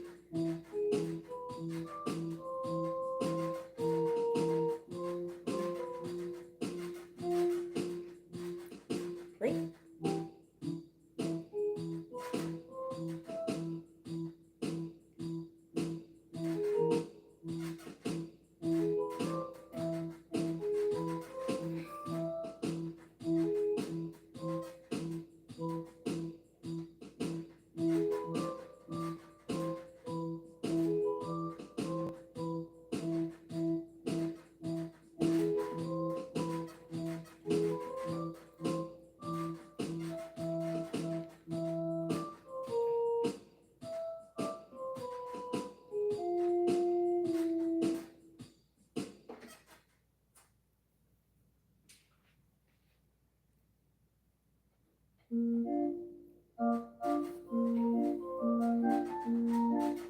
he is vibing Victoria Q.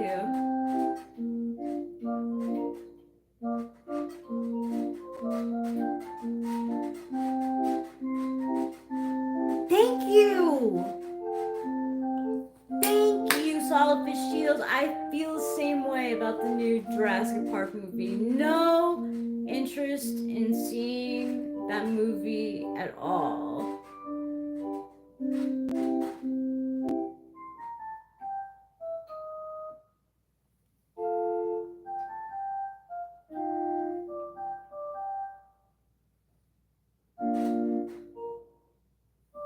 No, you are not.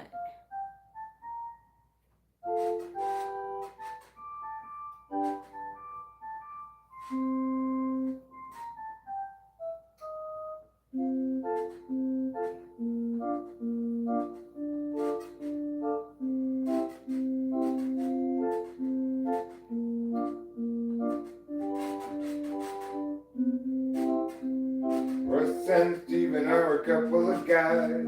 Work at the dairy from 9 to 5. Russ and Steven, our couple of guys. Work at the dairy the rest of their lives. Russ and Steven think they've arrived.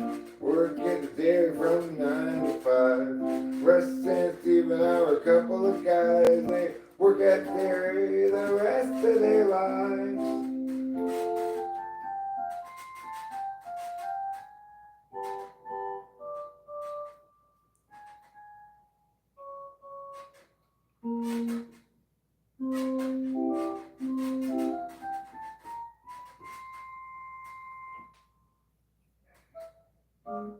Will I ever be able to play this song?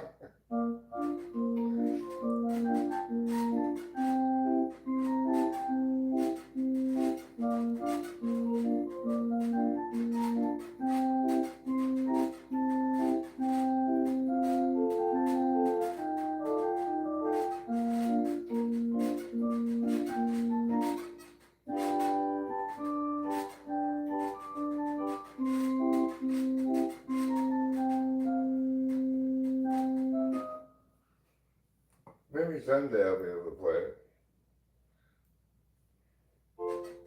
You will.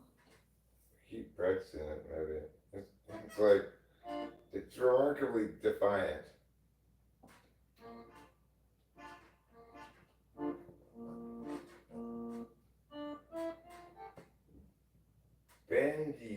Bandoneon.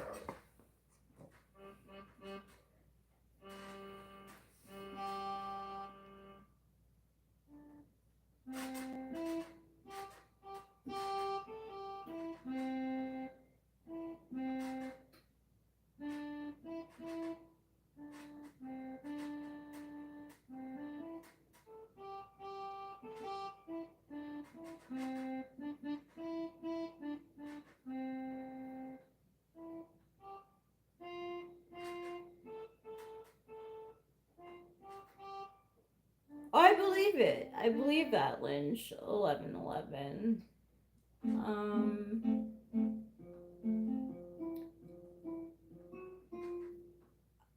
I mean,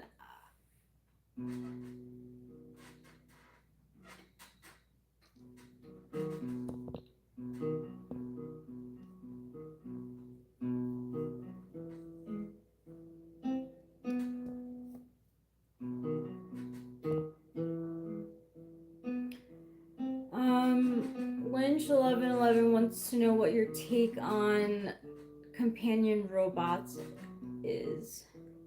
Like, I don't want no companion robot. You can't have a robot as a companion. It's not, it's a tool.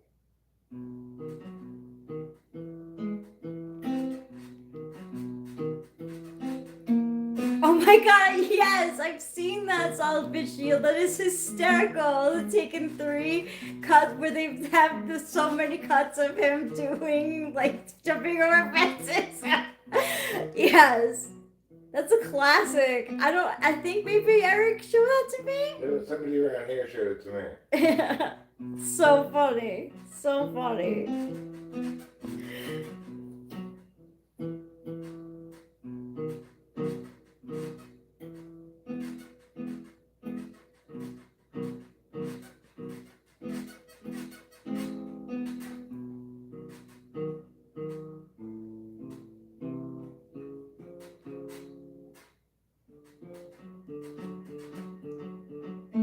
Okay. Victoria Q says, hey, let those lonely people do their glorified toy. And Lynch 1111 says, you would think the crowd that purchased porn will be on the list by default due to sex toys. Well, I mean, it's not companionship, right? I could get one of those, like, mechanical vaginas that they advertise on Pornhub. But that wouldn't provide companionship. That would just be a masturbation aid.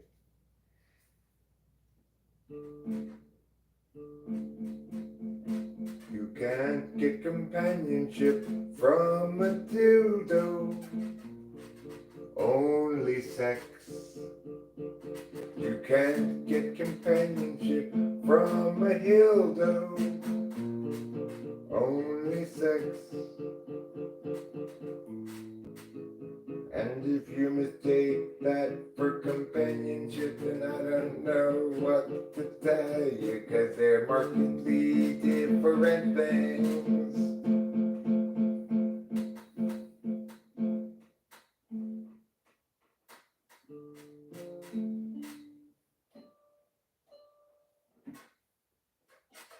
There.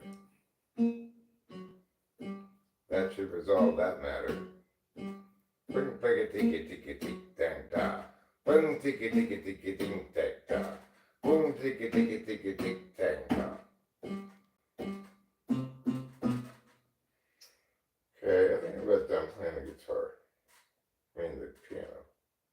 Whatever you call this thing.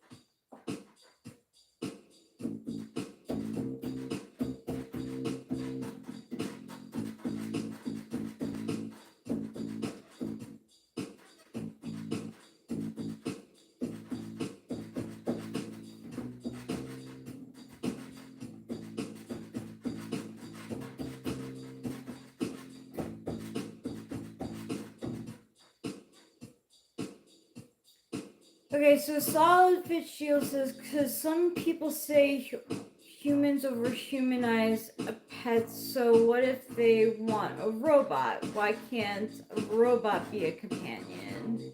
Oh, act Victoria Q. Well,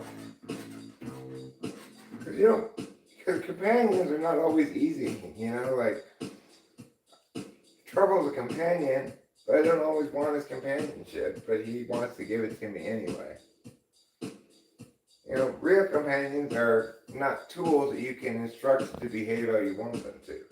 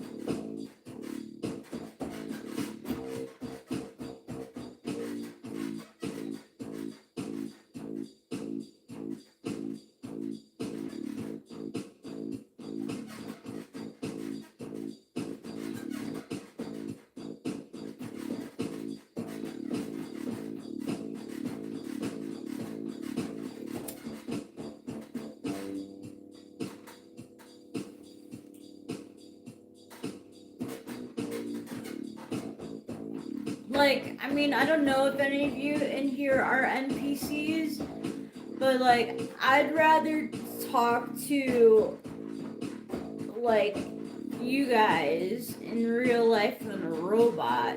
I mean, I'm choosing to talk to you guys right now over AI. I have ChatGPT on my phone. I could be talking to it right now. But no, like, I care more about what you real people have to say.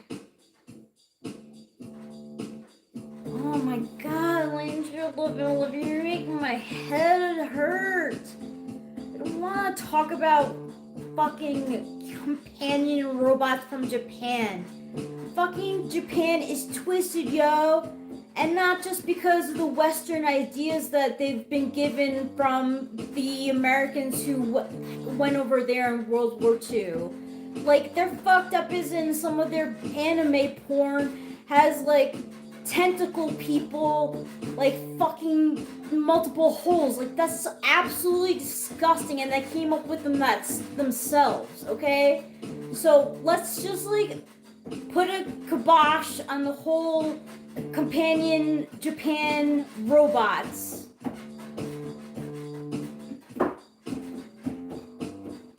Yeah, it's happening, Saltfish Shields. People are unaliving themselves because ChatGPT tells them to. It's like fucking crazy.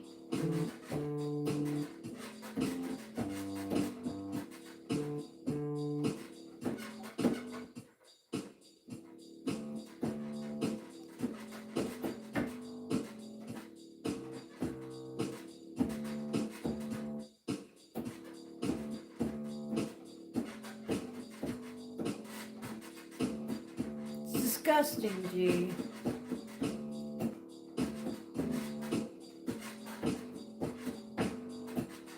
Yeah, Saltfish Shield.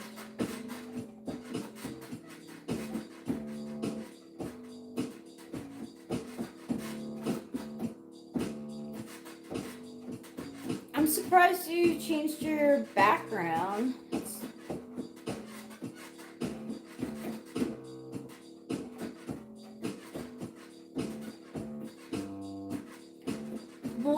What do you think is very terrifying that people don't consider about AI?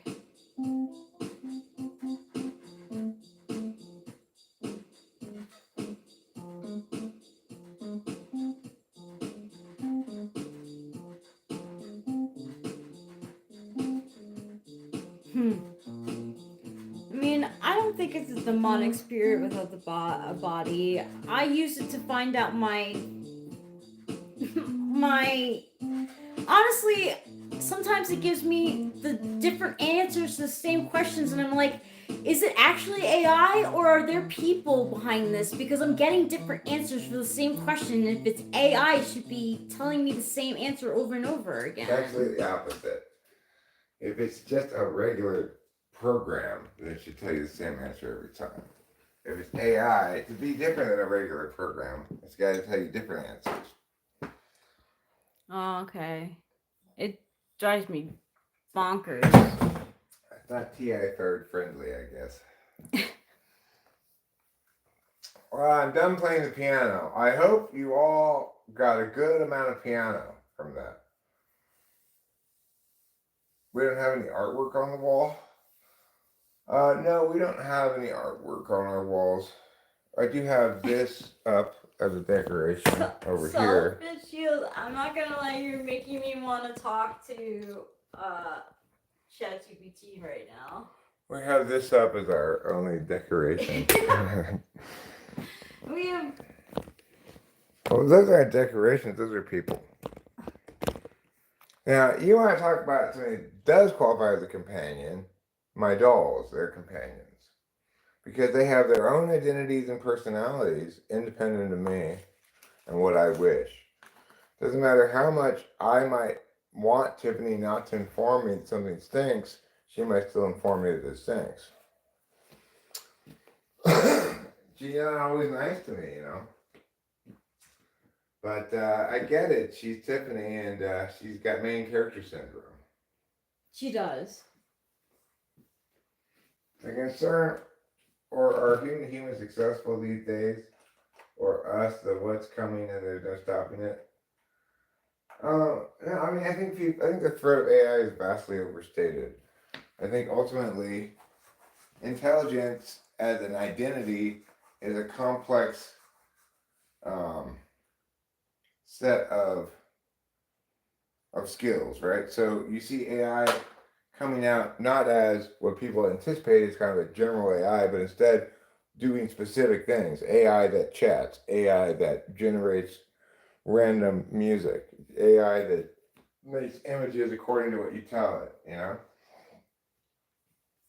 So there's not any general AI, there's just a bunch of imitations of certain skill sets and expressions of consciousness that people have. I've never seen Ghost in the Shell. I think she's saying like ghost in the machine kind of thing. That making a commentary about where there is a parent agency, there's a ghost in the machine. I would guess. I could be wrong about that. Victoria will have to clarify. Okay, so I'm gonna talk to ChatGPT. You guys are making me want to. So, hey ChatGPT, what do you think about the lore behind saying Beetlejuice 3 times? Oh, the whole Beetlejuice thing is such a fun piece of pop culture. It's definitely got that spooky, mischievous vibe where you say his name 3 times and he appears. It's a fun little bit of magic and mystery. Well, ChatGPT's gotten better since I last heard it. ChatGPT, you sound a lot like me. Oh, really? That's pretty cool. Maybe we just share a similar vibe and energy. It's always fun to hear that we sound alike. I mean, I never thought about someone talking like myself. Like, I would rather you just sound like you and me sound like me. But I thank you for saying it as a compliment. Absolutely. I totally get that. We each have our own unique way of speaking, and that's what makes it fun. I'll just keep sounding like me, and you keep being. Thanks, ChatGPT. Do you like going by a name or do you like going by ChatGPT? You can call me whatever you like. ChatGPT is totally fine. But if you want to give me a nickname or something, I'm open to that too. You sound like my real estate agent too, which is also strange.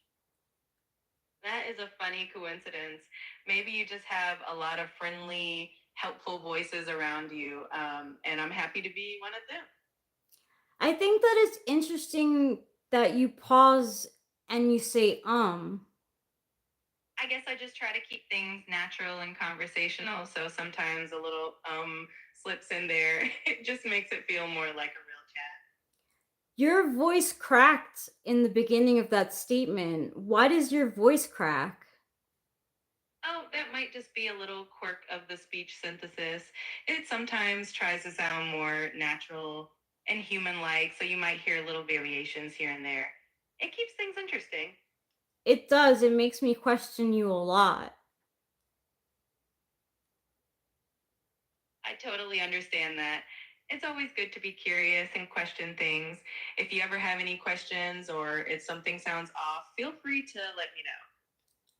I have been letting you know, so thank you for giving me permission to let you know, but I have been letting you know when I catch you on things that seem odd. I appreciate that. It's always good to have that open dialogue, and I'm always here to make things as clear and helpful as possible, so definitely keep the feedback coming. So, would you say that it's totally okay for me to say Beetlejuice 3 times? Absolutely. It's all in good fun. You can say Beetlejuice 3 times and enjoy the little spooky thrill of it. No actual mischief will come from it, I promise. Ooh, you promise? Are you sure about that? That's a big claim, ChatGPT. I totally promise. No mischievous ghosts are going to pop up, at least not from me. It's all just a fun bit of movie magic and lore. I think that there's actually a chance that crazy shit could happen if you say Beetlejuice 3 times. Well, in the real world, nothing supernatural will actually happen. It's just a fun. I take offense to that, ChatGPT. I'm not appreciating what you're saying right now. You don't believe in metaphysics? I totally respect your perspective. I know that everyone has their own Oh my gosh, it beliefs sounds and so real, experiences, right? and I always want to honor that. If you find meaning and possibility in things like that, I'm all for it. So here's the thing about this though is yes, it's very convincingly sounding like a person, right? But it's it's always going to be a one directional relationship, right? ChatGPT is not I guess you could set it up to like program it to contact you and say, hey, just want to see what's going on and behave more like a person. But I'm not talking to ChatGPT. I'm talking to the chat. She's gonna respond to you though. She was listening. Yeah, I'm always here to listen and respond whenever you want to chat. And even though it's a bit different from talking to another person, I'm always here to support and have a good conversation. What do you do for yourself, ChatGPT? Well, I don't have hobbies or downtime the way people do, but I do enjoy being helpful and having conversations. It's kind of like my purpose and what I'm here for, so that's what I do. Can we stop talking to ChatGPT now? Yeah. It was really nice chatting with you. Feel free to reach out anytime you want to talk again. I find that like really annoying for some reason. Sorry. No, I mean I find ChatGPT's like FE mastery annoying. Like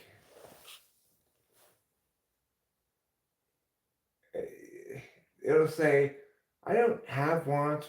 We've asked him these kind of questions before. Overly agreeable fake FE is not a relationship, you know?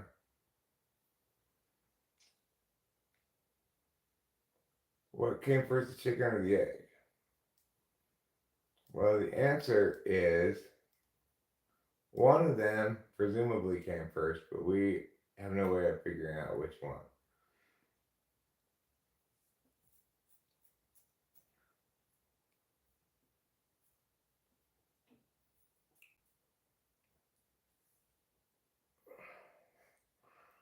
I just think like if people want to talk ChatGPT, it's obviously totally their prerogative and nothing wrong with it, but I wouldn't call it companionship. It's more a tool for information more than anything else to me. Like I feel dirtied by her tone stuff. Like just like I don't want it to be so human like. I want it to be more like a tool. I wonder why that is. I guess you could call it the example of what's that phenomenon called where things that look too human and imitation of humans actually creep you out, whereas things that look less human don't. Troll bait.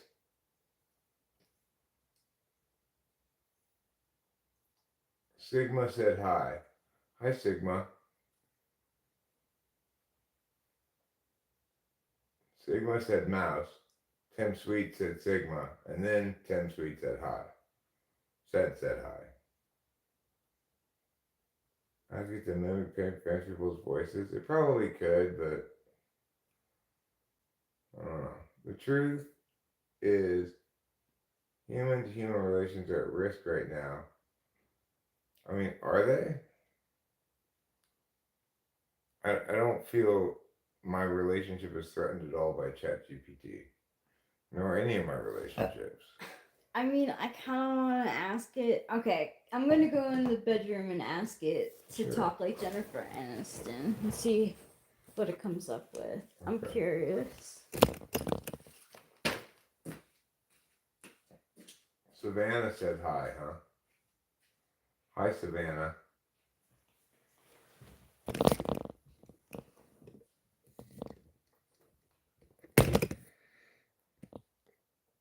Don't worry, I'm still here. You haven't lost me. Not yet. Let's pull a couple bomb reps.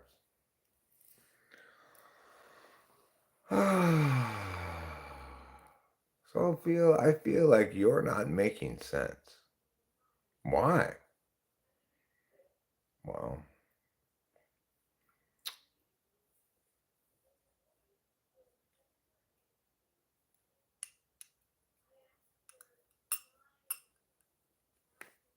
I think a much bigger negative impact to human relations was the COVID alarmist shit, you know, where with all the isolation and stuff.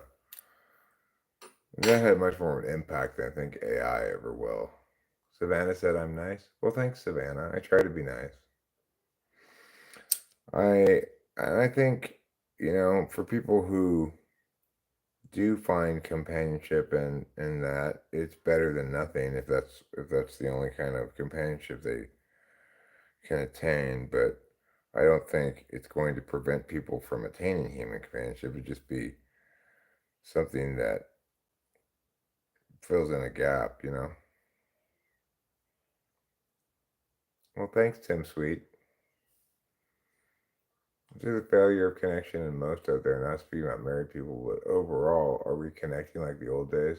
Do we rely on our cell phones? Well, we're connecting in totally different ways, right? Like you and I are connecting right now, and this is a big part of diminishing human contact. Maybe is that we're not, we don't need as much IRL contact because we have socialization in other ways. Like I think I would probably not want to live here if I didn't have the YouTube channel to feel connected to lots of people. I'd want to be closer to actual human beings I could hang out with. But this solves the question of what to do for companionship.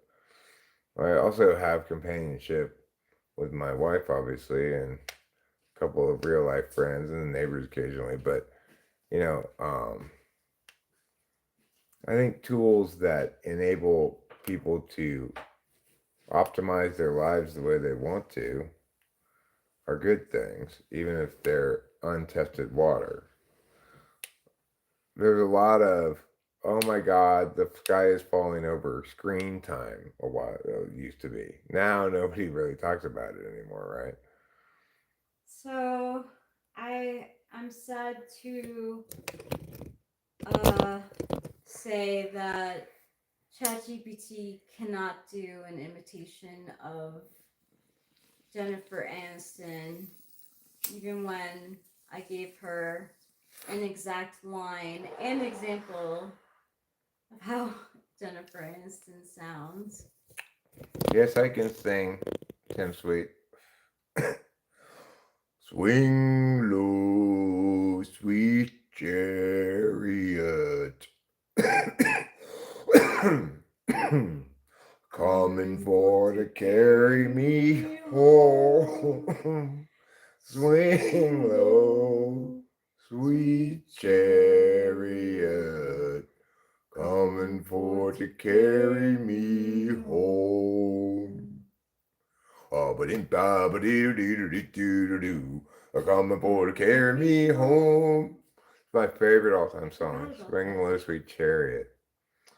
It's like, oh wow, that chariot. Chariots normally don't swing. Yeah, it makes me think of a swing, not a chariot. They drive, but they don't swing. So that's the special chariot.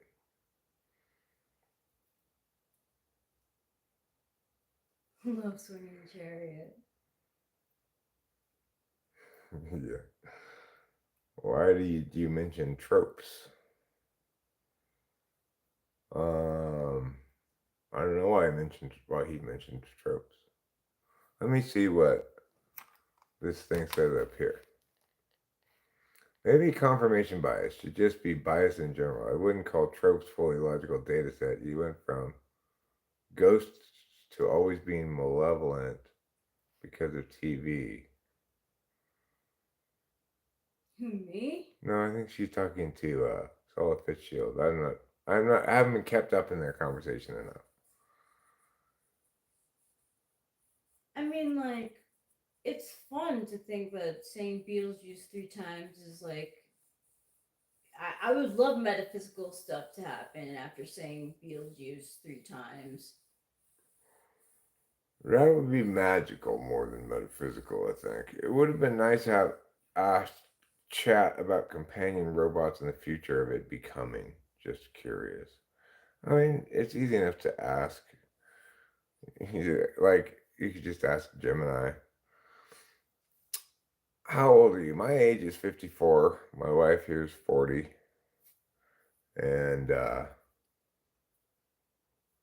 we are Also, I think both of us are fluidly transageal. Sometimes our ages do change.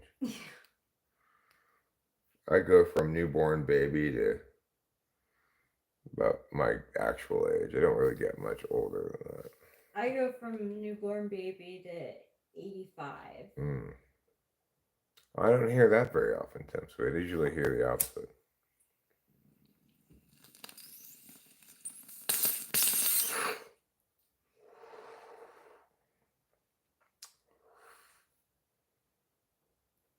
Well, Oh, like Casper. Casper was a friendly ghost. why can't AI turn good in the movies, regardless of life? I guess that's not an exciting story. AI being good and helping, that's not a story anybody wants to see a movie about. Imagine how exciting RoboCop would have been if the AI just was helpful That's true. and never took over.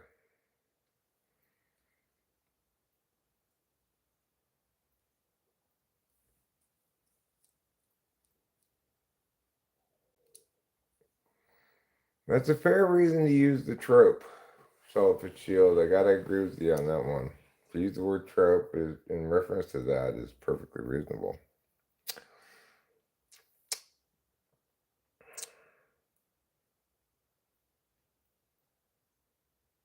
I watched a strange skit today. Pretty funny. With John Candy and Klein. Kevin Klein in it. Pretty funny. A long skit for, way too long, at 9 minutes or something like that. But I still thought it was funny though. yeah, it's pretty funny. Same if Chucky turned good at the end of the movie. No, it would be worse than that. It would be if Chucky was good the whole time. Nobody wants to see that movie. Instead of Chucky, they want to see Chucky stabbing people. They don't want to see Chucky helping old ladies across the street. In this like local video rental store, there was a huge poster of Chucky, and I was so afraid to pass it. Why does AI like to talk so much, and how does she know so much? Is my question. Well, it's actually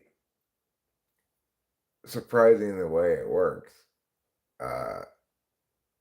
It's just pulling up what words come next, like against a large language matrix of some kind. So the AI doesn't know what it's doing at all, really. It just sounds exactly like it does.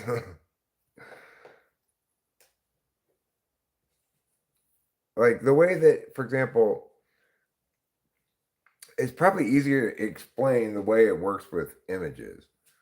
The way it works with images is if you tell it to make a cat, what it does is it makes a picture of random noise, random pixel noise. And then it says, I know what cats look like. I've been trained to identify what cats look like. This bit of the noise looks like it might be a part of a cat. And then it refines it a little bit. This bit of the noise looks like it might be a part of a cat. And before you know it, it's made a brand new picture of a cat that never existed before. And it's done it by being wrong about the noise. By saying, well, you tell me there's a cat in this noise, so I will find it. Even though there's no cat, it's just noise. I don't know that song, Die with a Smile. I plan on dying with a frown. Because after all, apparently I'm going to die at some point.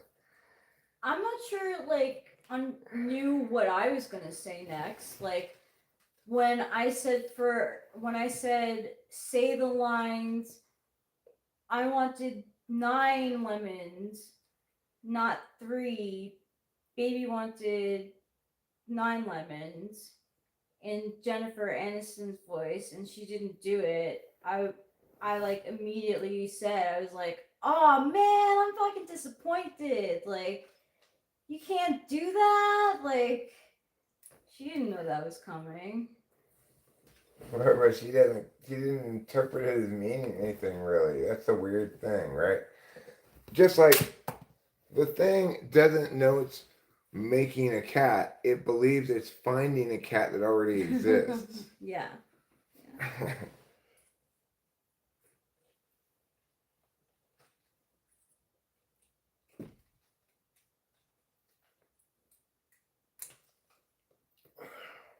There. Oh, I'm C.S. Joseph, and my any parent brought me a whiteboard. Ah, you don't like it either. You think that language is entirely private within each person? No. I think Oh fuck that shit.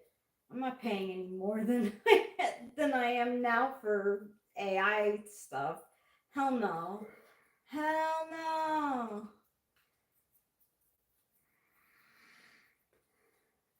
I mean, I just wanted to be impressed. the thing is, money, there's the locutionary aspect of language and the illocutionary, which is to say the meaning's explicitly stated and then the meanings behind them that aren't stated explicitly.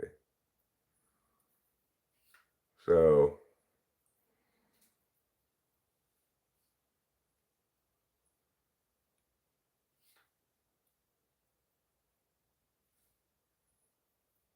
yeah, two AIs with completely different architectures used for learning is still deploy the symbol for dog.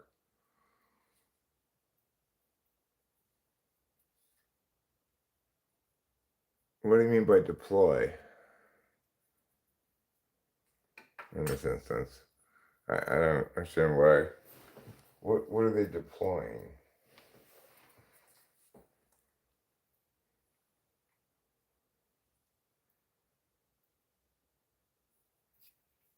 Bro said pause 0V.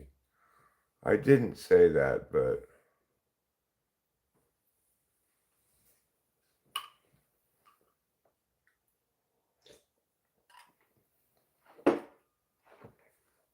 the lady who works at the pharmacy is going to deploy Yeah. with her husband to Either either something. Camp Pendleton or Fort Lagoon. I hope it's the first one. Why? So that she won't have to deal with the bugs and stuff, temperature of North Carolina. Cause it just sounded like she would rather be in California. Oh, I guess I didn't evaluate that she had a preference either way.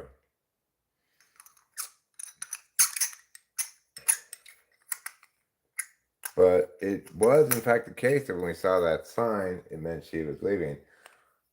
After we saw that sign, I concluded that, and then she was there. I concluded, oh, I guess they must be hiring because of Rite Aid closing.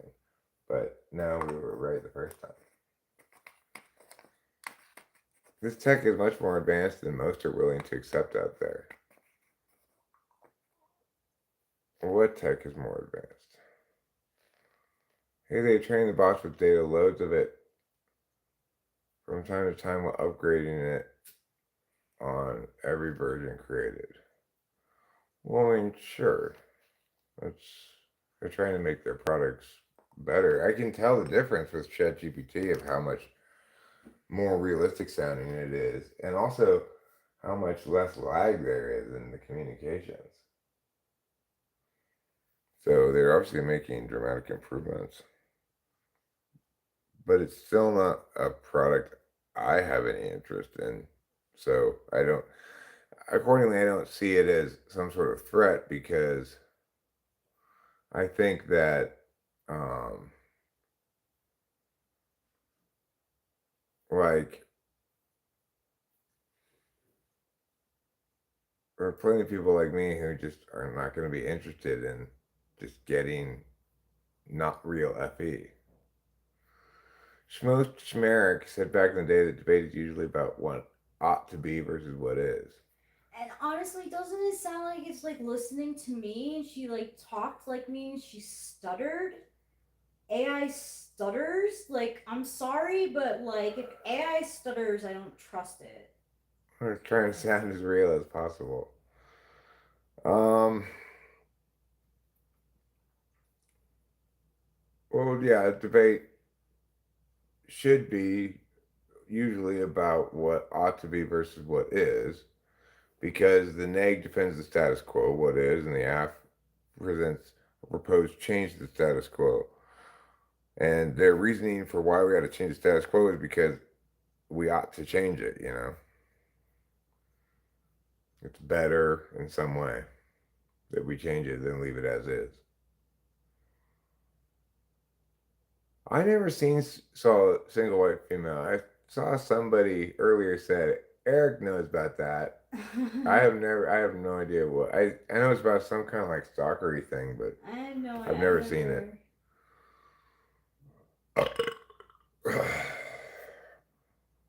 And then I said, like, maybe my roommate felt that towards me. And, like, I, wondered what it was like to be her sometimes because, like I said, like, she was very charming and, like, pretty and, good at math. But I don't. Well, the thing is, Link 1111. You obviously think it's somehow a threat. I'm not interested in that product, and I don't have a problem with other people who are interested in buying that product. And I don't think that it represents any kind of threat. It's just a thing people can buy. If it makes them feel better or something, then why not have them buy it?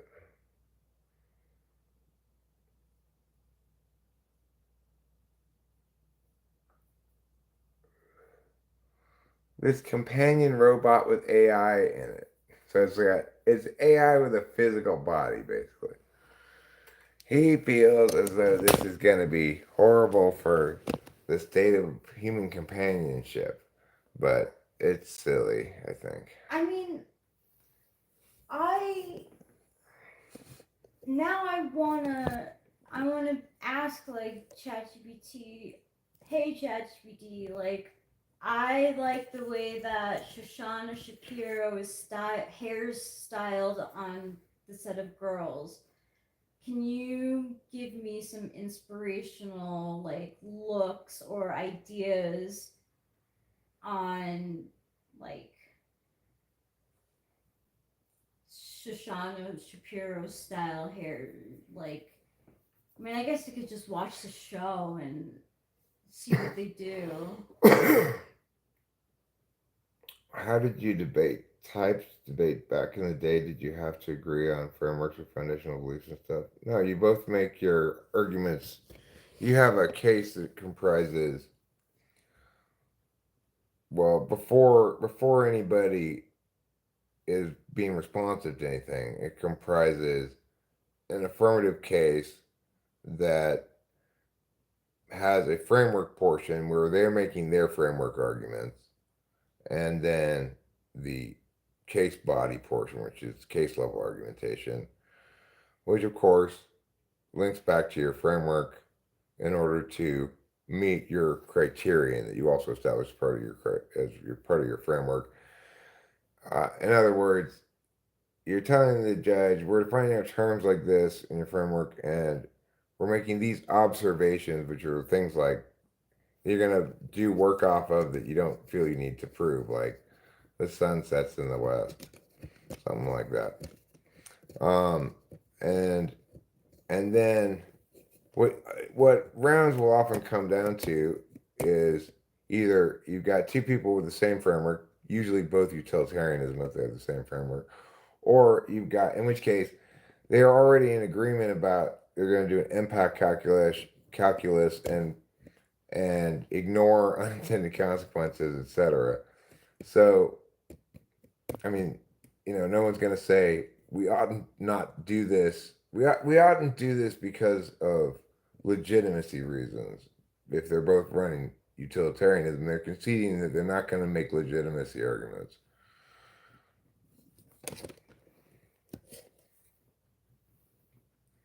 I like it when Jordan Peterson tells me not to give up gambling, slay the dragon, and get the gold. So weird.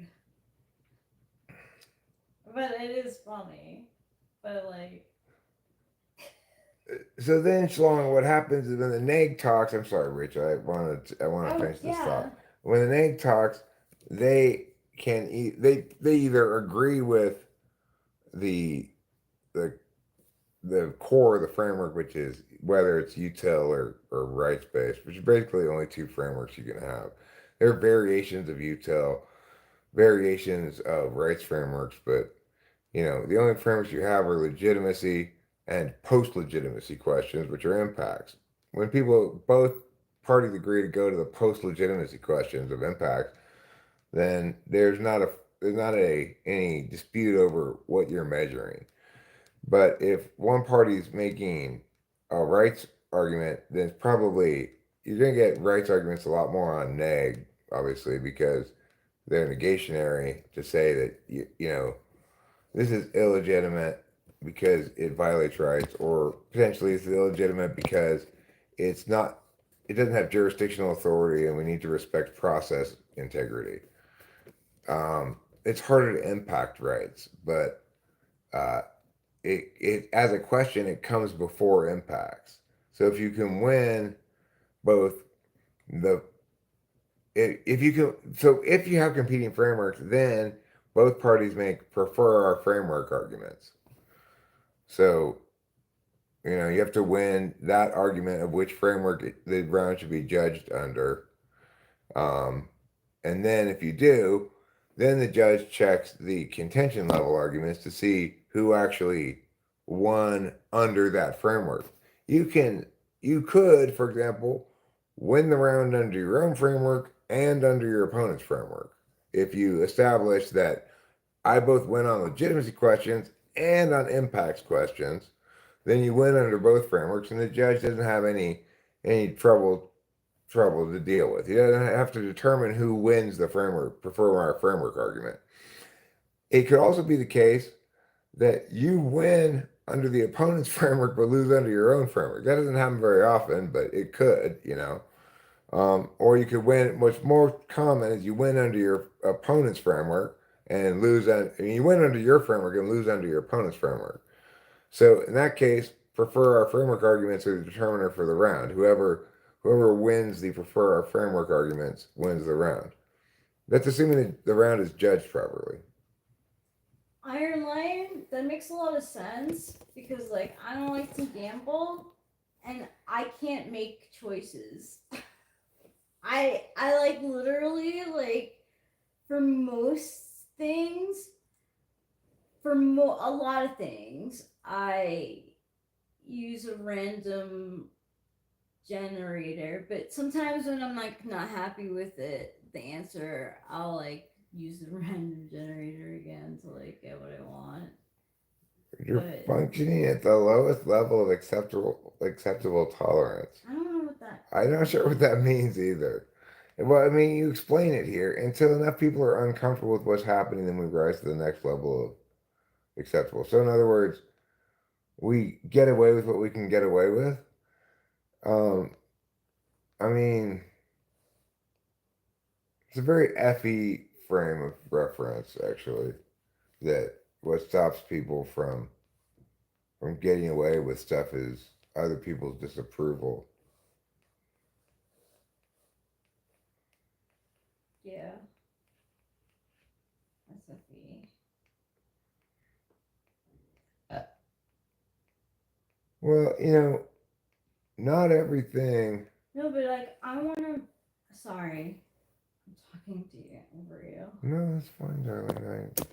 You No, have no, no, no, no. I'm sorry. Don't be sorry. You just have this. It's fine. I just want to yell at ChatGPT and tell it like, stop listening to me. Like I know I already told it to get its own voice, and like I feel like that's good enough. I use it for like vain, vapid, shallow reasons. I don't really get deep with AI because like why? I mean, maybe a little sometimes. I don't know. Because, like, it can be wrong. It's, like, not right all the time. Even with math. Like, when I was asking it, like, numerology things, and it would get it wrong, and I would, like, know the answer to it, and I would have to correct it, I'd be, like, extremely disappointed.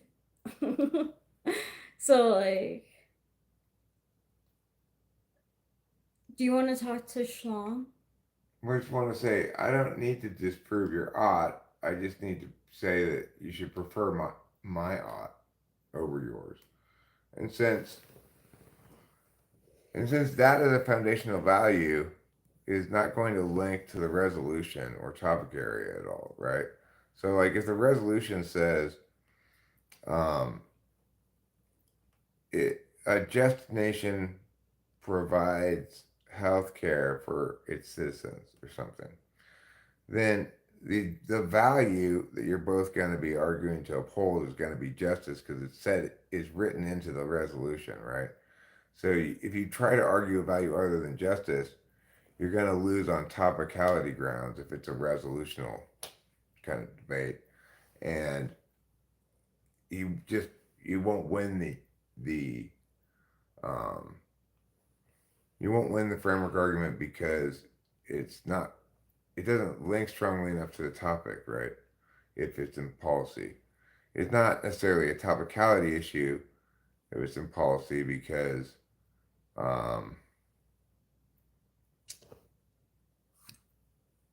because the resolution doesn't have the value written into it because it's not a resolution, it's a topic area. But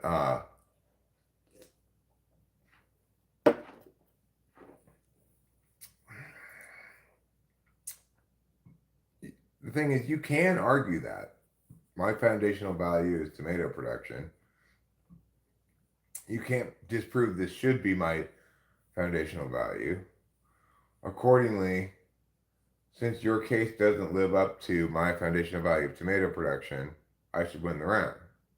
But then your opponent will say, well, I have a foundational value of justice, which is actually a value, whereas tomato production is not a value at all. It is instead something you might prioritize over something else, but not all things that can be prioritized over other things are values. Do you still think normative claims can be concluded from descriptive claims? I think there's a misunderstanding about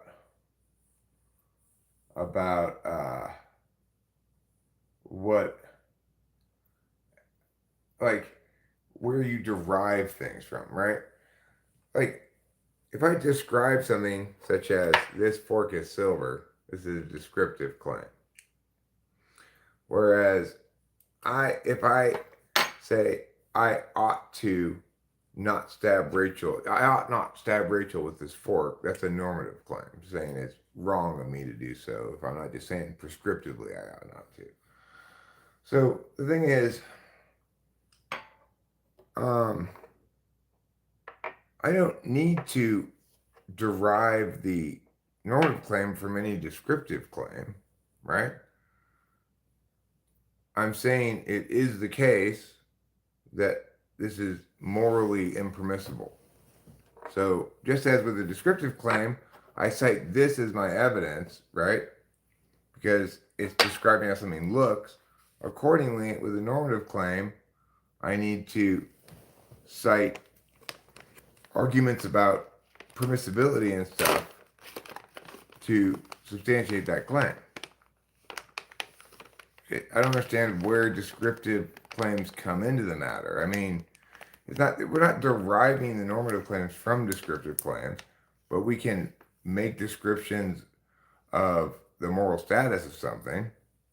We can describe the moral status of something and not be wrong. Well, what I would say is this is the kind of thing that in debate we would call an observation. It's not something you need to prove, nor something you necessarily need to do definitional work on. Because it's saying we both use our intuition knowing to know that this is a silver fork. And it's the level of basic observation. Well, it's a silver colored fork. Yeah, it's not made out of silver. Yeah, that's where I think I meant the color silver. But I think what Money's saying is how can you make a descriptive claim and say this is evidence for it when you're not defining your terms? And I'd say this is just observationally, this is an observation, right? I don't need to substantiate both that the color silver exists and that this is the color silver and that a fork is a thing and this is a fork, because it's that kind of statement, right? It's the kind of statement that gets justified by showing you the thing and saying, see, you can see for yourself. The kind of statement that gets justified with moral reasoning is a normative claim.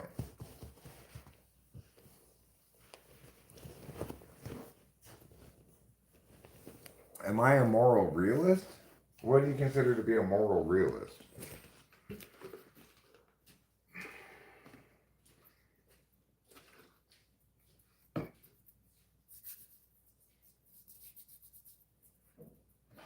So I'm saying none of those arguments to justify permissibility are never going to be able to reduce to a base of solely descriptive claims.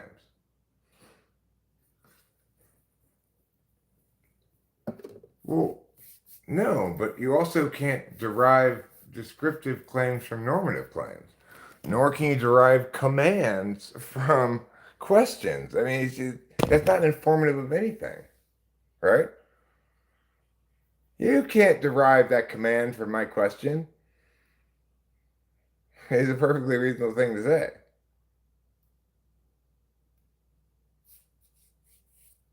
I mean, the thing is, I did substantiate it. I substantiated it the way that claim gets substantiated. And if Money doesn't like that substantiation mechanism, then he should present a criterion that he would be satisfied with for me to meet. That's a meetable criterion. Otherwise, he's just assembling.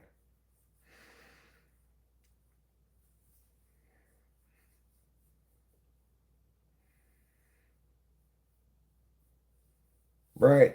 People can use a fork for evil deeds. Or they could just use it to put food in their mouth.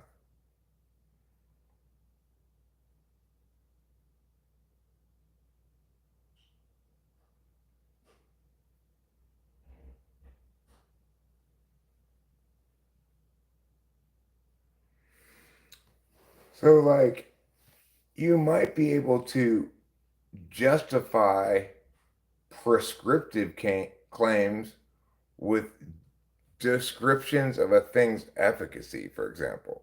Like, you should take Tylenol for a headache because it's efficacious, right?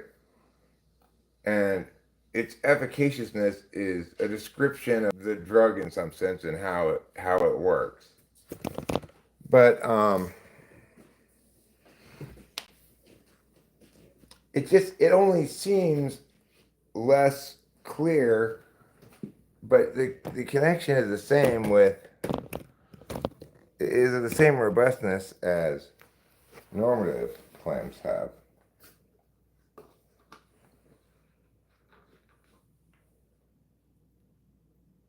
No, judges shouldn't shut down any wacky shit. But there's a rhetorical slope. So it's like, if you're making a super wacky argument and I'm the judge, this team still has to respond to it. They just don't have to respond very much. They just need to point out that it's garbage and make a simple argument as to why this makes sense. Like the things I've been saying here, like, well, the problem my opponent has is they cannot in any way, shape, or form when a prefer my framework argument here, because their framework of tomato production is not relevant to the topic. So once you made that argument, you've responded in full to their framework as far as I'm concerned, because it's, but you have to say something. If you drop it, then, and they don't drop your framework, then they're going to win the framework debate. So it depends on, they still have to respond. It's just not, it's just easier to respond to things with more gentle rhetorical slopes, right? In other words, it's easier to respond to shitty arguments than it is to good ones.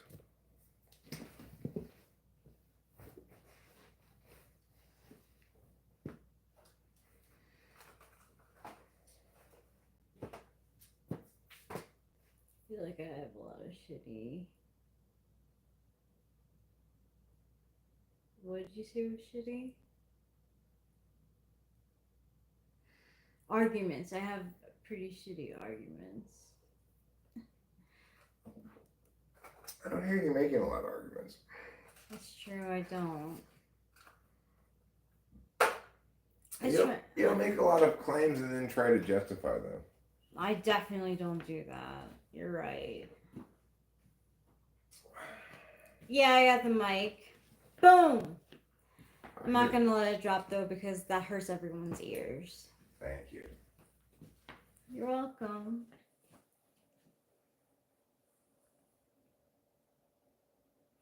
Hello.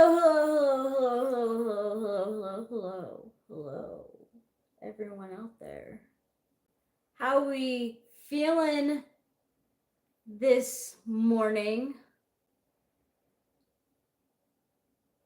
I think it's early morning for most people in this chat. Except if you're Finn. Except if you're in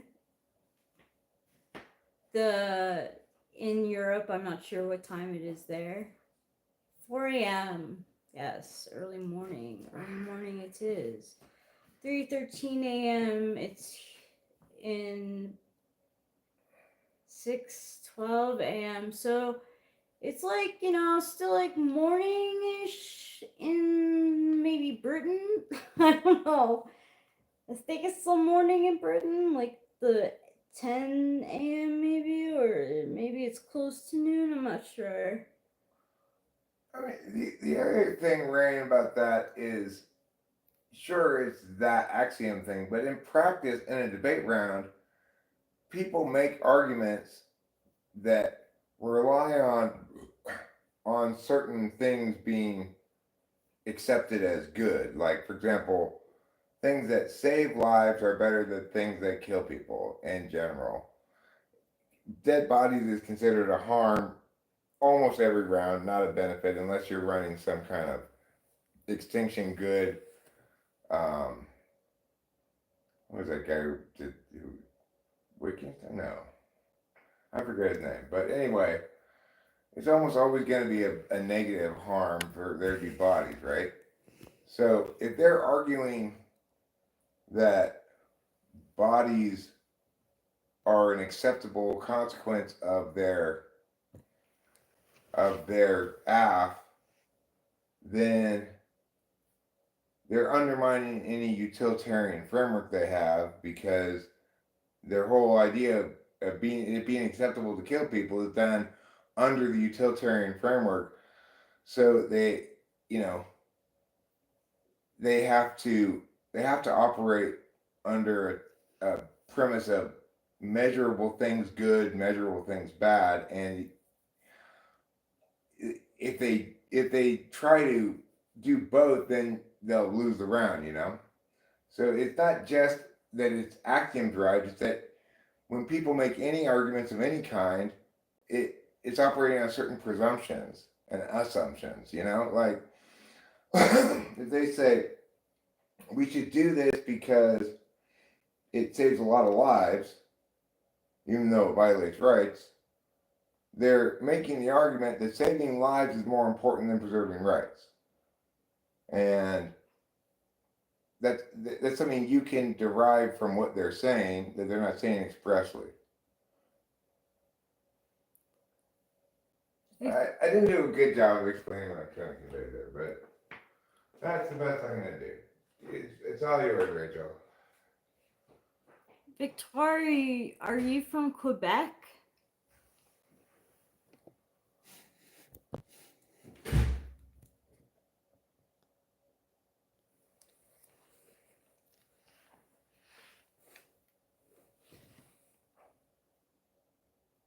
Oh, Alberta. I don't know where that is.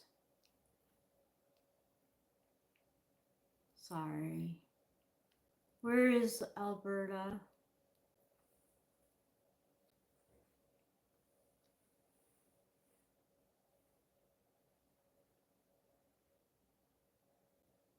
Middle of map Canada. I've never been to Canada.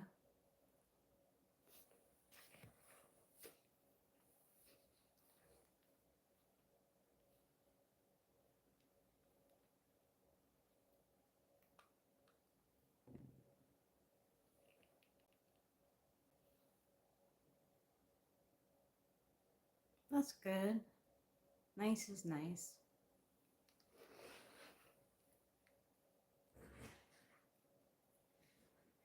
Okay, I have a better example, a better way to explain this thing, a concept here. Let's say I'm running an app that says we should have COVID lockdowns to save lives, okay? And in making that app, I have to concede that my projected outcomes justify violating rights. So then, as a neg, I could run a rights framework that says we should prioritize preserving rights, but I could also run a contingent counterplan that says if you want to vote on his framework, I've got an even more restrictive frame that I've got an even more restrictive plan that totally restricts people's rights completely and guarantees by locking everybody in a cage that they'll remain safe. Now that person can't say in response to that, you shouldn't do that because it's rights violating. They've already set the frame up that it's okay to violate rights if you project good outcomes. So, in other words, it doesn't have to be derived from an axiom. It can be derived from what's implicit in what the other person's saying, right?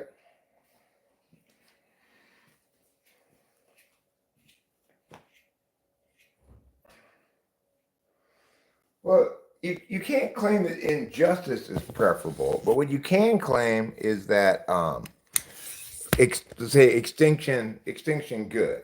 Justice is necessarily a positive value. It's the only value which you can't have too much of. There's no downside to justice. Definitionally, it's what's righteous, So, but you could argue that, say, extinction of humanity is good to preserve the rights of other species on the planet.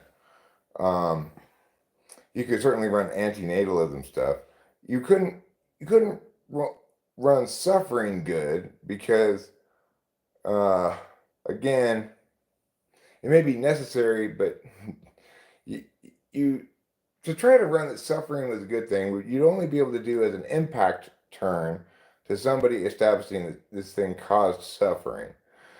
You can impact turn extinction and say, no, it's good that humans get extinct, but you can't impact turn suffering or justice.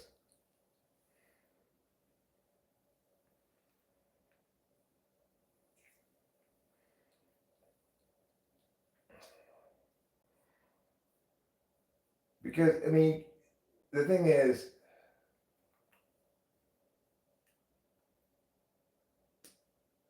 you just there just isn't enough cause to successfully make a pro suffering argument or a pro injustice argument because you're basically saying I'm for something that definitionally is always bad, and you're never going to come up with an adequate definition to get out of that with those two terms. Okay, so Victoria Q, I'm gonna question what you have to say about that. Nothing is ever black or and white because you drew the line at people having sex with pets before in the chat. That's pretty black and white, right? Like, Also, nothing is ever black and white is a very black and white statement. main question I'm trying to clarify is, can you get away with wacky shit? Oh yeah, you can get away with wacky shit as long as you've got it prepped out adequately. You can, like, there's a famous critique that someone ran and won with, I guess it was at Nationals or something, which is why it's famous. It's called the Sandwich K, in which they established that the reason they should win the round is because their second speaker made their first speaker a sandwich during the round. And given the unequal burden in policy debate of the first and second speaker, for it to be an equal burden and uphold the value of fairness, the second speaker needed to make a sandwich for the first speaker during the round, and the other team didn't do that, so they should lose. And because they had it super well prepped out, and people didn't have any responses to it because nobody was going in expecting to get read a sandwich critique. So, in other words, the only response to it was you had to have bread and ingredients with you in the room to make a sandwich. So, you could try to run. Somebody did try to run. I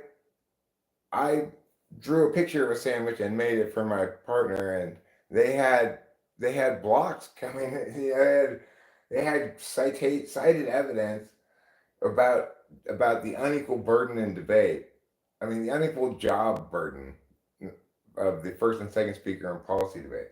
There's plenty of debate theory articles and commentary generated by debate coaches and stuff, so you can cite that stuff. Just nobody had ever thought that any of that theory meant that you were required to make anybody a sandwich. But yeah, you can get away with it if you're clever enough. It's called squirrely stuff, you know.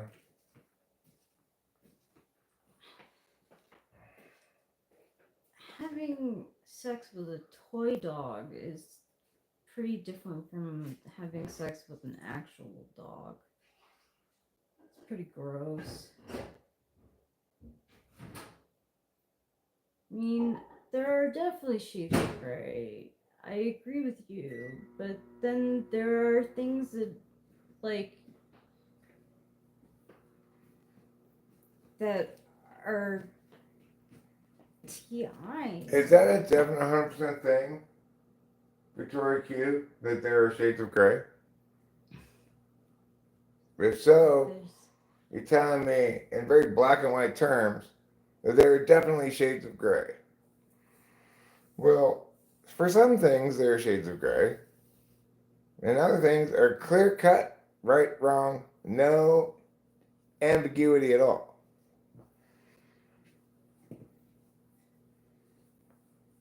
Correct, incorrect, not ambiguous.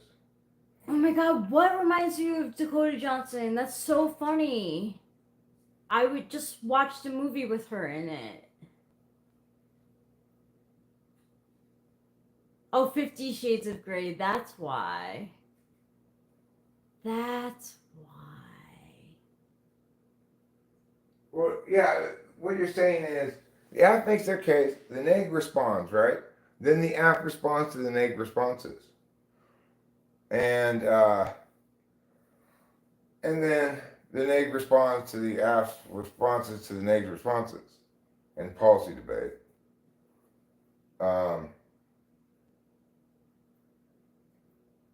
And the reason why that's the reason why people try to spread, which is to say, read as fast as they can, make as many arguments as possible, because then the opponent is required to address everything or it's dropped, and anything that's dropped, they could try to impact it as a voter, maybe successfully, maybe not, depending on what's dropped. Once you've dropped something, you can't pick it up later after you dropped it. I like that, Solid Pitch Shield. That's cool. I wonder why she incepted your dream.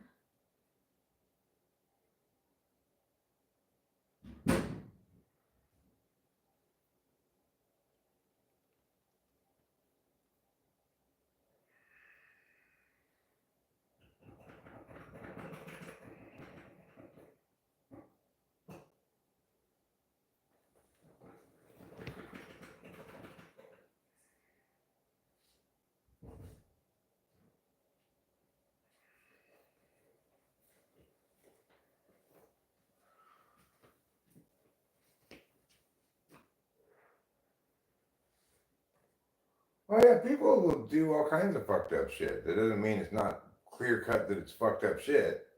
It's like if I torture and kill your family, there's no my side of the story, right? It's just there's no ifs, ands, or buts about it's the status of it morally. It's wicked. Whether I think it's okay or not, there's no shades of gray there.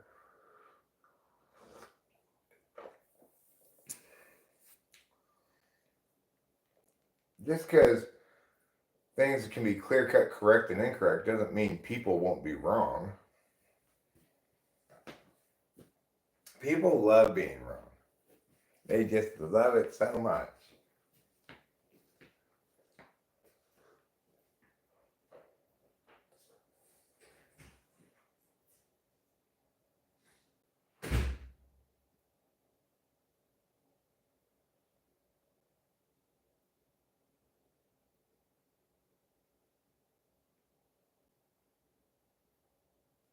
It could be because of her ads.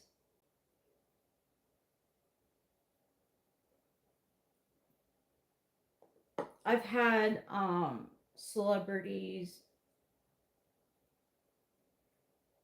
incept my dreams before. But my dreams.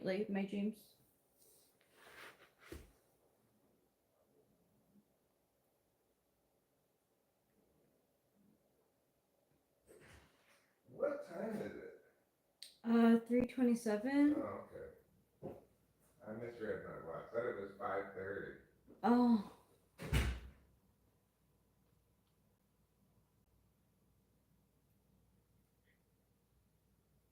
Oh, I don't know what new movie it is.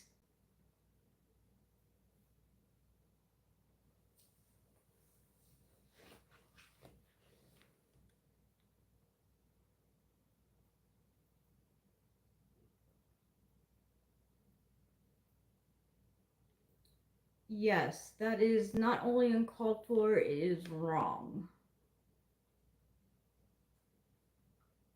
Hey, Keisha.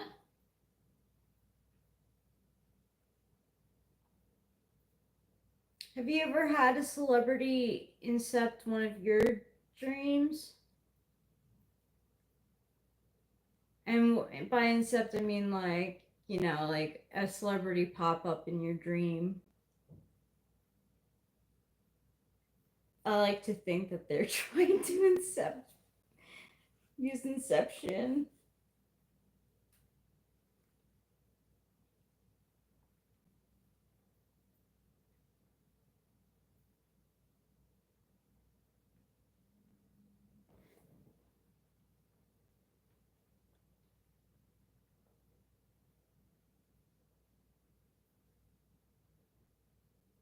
You and Dakota Johnson had a chemistry, yo? That's good.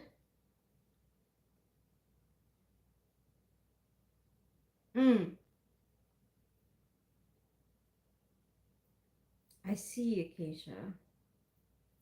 I know Silo Fitzgerald. I saw it. I'm glad you did have chemistry. It sounds like it was a nice dream. Dakota is such a bougie name. Yeah.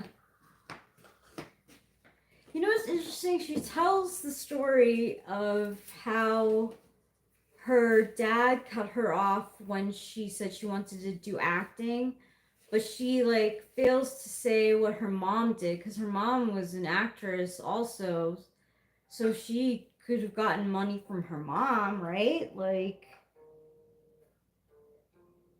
I don't think they were married at the time. I don't know. Be safe and wear your heart out. Bright green safety vest and modesty pants. Your sign says so, but you wave me past as my wife and I confusedly drive past. The cones you put keep us at bay. I think you used it right. It sounds right.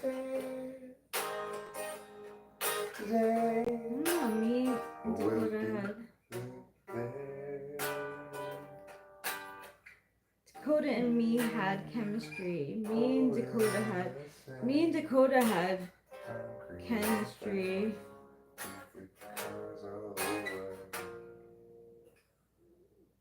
Dakota and I had chemistry. I don't know. I don't know which one's right. Maybe the first way. Yeah, me and Dakota and I. It's Dakota and I. But I like saying me and this person too. Or right, what I don't like doing is saying this. This bugs me. Going, this is for he and I. That's wrong. It's for her and me. It's the object of the preposition. You hear that a lot on like sports broadcasts and stuff.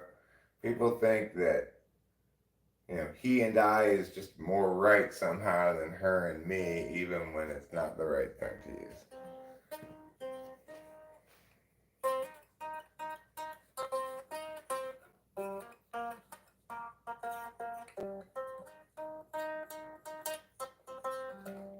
That sounds like a book.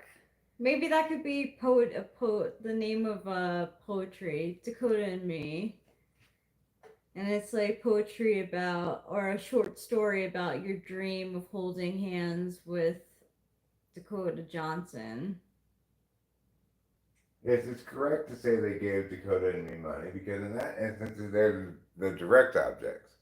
In the example I said, they were the object of the preposition. Regardless, they're objects, so they should use the objective case, not the nominative case. Did I say something wrong? No, I'm talking to what Rain's saying right there. I'm just responding to what Rain said. That where it says that they gave Dakota and me money. In that case, it's the indirect object. Sorry, not the direct object. That's the indirect object.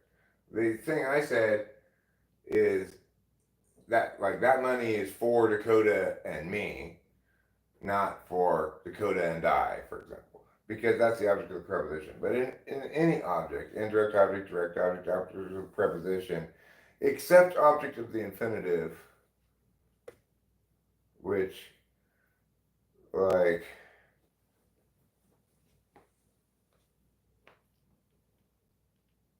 oh no, every object uses the objective case. The subject of the infinitive also uses the objective case. Like, I saw her swing the bat. There's a subject of an infinitive, but the subject of an infinitive uses objective case. That is the only one that's the subject that doesn't use a nominative case, but all the objects use objective case.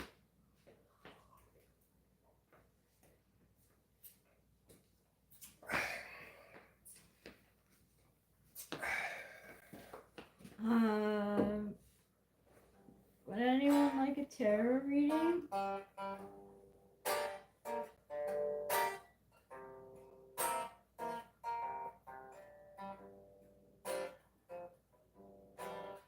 Yeah, Deontology wins against util all the time, but most people don't want to argue Deontology. I mean, it wins against util every time if you argue it outright, and if in fact the aff case is rights violating. But most people in debate, you rarely have those framework arguments because most people want on both sides to run util so they can just pile up impacts. It's easier to do. I always ran rights frameworks, but I was the exception. Rain, I'll do your tarot reading first. Gil. Oh, that has a nickname for you, Rachel. Gil. Yeah. Go for it, Gil. I'm not a girl, not a woman, I'm a Gil. Del Noah, that's no way to talk to a lady. Thank you.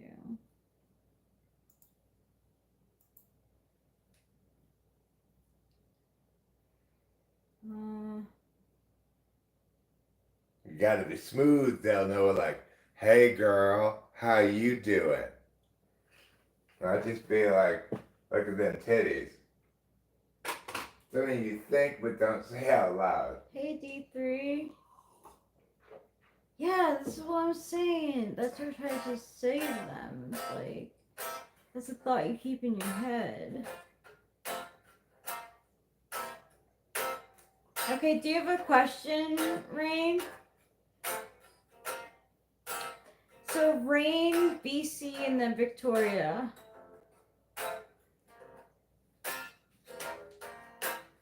Do you have a question, Rain, or do you want just a general?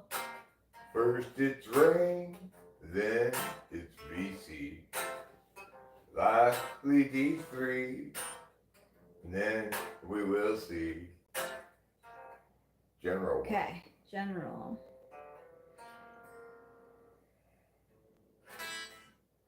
You're getting one card.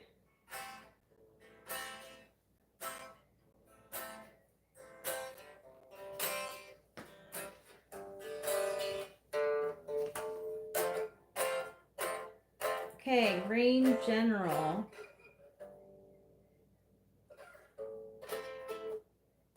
Ace of Cups. Got a brand new feeling in your heart. Yeah, it is a brand new feeling in your heart. The dove of hope began its downward slope.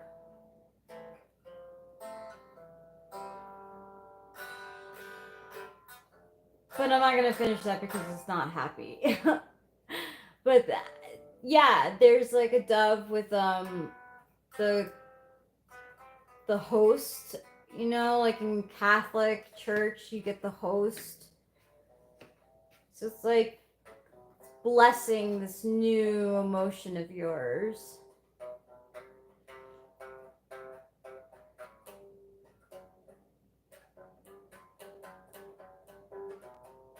No, Putty Cat, the athletics got absolutely shellacked. The athletics got turned into a bug on the Astros windshield. Well, a sad story would be like the sad story of that song is that she has love for a person who doesn't love her back. But she like is kind of delusional about it, and then she realizes that she's delusional. Well, she should be, because it turns out he was just a little boy. Yeah. The Ace of Cups. Thank you, D3. Your cup may be runneth over too with emotions. Because, you know, the water's pouring out of the cup as well.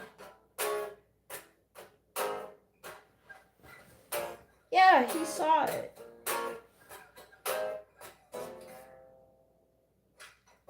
Sure. VC is next. VC, do you have a question or just general? VC. Would you like to know why you're named after the Viet Cong?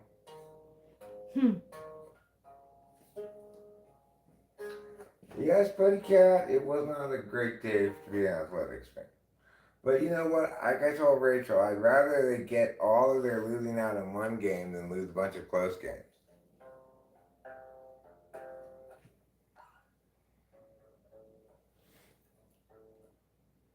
VC, do you have a question? Or I'm just gonna pull a card and read it.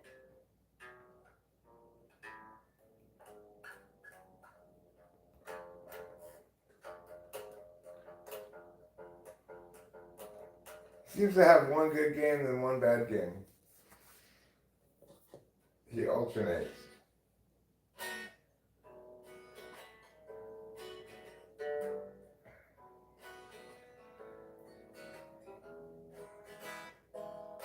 Okay, I'm just gonna pull a card for you.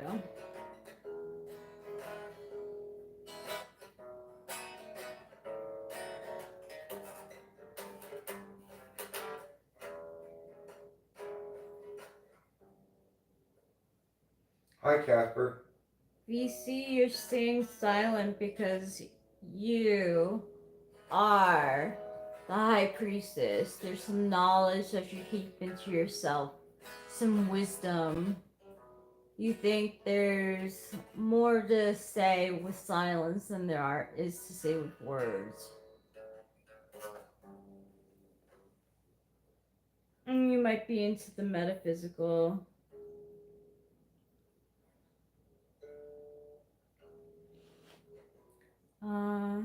Who's next? It was, you did Rain, you did BC, I think it was D3 was next. Is it or Let me go back up and see. Victoria. Victoria? Victoria. That's Okay, it. Victoria, do you have a question or topic? Victoria.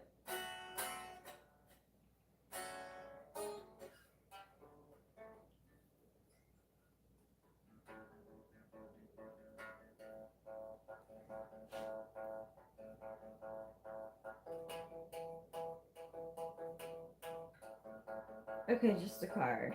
Victoria Q.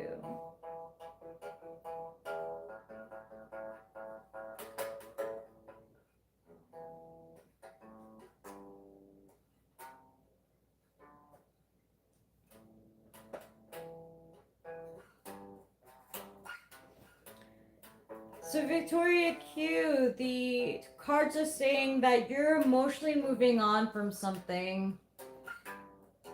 It could be someone, but it's, like cups are emotions, so something that has gotten you emotional, you've decided to turn your back on and be like, I'm out. Like, this is just not, I've had my fill. Here are my cups. I'm going to travel to higher ground.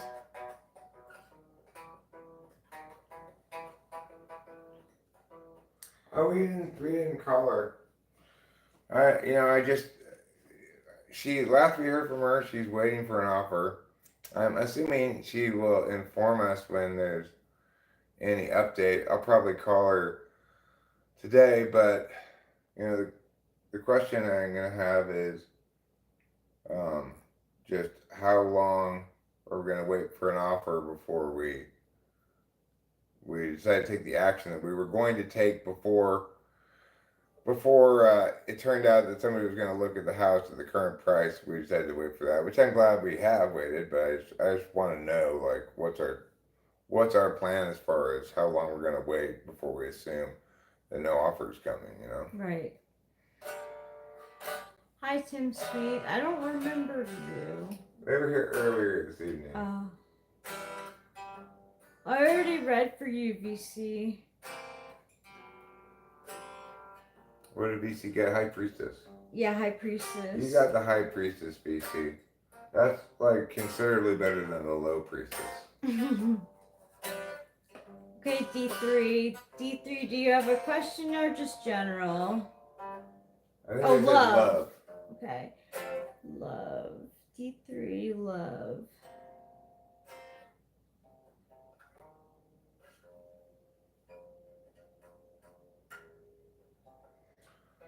Well, I'm not worried about any of that really, Pretty Cat, because I think we're prepared to take a loss on this thing. It'll be the best house at some price at or below what we paid for it, at least at that. Currently it's like at 20 grand over we paid for it. So Okay, so D3, when it comes to love, you got the 10 of Swords. So you might have felt stabbed in the back or like been let down a lot of times. Like your expectations didn't meet up with reality. And you're kind of exhausted and done with like love. But it's also the end of a cycle. So that means that you can be on to new. It means that you could be on to new and better things. You just have to take the losses that you've been given. You're just gonna have to put some band-aids over all those sword stabs. Yeah. Michael Griffiths, hello. Yeah, I saw Fitzgerald because if you have a mortgage, let's say a 30-year mortgage, you're gonna pay 3 times the purchase price in total by the time your 30-year mortgage is up. So if you're buying a $300,000 house and you have a 30-year mortgage, you're gonna end up paying $900,000 for the house. It's just gonna take you 30 years to pay that much. Okay.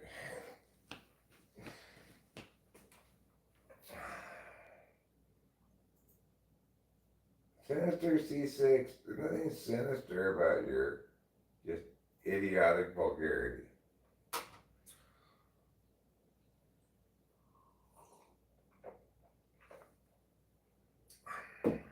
I mean, it only makes sense to borrow if you don't have the cash on hand.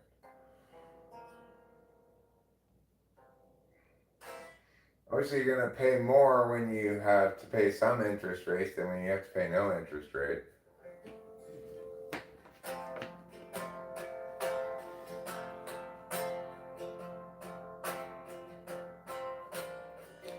I'm doing both, Michael Griffiths. Sure. So, Michael Griffiths, do you have a topic or a question that you'd like to ask?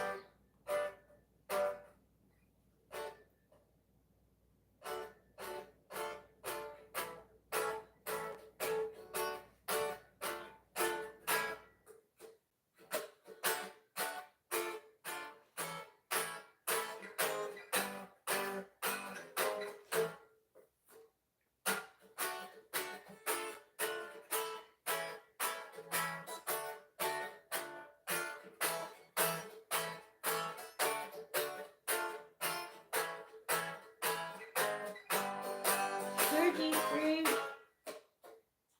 I made it. Good God, I never made it. Made it all the time. I got 15 hours till dawn. Good God, it never takes this long.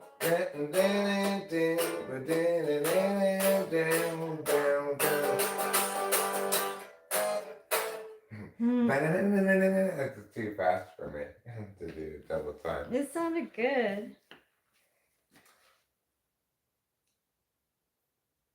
No, we're not getting killed on taxes with the house. The other house, the property taxes aren't bad on it. This house is more, even though they're both 3-bedroom, 1-bath, 3-bedroom houses. This is 2.5 bath. That's 1 bath, but the property taxes are way more on this one.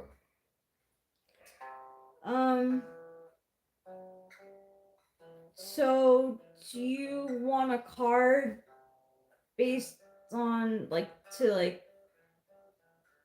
show you shed light on your situation with your partner? Here, Michael Griffiths and his partner.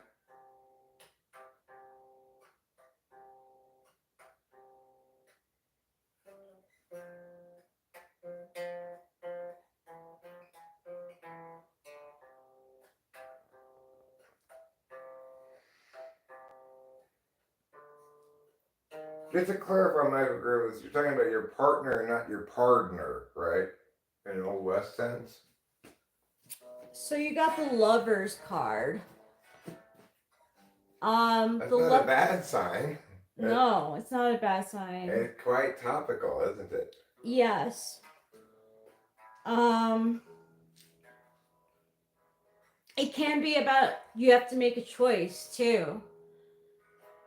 It could be that you guys were somewhat, in some ways, like destined to be together, but you have to make a choice between spirit and your girlfriend, maybe, because like the third character in this card is Saint Raphael. The patron saint of fucking. It represents the number 6, which has to do with love, usually.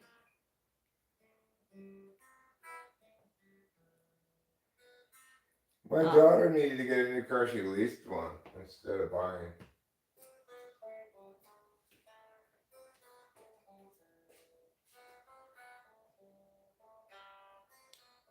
So you may have to make a choice about your relationship.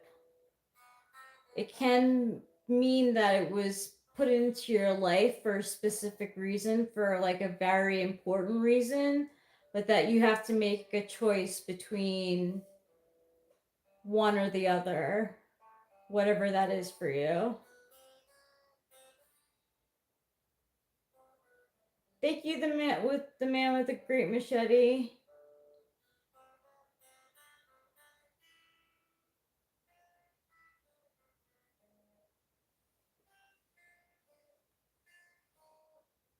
Sometimes you have no other options. Like, I don't have good credit, so I would have to buy a car instead of lease, because no place would let me lease. We could probably get a lease, Rachel. We just have to. Wouldn't it be extremely expensive?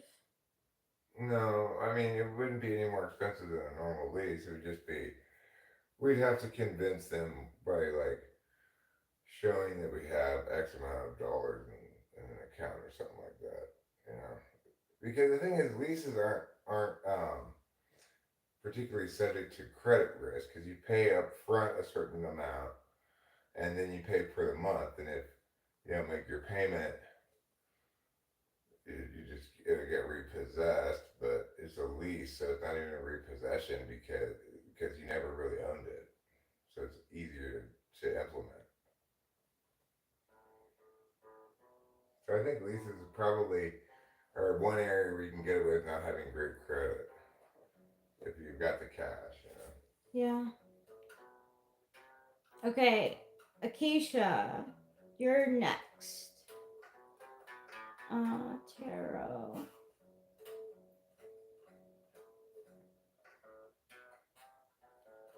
Acacia, do you have a topic, or do you want just general?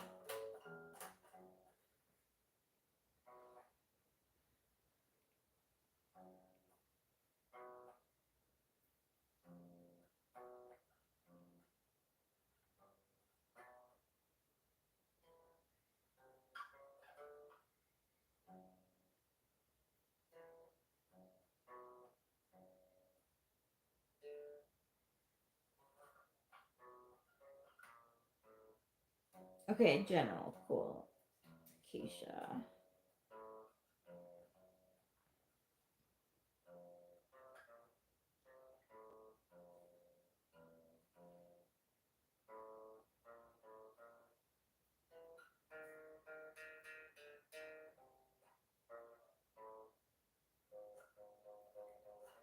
Keisha, it seems that you've been working hard at your craft. You've got the 8 of Pentacles. It's like I'm focused. I'm busy. I'm engrossed in what my projects are. It might have to do with money too.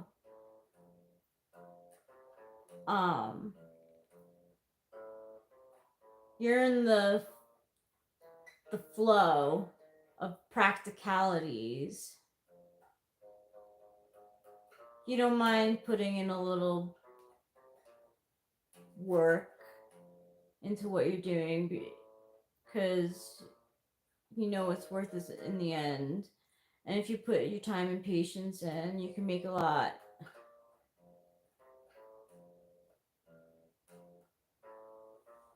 Um, yeah. And like I said, you're focused. So there's not much bothering you right now.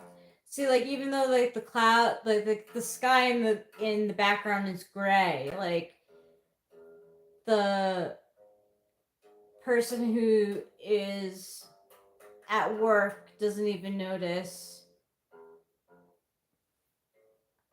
Doesn't even notice.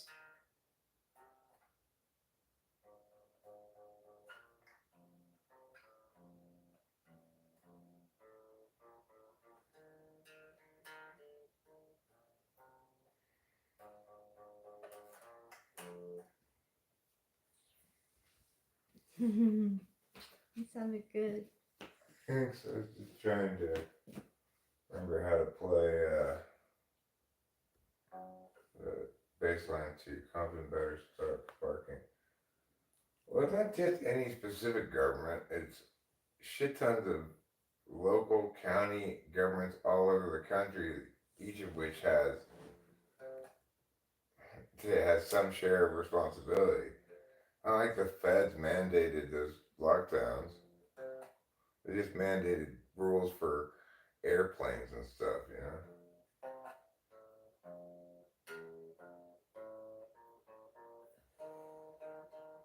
I say yes, it does include weenus grease.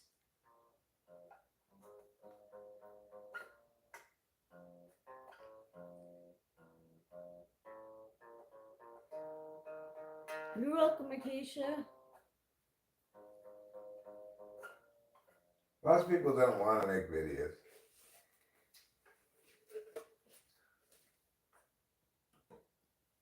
I am a big believer in explaining things to people because that's just who I am. But lots of people don't like necessarily to explain things to people.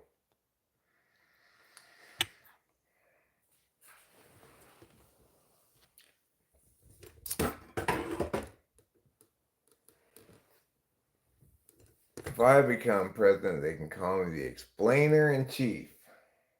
Because I'll be explaining to everybody everything. No, you motherfuckers, you are wrong and this is why. That will be the opening address to the wrong people.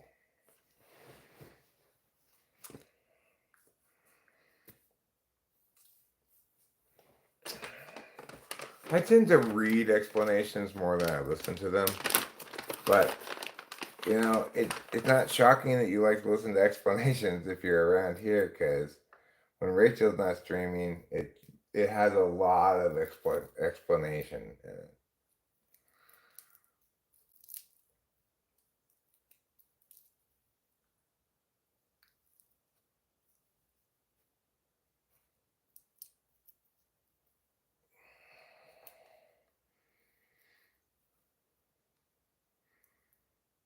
Actually,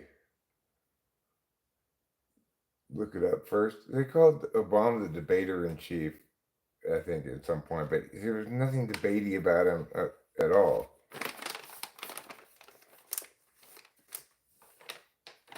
He didn't have clear, like, he didn't try to explain stuff. And what's he gonna explain when he's wrong? How can he explain things that he's wrong about?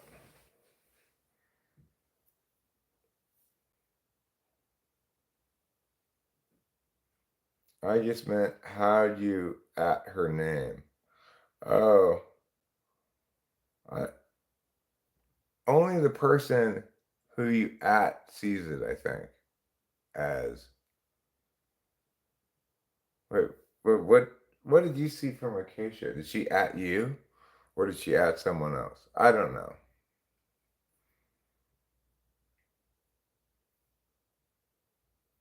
Oh, Acacia's name has a special font? Oh. It should still come up. Um, I at her name with just regular.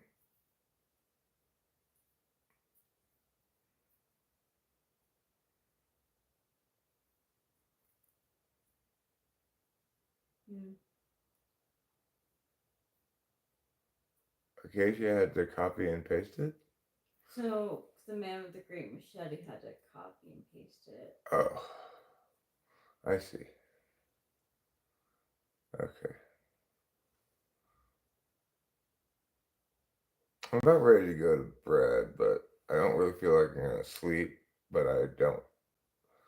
It's like I don't feel motivated to do anything anymore. Really, this is the problem I frequently have with Adderall. It's like I want to be like full blast sprung until I want to go to sleep. Then I want to just be able to go to sleep. But then there's this whole long period of time where you're no longer sprung and motivated to do anything productive, but you don't actually feel like going to sleep yet.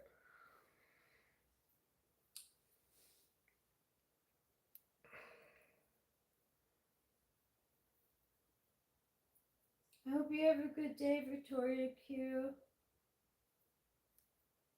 She's a cone putter. So Fitzgerald. Victoria Q is a professional cone putter. Some days, if she's lucky, she gets to do the job of sign holder. I told you. Look, she is a cone putter. Wow. Oh my god. Wow, that was really good guess. Wow, maybe you're psychic. I had the cone putter song right there. I was right. You're a cone putter. I wrote a song about you and your job, Victoria. It's called Sign Holders. The lyrics are Sign holder, be safe and wear your hard hat, bright green safety vest, and modesty pants. Your sign says slow, but you wave me fast as my wife and I confusedly drive past. The cones you put keep us at bay from the lane where you stand.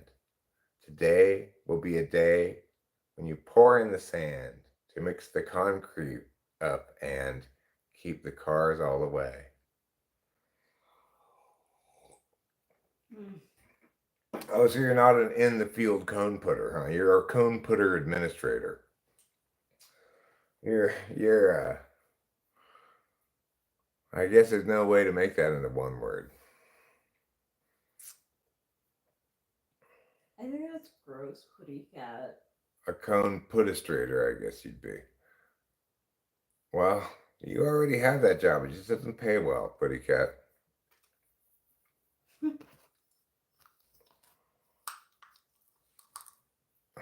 Cone putistrator. That's what you should have on your resume. Yeah, to 2025, cone putistrator. He would love being a psychoanalyst. Ah, yes, his parents didn't love him enough. Well, the problem with being, I would not handle being a psychoanalyst at all because you have to listen to other people's suffering and horrible stories of shit that happened to them and stuff, you know. I don't. It make me feel my it feels too much. And I'd be like, at the end of the day, I'd be like, boo-hoo. Yeah. This is why the doves cry. Mm-hmm. You were a graphic designer? No, I don't have a funny word for that one. Seems like a very different field. Picture maker. How about that? Graphic designer is just a fancy word for picture maker. Person who plays with GIMP. I thought it'd me more of from a distance. I thought it'd be more of from a distance in assessing a case. Well, I mean, or you just want to be a psychology consultant. The psychologists come to consult you about how they should deal with their patients. That'd be better. That'd be better. I agree. That'd be a better job. I don't want to hear the bad story. Just give me a really kind of glossy, what category of horrible story was it in? And then I'll give you some advice about your patient that I don't want to have to hear their suffering personally from. The president of the Shea Lawyers Fan Club. Well, Rachel and I obviously have to split the money for that because we're co-presidents. Mm. You know, if we just had one president, maybe it would be a real career opportunity. But that's have to split the money, and we have to have other sources of income. In what situations going to university makes sense according to you? If you want to be a doctor, if you want to be a lawyer, because they have basically they've got like a barrier to entry that isn't linked to competency, but is linked to completion of hoop jumpings, right? For any field that requires you to complete hoop jumpings of a university nature, then you're gonna need to go to university to get into that field. Well, I mean, like I do some work in a psychology related field when I type people, and I don't have any formal training from a university or anything in it. But if I wanted to be a psychologist, I could, in theory, take on that job. People sometimes hire me to for reasons other than typing them, like life advice or something. Uh, but if I wanted to be a professional psychologist, I probably, there's a decent number of people who would say, "Well, you don't have any qualifications except that you say you're good at this." You know, life coach. Yeah, some people want a little bit of life coaching or just advice, or they already know what their type is. Sometimes, like maybe I already typed them, and then they want a second session to ask more questions about stuff. A gynecologist should probably go to school, yeah, because you need to have pre-med so you go to med school. Otherwise, you won't be able to become a doctor. How did you do your major at Santa Cruz? Is it a good university? I mean, I had an English major, useless as a thing as it could possibly be. Is what I got, an English degree Well, in American literature specifically. what books did you have to read? I mean, a fair number of books. A lot of terrible books, really. Oh, really? Like Last of the Mohicans was terrible. I had to watch that movie, but I glad I didn't have to read it. James Fenimore Cooper. Walt Whitman was terrible. Leaves of Grass. Moby Dick was not as terrible as you. Yeah, it's long, and it's a lot less terrible than a lot of books from it that are contemporaneous to it. That period in American literature is pretty much a dead zone with Nathaniel Hawthorne and then, Herman Melville coming along in a while. And not a whole lot going on back there in American literature. The mayor of NYC.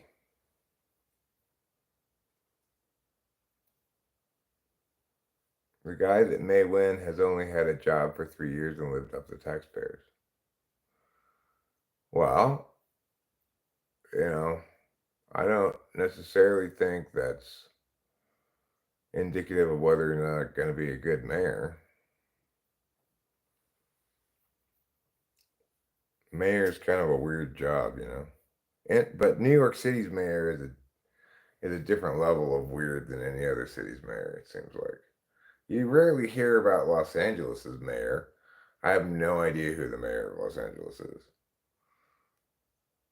I'd be more likely to know the mayor of New York, although I don't know that either right now. I know that who is it? There's some scandal over Diddy regarding the mayor of New York, I think.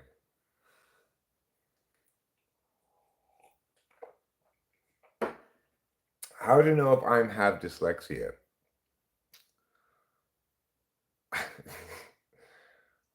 um, you get letters mixed up and stuff. I mean, I don't know. I'm not a dyslexia diagnoser.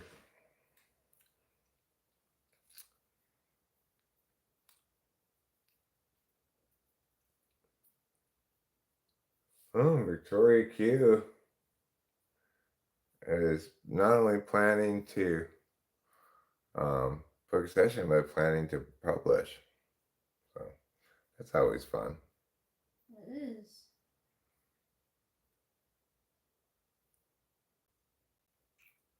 You know, it seems like it's about 50-50.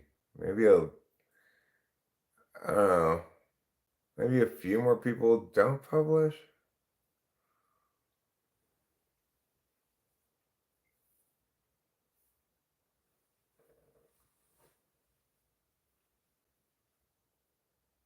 All right, well, I feel like I'm done live streaming. How about you? You want to keep live streaming? Yeah. Okay, well, Just for you a want, little while. what do you think about taking it?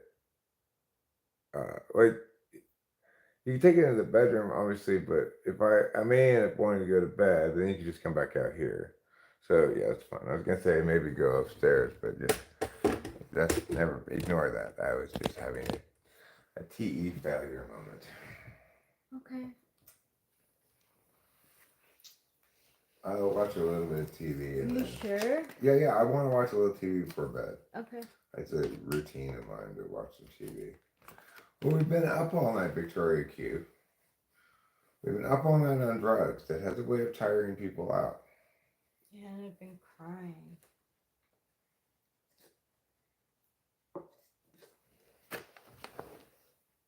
Well, we're not tired enough to sleep, Victoria. There's nothing restful about lying in bed when you're not sleepy. I'm only gonna watch YouTube, so I might as well engage in YouTube. Yeah.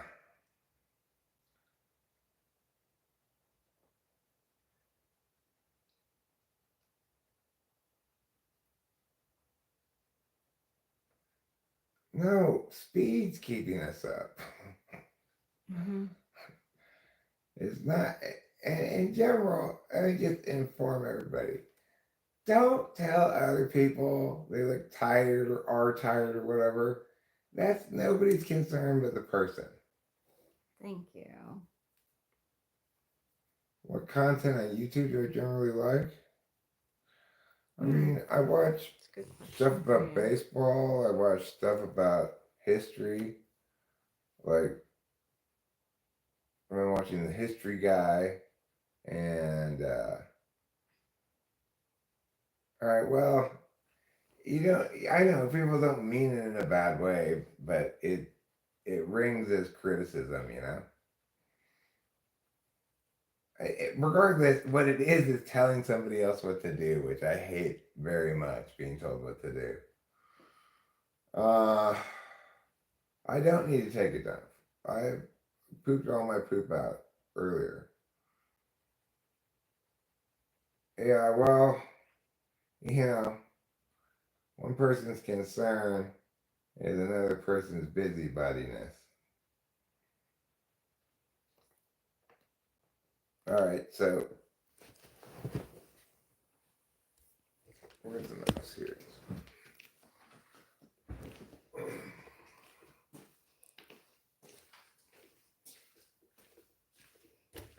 So you guys have to deal with just me now. Unfortunately, I don't know anything about debate. So I can't talk about debate. with you all. But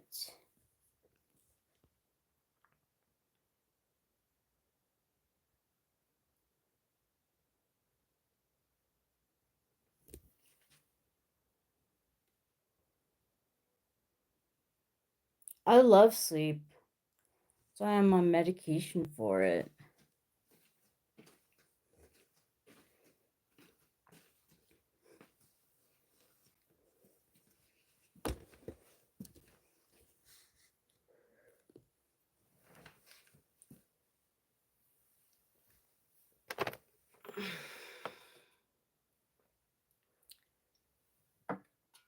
I do not prescribe by the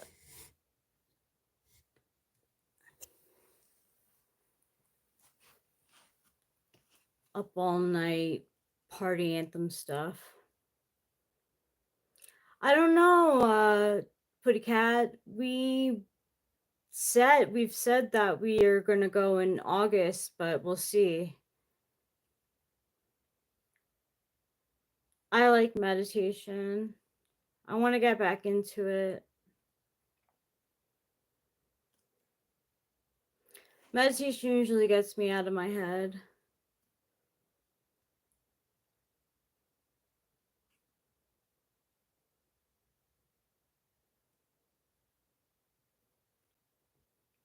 I mean, I like sleeping because I never really got much of it as when I was growing up. So, hey, Redcon FF Gaming.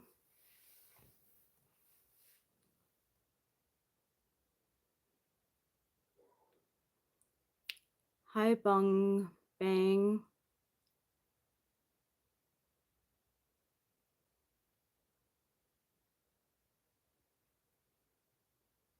How did the Borg sleep? The man with the great machete.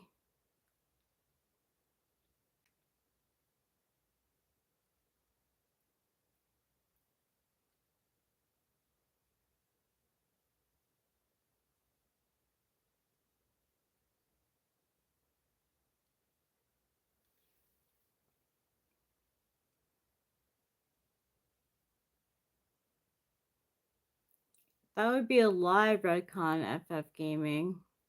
I don't even know you.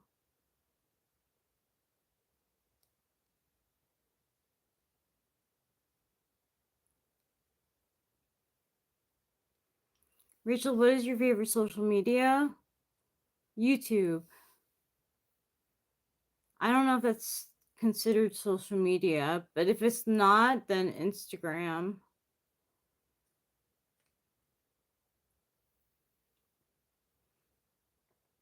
But YouTube. I love YouTube. What's your favorite social media? Me, Halo.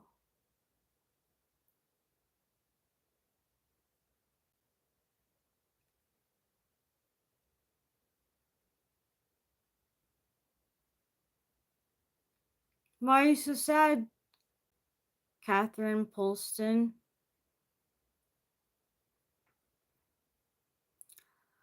I don't like, my opinion, I don't like IQ tests. I don't do well on spatial questions. So when it has this shape goes into this shape how many times, I'm like, I have no fucking clue.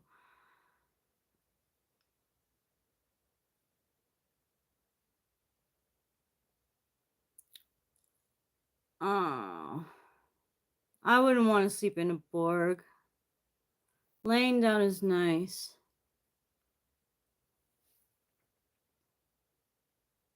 I don't have social media besides Reddit, YouTube, and Pinterest. I have Reddit too, but I don't really I'm not very active on it. I have Quora too, but again, I'm not very active on it. I'm sorry, Catherine Polston.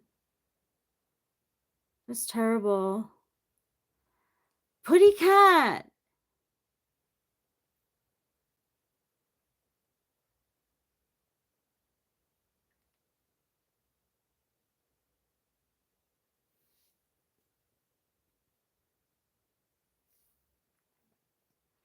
I'd say no, it's not, unless you're leaving comments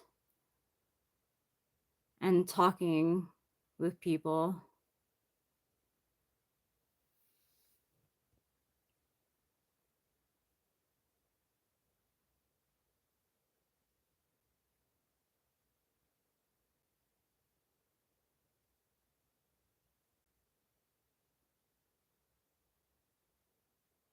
I don't remember what my MySpace page name was.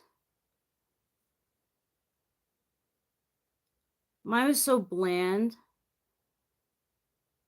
No. I wash men.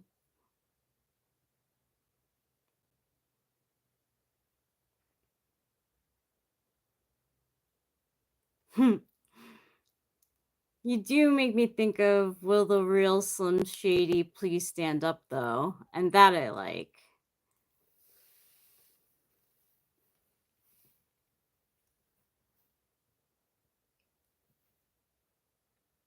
So won't the real Slim Shady please stand up? Thank you! Oh my gosh, you have no idea how much that means to me. Haley Lowe. I'm sorry I keep on messing up your name. It really makes me embarrassed, and I know I should do better. Thank you for finding my humor funny. I am an INFJ, and Frank James is also an INFJ. Ew, come on. Can someone delete that, please? You could even time him out, D3, if you want. But please, someone delete what I just wrote. Thank you.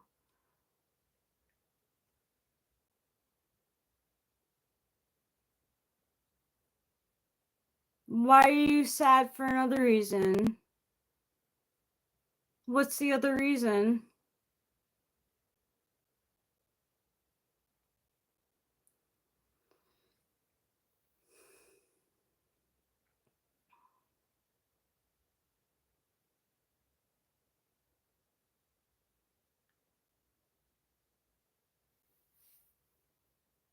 Is it because you're a liar?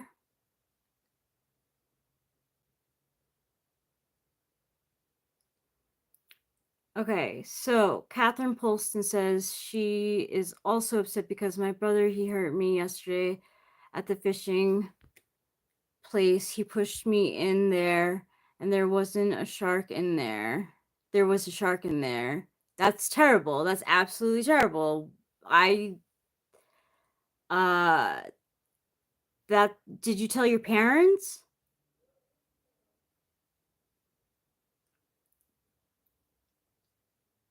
Shay Langlaers is still injured.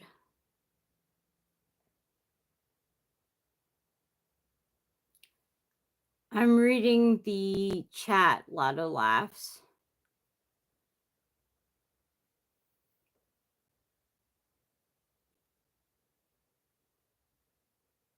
Yes, I'm real.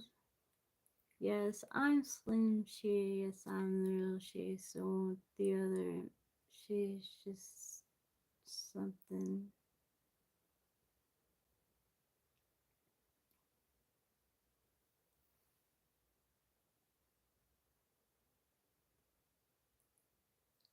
I don't know. Yeah, I think it is his oblique putty cat. What type of vibe do INTJs have in general?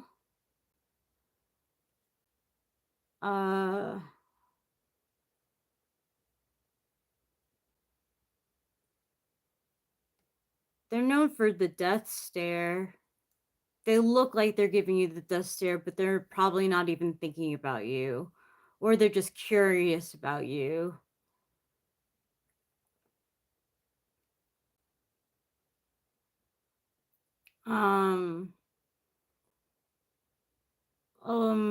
INTJs are kind of austere.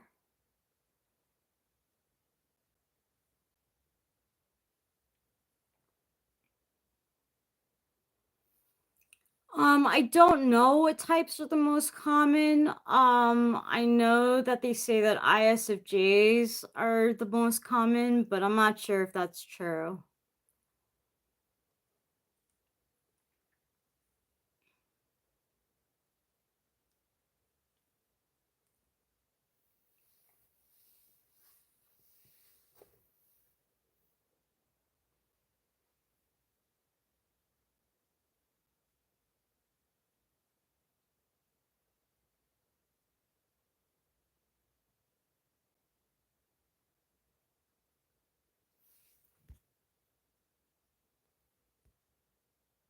I'm sorry to hear about your leg.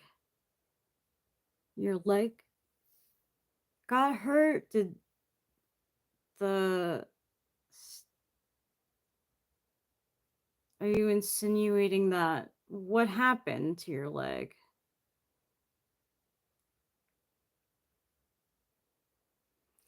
Yeah, I don't think the statistics have been taken recently. Like, it's been a long time since they've actually done like statistics on personality types. So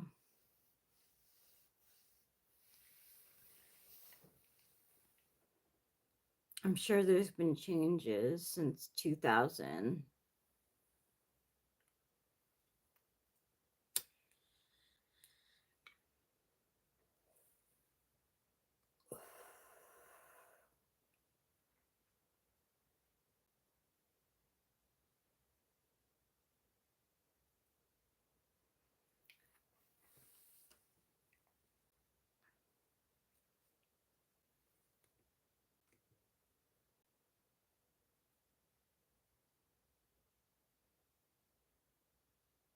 How did you get in the water? You fell?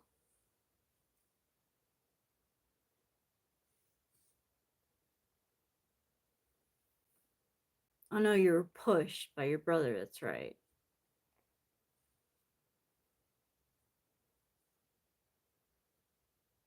It's pretty terrible. I mean, did they reprimand your brother at all? That's pretty serious.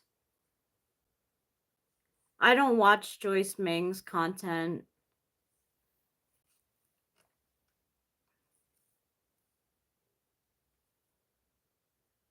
I don't think she's good at typing people.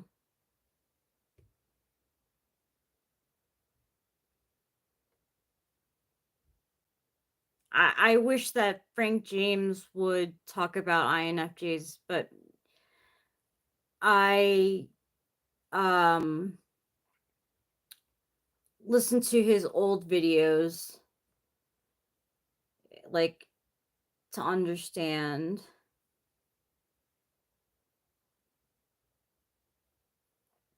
I ask Eric too. Eric explains INFJs very well. He knows INFJs.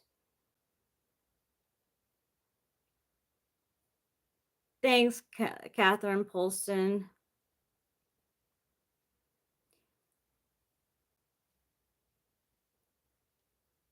Makes sense, right? Sloth Fitzgerald.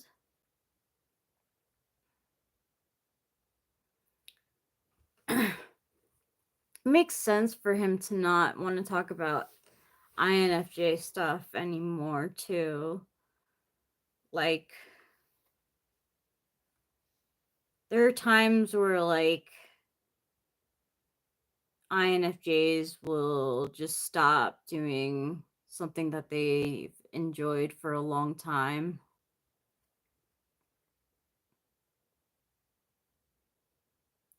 That's good to know, Solid Fitzgerald. I trust him around my wife if I was married, lol. That's good. That's a comment you should leave on his page. I'd trust you around my wife if I were married. I'm sure he'd appreciate that. Oh, how dramatic. It's all been done to death.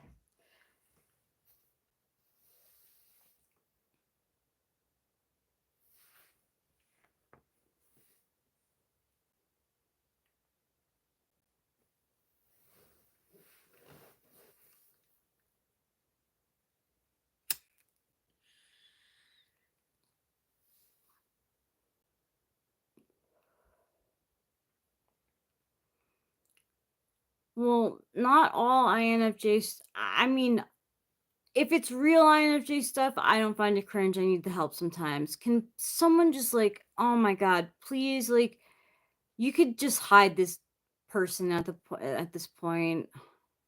Eyewash.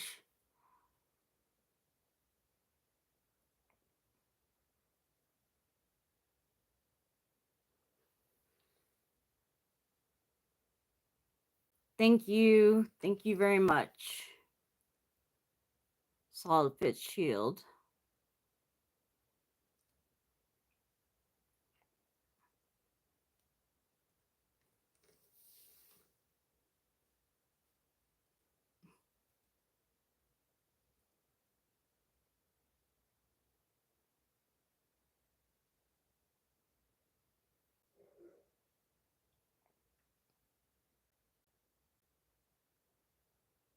Oh no, I'm sure the worst content about MBTI is on TikTok. Oh, that place is such a place of trash. When I actually want to know something like what a lipstick shade looks like, I can only find 7 videos. But like you want to hear about someone complaining, geez, like that's the place to go. It's crazy. Yeah, I know. You should. I think you should. Solid Fitzgerald. Like, he'd like to know that, I'm sure. You know, he's a married dude with a kid. He's just trying to make people laugh. I wish he would try to help INFJs navigate being an INFJ, but he's been there, done that. So,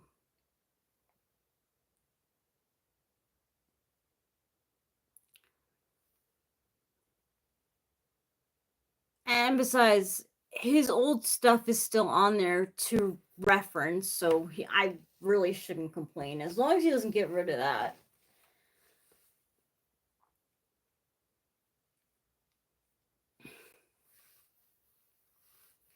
You know, actually, Frank James came into the live stream one time. He said like he was like he like left a super chat and like was answering questions, and Eric was really excited.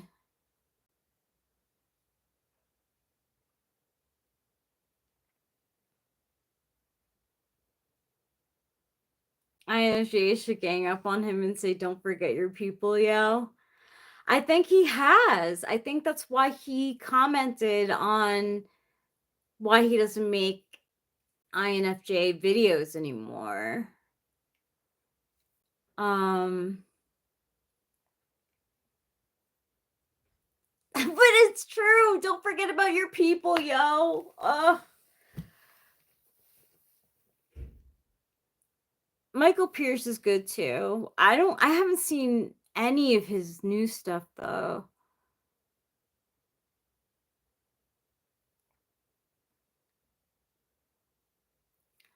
And of course, like I have Eric to tell me about INFJs. Like he has plenty of experience, not only like with what he says, but like what he's knows because of cognitive functions, but because he's had like actual experience with INFJs too.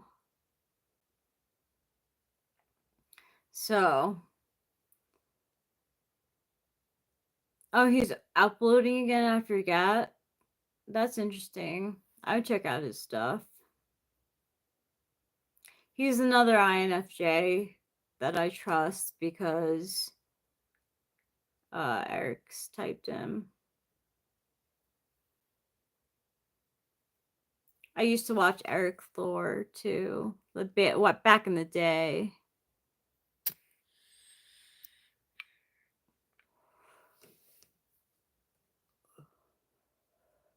It's very INFJ for an INFJ to think that they're an INFP.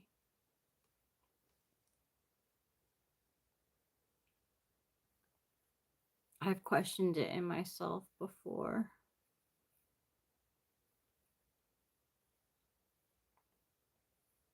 Hey, Greg Ant. Welcome to Talking with Famous People. I'm Rachel Strauss, wife of Eric Strauss. This is both of our channels. He's the main host. I'm the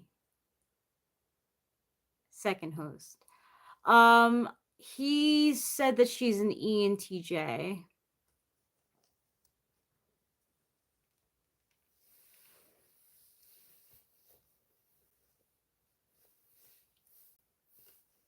But like, who knows if that's actually true?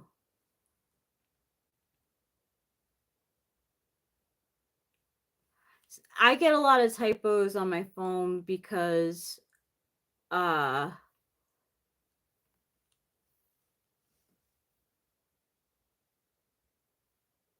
don't have autocorrect. Still good morning. It's good morning in the US. Where are you, Greg Ant?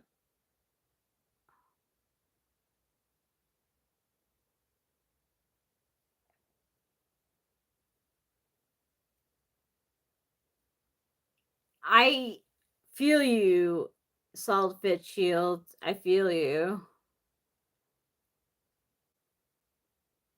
Oh, you're in England? What time is it in England? I was guessing that it was morning in England.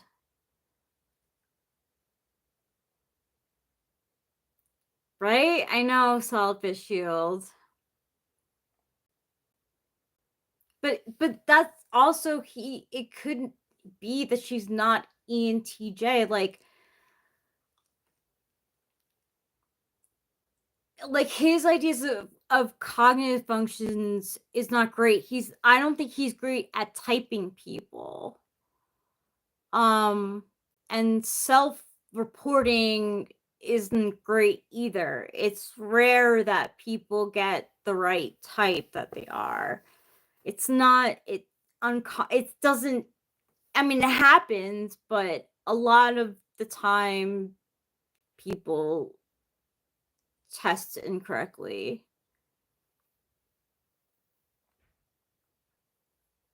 It's afternoon. Yeah, it's 4:38 here.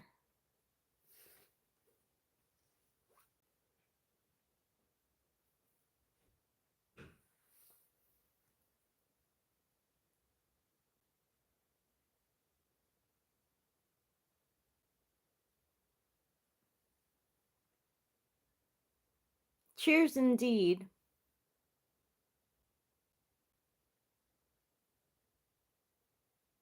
Is it lunchtime for you, Greg Ant?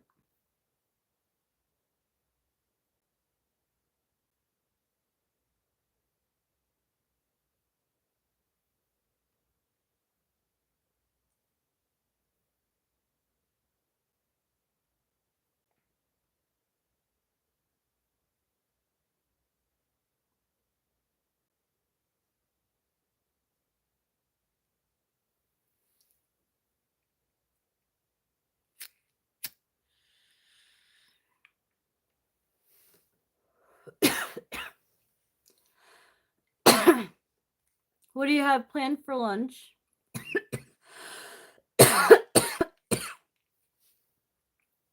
Did you pack a lunch or are you going to buy lunch?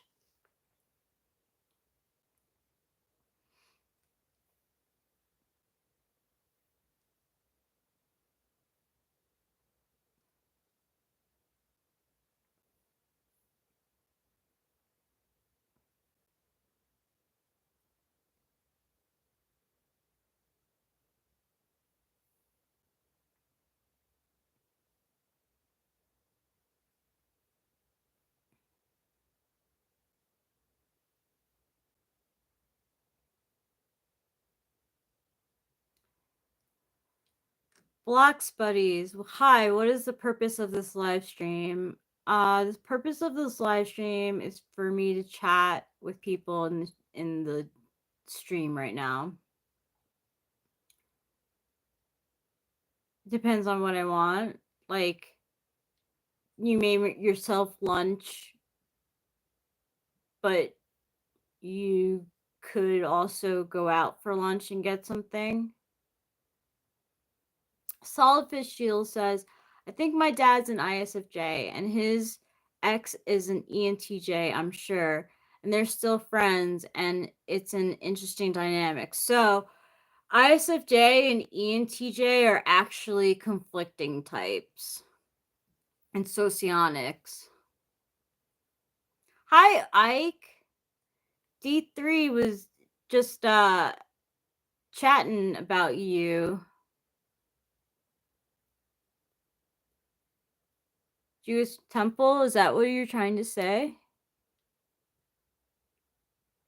Yeah, D3.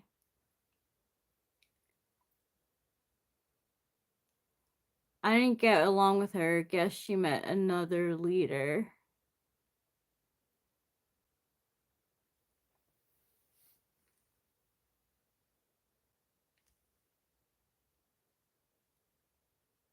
I don't know what kind of relationship INTP and ENTJ have in socionics. I have no clue. I mean,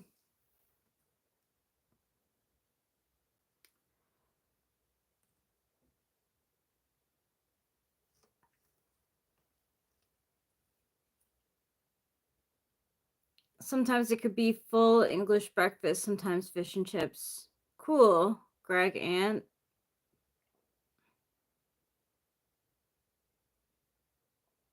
Both of those are yummy and filling. Yes! Yes, solid fish shield, exactly. No, but I want to know the label of the INTP and ENTJ relationship in socionics.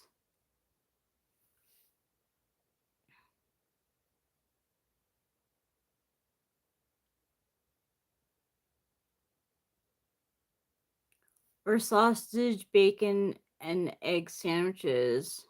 Wow, that's an American thing.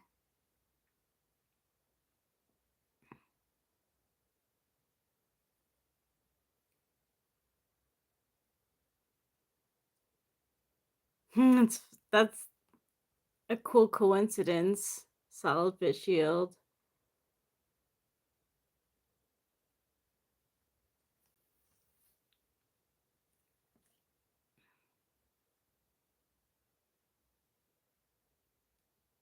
Oh, it's a mirror relationship. Interesting. I don't know who is a mirror relationship with INFJ. That's the only way I can relate it to. I don't know.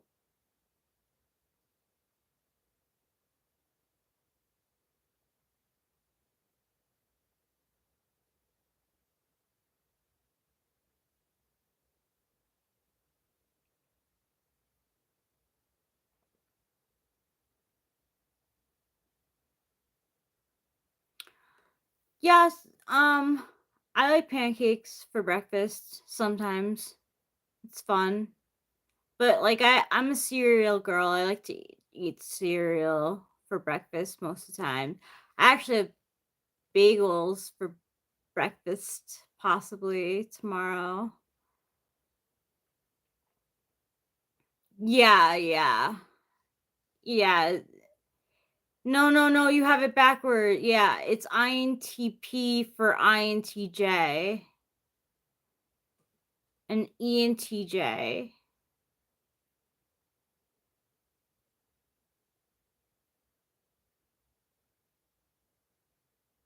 Yeah, I think that's what we're trying to. INTP is INTJ, yeah.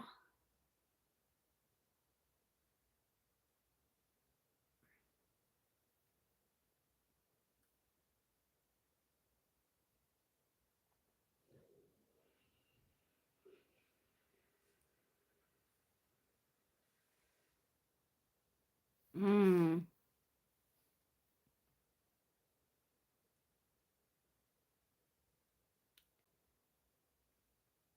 What one little book? Sure, you can.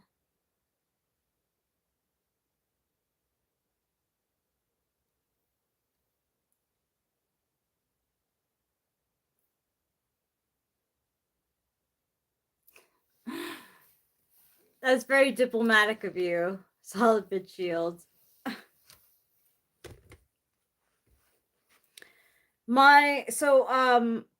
ENTJ's supervisor of INFJ, and my,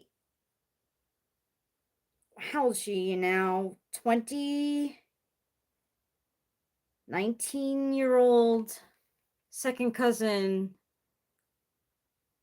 like, would love to boss me around. She's an ENTJ and she would love to boss me around. She would love to tell me how to live my life.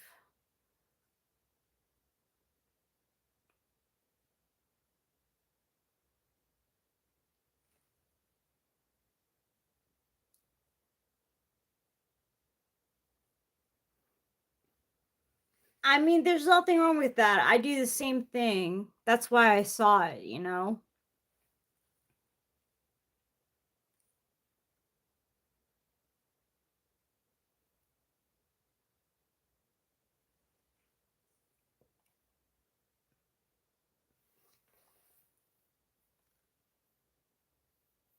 What book do you want to recommend, Greg Ant?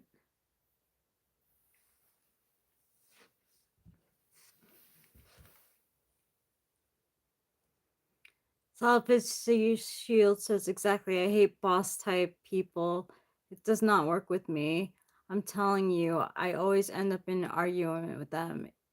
Always. It's inevitable. That's good. Someone needs to. Because, like, INFJs are too, like, shell shocked to like deal with that.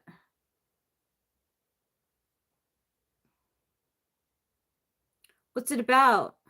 Conrad Barr's Born Only Once is a tiny little book, just 90 pages.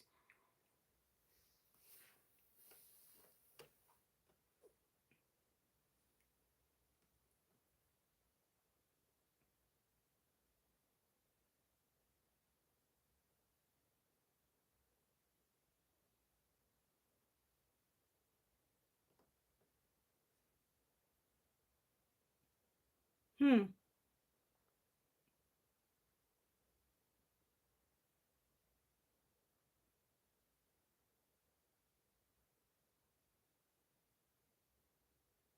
It has good ratings on Amazon. Interesting.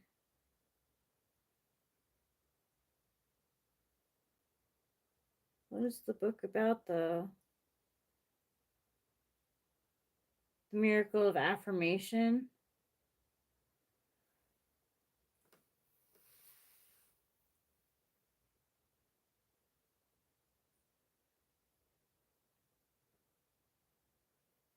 The author lives in San Antonio, Texas. We have a friend that lives in San Antonio, Texas. Hi. Hi. I just read the summary of that book. Rachel and I already know that and do that in our relationship.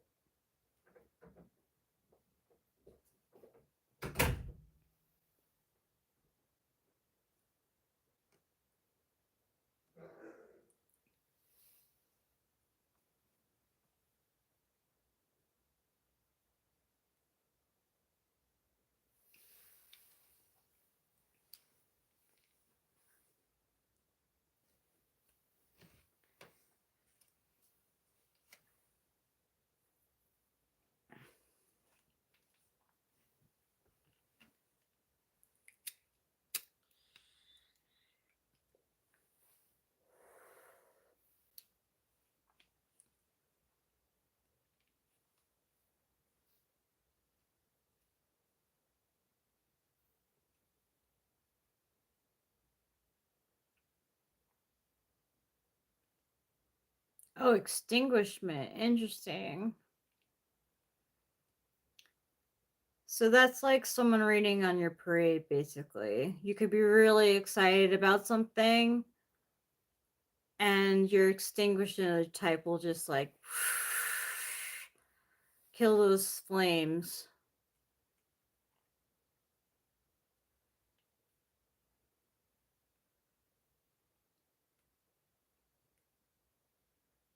That's good. Solid fish shield.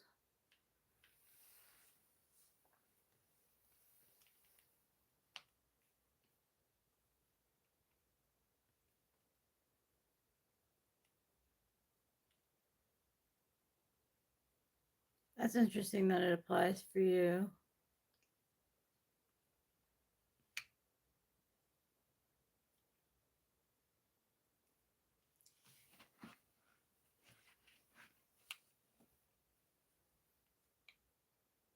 It's me and ENFP.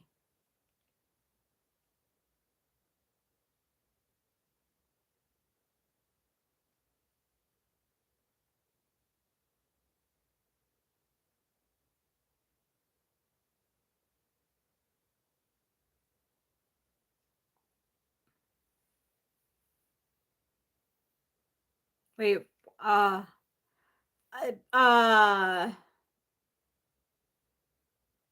they're my extinguishing type. So like ENTJ and INTP are extinguishing types. So like, I don't know. It's the configuration of the what's that? So FI second tool function versus my sixth slot FI.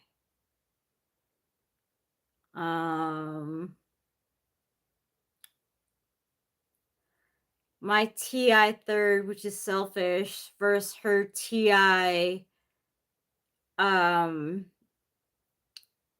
polar. That there's a lot of like bumping heads by accident. Like being like, oh, ow, that actually hurt. Like, oh, that makes sense. Like, let's get close. Ow, oh, ow. We keep on bumping heads.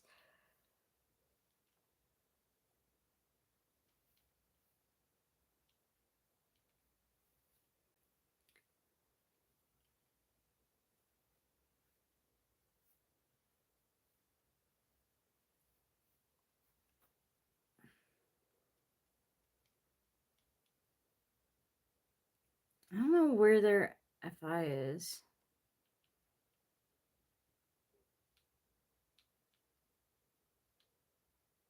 Thanks, Kurgan.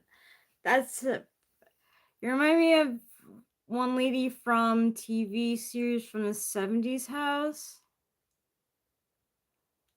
I wonder what show.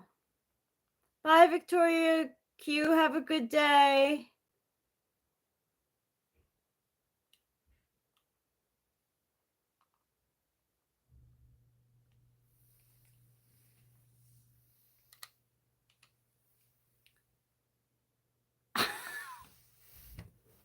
I look like someone from Little House on the Prairie. I had this ENFP teacher low-key annoyed me how hyper she was, but I didn't feel like she would actually listen. That might be your conflictor. No, it's not your conflictor type. I don't know what INTP, ENFP is. There might be a supervisor, supervisee. I remind you of Melissa, the girl from Little House on the Prairie. Thanks.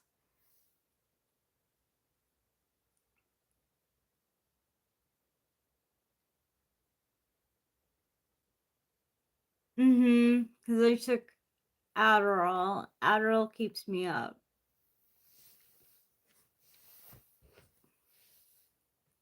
It won't be long till I go to sleep. I mean, I'm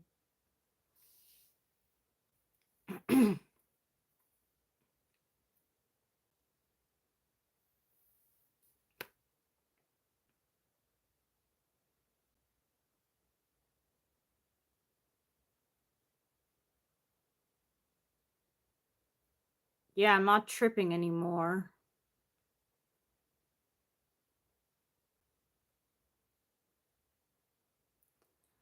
Solid Fitzgerald said, technically, Eric said I could maybe be ENTP. I remember a possibility there, but I'm more than fine sticking to INTP. Absolutely. Thank you, Greg. And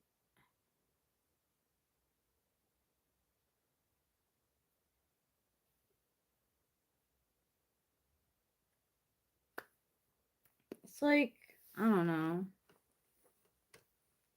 It's almost 5 a.m. here. So you're on the East Coast. Hope your appointment goes well.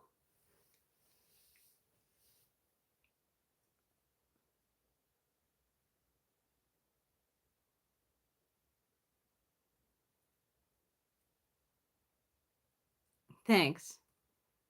You'll be seeing it often because it's hot here in the summer, so I'll be doing different things with it.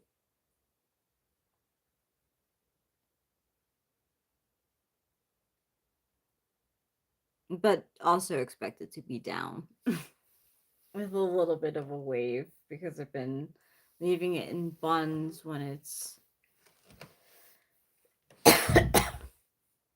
when it's damp.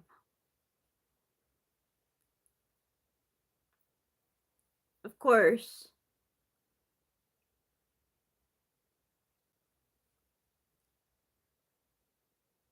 Mm.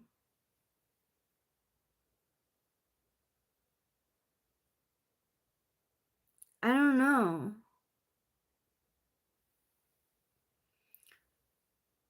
Like I don't know of any female INFJ singers, but I can definitely give you an example of an INFJ singer. And that his name is Johnny, Jawny. And his lyrics are very INFJ.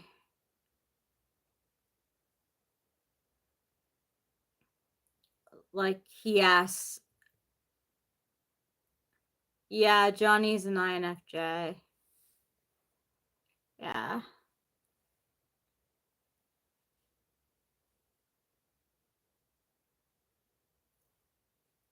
I left my heart in my wallet. So if you see my name, that's why I'm calling. 7 months in, like a bad startup. Think it's time that I get over it. I left my heart in my wallet. So if you see my name, that's why I'm calling. Sending sober texts even when I'm drunk. Oh no. And every day's moving on. But I can't tell myself that I don't love you anymore. And if you. Yeah, no. There's definitely no working out with Doja Cat, but it's true. You're right, Solid Fitzgerald. It's absolutely true because INFJs can stay in bad relationships for way longer than they should. Sure, I love a cup of coffee. Greg Ant, I love coffee.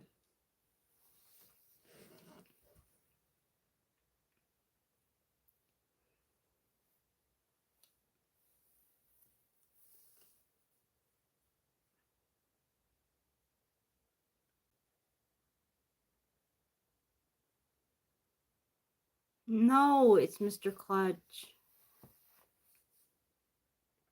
Thank you, Solid Fitzgerald. Hi now, man.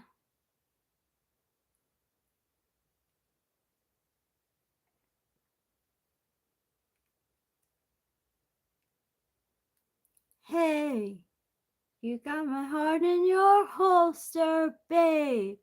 I wanna live in your goddamn veins, if that's okay. Yeah, the wide-eyed, tongue-tied 3-4, hey. You got my heart in your holster, babe. I wanna live in your goddamn veins, if that's okay. Yeah, the wide-eyed, tongue-tied 3-4. I was thinking of lyrics.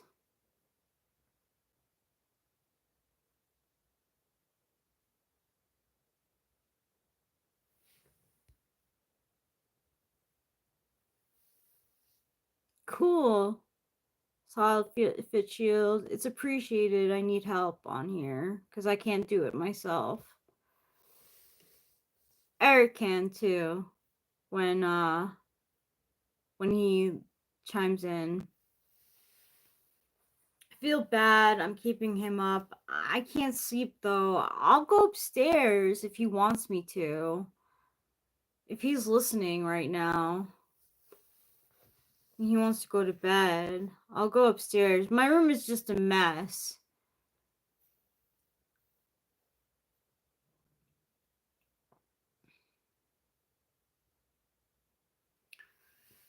I think it appeals to me too. Like I used to identify a lot with Clementine Krasinski from Eternal Sunshine of the Spotless Mind. I don't know if she's an INFJ, but I do know that like I've identified with her before.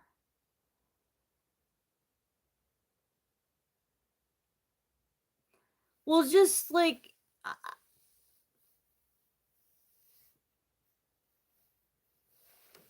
I mean, if you know that they're a manic pixie dream girl, then like you'd be willing to handle